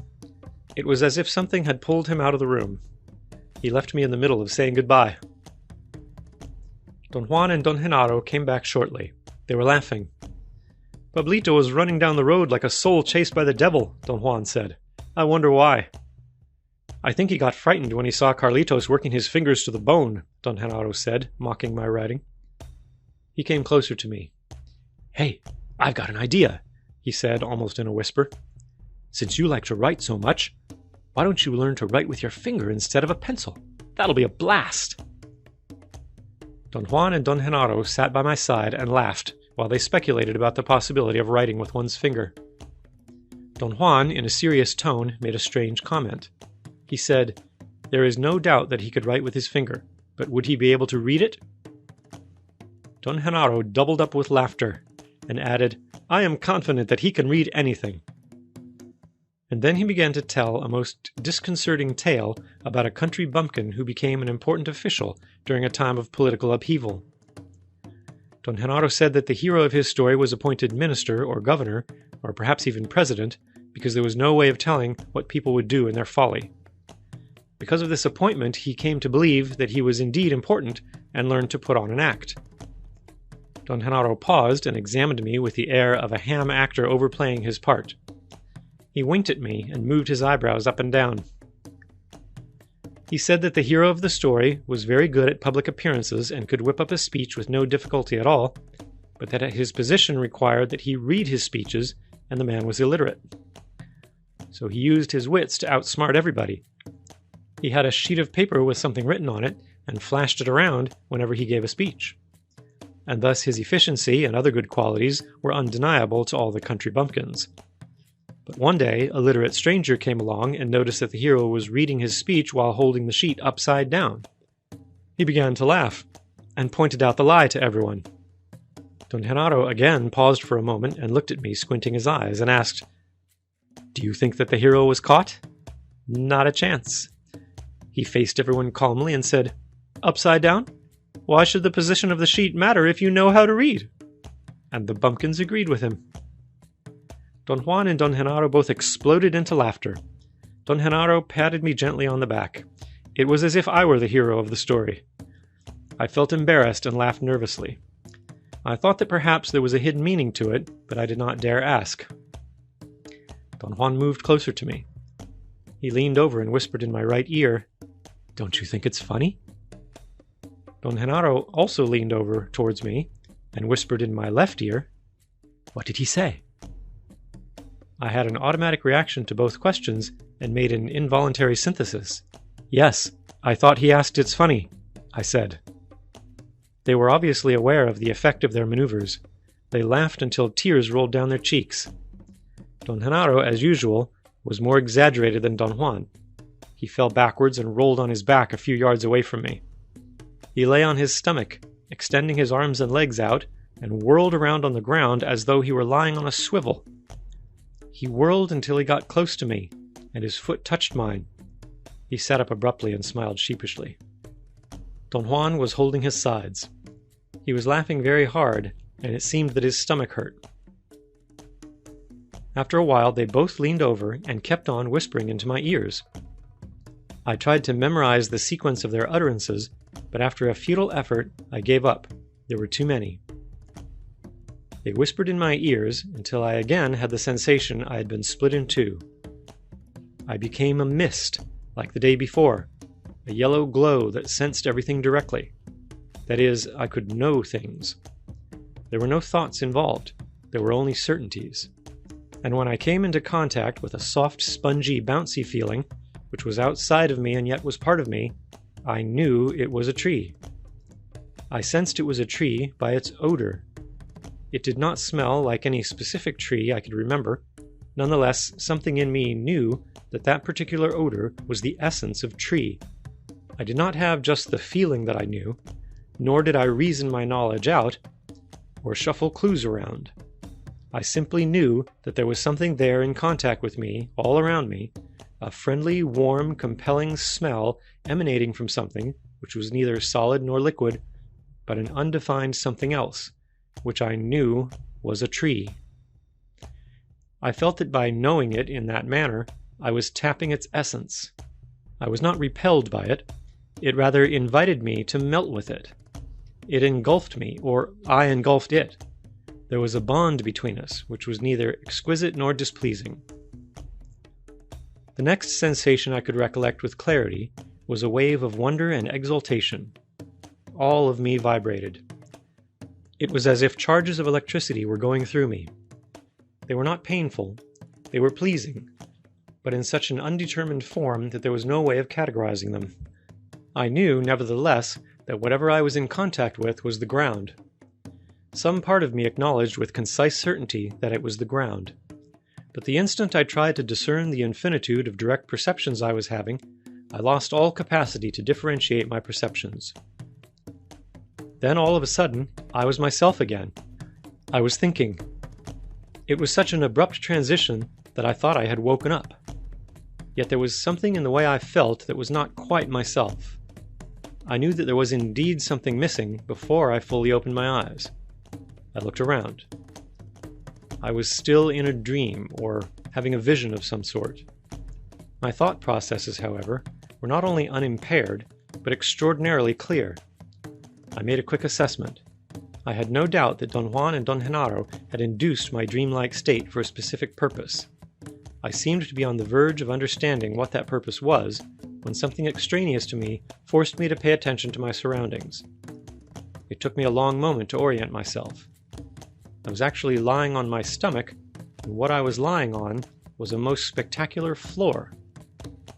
As I examined it, I could not avoid a feeling of awe and wonder. I could not conceive what it was made of. Irregular slabs of some unknown substance had been placed in a most intricate yet simple fashion. They had been put together, but were not stuck to the ground or to each other. They were elastic, and gave when I attempted to pry them apart with my fingers. But once I released the tension, they went right back to their original position. I tried to get up, and was seized by the most outlandish sensory distortion. I had no control over my body. In fact, my body did not seem to be my own. It was inert. I had no connection to any of its parts, and when I tried to stand up, I could not move my arms, and I wobbled helplessly on my stomach, rolling on my side. The momentum of my wobbling almost made me do a complete turn onto my stomach again. My outstretched arms and legs prevented me from turning over, and I came to rest on my back. In that position, I caught a glimpse of two strangely shaped legs and the most distorted feet I had ever seen. It was my body. I seemed to be wrapped up in a tunic. The thought that came to my mind was that I was experiencing a scene of myself as a cripple or an invalid of some sort. I tried to curve my back and look at my legs, but I could only jerk my body. I was looking directly at a yellow sky, a deep, rich, lemon yellow sky. It had grooves or canals of a deeper yellow tone and an endless number of protuberances that hung like drops of water. The total effect of that incredible sky was staggering. I could not determine if the protuberances were clouds. There were also areas of shadows and areas of different tones of yellow, which I discovered as I moved my head from side to side. Then something else attracted my attention. A sun at the very zenith of the yellow sky right over my head. A mild sun, judging by the fact that I could stare into it, that cast a soothing, uniform whitish light. Before I had had time to ponder upon all these unearthly sights, I was violently shaken. My head jerked and bobbed back and forth. I felt I was being lifted. I heard a shrill voice and giggling, and I was confronted by a most astounding sight. A giant barefoot female. Her face was round and enormous. Her black hair was cut in pageboy fashion. Her arms and legs were gigantic. She picked me up and lifted me to her shoulders as if I were a doll. My body hung limp. I was looking down her strong back. She had a fine fuzz around her shoulders and down her spine. Looking down from her shoulder, I saw the magnificent floor again. I could hear it giving elastically under her enormous weight, and I could see the pressure marks that her feet left on it. She put me down on my stomach in front of a structure, some sort of building. I noticed then that there was something wrong with my depth perception. I could not figure out the size of the building by looking at it. At moments it seemed ridiculously small, but then after I seemingly adjusted my perception, I truly marveled at its monumental proportions. The giant girl sat next to me and made the floor squeak. I was touching her enormous knee. She smelled like candy or strawberries. She talked to me, and I understood everything she said. Pointing to the structure, she told me that I was going to live there. My prowess of observation seemed to increase as I got over the initial shock of finding myself there. I noticed then that the building had 4 exquisite dysfunctional columns. They did not support anything. They were on top of the building. Their shape was simplicity itself. They were long and graceful projections that seemed to be reaching for that awesome, incredibly yellow sky. The effect of those inverted columns was sheer beauty to me. I had a seizure of aesthetic rapture. The columns seemed to have been made in one piece. I could not even conceive how. The 2 columns in front were joined by a slender beam, a monumentally long rod that I thought may have served as a railing of some sort, or a veranda overlooking the front. The giant girl made me slide on my back into the structure. The roof was black and flat, and was covered with symmetric holes that let the yellowish glare of the sky show through, creating the most intricate patterns. I was truly awed with the utter simplicity and beauty that had been achieved by those dots of yellow sky showing through those precise holes in the roof, and the patterns of shadows that they created on that magnificent and intricate floor. The structure was square, and outside of its poignant beauty, it was incomprehensible to me. My state of exultation was so intense at that moment that I wanted to weep, or stay there forever. But some force or tension or something undefinable began to pull me. Suddenly I found myself out of the structure, still lying on my back. The giant girl was there, but there was another being with her, a woman so big that she reached to the sky and eclipsed the sun. Compared to her, the giant girl was just a little girl. The big woman was angry. She grabbed the structure by one of its columns, lifted it up, turned it upside down, and set it on the floor. It was a chair. That realization was like a catalyst. It triggered some overwhelming perceptions. I went through a series of images that were disconnected but could be made to stand as a sequence. In successive flashes, I saw or realized that the magnificent and incomprehensible floor was a straw mat. The yellow sky was the stucco ceiling of a room. The sun was a light bulb. The structure that had evoked such rapture in me was a chair that a child had turned upside down to play house. I had one more coherent and sequential vision of another mysterious architectural structure of monumental proportions. It stood by itself. It looked almost like a shell of a pointed snail standing with its tail up. The walls were made of concave and convex plates of some strange purple material. Each plate had grooves that seemed more functional than ornamental. I examined the structure meticulously and in detail, and found that it was, like in the case of the previous one, thoroughly incomprehensible. I expected to suddenly adjust my perception to disclose the true nature of the structure, but nothing of the sort happened. I then had a conglomerate of alien and inextricable awarenesses or findings about the building and its function, which did not make sense because I had no frame of reference for them.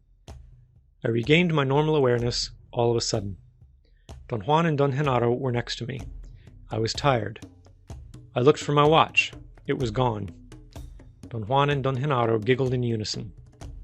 Don Juan said that I should not worry about time and that I should concentrate on following certain recommendations that Don Genaro had made to me. I turned to Don Genaro and he made a joke. He said that the most important recommendation was that I should learn to write with my finger, to save on pencils, and to show off. They teased me about my notes for a while longer, and then I went to sleep. Don Juan and Don Genaro listened to the detailed account of my experience, which I gave them at Don Juan's request after I woke up the next day. Genaro feels that you've got enough for the time being, Don Juan said after I finished talking. Don Genaro assented with a nod. What was the meaning of what I experienced last night? I asked. You caught a glimpse of the most important issue of sorcery, Don Juan said. Last night you peeked into the totality of yourself. But that's of course a meaningless statement for you at this moment. Obviously, arriving at the totality of oneself is not a matter of one's desire to agree or of one's willingness to learn. Genaro thinks that your body needs time to let the whispering of the Nagual sink into you. Don Juan nodded again. Plenty of time, he said, shaking his head up and down. 20 or 30 years, perhaps. I did not know how to react. I looked at Don Juan for clues. They both had serious expressions. Do I really have 20 or 30 years? I asked. Of course not! Don Genaro yelled, and they broke into laughter. Don Juan said that I should return whenever my inner voice told me to, and that in the meantime I should try to assemble all the suggestions that they had made while I was split. How do I do that? I asked. By turning off your internal dialogue and letting something in you flow out and expand, Don Juan said. That something is your perception. But don't try to figure out what I mean. Just let the whispering of the Nagual guide you. Then he said that the night before I had had two sets of intrinsically different views. One was inexplicable. The other was perfectly natural. And the order in which they had happened pointed to a condition that was intrinsic to all of us. One view was the Nagual, the other the Tonal, Don Genaro added. I wanted him to explain his statement. He looked at me and patted me on the back. Don Juan stepped in and said that the first two views were the Nagual, and that Don Genaro had selected a tree and the ground as the points for emphasis. The other two were views of the Tonal that he himself had selected. One of them was my perception of the world as an infant. It appeared to be an alien world to you because your perception has not been trimmed yet to fit the desired mold, he said. Was that the way I really saw the world? I asked. Certainly, he said. That was your memory. I asked Don Juan whether the feeling of aesthetic appreciation that had enraptured me was also part of my memory. We go into those views as we are today, he said. You were seeing that scene as you would see it now, yet the exercise was one of perception. That was the scene of a time when the world became for you what it is now, a time when a chair became a chair. He did not want to discuss the other scene. That wasn't a memory of my childhood, I said. That's right, he said. It was something else. Was it something I will see in the future? I asked. There's no future, he exclaimed cuttingly. The future is only a way of talking. For a sorcerer, there is only the here and now. He said that there was essentially nothing to say about it because the purpose of the exercise had been to open the wings of my perception, and that although I had not flown on those wings, I had nonetheless touched 4 points which would be inconceivable to reach from the point of view of my ordinary perception. I began to gather my things to leave. Don Genaro helped me pack my notebook. He put it in the bottom of my briefcase. "It'll be warm and cozy there," he said, and winked. "You can rest assured that it won't catch cold." Then Don Juan seemed to change his mind about my leaving and started to talk about my experience. I automatically tried to grab my briefcase from Don Genaro's hands, but he dropped it to the floor before I touched it. Don Juan was talking with his back turned to me. I scooped up the briefcase and hurriedly searched for my notebook. Don Genaro had really packed it so tightly that I had a hellish time getting to it. Finally, I took it out and began to write. Don Juan and Don Genaro were staring at me. "You're in terrible shape," Don Juan said, laughing. "You reach for your notebook as a drunkard reaches for the bottle." "As a loving mother reaches for her child," Don Genaro snapped. "As a priest reaches for his crucifix," Don Juan added. "As a woman reaches for her panties," Don Genaro yelled. They went on, presenting similes and howling with laughter as they walked me to my car.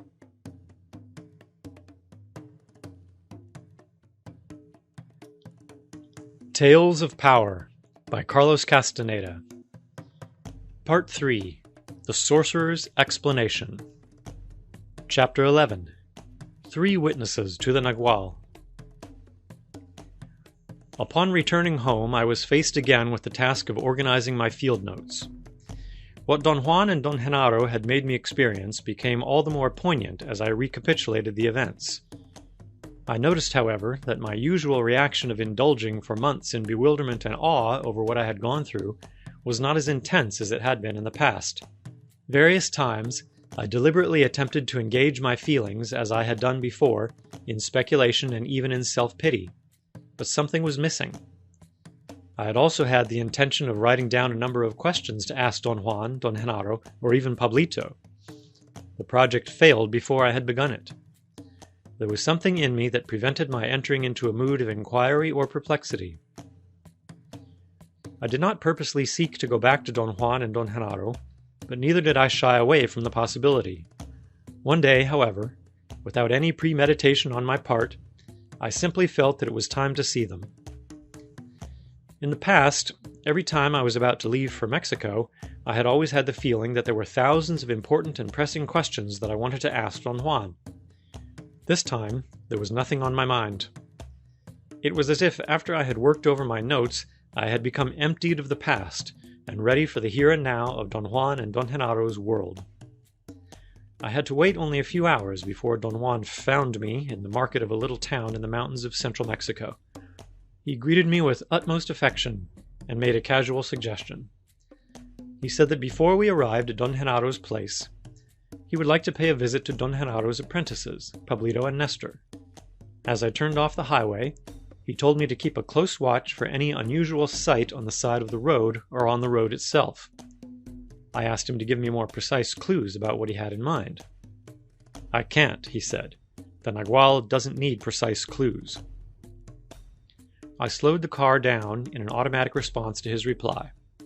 He laughed loudly and signaled me with a movement of his hand to keep on driving. As we approached the town where Pablito and Nestor lived, Don Juan told me to stop my car. He moved his chin imperceptibly and pointed to a group of medium-sized boulders on the left side of the road. "There's the Nagual," he said in a whisper. There was no one around. I had expected to see Don Genaro. I looked at the boulders again, and then I scanned the area around them. There was nothing in sight. I strained my eyes to distinguish anything. A small animal, an insect, a shadow, a strange formation on the rocks, anything unusual. I gave up after a moment and turned to face Don Juan. He held my questioning gaze without smiling, and then gently pushed my arm with the back of his hand to make me look at the boulders again. I stared at them. Then Don Juan got out of the car and told me to follow him and examine them. We walked slowly on a gentle slope for about 60 or 70 yards to the base of the rocks. He stood there for a moment and whispered in my right ear that the Nagual was waiting for me right at that place. I told him that no matter how hard I tried, all I could distinguish were the rocks and a few tufts of weeds and some cactuses. He insisted, however, that the Nagual was there. waiting for me. He ordered me to sit down, turn off my internal dialogue, and keep my unfocused eyes on the top of the boulders. He sat by me, and putting his mouth to my right ear, whispered that the Nagual had seen me, that it was there, although I could not visualize it, and that my problem was merely one of not being capable of completely shutting off my internal dialogue. I heard every word he said in a state of inner silence. I understood everything, yet I was incapable of answering. The effort needed to think and talk would have been impossible. My reactions to his comments were not thoughts proper, but rather complete units of feeling, which had all the innuendos of meaning that I usually associate with thinking. He whispered that it was very difficult to start by oneself on the path towards the Nagual, and that I was indeed most fortunate to have been launched by the moth and its song. He said that by holding the memory of the moth's call, I could bring it back to aid me. His words were either an overpowering suggestion, or perhaps I summoned that perceptual phenomenon he called the moth's call, for no sooner had he whispered his words to me than the extraordinary sputtering sound became audible. Its richness of tone made me feel as if I were inside an echo chamber. As the sound grew in loudness or proximity, I also detected, in a dreamlike state, that something was moving on top of the boulders. The movement frightened me so intensely that I immediately regained my crystal-clear awareness. My eyes focused on the boulders. Don Genaro was sitting on top of one of them. His feet were dangling, and with the heels of his shoes he was hammering the rock, producing a rhythmical sound that seemed to be synchronized with the moth's call. He smiled and waved his hand at me. I wanted to think rationally. I had the feeling, the desire to figure out how he got there, or how I saw him there, but I could not involve my reason at all. All I could do under the circumstances was to look at him while he sat smiling, waving his hand. After a moment, he seemed to get ready to slide down the round boulder. I saw him stiffening his legs, preparing his feet for landing on the hard ground, and arching his back until he almost touched the surface of the rock in order to gain sliding momentum. But in the middle of his descent, his body stopped. I had the impression he got stuck. He kicked a couple of times with both legs as if he were floating in water. He seemed to be trying to get loose from something that had trapped him by the seat of his pants. He rubbed the sides of his buttocks frantically with both hands. He actually gave me the impression of being painfully caught. I wanted to run to him and aid him, but Don Juan held my arm. I heard him say to me, half choking with laughter, "Watch him! Watch him!" Don Genaro kicked, contorted his body, and wiggled from side to side as if he were loosening a nail. Then I heard a loud pop, and he glided, or was hurled, to where Don Juan and I were standing. He landed 4 or 5 feet in front of me, on his feet. He rubbed his buttocks and jumped up and down in a dance of pain, yelling profanities. "The rock didn't want to let me go and grabbed me by the ass," he said to me in a sheepish tone. I experienced a sensation of unequaled joy. I laughed loudly. I noticed that my mirth was equal to my clarity of mind. I was engulfed at that moment in an overall state of great awareness. Everything around me was crystal clear. I had been drowsy or absent-minded before because of my inner silence, but then something in Don Genaro's sudden appearance had created a state of great lucidity. Don Genaro kept on rubbing his buttocks and jumping up and down for a while longer. Then he limped to my car, opened the door, and crawled into the back seat. I automatically turned around to talk to Don Juan. He was not anywhere in sight. I started to call him out loud. Don Genaro got out of the car and began to run around in circles, also calling Don Juan's name in a shrill, frantic tone. It was only then, as I watched him, that I realized he was mimicking me. I had an attack of such an intense fear upon finding myself alone with Don Genaro that I had run around the car 3 or 4 times in quite an unconscious manner, yelling Don Juan's name. Don Genaro said that we had to pick up Pablito and Nestor, and that Don Juan would be waiting for us somewhere along the way. After I had overcome my initial fright, I told him that I was glad to see him. He teased me about my reaction. He said that Don Juan was not like a father to me, but rather like a mother. He made some remarks and puns about mothers that were utterly funny. I was laughing so hard that I did not notice that we had arrived at Pablito's house. Don Genaro told me to stop and he got out of the car. Pablito was standing by the door of his house. He came running and got in the car and sat next to me in the front. "Let's go to Nestor's place," he said, as if he were in a hurry. I turned to look for Don Genaro. He was not around. Pablito urged me in a pleading voice to hurry. We drove up to Nestor's house. He was also waiting by the door. We got out of the car. I had the feeling that the two of them knew what was going on. "Where are we going?" I asked. "Didn't Genaro tell you?" Pablito asked me with a tone of incredulity. I assured them that neither Don Juan nor Don Genaro had mentioned anything to me. "We're going to a power place," Pablito said. "What are we going to do there?" I asked. They both said in unison that they did not know. Nestor added that Don Genaro had told him to guide me to the place. "Did you come from Don Genaro's house?" Pablito asked. I mentioned that I had been with Don Juan, and that we had found Don Genaro on the way, and that Don Juan had left me with him. "Where did Don Genaro go?" I asked Pablito. But Pablito did not know what I was talking about.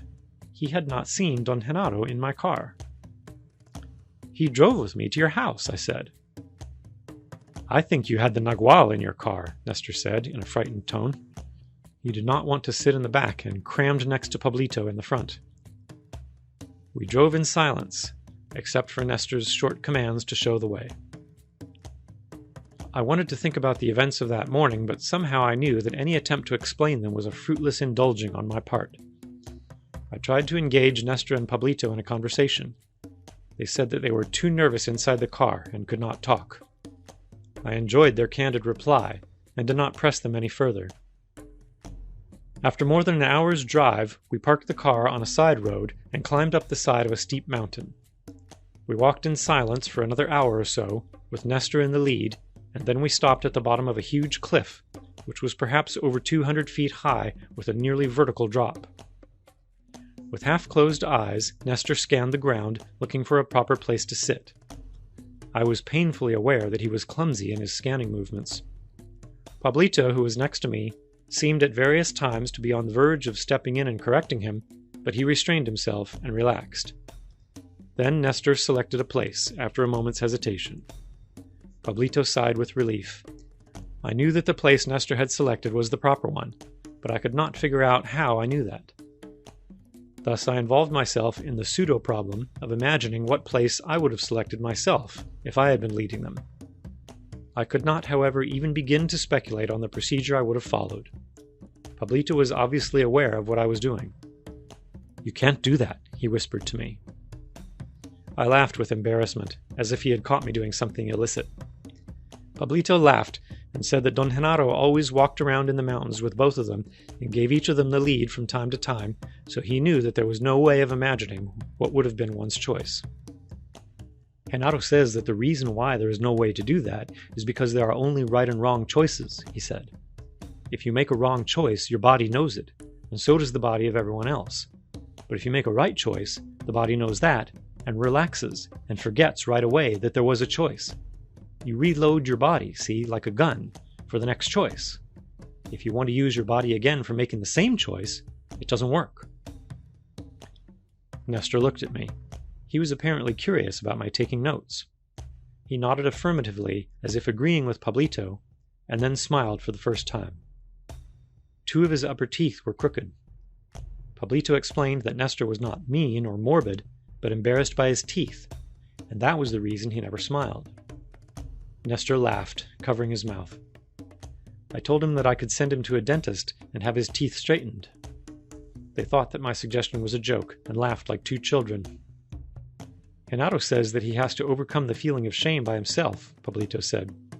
"Besides, Genaro says that he's lucky. While everyone else bites the same way, Nestor can split a bone lengthwise with his strong crooked teeth, and he can bite a hole through your finger like a nail." Nestor opened his mouth and showed me his teeth. The left incisor and the canine had grown in sideways. He made his teeth clatter by biting on them, and growled like a dog. he made 2 or 3 mock advances towards me. Pablito laughed. I had never seen Nestor so light. The few times I had been with him in the past, he had given me the impression of being a middle-aged man. As he sat there smiling with his crooked teeth, I marveled at his youthful appearance. He looked like a young man in his early 20s. Pablito again read my thoughts to perfection. He's losing his self-importance, he said. That's why he's younger. Nestor nodded affirmatively, and without saying a word, he let out a very loud fart. I was startled and dropped my pencil. Pablito and Nestor nearly died laughing. When they had calmed down, Nestor came to my side and showed me a homemade contraption that made a peculiar sound when squeezed with the hand. He explained that Don Genaro had showed him how to make it.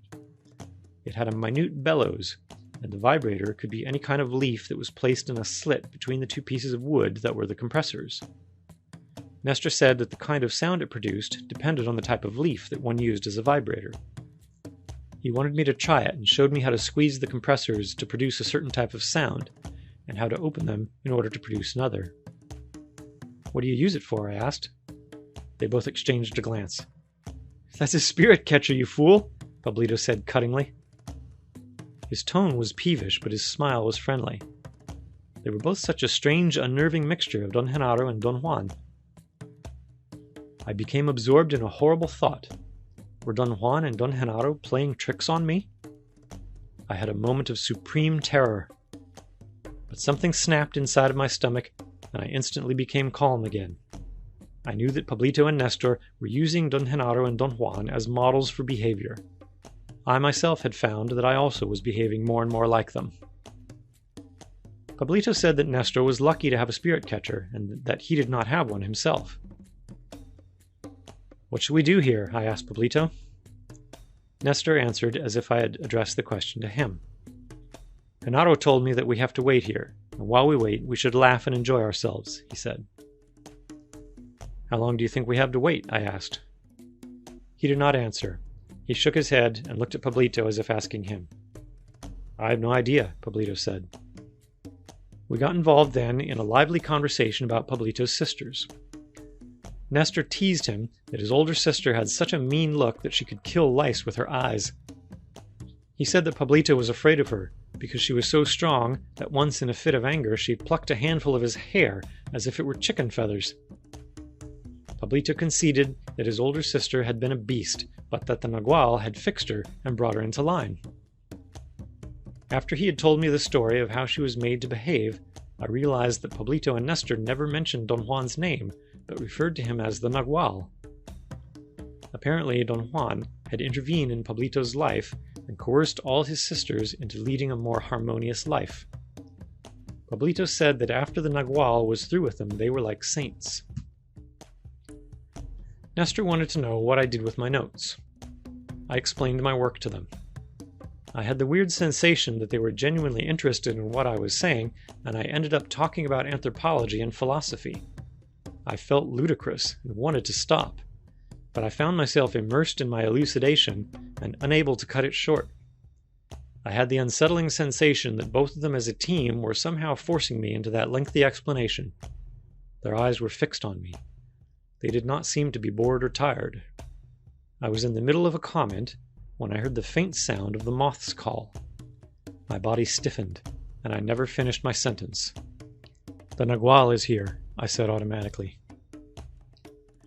Nestor and Pablito exchanged a look that I thought was sheer terror, and jumped to my side and flanked me.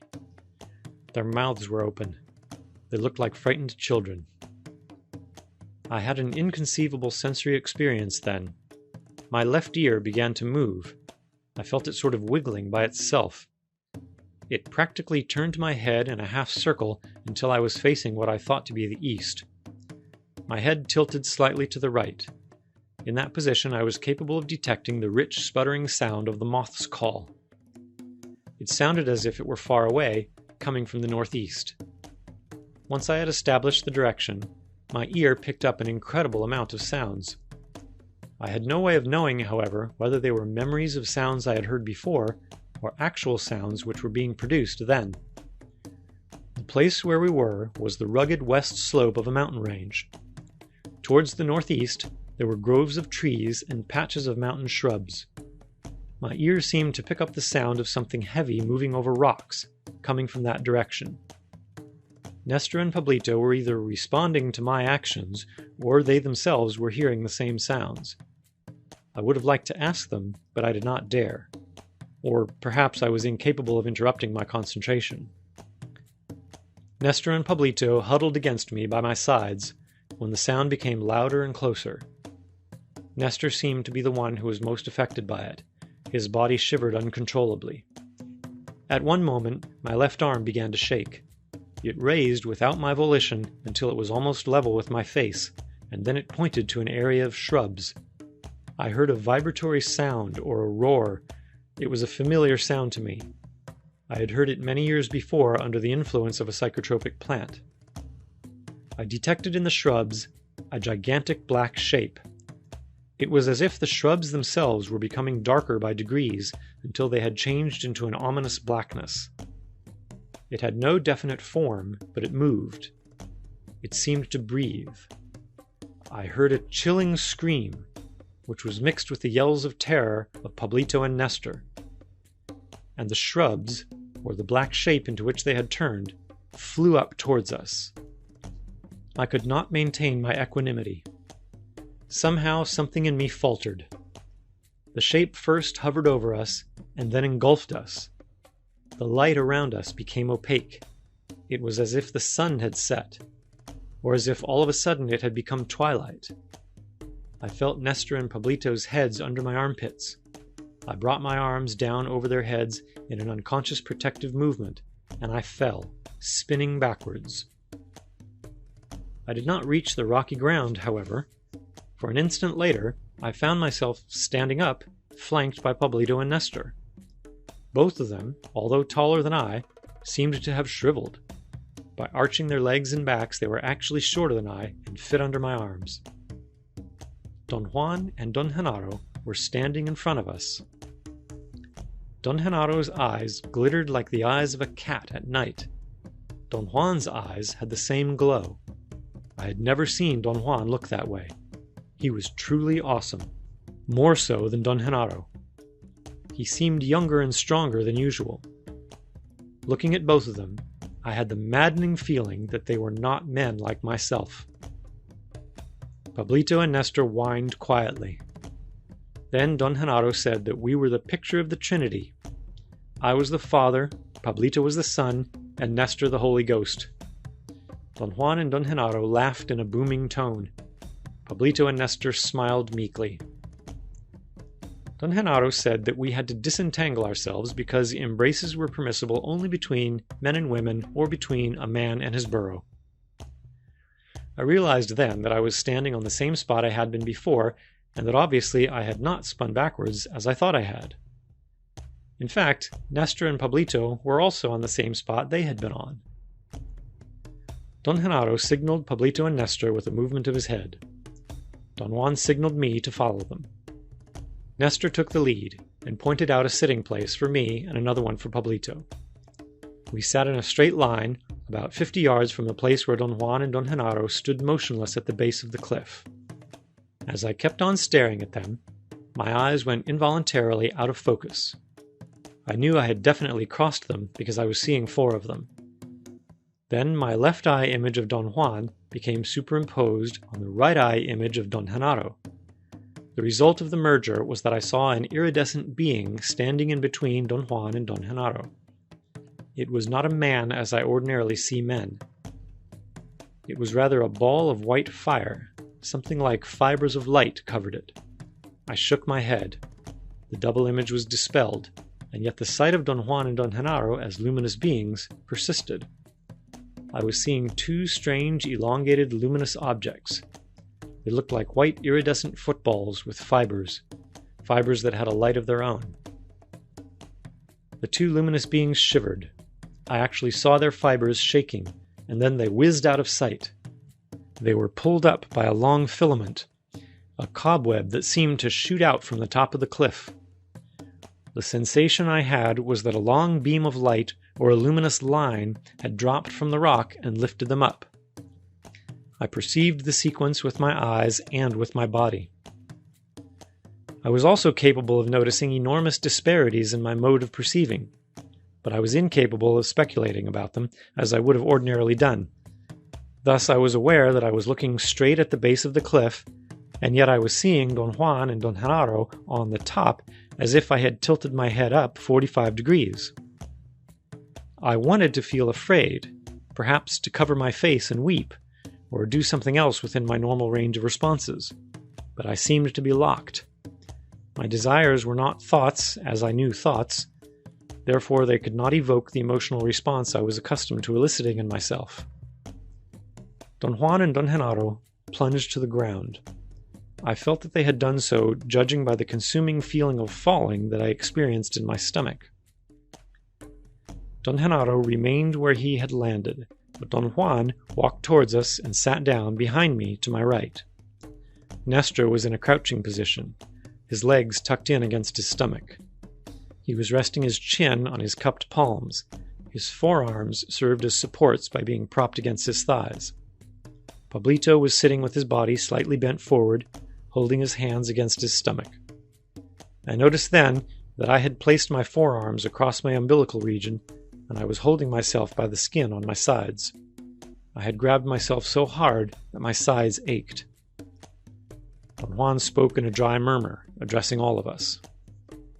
"You must fix your gaze on the Nagual," he said.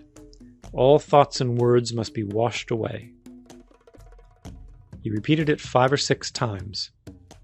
His voice was strange, unknown to me. It gave me the actual feeling of the scales on the skin of a lizard. That simile was a feeling, not a conscious thought. Each of his words peeled like scales. There was such an eerie rhythm to them. They were muffled, dry, like soft coughing, a rhythmical murmur made into a command. Don Genaro stood motionless. As I stared at him, I could not keep my image conversion, and my eyes crossed involuntarily. In that state, I noticed again a strange luminosity in Don Genaro's body.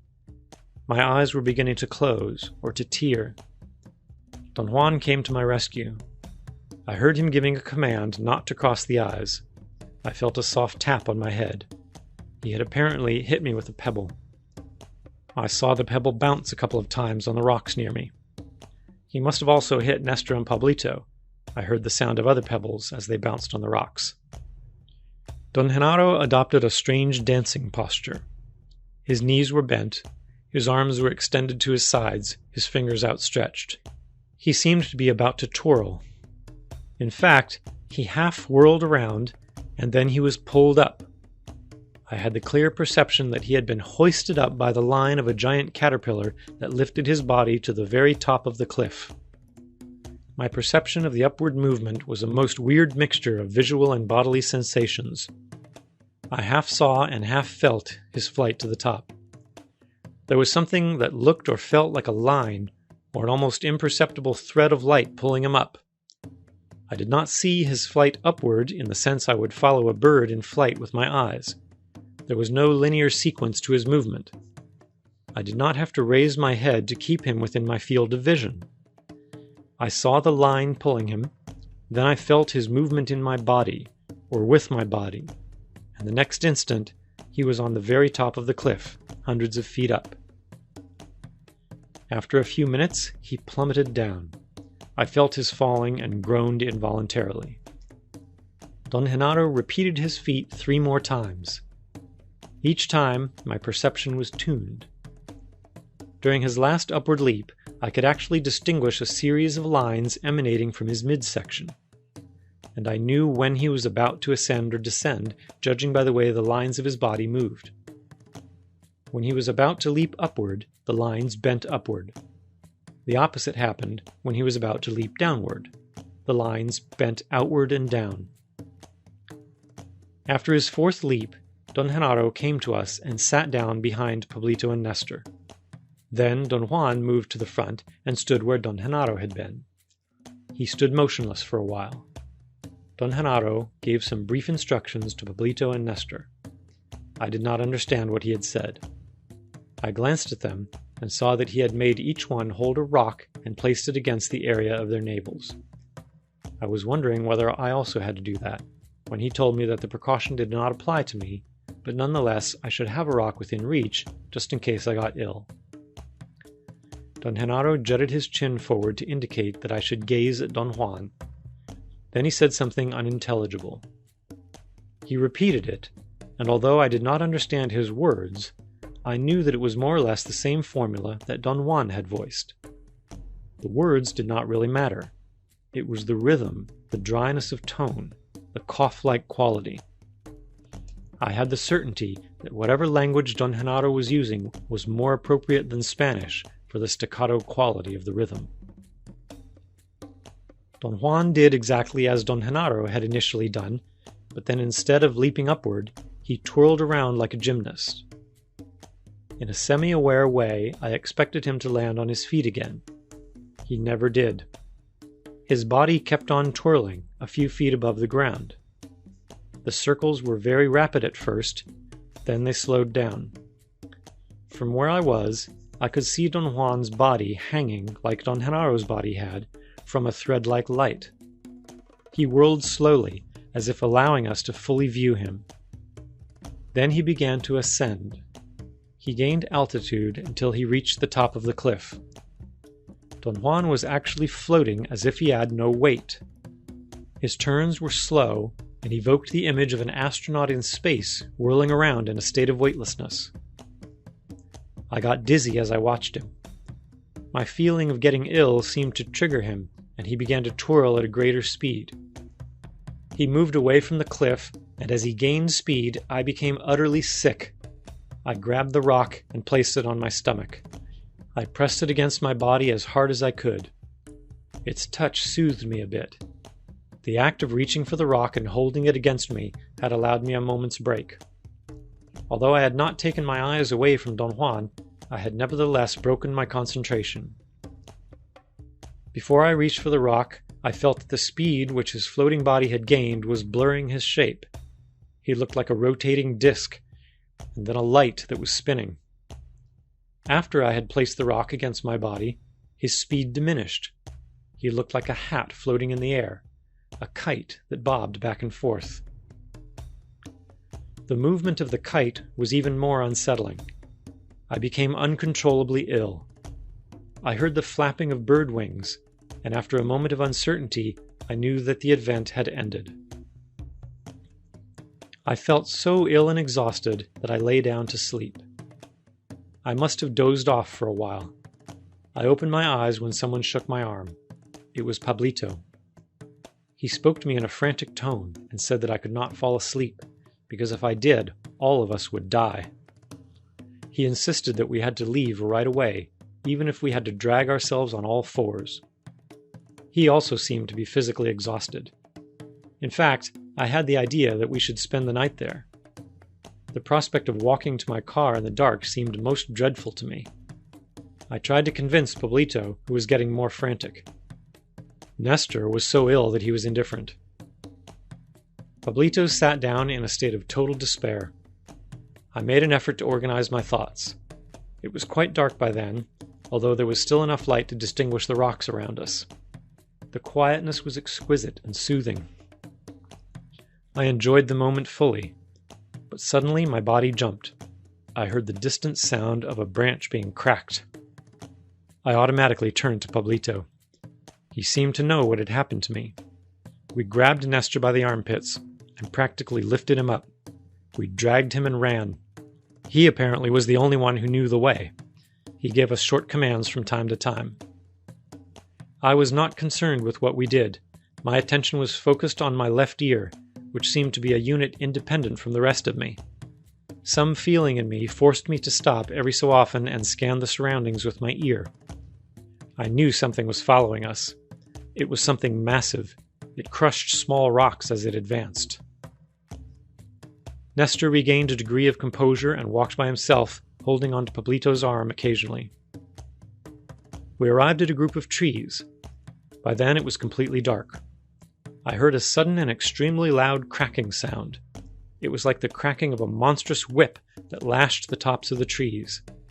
I could feel a wave of some sort rippling overhead. Pablito and Nestor screamed and scrambled out of there at full speed. I wanted them to stop. I was not sure I could run in the dark. But at that instant, I heard and felt a series of heavy exhalations right behind me. My fright was indescribable. The three of us ran together until we reached the car. Nestor led us in some unknown way.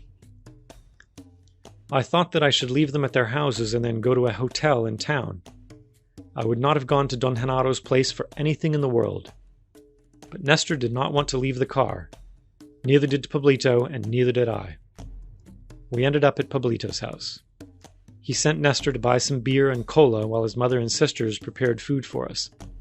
Nestor made a joke and asked if he could be escorted by the oldest sister in case he was attacked by dogs or drunkards. Pablito laughed and told me that he had been entrusted with Nestor. "Who has entrusted you with him?" I asked. "Power, of course," he replied. "At one time, Nestor was older than me, but Genaro did something to him, and now he's much younger. You saw that, didn't you?" "What did Don Genaro do?" I asked. "You know, he made him a child again. He was too important and heavy. He would have died if he was not turned younger." There was something truly candid and endearing about Pablito. The simplicity of his explanation was overwhelming to me. Nestor was indeed younger. Not only did he look younger, but he acted like an innocent child. I knew without any doubt that he genuinely felt like one. "I take care of him," Pablito continued. "Genaro says that it's an honor to look after a warrior. Nestor is a fine warrior." His eyes shone like Don Genaro's. He patted me vigorously on the back and laughed. "Wish him well, Carlitos," he said. "Wish him well." I was very tired. I had a strange surge of happy sadness. I told him that I came from a place where people rarely, if ever, wish one another well. "I know," he said. "The same thing happened to me. But I'm a warrior now, and I can afford to wish him well."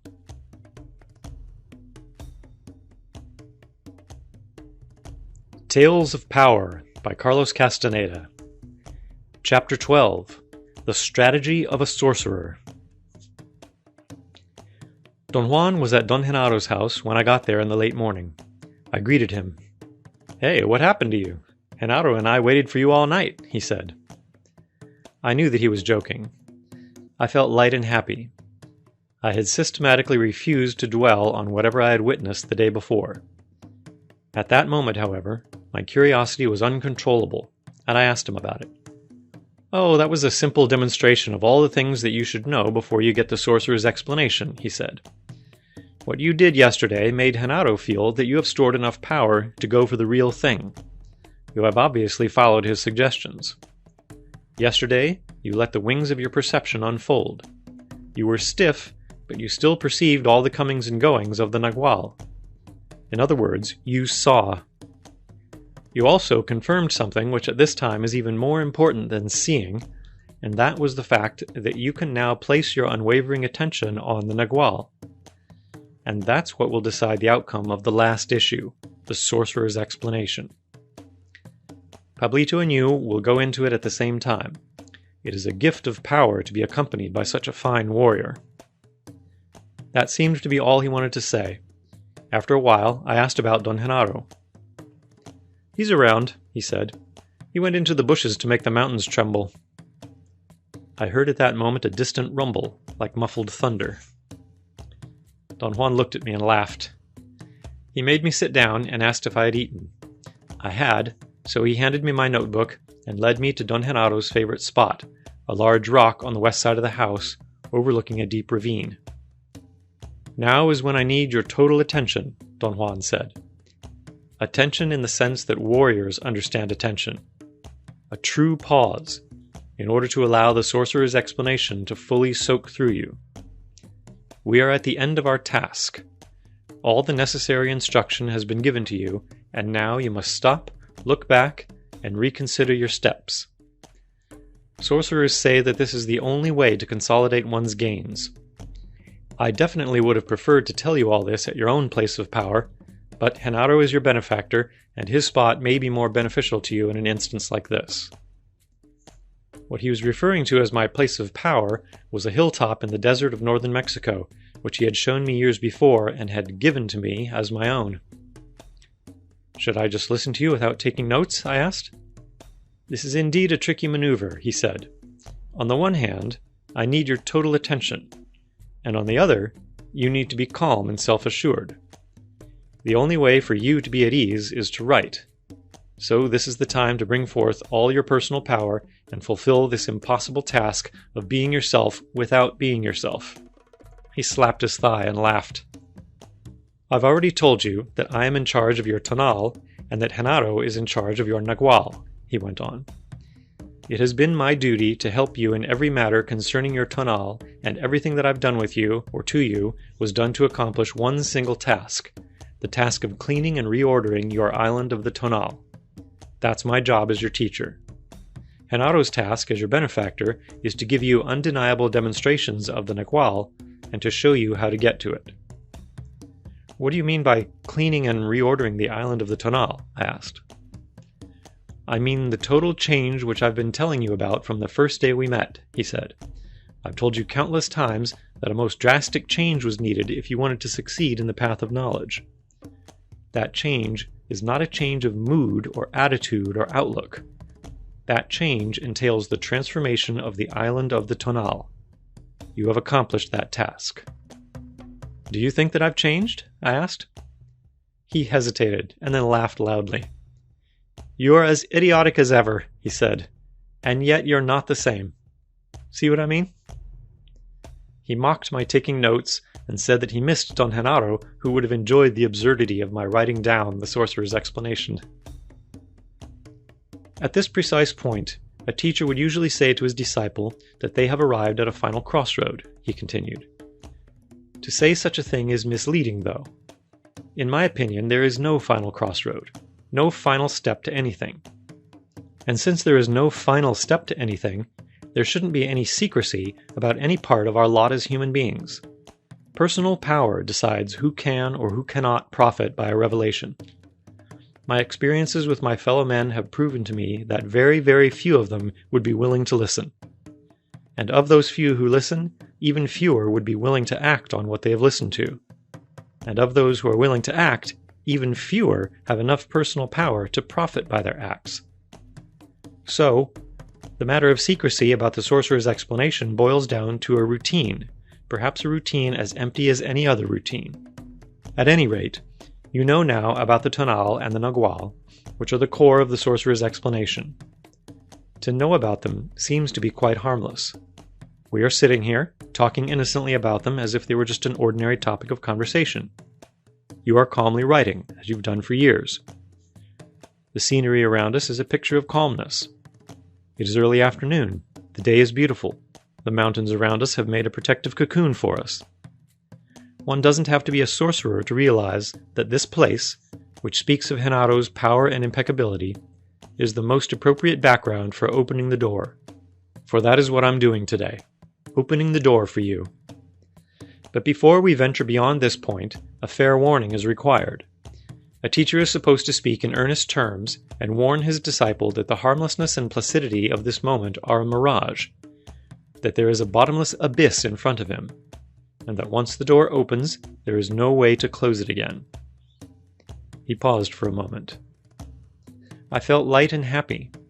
From Don Genaro's place of predilection, I had a breathtaking view. Don Juan was right. The day and the scenery were more than beautiful.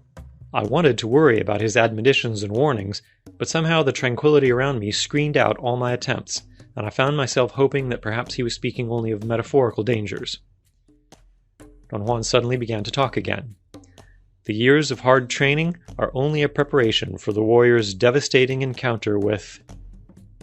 He paused again, looking at me with squinting eyes, and chuckled. With whatever lies out there beyond this point, he said. I asked him to explain his ominous statements. The sorcerer's explanation, which doesn't seem like an explanation at all, is lethal, he said. It seems harmless and charming, but as soon as the warrior opens himself to it, it delivers a blow that no one can parry. He broke into a loud laugh. So, be prepared for the worst, but But don't hurry or panic, he proceeded. You don't have any time, and yet you're surrounded by eternity. What a paradox for your reason! Don Juan stood up. He wiped off the debris on a smooth bowl-like depression and sat there comfortably with his back against the rock, facing the northwest. He indicated another place for me where I too could sit comfortably. It was to his left, also facing the northwest. The rock was warm and gave me a feeling of serenity, of protection. It was a mild day. A soft wind made the heat of the afternoon sun very pleasant. I took off my hat, but Don Juan insisted that I should wear it. You are now facing in the direction of your own place of power, he said. That is a prop that may protect you. Today you need all the props you can use. Your hat may be another one of them. Why are you warning me, Don Juan? What's really going to happen? I asked. What will happen here today depends on whether or not you have enough personal power to focus your unwavering attention on the wings of your perception, he said. His eyes glittered. He seemed to be more excited than I had ever seen him before. I thought that there was something unusual in his voice, perhaps an unaccustomed nervousness. He said that the occasion required that right there on my benefactor's place of predilection, he recapitulate for me every step that he had taken in his struggle to help me clean and reorder my island of the Tonal. His recapitulation was meticulous, and took him about 5 hours. In a brilliant and clear manner, he gave me a succinct account of everything he had done to me since the day we met. It was as if a dam had been broken. His revelations caught me completely off guard. I had accustomed myself to be the aggressive prober. Thus, to have Don Juan, who was always the reluctant party, elucidating the points of his teachings in such an academic manner was as astounding as his wearing a suit in Mexico City. His control of the language, his dramatic timing, and his choice of words were so extraordinary that I had no way to explain them rationally. He said that at that point a teacher had to speak to the individual warrior in exclusive terms, that the way he was talking to me and the clarity of his explanation were part of his last trick, and that only at the end would everything that he was doing make sense to me. He talked without stopping, until he had finished presenting his recapitulation, and I wrote down everything he said without any conscious effort on my part. Let me begin by telling you that a teacher never seeks apprentices, and no one can solicit the teachings, he said. It's always an omen which points out an apprentice. A warrior who may be in the position of becoming a teacher must be alert in order to catch his cubic centimeter of chance. I saw you just before we met. You had a good tonal, like that girl we encountered in Mexico City. After I saw you, I waited, very much like what we did with the girl that night in the park. The girl went by without paying attention to us. But you were brought to me by a man who ran away after babbling inanities. You were left there facing me, also babbling inanities. I knew I had to act fast and hook you. You yourself would have had to do something of that sort if that girl wouldn't have talked to you. What I did was to grab you with my will. Don Juan was alluding to the extraordinary way he had looked at me the day we met. He had fixed his gaze on me, and I had had an inexplicable feeling of vacuity or numbness. I could not find any logical explanation for my reaction, and I have always believed that after our first meeting I went back to see him only because I had become obsessed with that look. That was my quickest way of hooking you, he said. It was a direct blow to your tonal. I numbed it by focusing my will on it. How did you do that? I asked.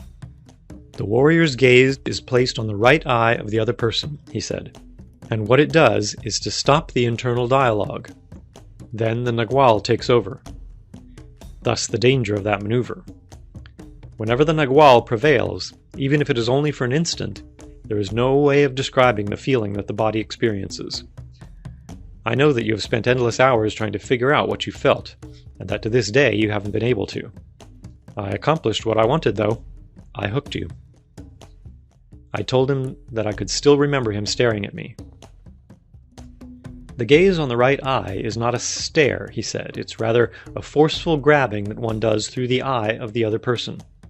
In other words, one grabs something that is behind the eye. One has the actual physical sensation that one is holding something with the will. He scratched his head, tilting his hat to the front over his face. "This is, naturally, only a way of talking," he continued. "A way of explaining weird physical sensations." He ordered me to stop writing and look at him.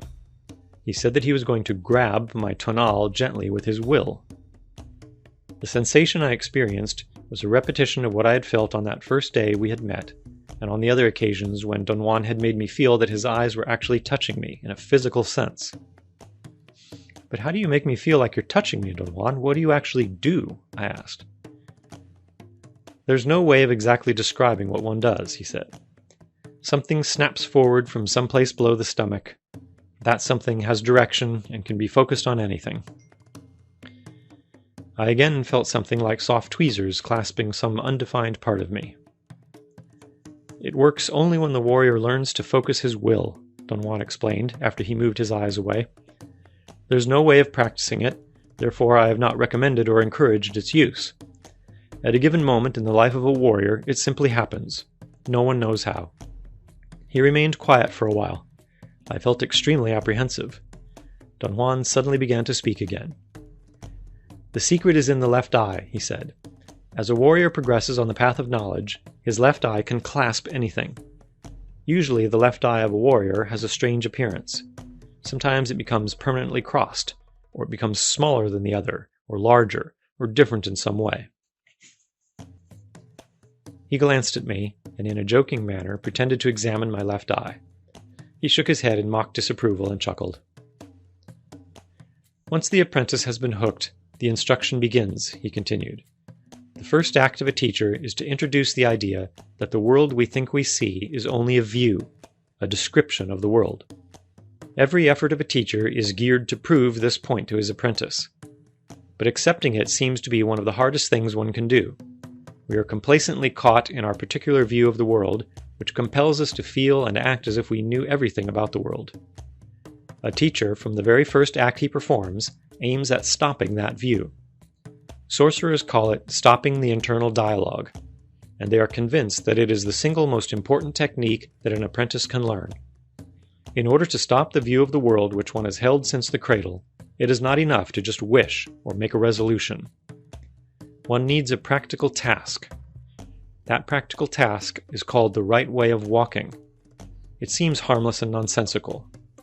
As everything else which has power in itself or by itself, the right way of walking does not attract attention. You understood it and regarded it, at least for several years, as a curious way of behaving.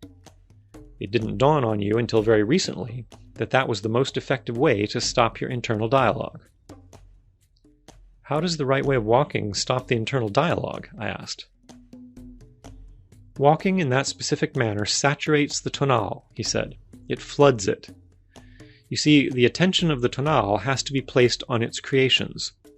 In fact, it is that attention that creates the order of the world in the first place. So the tonal must be attentive to the elements of its world in order to maintain it, and must, above all, uphold the view of the world as internal dialogue."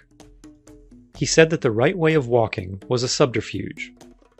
The warrior, first by curling his fingers, drew attention to the arms, and then, by looking, without focusing his eyes, at any point directly in front of him on the arc that started at the tip of his feet and ended above the horizon, he literally flooded his tonal with information. The tonal, without its one-to-one relation with the elements of its description, was incapable of talking to itself, and thus one became silent. Don Juan explained that the position of the fingers did not matter at all, that the only consideration was to draw attention to the arms by clasping the fingers in various unaccustomed ways, and that the important thing was the manner in which the eyes, by being kept unfocused, detected an enormous number of features of the world without being clear about them. He added that the eyes in that state were capable of picking out details which were too fleeting for normal vision. Together with the right way of walking, Don Juan went on, a teacher must teach his apprentice another possibility, which is even more subtle, the possibility of acting without believing, without expecting rewards, acting just for the hell of it. I wouldn't be exaggerating if I told you that the success of a teacher's enterprise depends on how well and how harmoniously he guides his apprentice in this specific respect. I told Don Juan that I did not remember him ever discussing acting just for the hell of it as a particular technique. All I could recollect were his constant but loose comments about it. He laughed, and said that his maneuver had been so subtle that it had bypassed me to that day. He then reminded me of all the nonsensical joking tasks that he used to give me every time I had been at his house. Absurd chores, such as arranging firewood in patterns, encircling his house with an unbroken chain of concentric circles drawn in the dirt with my finger, sweeping debris from one place to another, and so forth. The tasks also included acts that I had to perform by myself at home, such as wearing a black cap, or tying my left shoe first, or fastening my belt from right to left. The reason I had never taken them in any other vein except as jokes was that he would invariably tell me to forget about them after I had established them as regular routines. As he recapitulated all the tasks he had given me, I realized that by making me perform senseless routines, he had indeed implanted in me the idea of acting without really expecting anything in return. Stopping the internal dialogue is, however, the key of the sorcerer's world, he said. The rest of the activities are only props. All they do is accelerate the effect of stopping the internal dialogue. He said that there were two major activities or techniques used to accelerate the stopping of the internal dialogue: erasing personal history and dreaming. He reminded me that during the early stages of my apprenticeship, he had given me a number of specific methods for changing my personality. I had recorded them in my notes and had forgotten about them for years until I realized their importance. Those specific methods seemed at first to be highly idiosyncratic devices to coerce me into modifying my behavior. He explained that the art of a teacher was to deviate the apprentice's attention from the main issues. A poignant example of that art was the fact that I had not realized until that day that he had actually tricked me into learning a most crucial point: to act without expecting rewards. He said that in line with that rationale, he had rallied my interest around the idea of seeing, which, properly understood, was the act of dealing directly with a Nagual, an act that was an unavoidable end result of the teachings, but an unattainable task as a task per se. What was the point of tricking me that way? I asked. Sorcerers are convinced that all of us are a bunch of nincompoops, he said. We can never relinquish our crummy control voluntarily, thus we have to be tricked. His contention was that by making me focus my attention on a pseudo-task, learning to see, he had successfully accomplished two things. First, he had outlined the direct encounter with a Nagual, without mentioning it. And second, he had tricked me into considering the real issues of his teachings as inconsequential affairs.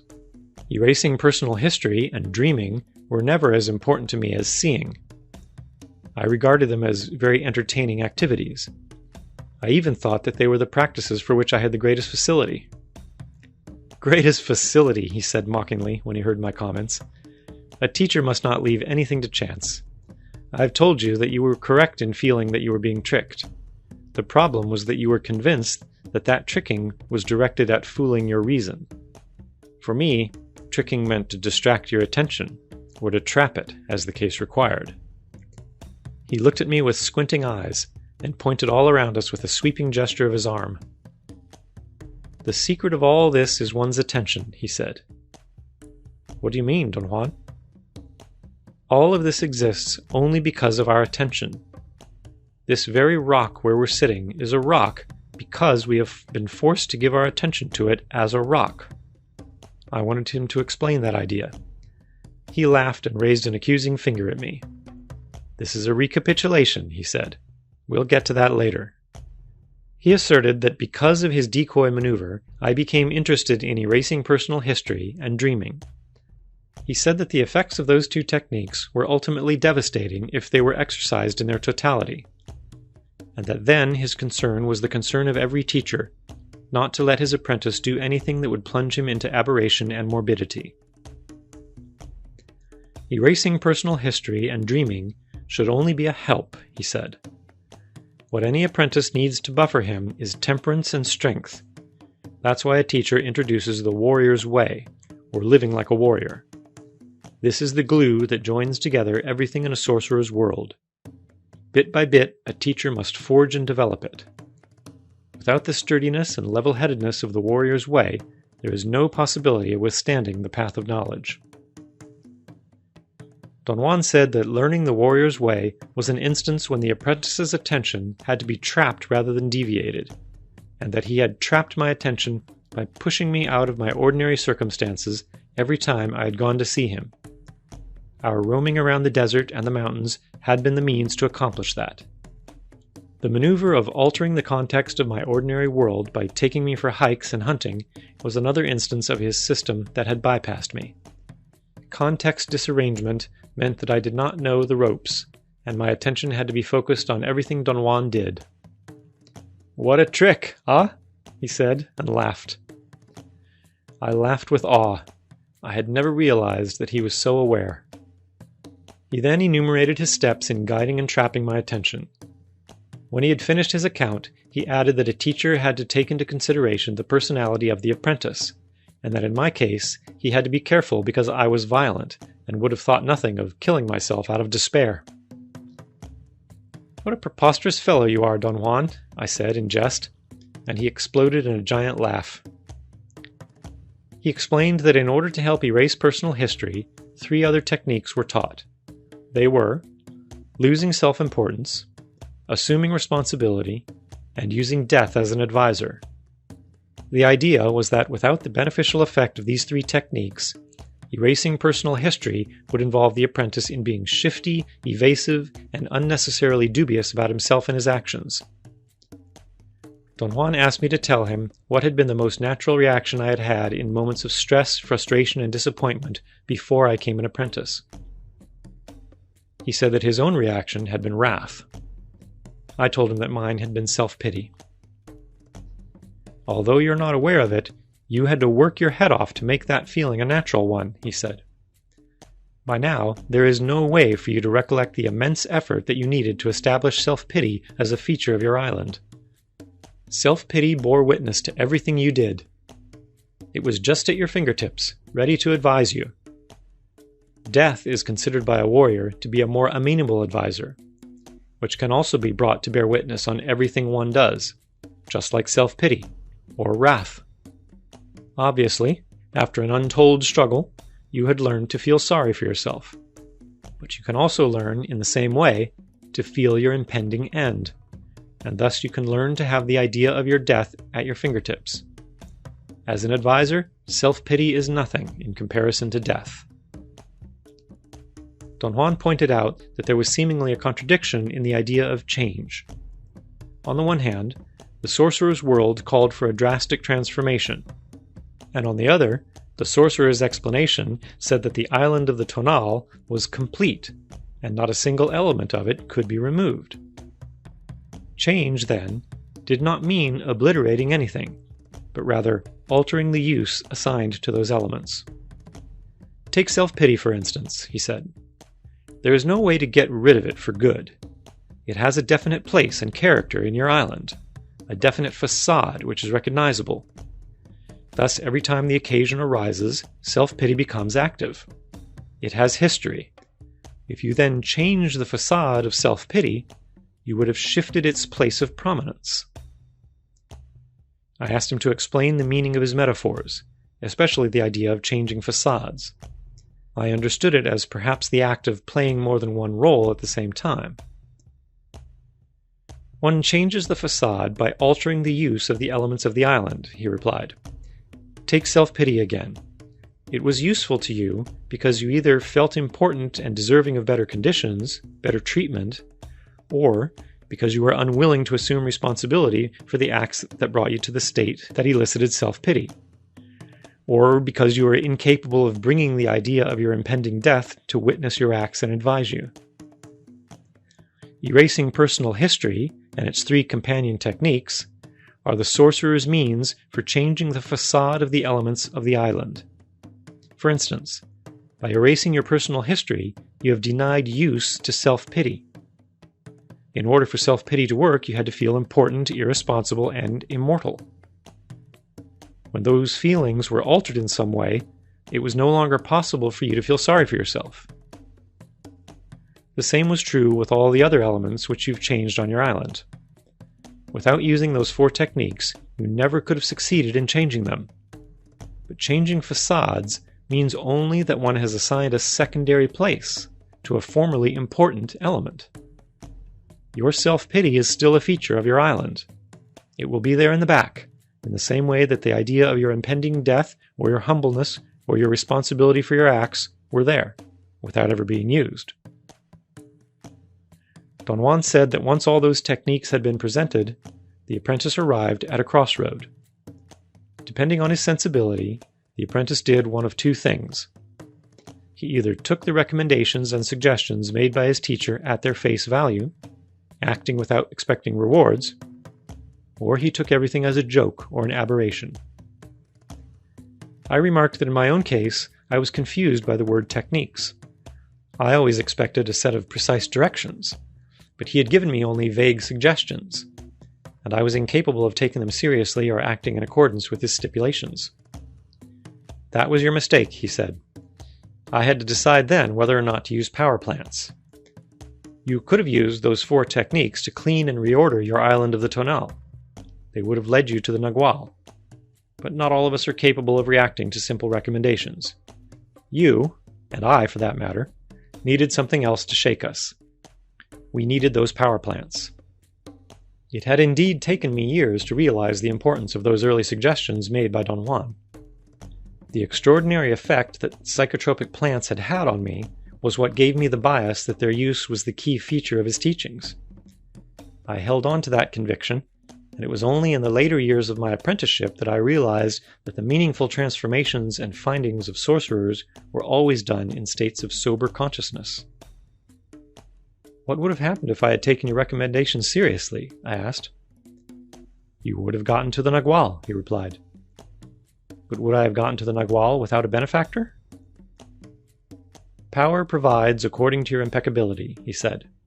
If you had seriously used those 4 techniques, you would have stored enough personal power to find a benefactor. You would have been impeccable, and power would have opened all the necessary avenues. That is the rule. Why didn't you give me more time? I asked. You had all the time you needed, he said. Power showed me the way. One night I gave you a riddle to work out. You had to find your beneficial spot in front of the door of my house. That night you performed marvelously under pressure, and in the morning you fell asleep over a very special rock that I had put there. Power showed me that you had to be pushed mercilessly or you wouldn't do a thing. Did the power plants help me? I asked. Certainly, he said. They opened you up by stopping your view of the world. In this respect, power plants have the same effect on the Tonal as the right way of walking. Both flood it with information and force the internal dialogue to come to a stop. The plants are excellent for that, but very costly. They cause untold damage to the body. This is their drawback, especially with the devil's weed. If you knew that they were so dangerous, why did you give me so many of them so many times? I asked. He assured me that the details of the procedure were decided by power itself. He said that although the teachings were supposed to cover the same issues with all apprentices, the order was different for each one, and that he had gotten repeated indications that I needed a great deal of coercion in order to bother with anything. I was dealing with a sassy, immortal being that had no respect for his life or his death, he said, laughing. I brought up the fact that he had described and discussed those plants in terms of anthropomorphic qualities. His references to them were always as if the plants had personalities. He replied that that was a prescribed means for deviating the apprentice's attention away from the real issue, which was stopping the internal dialogue. If they are used only to stop the internal dialogue, what's their connection with the ally? I asked. That's a difficult point to explain, he said. Those plants lead the apprentice directly to the Nagual, and the ally is an aspect of it. We function at the center of reason exclusively, regardless of who we are or where we come from. Reason can naturally account in one way or another for everything that happens within its view of the world. The ally is something which is outside of that view, outside the realm of reason. It can be witnessed only at the center of will at times when our ordinary view has stopped. Therefore, it is properly the Nagual. Sorcerers, however, can learn to perceive the ally in a most intricate way, and in doing so, they get too deeply immersed in a new view. So, in order to protect you from that fate, I did not emphasize the ally as sorcerers usually do. Sorcerers have learned, after generations of using power plants, to account in their views for everything that is accountable about them. I would say that sorcerers, by using their will, have succeeded in enlarging their views of the world. My teacher and benefactor were the clearest examples of that. They were men of great power, but they were not men of knowledge. They never broke the bounds of their enormous views, and thus never arrived at the totality of themselves, yet they knew about it. It wasn't that they lived aberrant lives, claiming things beyond their reach. They knew that they had missed the boat, and that only at their death would the total mystery be revealed to them. Sorcery had given them only a glimpse, but never the real means to get to that evasive totality of oneself. I gave you enough of the sorcerer's view without letting you get hooked by it. I said that only if one pits two views against each other can one weasel between them to arrive at the real world. I meant that one can arrive at the totality of oneself only when one fully understands that the world is merely a view, regardless of whether that view belongs to an ordinary man or to a sorcerer. Here is where I varied from the tradition. After a lifelong struggle, I know that what matters is not to learn a new description, but to arrive at the totality of oneself. One should get to the Nagual without maligning the Tonal, and above all, without injuring one's body. You took those plants following the exact steps I followed myself. The only difference was that instead of plunging you into them, I stopped when I judged that you had stored enough views of the Nagual. That is the reason why I never wanted to discuss your encounters with power plants or let you talk obsessively about them. There was no point in elaborating about the unspeakable. Those were true excursions into the Nagual, the unknown. I mentioned that my need to talk about my perceptions under the influence of psychotropic plants was due to an interest in elucidating a hypothesis of my own. I was convinced that with the aid of such plants, he had provided me with memories of inconceivable ways of perceiving. Those memories, which at the time I experienced them may have seemed idiosyncratic and disconnected from anything meaningful, were later assembled into units of meaning. I knew that Don Juan had artfully guided me each time, and that any assembling of meaning was made under his guidance. I don't want to emphasize those events or explain them, he said dryly. The act of dwelling on explanations will put us right back where we don't want to be. That is, we'll be thrown back into a view of the world, this time a much larger view. Don Juan said that after the apprentice's internal dialogue had been stopped by the effect of power plants, an unavoidable impasse develops. The apprentice begins to have second thoughts about his whole apprenticeship. In Don Juan's opinion, even the most willing apprentice at that point would suffer a serious loss of interest. Power plants shake the Tonal and threaten the solidity of the whole island, he said. It is at this time that the apprentice retreats, and wisely so. He wants to get out of the whole mess. It is also at this time that the teacher sets up his most artful trap, the worthy opponent. This trap has two purposes. First, it enables the teacher to hold his apprentice, and second, it enables the apprentice to have a point of reference for further use. The trap is a maneuver that brings forth a worthy opponent into the arena. Without the aid of a worthy opponent, who's not really an enemy, but a thoroughly dedicated adversary, the apprentice has no possibility of continuing on the path of knowledge. The best of men would quit at this point if it were left up to them to decide.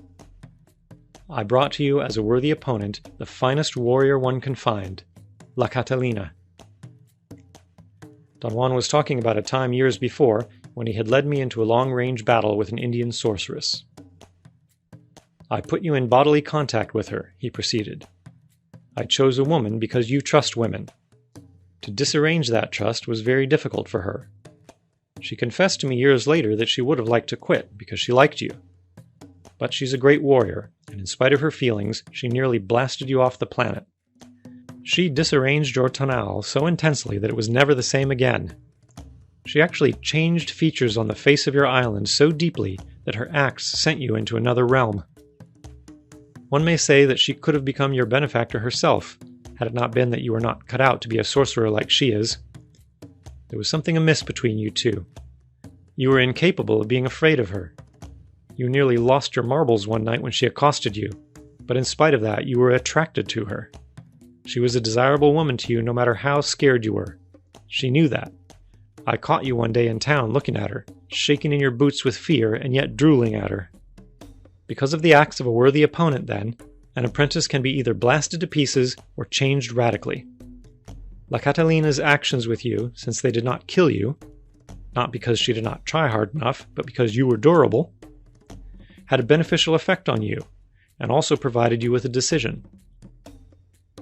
The teacher uses the worthy opponent to force the apprentice into the choice of his life.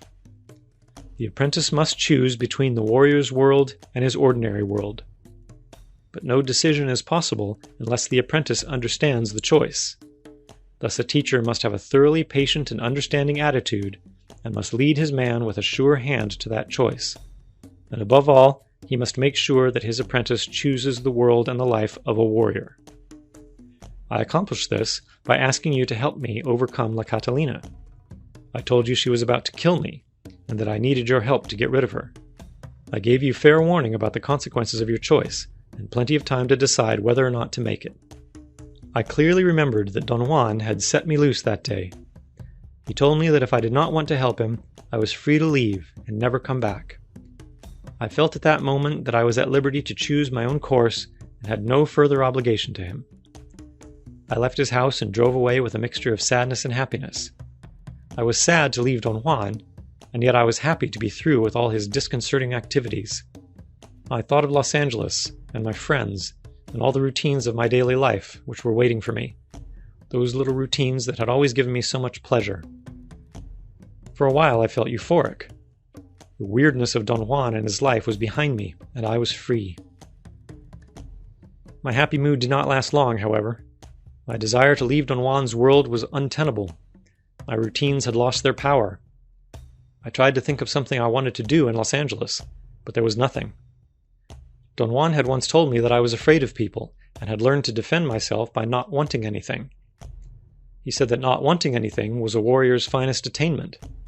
In my stupidity, however, I had enlarged the sensation of not wanting anything, and made it lapse into not liking anything. Thus my life was boring and empty. He was right, and as I zoomed north on the highway, the full impact of my own unsuspected madness finally hit me. I began to realize the scope of my choice. I was actually leaving a magical world of continual renewal for my soft, boring life in Los Angeles. I began to recollect my empty days. I remembered one Sunday in particular. I had felt restless all day with nothing to do. No friends had come to visit me. No one had invited me to a party.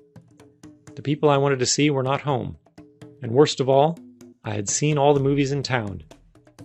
In the late afternoon, in ultimate despair, I searched the list of movies again and found one I had never wanted to see.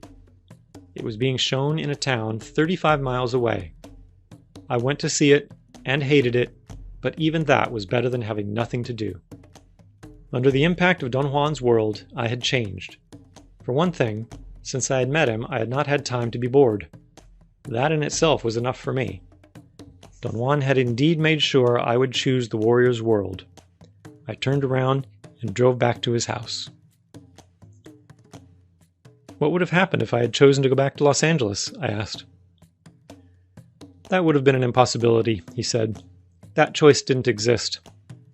All that was required of you was to allow your Tonal to become aware of having decided to join the world of sorcerers. The Tonal doesn't know that decisions are in the realm of the Nagual. When we think we decide, all we're doing is acknowledging that something beyond our understanding has set up the frame of our so-called decision, and all we do is to acquiesce. In the life of a warrior, there is only one thing, one issue alone, which is really undecided: how far one can go on the path of knowledge and power. That is an issue which is open, and no one can predict its outcome. I once told you that the freedom a warrior has is either to act impeccably or to act like a nincompoop. Impeccability is indeed the only act which is free, and thus the true measure of a warrior's spirit. Don Juan said that after the apprentice had made his decision to join the world of sorcerers, the teacher gave him a pragmatic chore, a task that he had to fulfill in his day-to-day life. He explained that the task, which is designed to fit the apprentice's personality, is usually a sort of far-fetched life situation, which the apprentice is supposed to get into as a means of permanently affecting his view of the world. In my own case, I understood the task more as a lively joke than a serious situation. As time passed, however, it finally dawned on me that I had to be earnest about it. After the apprentice has been given his sorcery task, he's ready for another type of instruction, he proceeded. He is a warrior then. In your case, since you were no longer an apprentice, I taught you the 3 techniques that help dreaming: disrupting the routines of life, the gate of power, and not doing. You were very consistent, dumb as an apprentice and dumb as a warrior. You dutifully wrote down everything I said and everything that happened to you, but you did not act exactly as I had told you to. So I still had to blast you with power plants. Don Juan then gave me a step-by-step rendition of how he had driven my attention away from dreaming, making me believe that the important problem was a very difficult activity he had called not doing, which consisted of a perceptual game of focusing attention on features of the world that were ordinarily overlooked, such as the shadows of things. Don Juan said that his strategy had been to set not doing apart by imposing the most strict secrecy on it. Not doing, like everything else, is a very important technique, but it was not the main issue, he said. You fell for the secrecy. You, a blabbermouth, having to keep a secret. He laughed and said that he could imagine the troubles I must have gone through to keep my mouth shut. He explained that disrupting routines, the gate of power, and not doing were avenues for learning new ways of perceiving the world, and that they gave a warrior an inkling of incredible possibilities of action. Don Juan's idea was that the knowledge of a separate and pragmatic world of dreaming was made possible through the use of those 3 techniques. Dreaming is a practical aid devised by sorcerers, he said. They were not fools. They knew what they were doing and sought the usefulness of the Nagual by training their Tonal to let go for a moment, so to speak, and then grab again.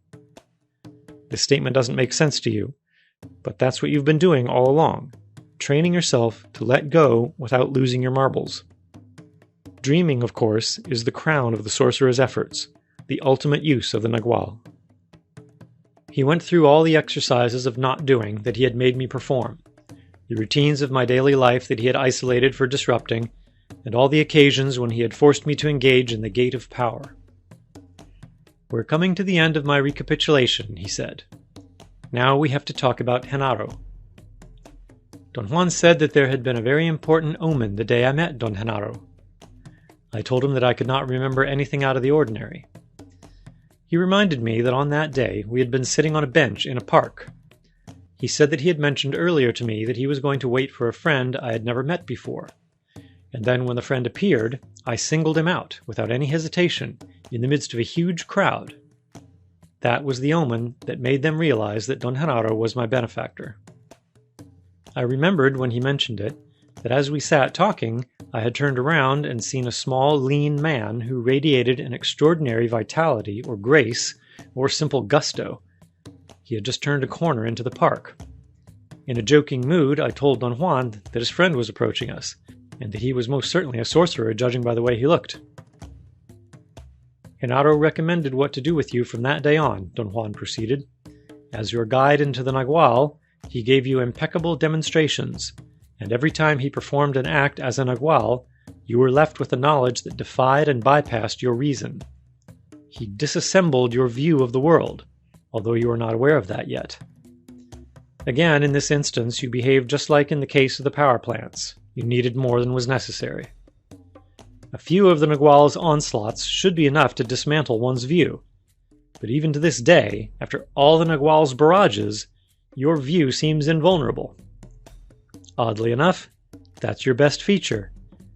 All in all, then, Genaro's job has been to lead you into the Nagual. But here we have a strange question. What was being led into the Nagual? He urged me with a movement of his eyes to answer the question. My reason? I asked. No, reason is meaningless there, he replied. Reason craps out in an instant when it is out of its safe narrow bounds. Then it was my Tonal, I said. No, the Tonal and the Nagual are the two inherent parts of ourselves, he said dryly. They cannot be led into each other. My perception? I asked. You've got it, he yelled, as if I were a child giving the right answer. We're coming now to the Sorcerer's explanation. I've warned you already that it won't explain anything, and yet... He paused and looked at me with shiny eyes. This is another of the Sorcerer's tricks, he said. What do you mean? What's the trick? I asked with a touch of alarm. The Sorcerer's explanation, of course, he replied.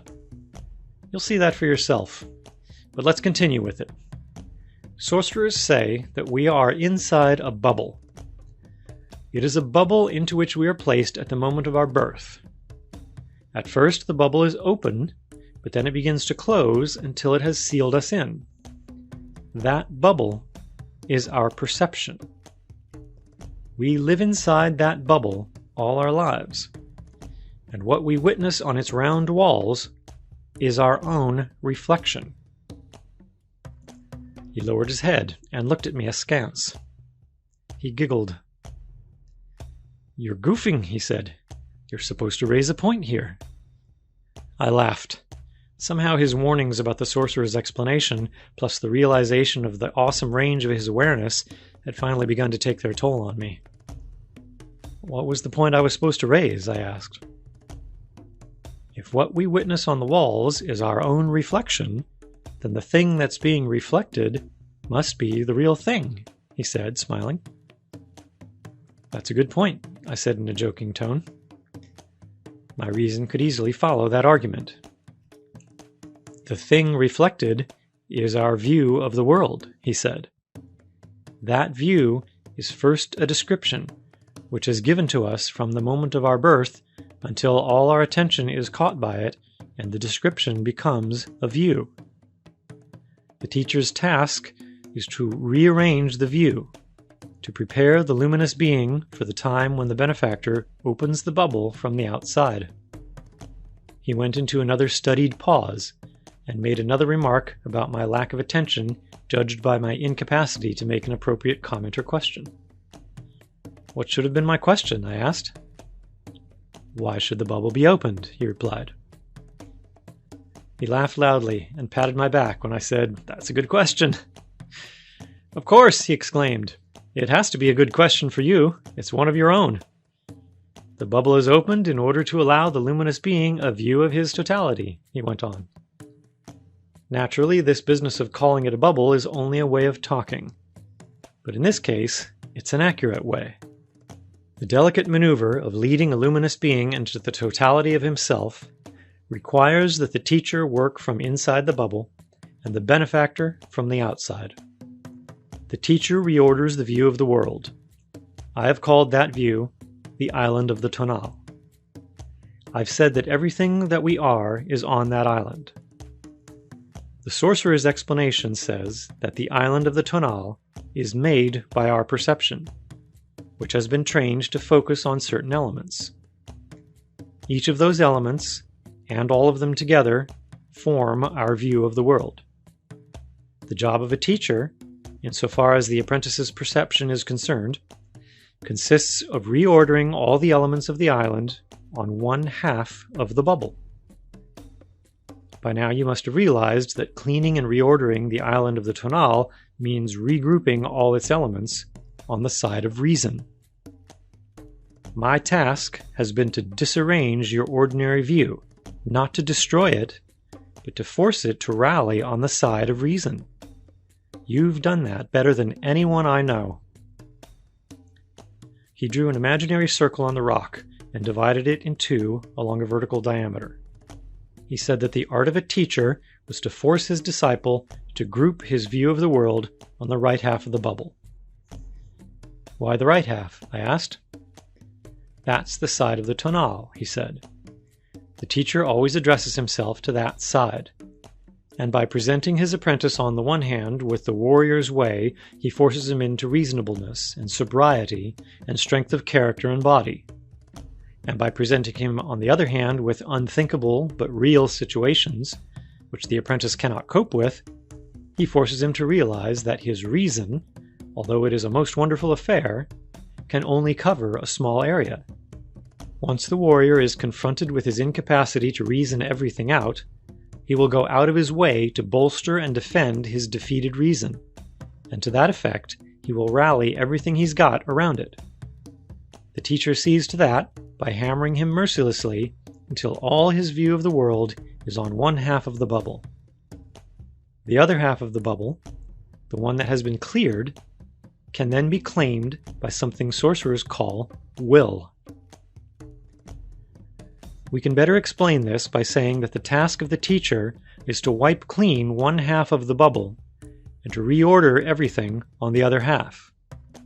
The benefactor's task, then, is to open the bubble on the side that has been cleaned. Once the seal is broken, the warrior is never the same.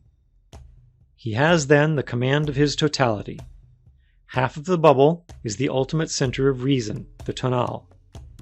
The other half is the ultimate center of will, the Nagual. That is the order that should prevail. Any other arrangement is nonsensical and petty, because it goes against our nature. It robs us of our magical heritage and reduces us to nothing. Don Juan stood up and stretched his arms and back and walked around to loosen up his muscles. It was a bit cold by then. I asked him if we were through. "Why, the show hasn't even started yet," he exclaimed and laughed. "That was only the beginning." He looked at the sky and pointed to the west with a casual movement of his hand. "In about an hour, the Nagual will be here," he said, and smiled. He sat down again. "We have one single issue left," he continued. "Sorcerers call it the secret of the luminous beings, and that is the fact that we are perceivers. We men, and all the other luminous beings on Earth, are perceivers. That is our trouble, the bubble of perception. Our mistake is to believe that the only perception worthy of acknowledgement is what goes through our reason. Sorcerers believe that reason is only one center, and that it shouldn't take so much for granted. Genaro and I have taught you about the 8 points that make the totality of our bubble of perception. You know 6 points. Today, Genaro and I will further clean your bubble of perception, and after that you will know the 2 remaining points." He abruptly changed the topic and asked me to give him a detailed account of my perceptions of the day before, starting from the point where I saw Don Genaro sitting on a rock by the road. He did not make any comments or interrupt me at all. When I had finished, I added an observation of my own. I had talked to Nestor and Pablito in the morning, and they had given me accounts of their perceptions, which were similar to mine. My point was that he himself had told me that the Nagual was an individual experience, which only the observer can witness.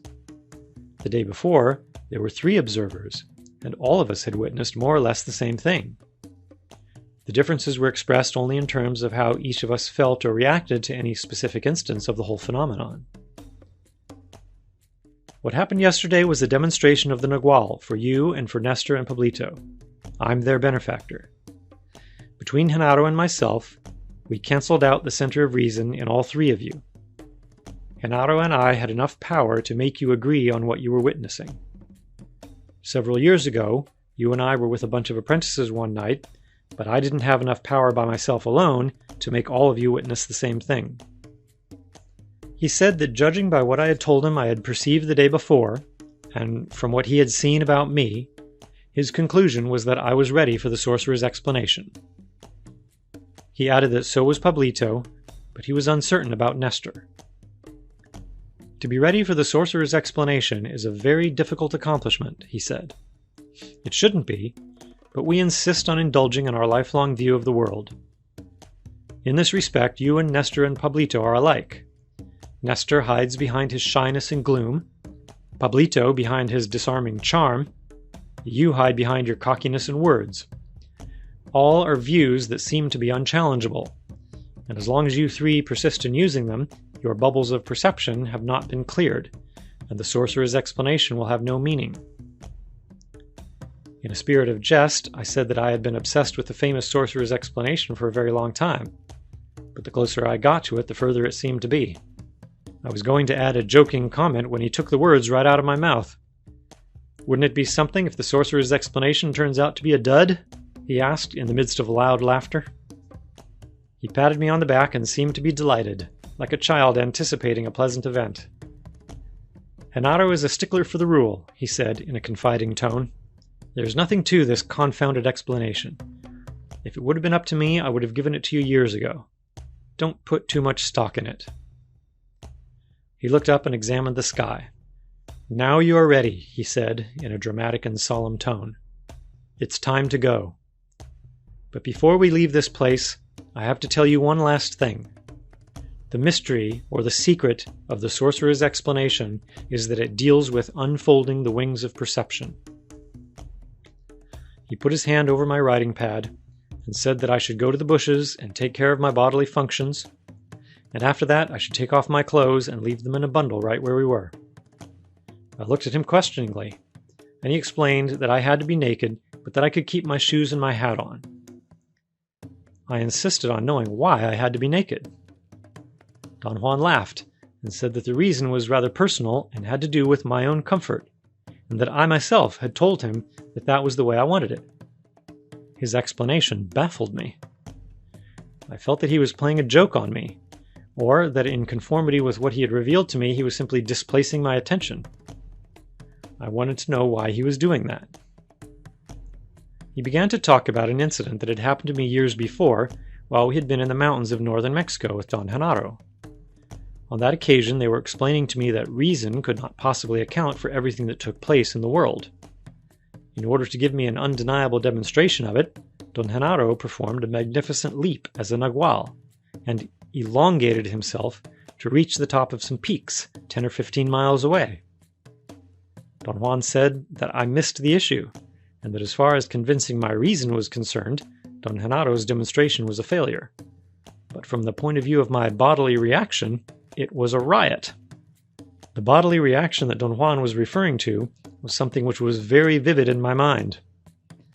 I saw Don Genaro disappear in front of my very eyes as if a wind had swished him away. His leap, or whatever he had done, had had such a profound effect on me that I felt as if his movement had ripped something in my intestines. My bowels became loose, and I had to throw away my pants and shirt. My discomfort and embarrassment knew no limits. I had to walk naked, wearing only a hat, on a heavily trafficked highway until I got to my car. Don Juan reminded me that it was then that I had told him not to let me ruin my clothes again. After I had taken my clothes off, we walked a few hundred feet to a very large rock overlooking the same ravine. He made me look down. It was a drop of over 100 feet. He then told me to turn off my internal dialogue and listen to the sounds around us.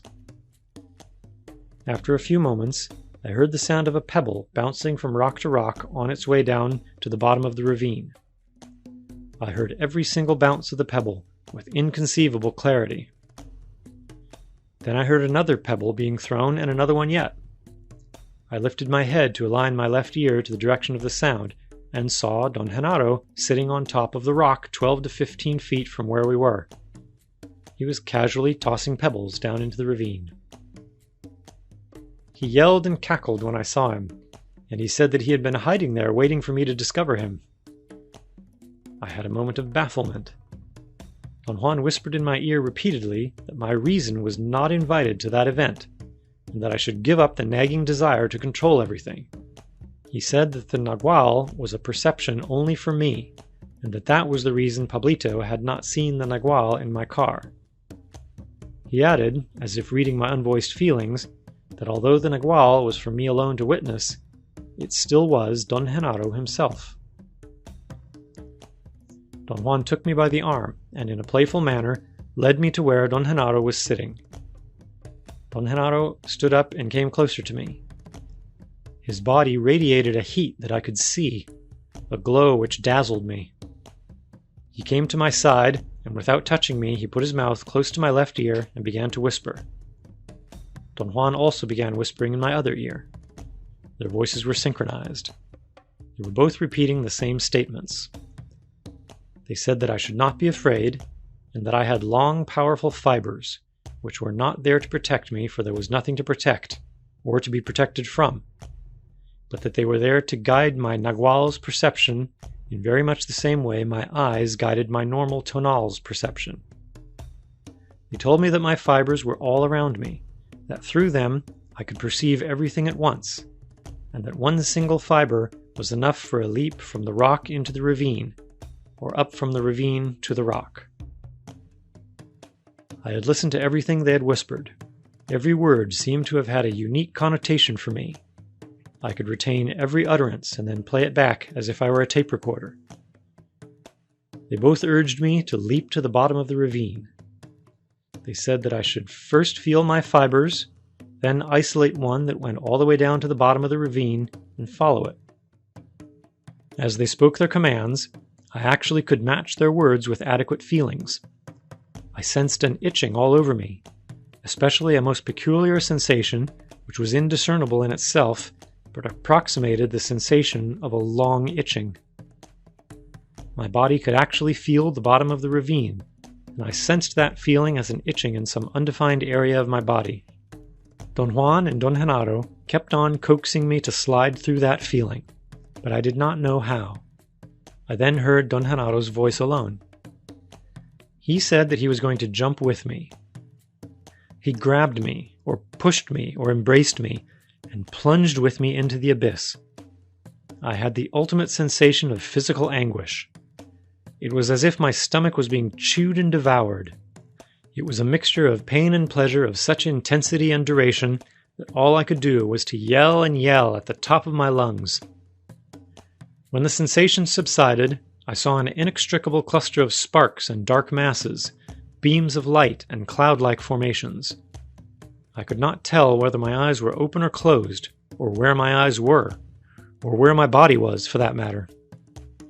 Then I sensed the same physical anguish, although not as pronounced as the first time, and next I had the impression I had woken up, and I found myself standing on the rock with Don Juan and Don Genaro.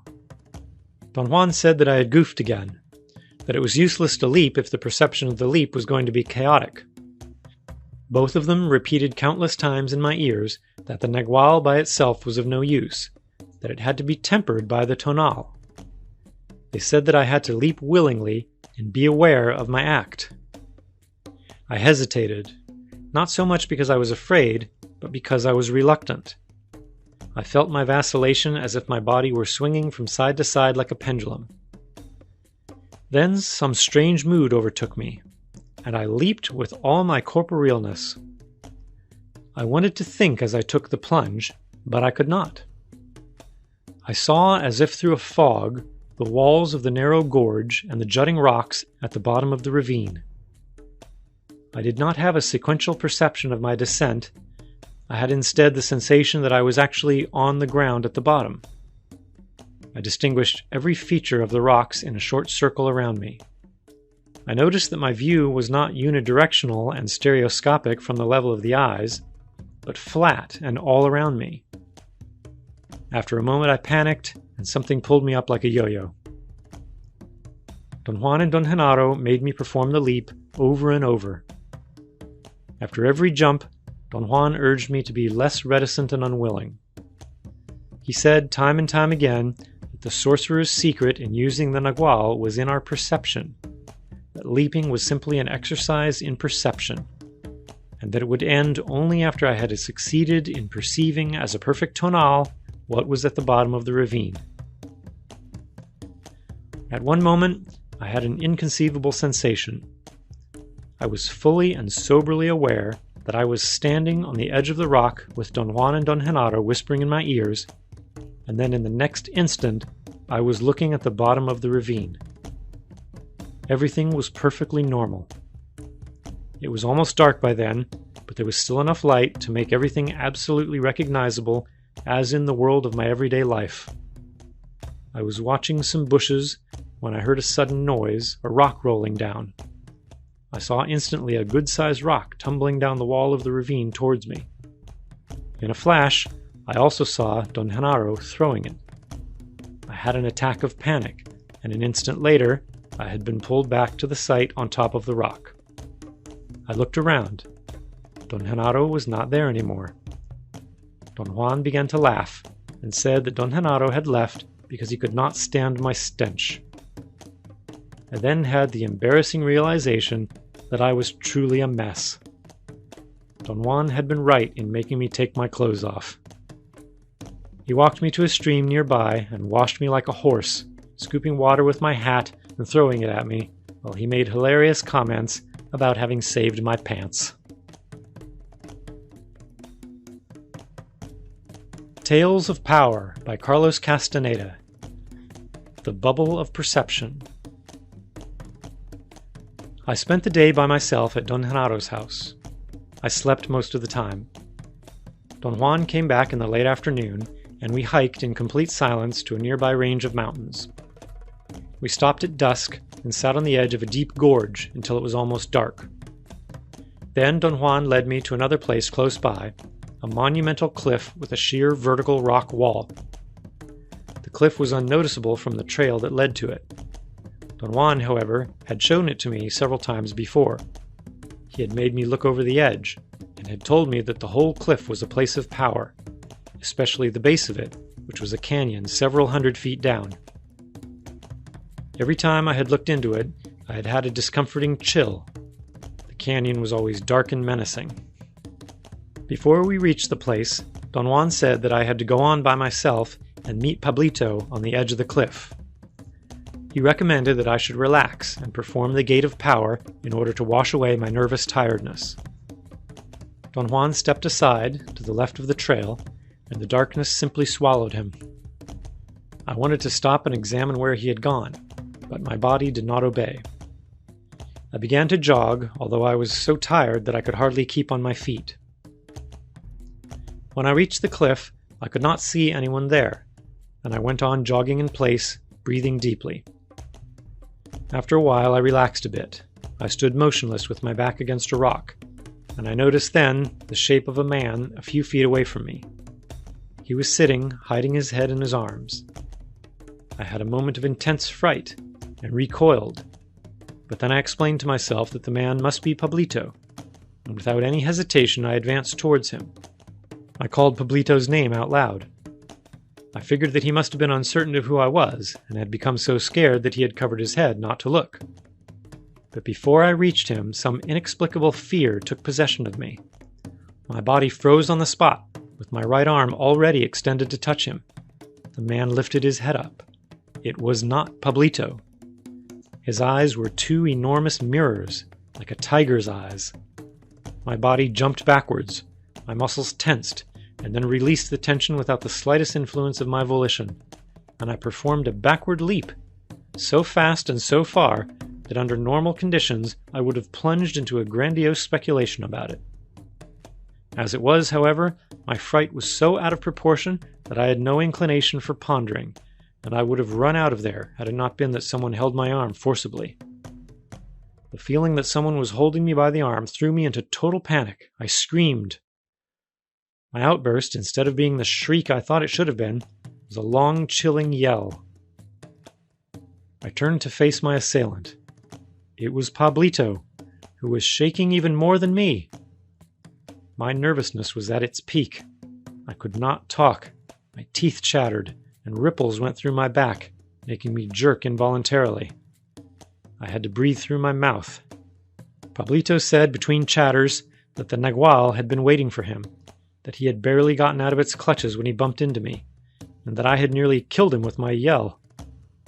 I wanted to laugh, and made the most weird sounds imaginable. When I regained my calmness, I told Pablito that apparently the same thing had happened to me. The end result in my case had been that my fatigue had vanished. I felt instead an uncontainable surge of strength and well-being. Pablito seemed to be experiencing the same sensations. We began to giggle in a nervous, silly way. I heard the sound of soft and careful steps in the distance. I detected the sound before Pablito. He appeared to react to my stiffening. I had the certainty that someone was approaching the place where we were. We turned in the direction of the sound. A moment later, the silhouettes of Don Juan and Don Genaro became visible. They were walking calmly and stopped 4 or 5 feet away from us. Don Juan was facing me, and Don Genaro faced Pablito. I wanted to tell Don Juan that something had scared me nearly out of my wits, but Pablito squeezed my arm. I knew what he meant. There was something strange about Don Juan and Don Genaro. As I looked at them, my eyes began to get out of focus. Don Genaro gave a sharp command. I did not understand what he had said, but I knew he had meant that we should not cross our eyes. "The darkness has settled on the world," Don Juan said, looking at the sky. Don Genaro drew a half-moon on the hard ground.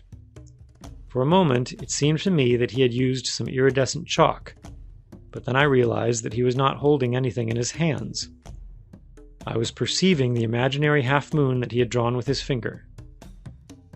He made Pablito and me sit on the inner curve of the convex edge, while he and Don Juan sat cross-legged on the extreme ends of the half-moon, 6 or 7 feet away from us.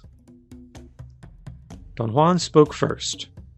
He said that they were going to show us their allies.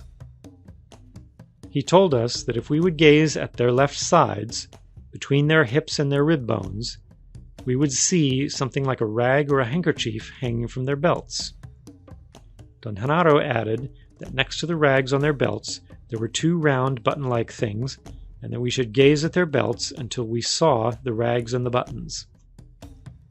Before Don Genaro had spoken, I had already noticed some flat item like a piece of cloth, and 1 round pebble that hung from their belts. Don Juan's allies were darker and more menacing than Don Genaro's. My reaction was a mixture of curiosity and fear. My reactions were experienced in my stomach, and I was not judging anything in a rational manner. Don Juan and Don Genaro reached for their belts and seemed to unhook the dark pieces of cloth. They took them with their left hands. Don Juan flung his in the air above his head, but Don Genaro let his drop to the ground gently. The pieces of cloth stretched as if the hurling and the dropping had made them spread like perfectly smooth handkerchiefs. They descended slowly, bobbing like kites. The movement of Don Juan's ally was the exact replica of what I had perceived him doing when he had whirled around days before.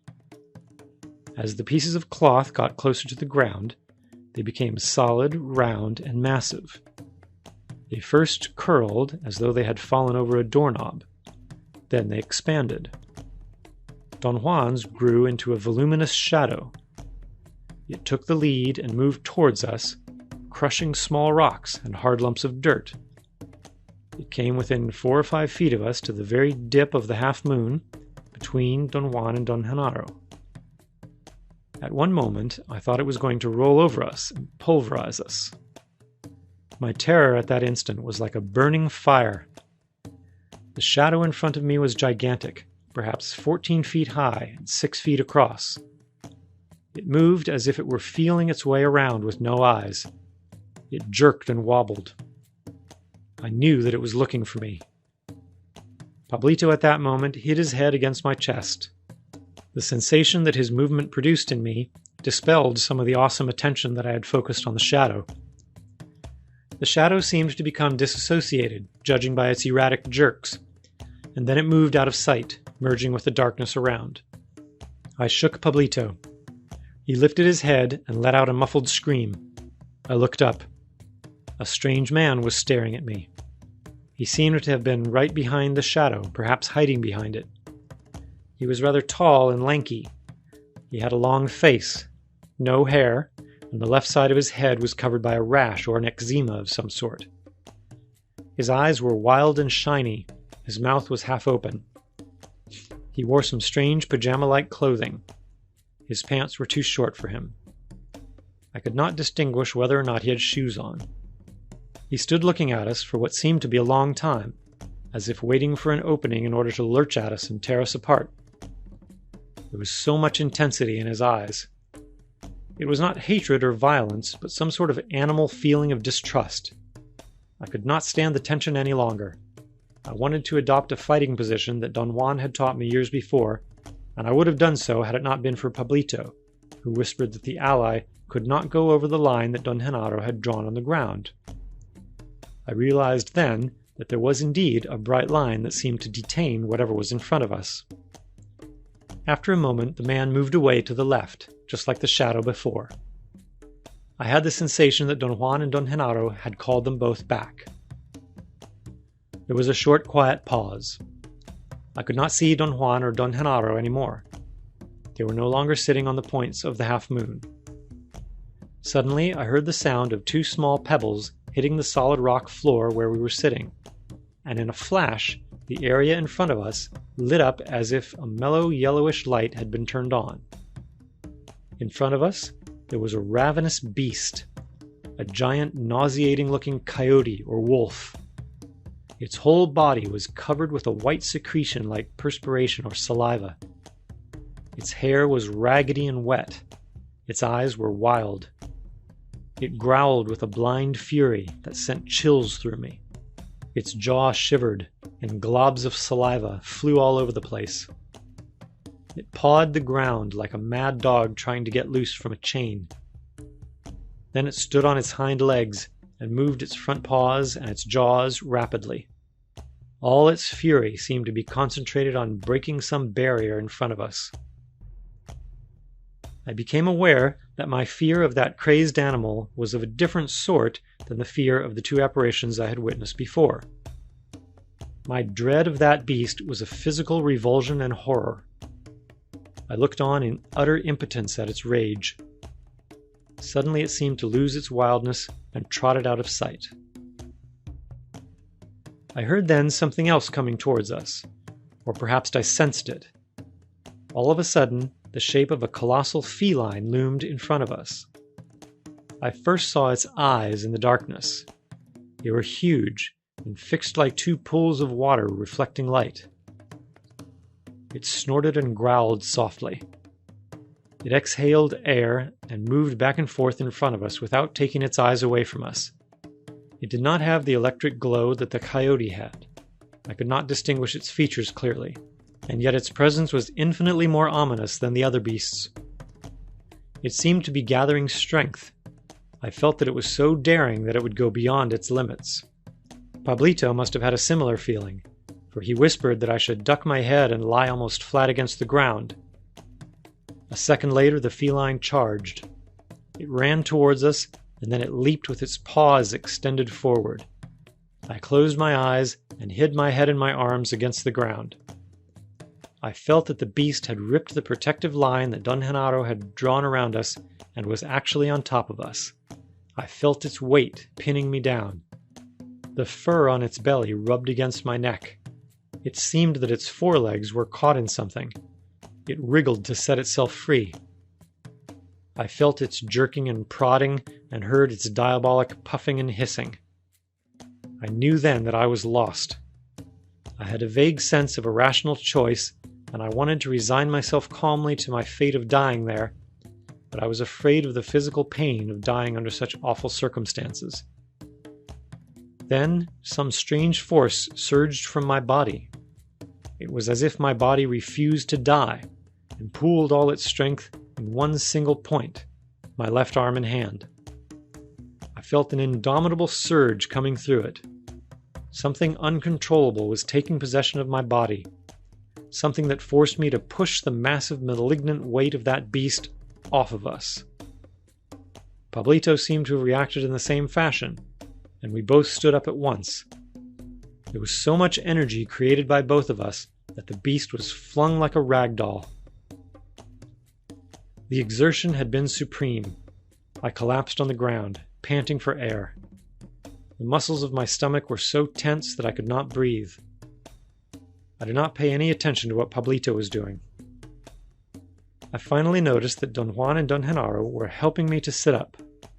I saw Pablito spread on the ground face down with his arms outstretched. He seemed to have fainted.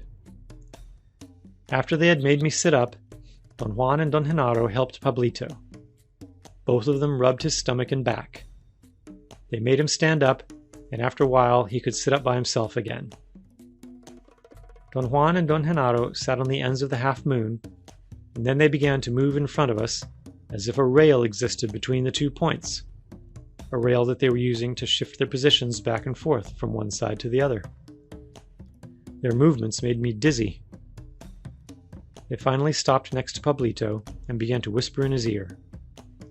After a moment, they stood up, all 3 of them at once, and walked to the edge of the cliff. Don Genaro lifted Pablito as if he were a child. Pablito's body was stiff like a board. Don Juan held Pablito by the ankles. He whirled him around, seemingly to gain momentum and force, and finally he let go of his legs and hurled his body out over the abyss away from the edge of the cliff. I saw Pablito's body against the dark western sky. It described circles, just like Don Juan's body had done days before. The circles were slow. Pablito seemed to be gaining altitude instead of falling down.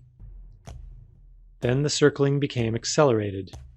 Pablito's body twirled like a disc for a moment, and then it disintegrated.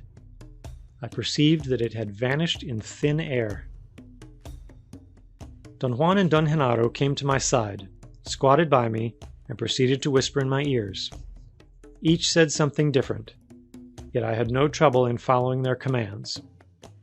It was as if I became split the instant they uttered their first words. I felt that they were doing with me what they had done with Pablito. Don Genaro made me whirl, and then I had the thoroughly conscious sensation of spinning or floating for a moment. Next, I was rushing through the air, plummeting down to the ground at a tremendous speed. I felt as I was falling that my clothes were ripping off. Then my flesh fell off, and finally only my head remained. I had the very clear sensation that as my body became dismembered, I lost my superfluous weight. And thus my falling lost its momentum, and my speed decreased. My descent was no longer a vertigo. I began to move back and forth like a leaf. Then my head was stripped of its weight, and all that was left of me was a square centimeter, a nugget, a tiny pebble-like residue. All my feeling was concentrated there. Then the nugget seemed to burst, and I was 1,000 pieces. I knew, or something somewhere knew, that I was aware of the 1,000 pieces at once. I was the awareness itself. Then some part of that awareness began to be stirred. It rose, grew.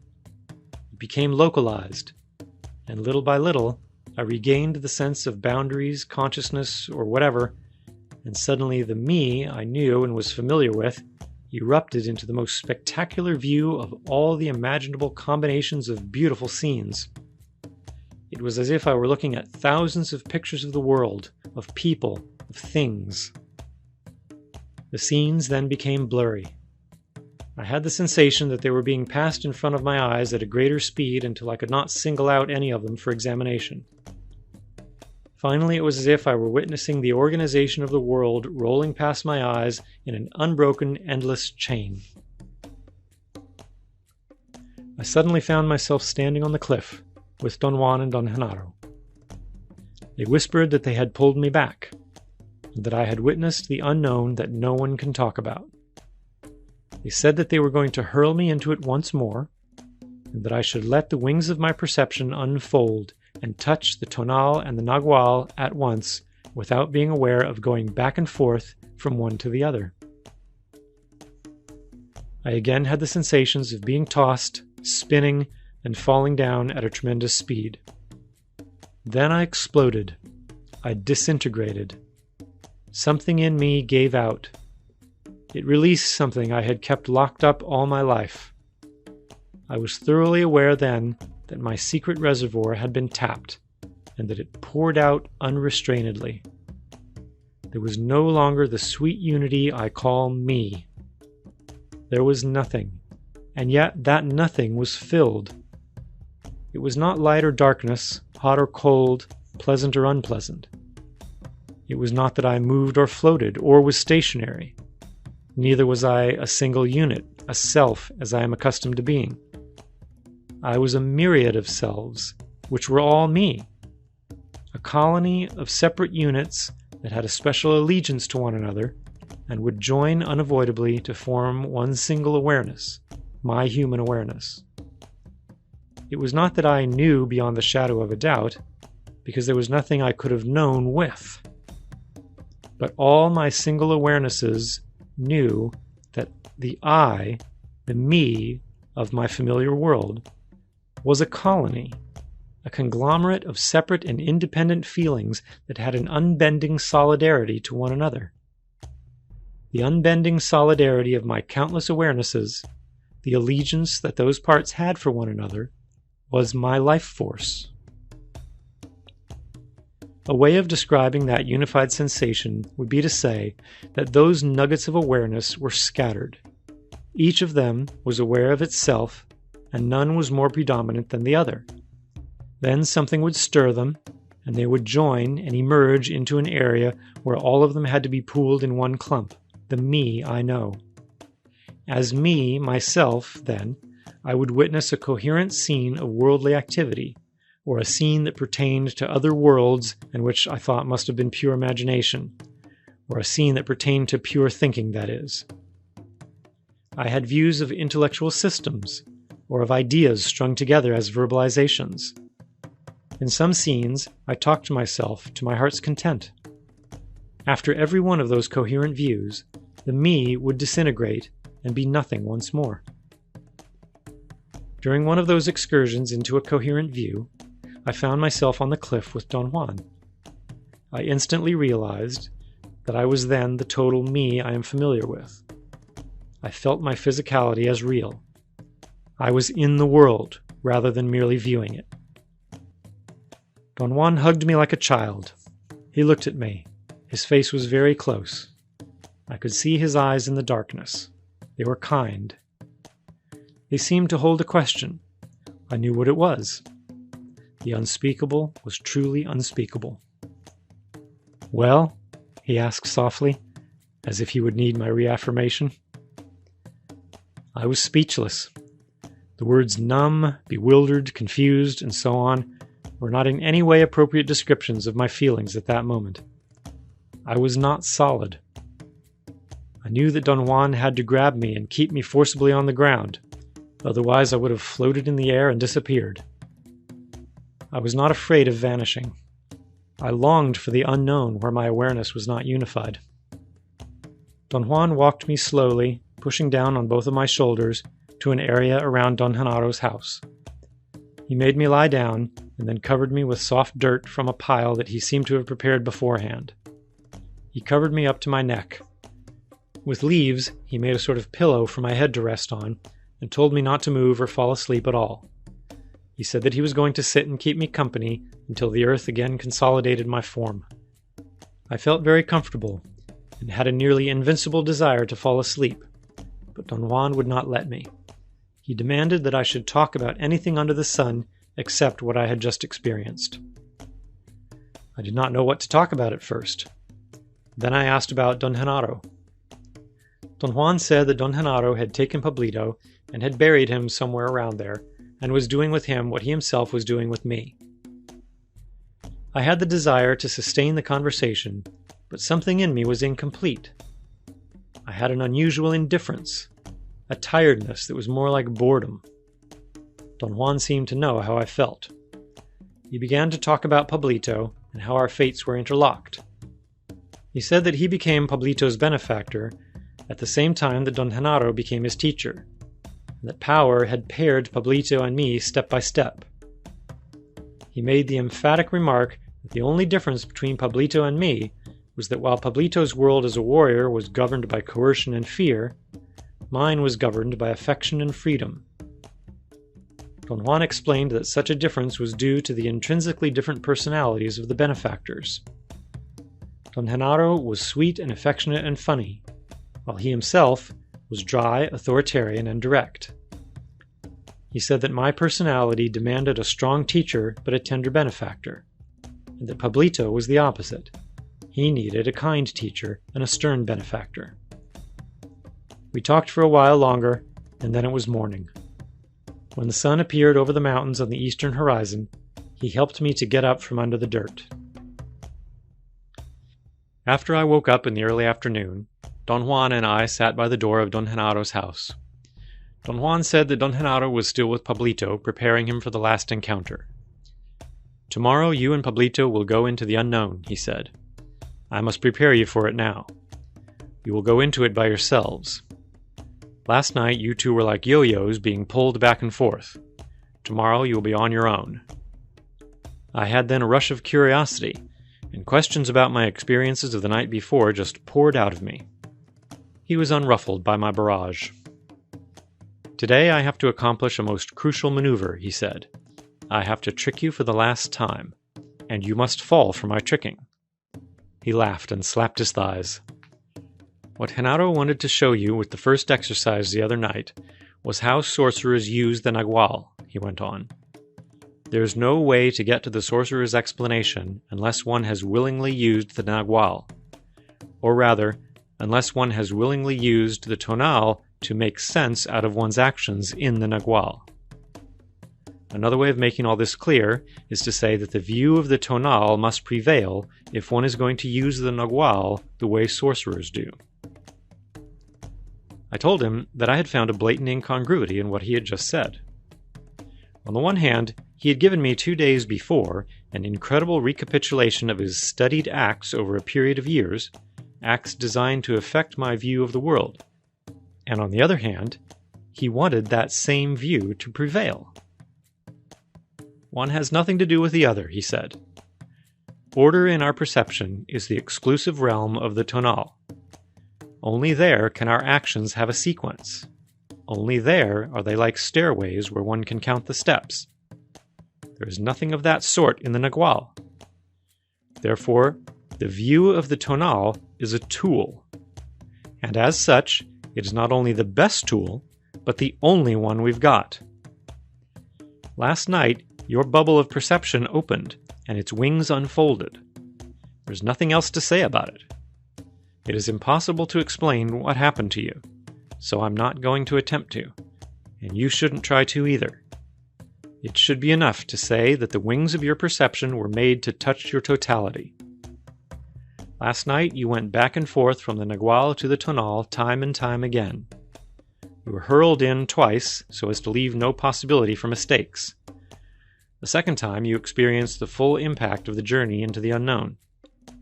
And your perception unfolded its wings when something in you realized your true nature. You are a cluster.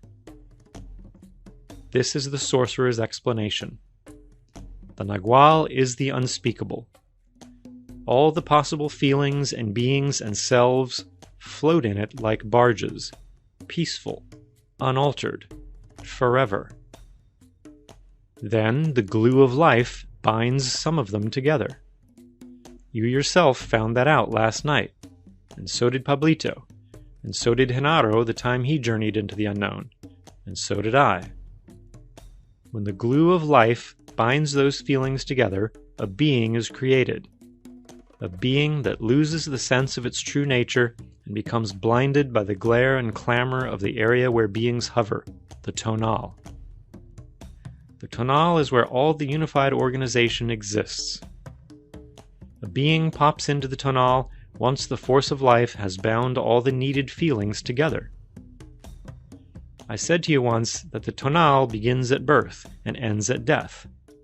I said that because I know that as soon as the force of life leaves the body, all those single awarenesses disintegrate and go back again to where they came from, the Nagual. What a warrior does in journeying into the unknown is very much like dying, except that his cluster of single feelings do not disintegrate, but expand a bit, without losing their togetherness. At death, however, they sink deeply and move independently as if they had never been a unit. I wanted to tell him how completely homogeneous were his statements with my experience, but he did not let me talk. There is no way to refer to the unknown, he said. One can only witness it. The Sorcerer's explanation says that each of us has a center from which the Nagual can be witnessed, the will. Thus a warrior can venture into the Nagual and let his cluster arrange and rearrange itself in any way possible. I've said to you that the expression of the Nagual is a personal matter. I meant that it is up to the individual warrior himself to direct the arrangement and rearrangements of that cluster. The human form or human feeling is the original one. Perhaps it is the sweetest form of them all to us. There are, however, an endless number of alternative forms which the cluster may adopt. I've said to you that a sorcerer can adopt any form he wants. That is true. A sorcerer who is in possession of the totality of himself can direct the parts of his cluster to join in any conceivable way. The force of life is what makes all that shuffling possible. Once the force of life is exhausted, there is no way to reassemble that cluster. I have called that cluster the bubble of perception. I have also said that it is sealed, closed tightly, and that it never opens until the moment of our death.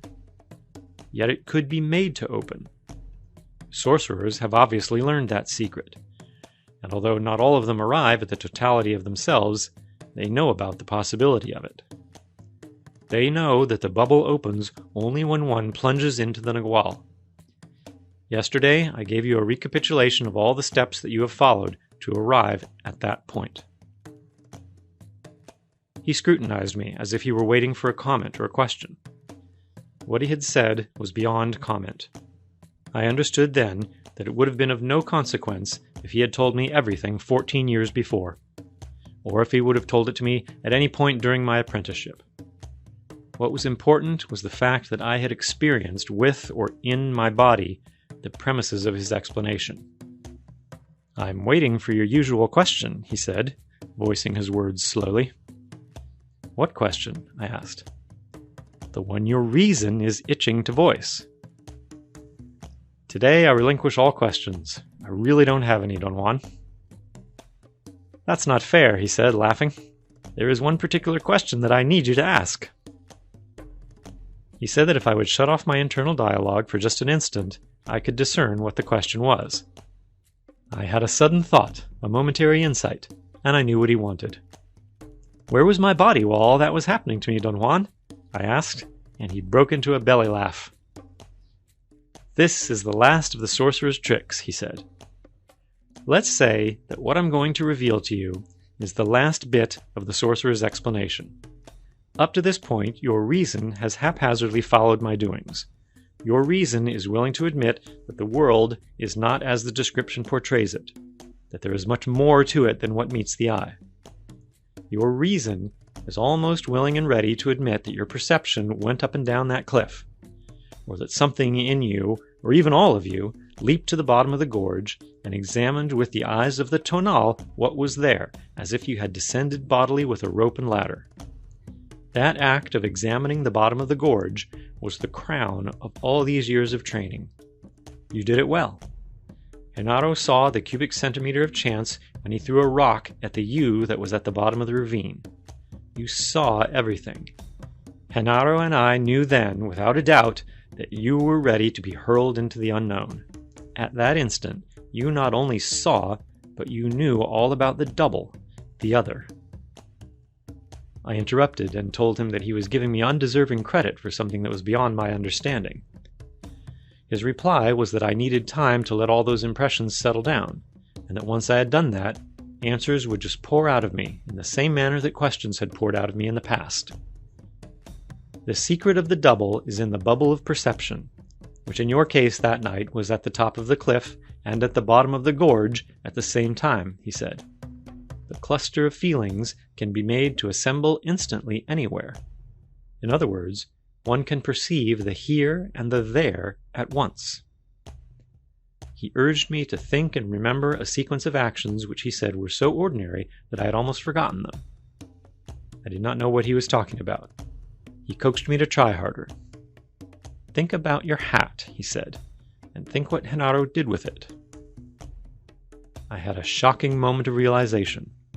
I had forgotten that Don Genaro had actually wanted me to take off my hat because it kept on falling off, blown by the wind.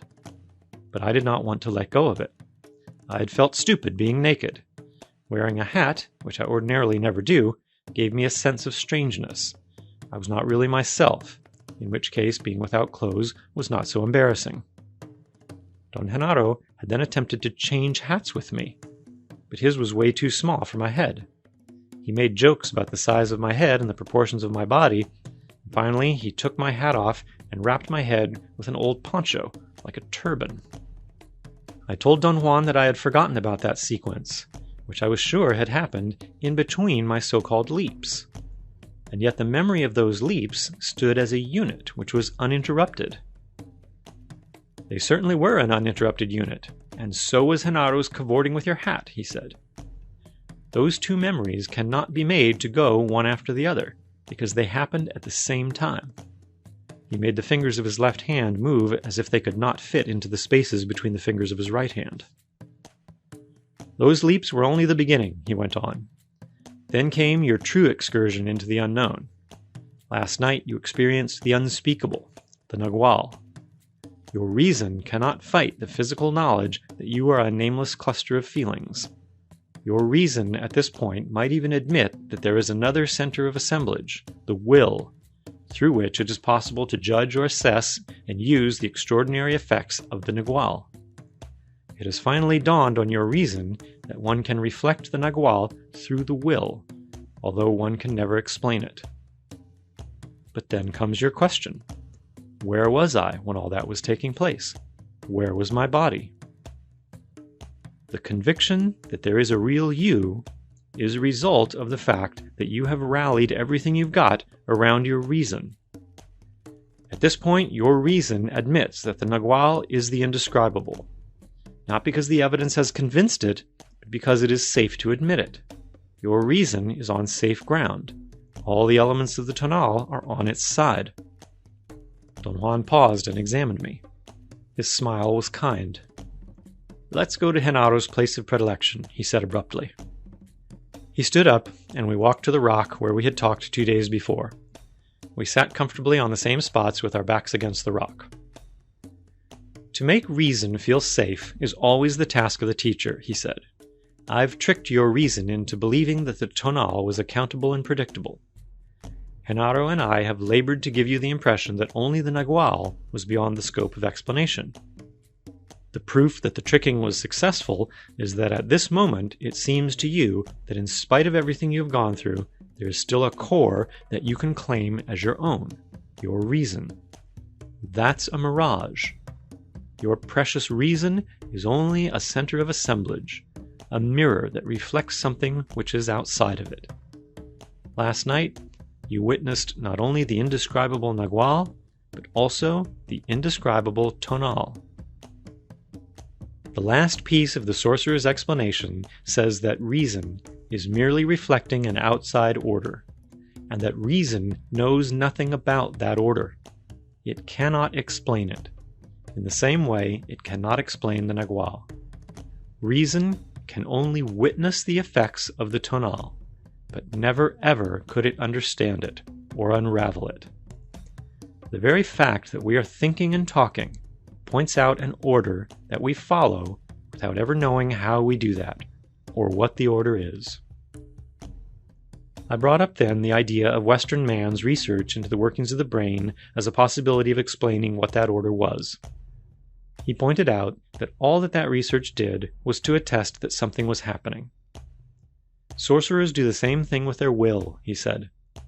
They say that through the will they can witness the effects of the Nagual. I can add now that through reason, no matter what we do with it, or how we do it, we are merely witnessing the effects of the Tonal. In both cases, there is no hope ever to understand or to explain what it is that we are witnessing. Last night was the first time that you flew on the wings of your perception. You were still very timid.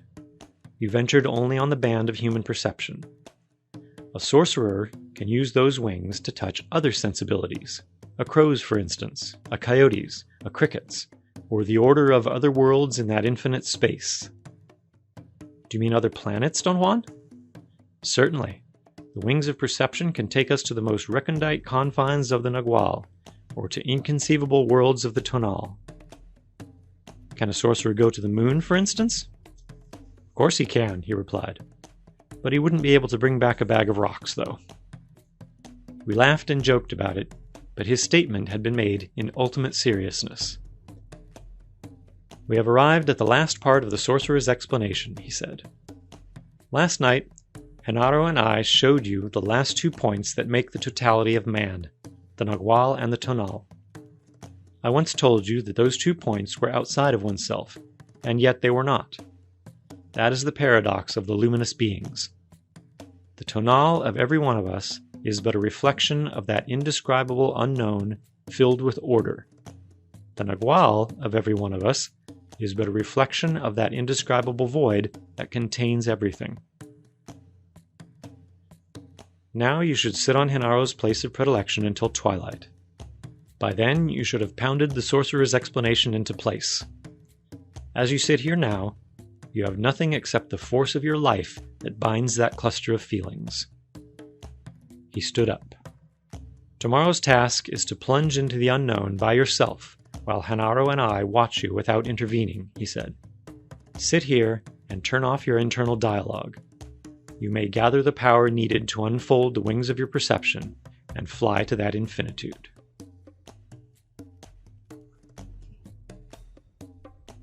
Tales of Power by Carlos Castaneda. The Predilection of Two Warriors. Don Juan woke me up at the crack of dawn. He handed me a carrying gourd filled with water and a bag of dry meat. We walked in silence for a couple of miles to the place where I had left my car 2 days before.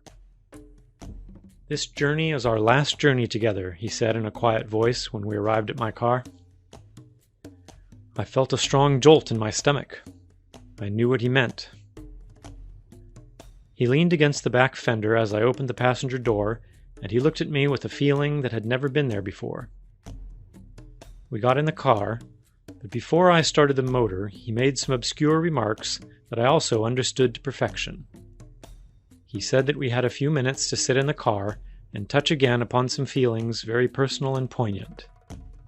I sat quietly, but my spirit was restless. I wanted to say something to him, something that would have essentially soothed me. I searched in vain for the appropriate words, the formula that would have expressed the thing I knew without being told. Don Juan talked about a little boy that I once knew, and about how my feelings for him would not change with the years or the distance. Don Juan said that he was certain that every time I thought of that little boy, my spirit jumped joyfully, and without a trace of selfishness or pettiness wished him the best. He reminded me of a story that I had once told him about the little boy, a story which he had liked and found to have a profound meaning.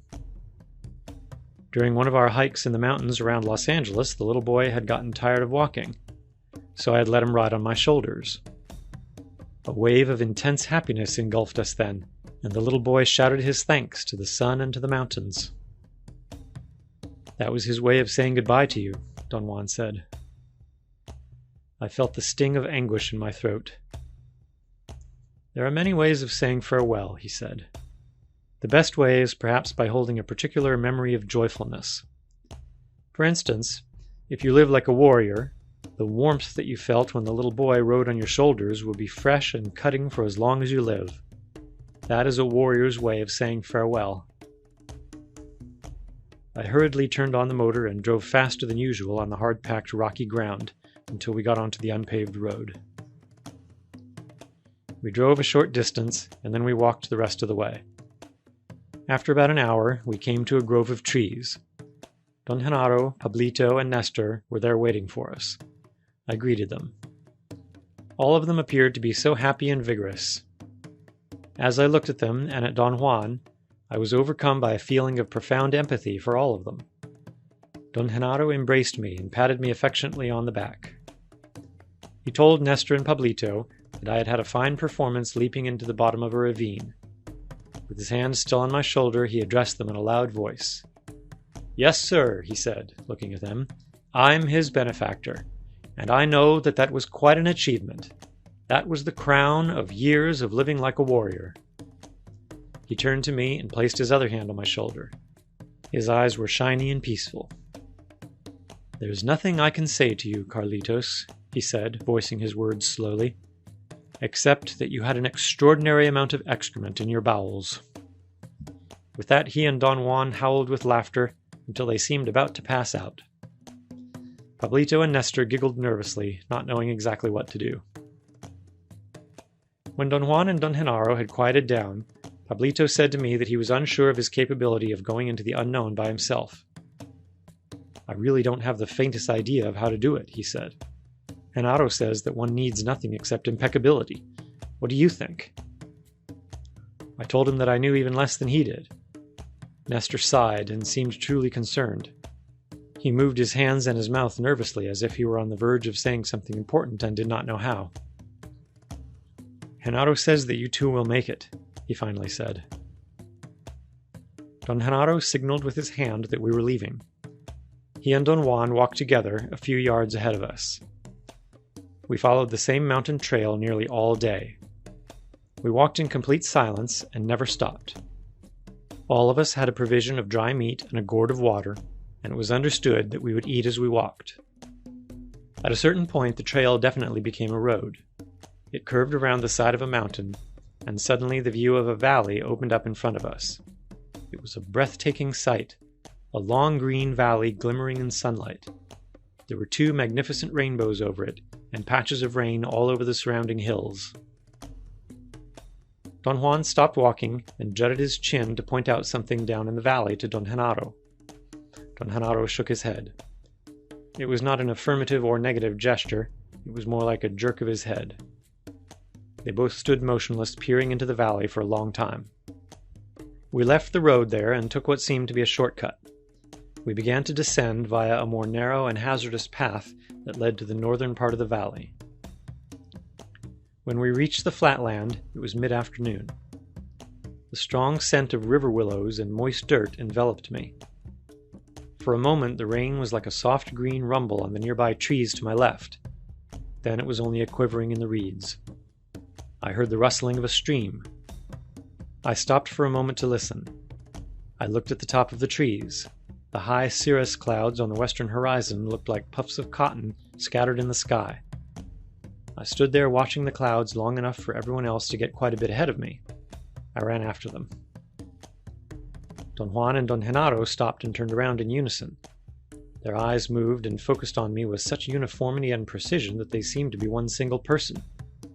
It was a brief, stupendous glance that sent chills through my back. Then Don Genaro laughed and said that I ran thumping like a 300-pound flat-footed Mexican. "Why a Mexican?" Don Juan asked. "A flat-footed 300-pound Indian doesn't run," Don Genaro said in an explanatory tone. "Oh," Don Juan said, as if Don Genaro had really explained something. We crossed the narrow, lush green valley and climbed into the mountains to the east. By late afternoon, we finally came to a halt on top of a flat, barren mesa that overlooked a high valley towards the south. The vegetation had changed drastically. There were round, eroded mountains all around. The land in the valley and on the sides of the hills was parceled and cultivated, and yet the entire scene gave me the feeling of barrenness. The sun was already low on the southwest horizon. Don Juan and Don Genaro called us to the northern edge of the mesa. From that point, the view was sublime. There were endless valleys and mountains towards the north, and a range of high sierras towards the west. The sunlight reflecting on the distant northern mountains made them look orange, like the color of the banks of clouds over the west. The scenery, in spite of its beauty, was sad and lonely. Don Juan handed me my writing pad, but I did not feel like taking notes. We sat in a half circle with Don Juan and Don Genaro at the ends. "You started on the path of knowledge writing, and you will finish the same way," Don Juan said. All of them urged me to write, as if my writing were essential. "You're at the very edge, Carlitos," Don Genaro said suddenly. "You and Pablito both." His voice was soft. Without his joking tone, he sounded kind and worried. "Other warriors journeying into the unknown have stood on this very spot," he went on. "They all wish you two very well." I felt a ripple around me, as if the air had been half solid, and something had created a wave that rippled through it. "All of us here wish you two well," he said. Nestor embraced Pablito and me, and then he sat apart from us. "We still have some time," Don Genaro said, looking at the sky. And then, turning to Nestor, he asked, "What should we do in the meantime?" "We should laugh and enjoy ourselves," Nestor answered briskly. I told Don Juan that I was afraid of what was waiting for me, and that I had most certainly been tricked into all that. I who had not even imagined that situations like the one Pablito and I were living existed. I said that something truly awesome had taken possession of me, and little by little had pushed me, until I was facing something perhaps worse than death. "You're complaining," Don Juan said dryly. "You're feeling sorry for yourself to the last minute." They all laughed. He was right. What an invincible urge! And I thought I had vanquished it from my life. I begged all of them to forgive my idiocy. "Don't apologize," Don Juan said to me. "Apologies are nonsense. What really matters is being an impeccable warrior in this unique place of power. This place has harbored the finest warriors. Be as fine as they were." Then he addressed both Pablito and me. "You already know that this is the last task in which we will be together," he said. "You will enter into the Nagual and the Tonal by the force of your personal power alone. Genaro and I are here only to bid you farewell. Power has determined that Nestor should be a witness. So be it. This will also be the last crossroad of yours which Genaro and I will attend. Once you have entered the unknown by yourselves, you cannot depend on us to bring you back, so a decision is mandatory. You must decide whether or not to return. We are confident that you two have the strength to return if you choose to do so. The other night you were perfectly capable, in unison or separately, to throw off the ally that otherwise would have crushed you to death. That was a test of your strength. I must also add that few warriors survive the encounter with the unknown that you are about to have.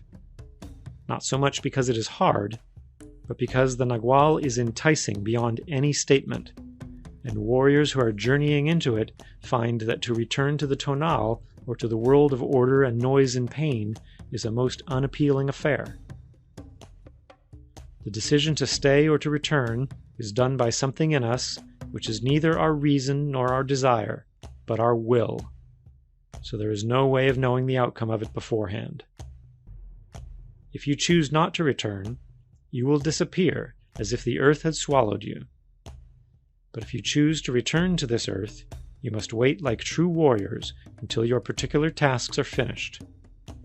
Once they are finished, either in success or defeat, you will have the command over the totality of yourselves.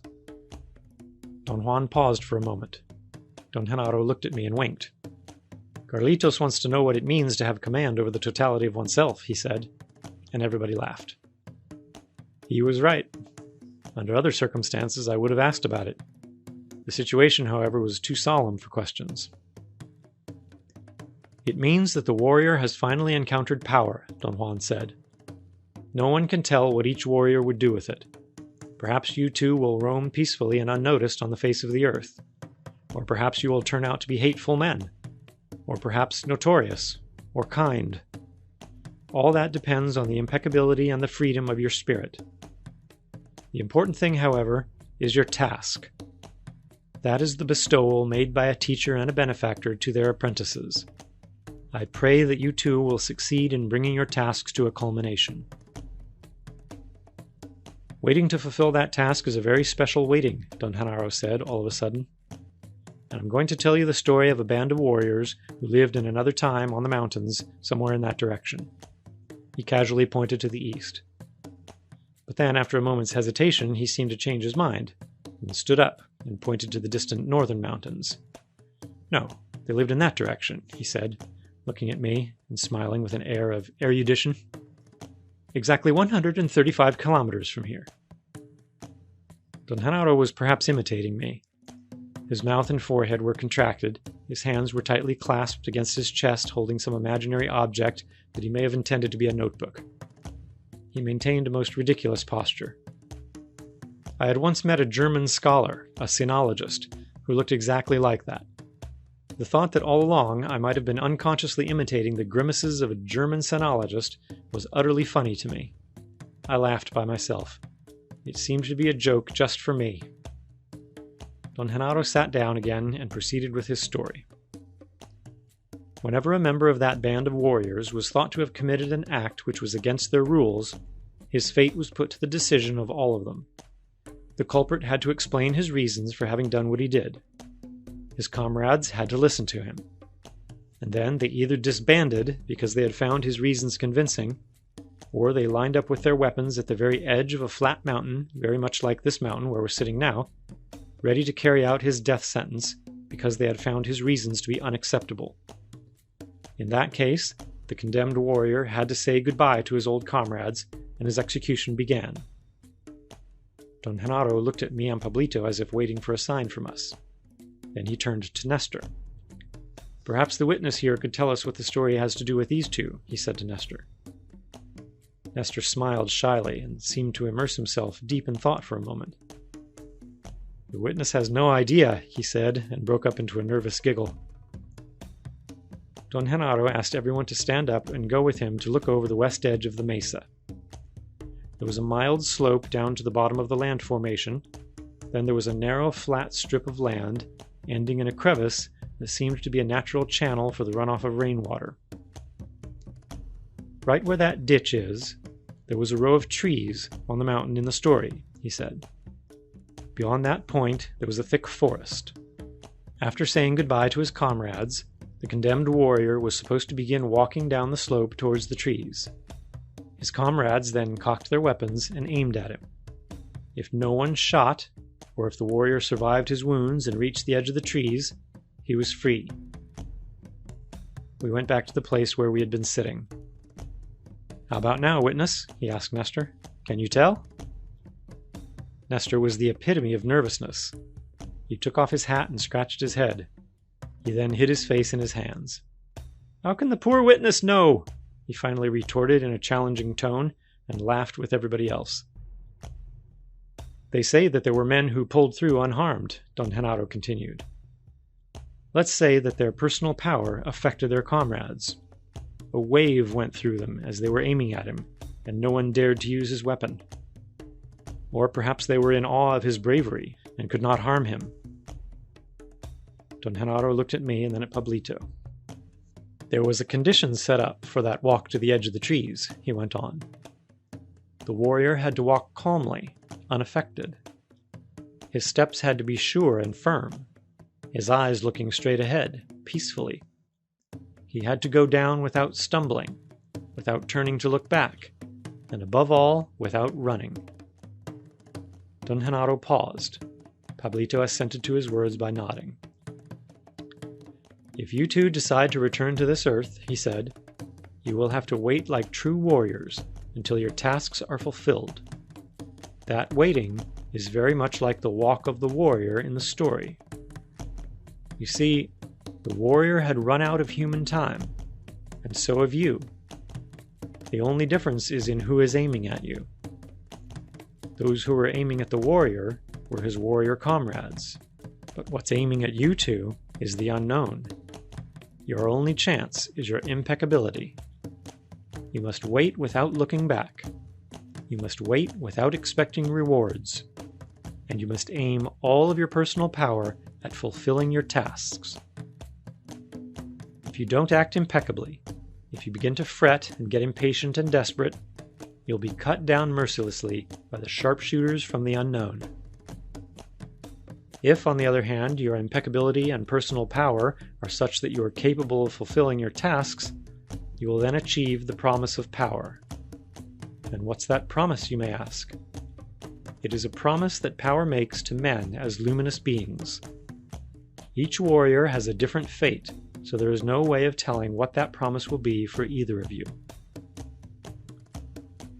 The sun was about to set. The light orange color on the distant northern mountains had become darker. The scenery gave me the feeling of a windswept, lonely world. "You have learned that the backbone of a warrior is to be humble and efficient," Don Genaro said, and his voice made me jump. You have learned to act without expecting anything in return. Now I tell you that in order to withstand what lies ahead of you beyond this day, you'll need your ultimate forbearance. I experienced a shock in my stomach. Pablito began to shiver quietly. A warrior must always be ready, he said. The fate of all of us here has been to know that we are the prisoners of power. No one knows why us in particular, but what a great fortune. Don Genaro stopped talking and lowered his head as if he were exhausted.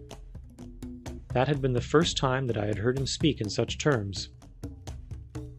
It is mandatory here that a warrior says goodbye to all those present and to all those he leaves behind, Don Juan said suddenly. He must do this in his own words and loudly, so his voice will remain here forever in this place of power. Don Juan's voice brought forth another dimension to my state of being at that moment. Our conversation in the car became all the more poignant.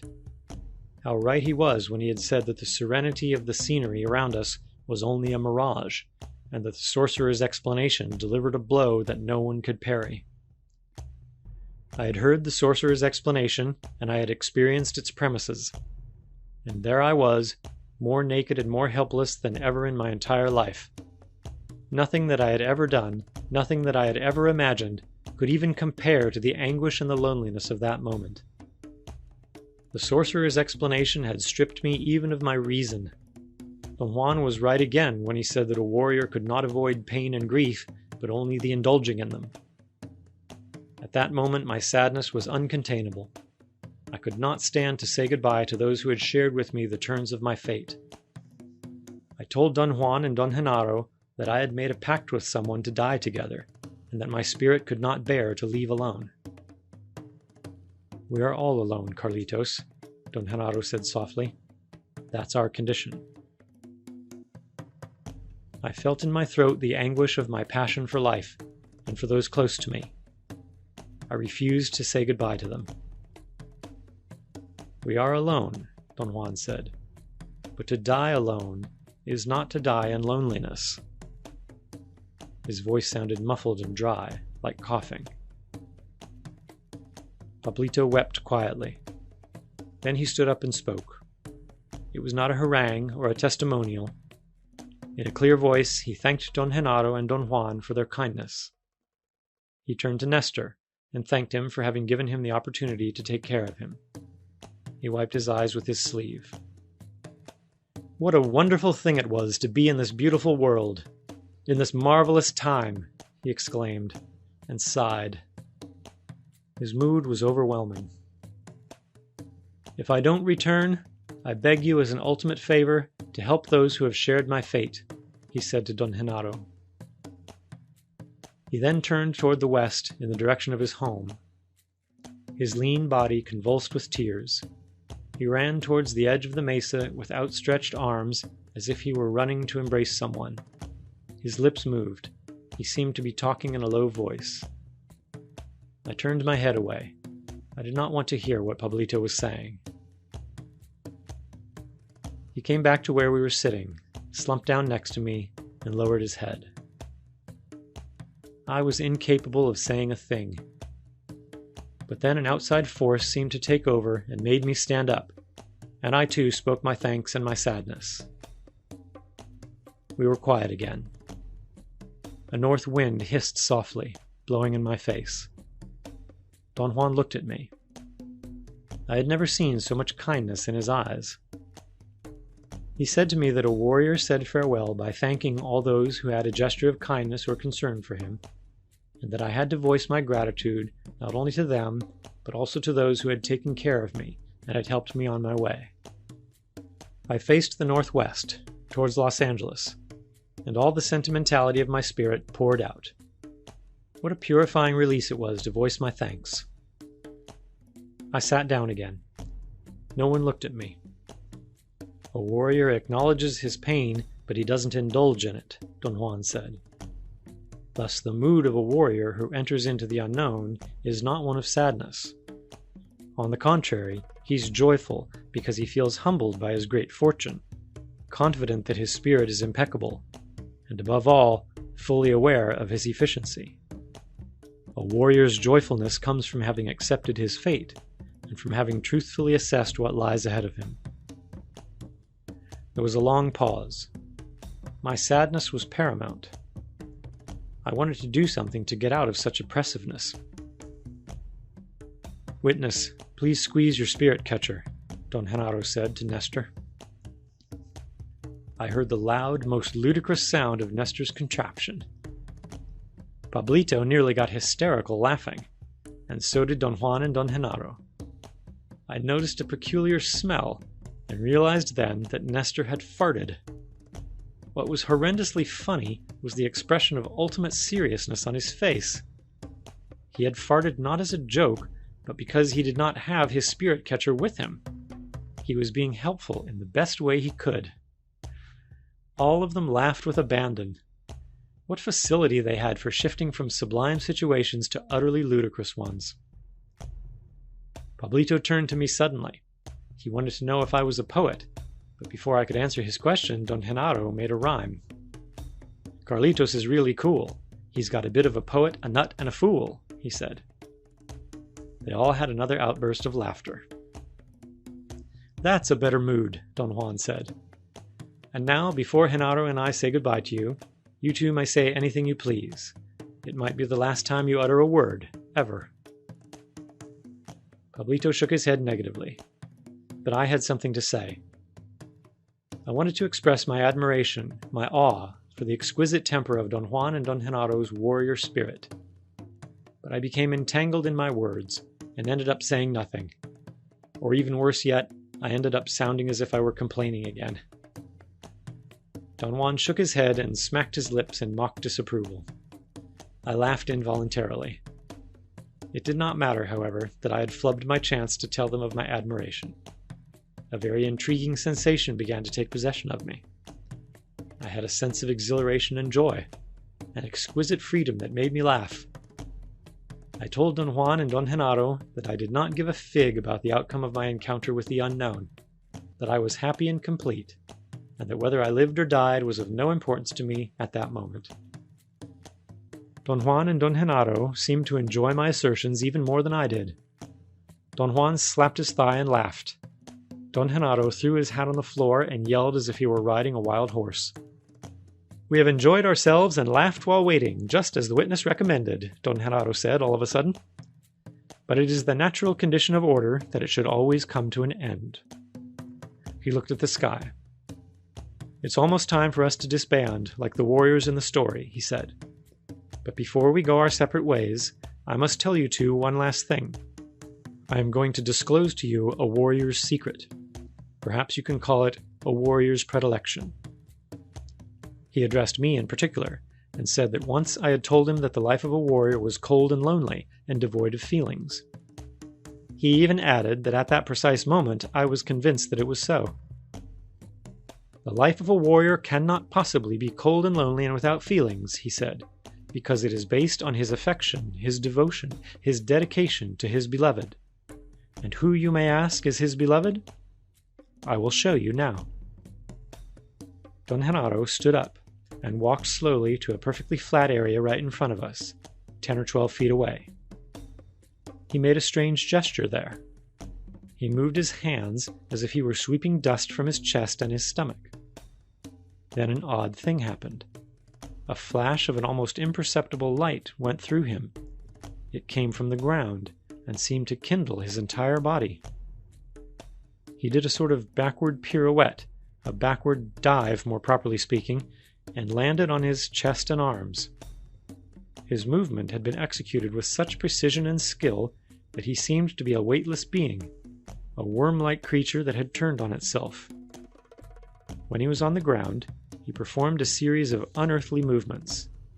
He glided just a few inches above the ground, or rolled on it as if he were lying on ball bearings, or he swam on it, describing circles and turning with the swiftness and agility of an eel swimming in the ocean.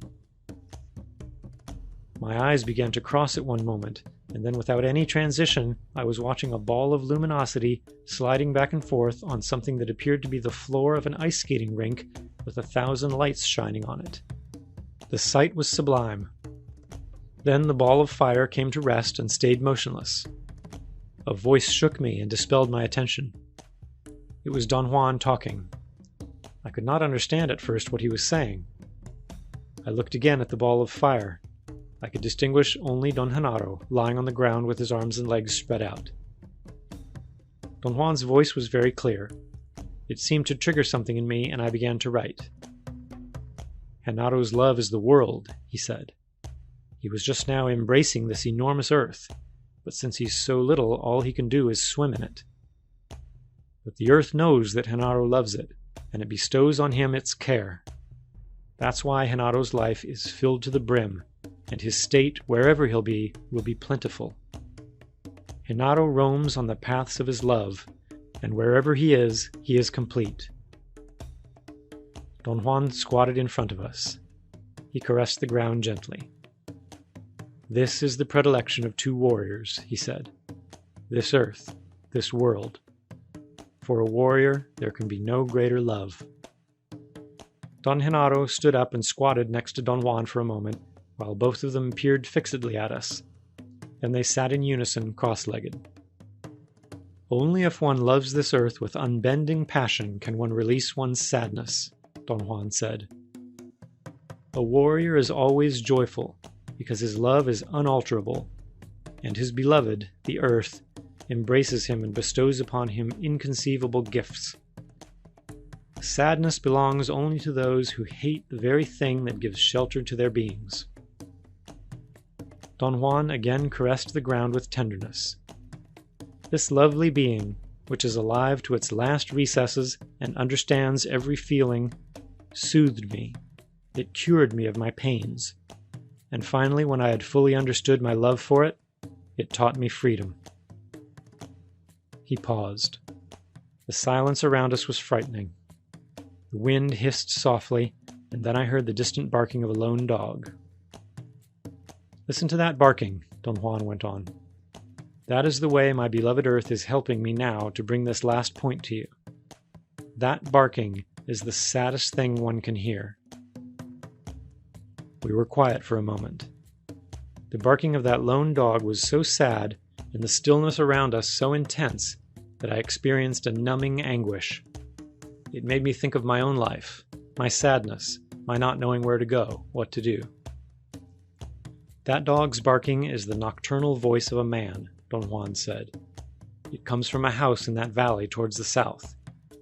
A man is shouting through his dog, since they are companion slaves for life, his sadness, his boredom. He's begging his death to come and release him from the dull and dreary chains of his life. Don Juan's words had caught a most disturbing line in me. I felt he was speaking directly to me. That barking, and the loneliness it creates, speaks of the feelings of men, he went on. Men for whom an entire life was like one Sunday afternoon, an afternoon which was not altogether miserable, but rather hot and dull and uncomfortable. They sweated and fussed a great deal. They didn't know where to go or what to do. That afternoon left them only with the memory of petty annoyances and tedium, and then suddenly it was over. It was already night. He recounted a story I had once told him about a 72-year-old man who complained that his life had been so short that it seemed to him that it was only the day before that he was a boy. The man had said to me, "I remember the pajamas I used to wear when I was 10 years old. It seems that only one day has passed. Where did the time go?" The antidote that kills that poison is here, Don Juan said, caressing the ground. The sorcerer's explanation cannot at all liberate the spirit. Look at you two. You have gotten to the sorcerer's explanation, but it doesn't make any difference that you know it. You are more alone than ever, because without an unwavering love for the being that gives you shelter, aloneness is loneliness.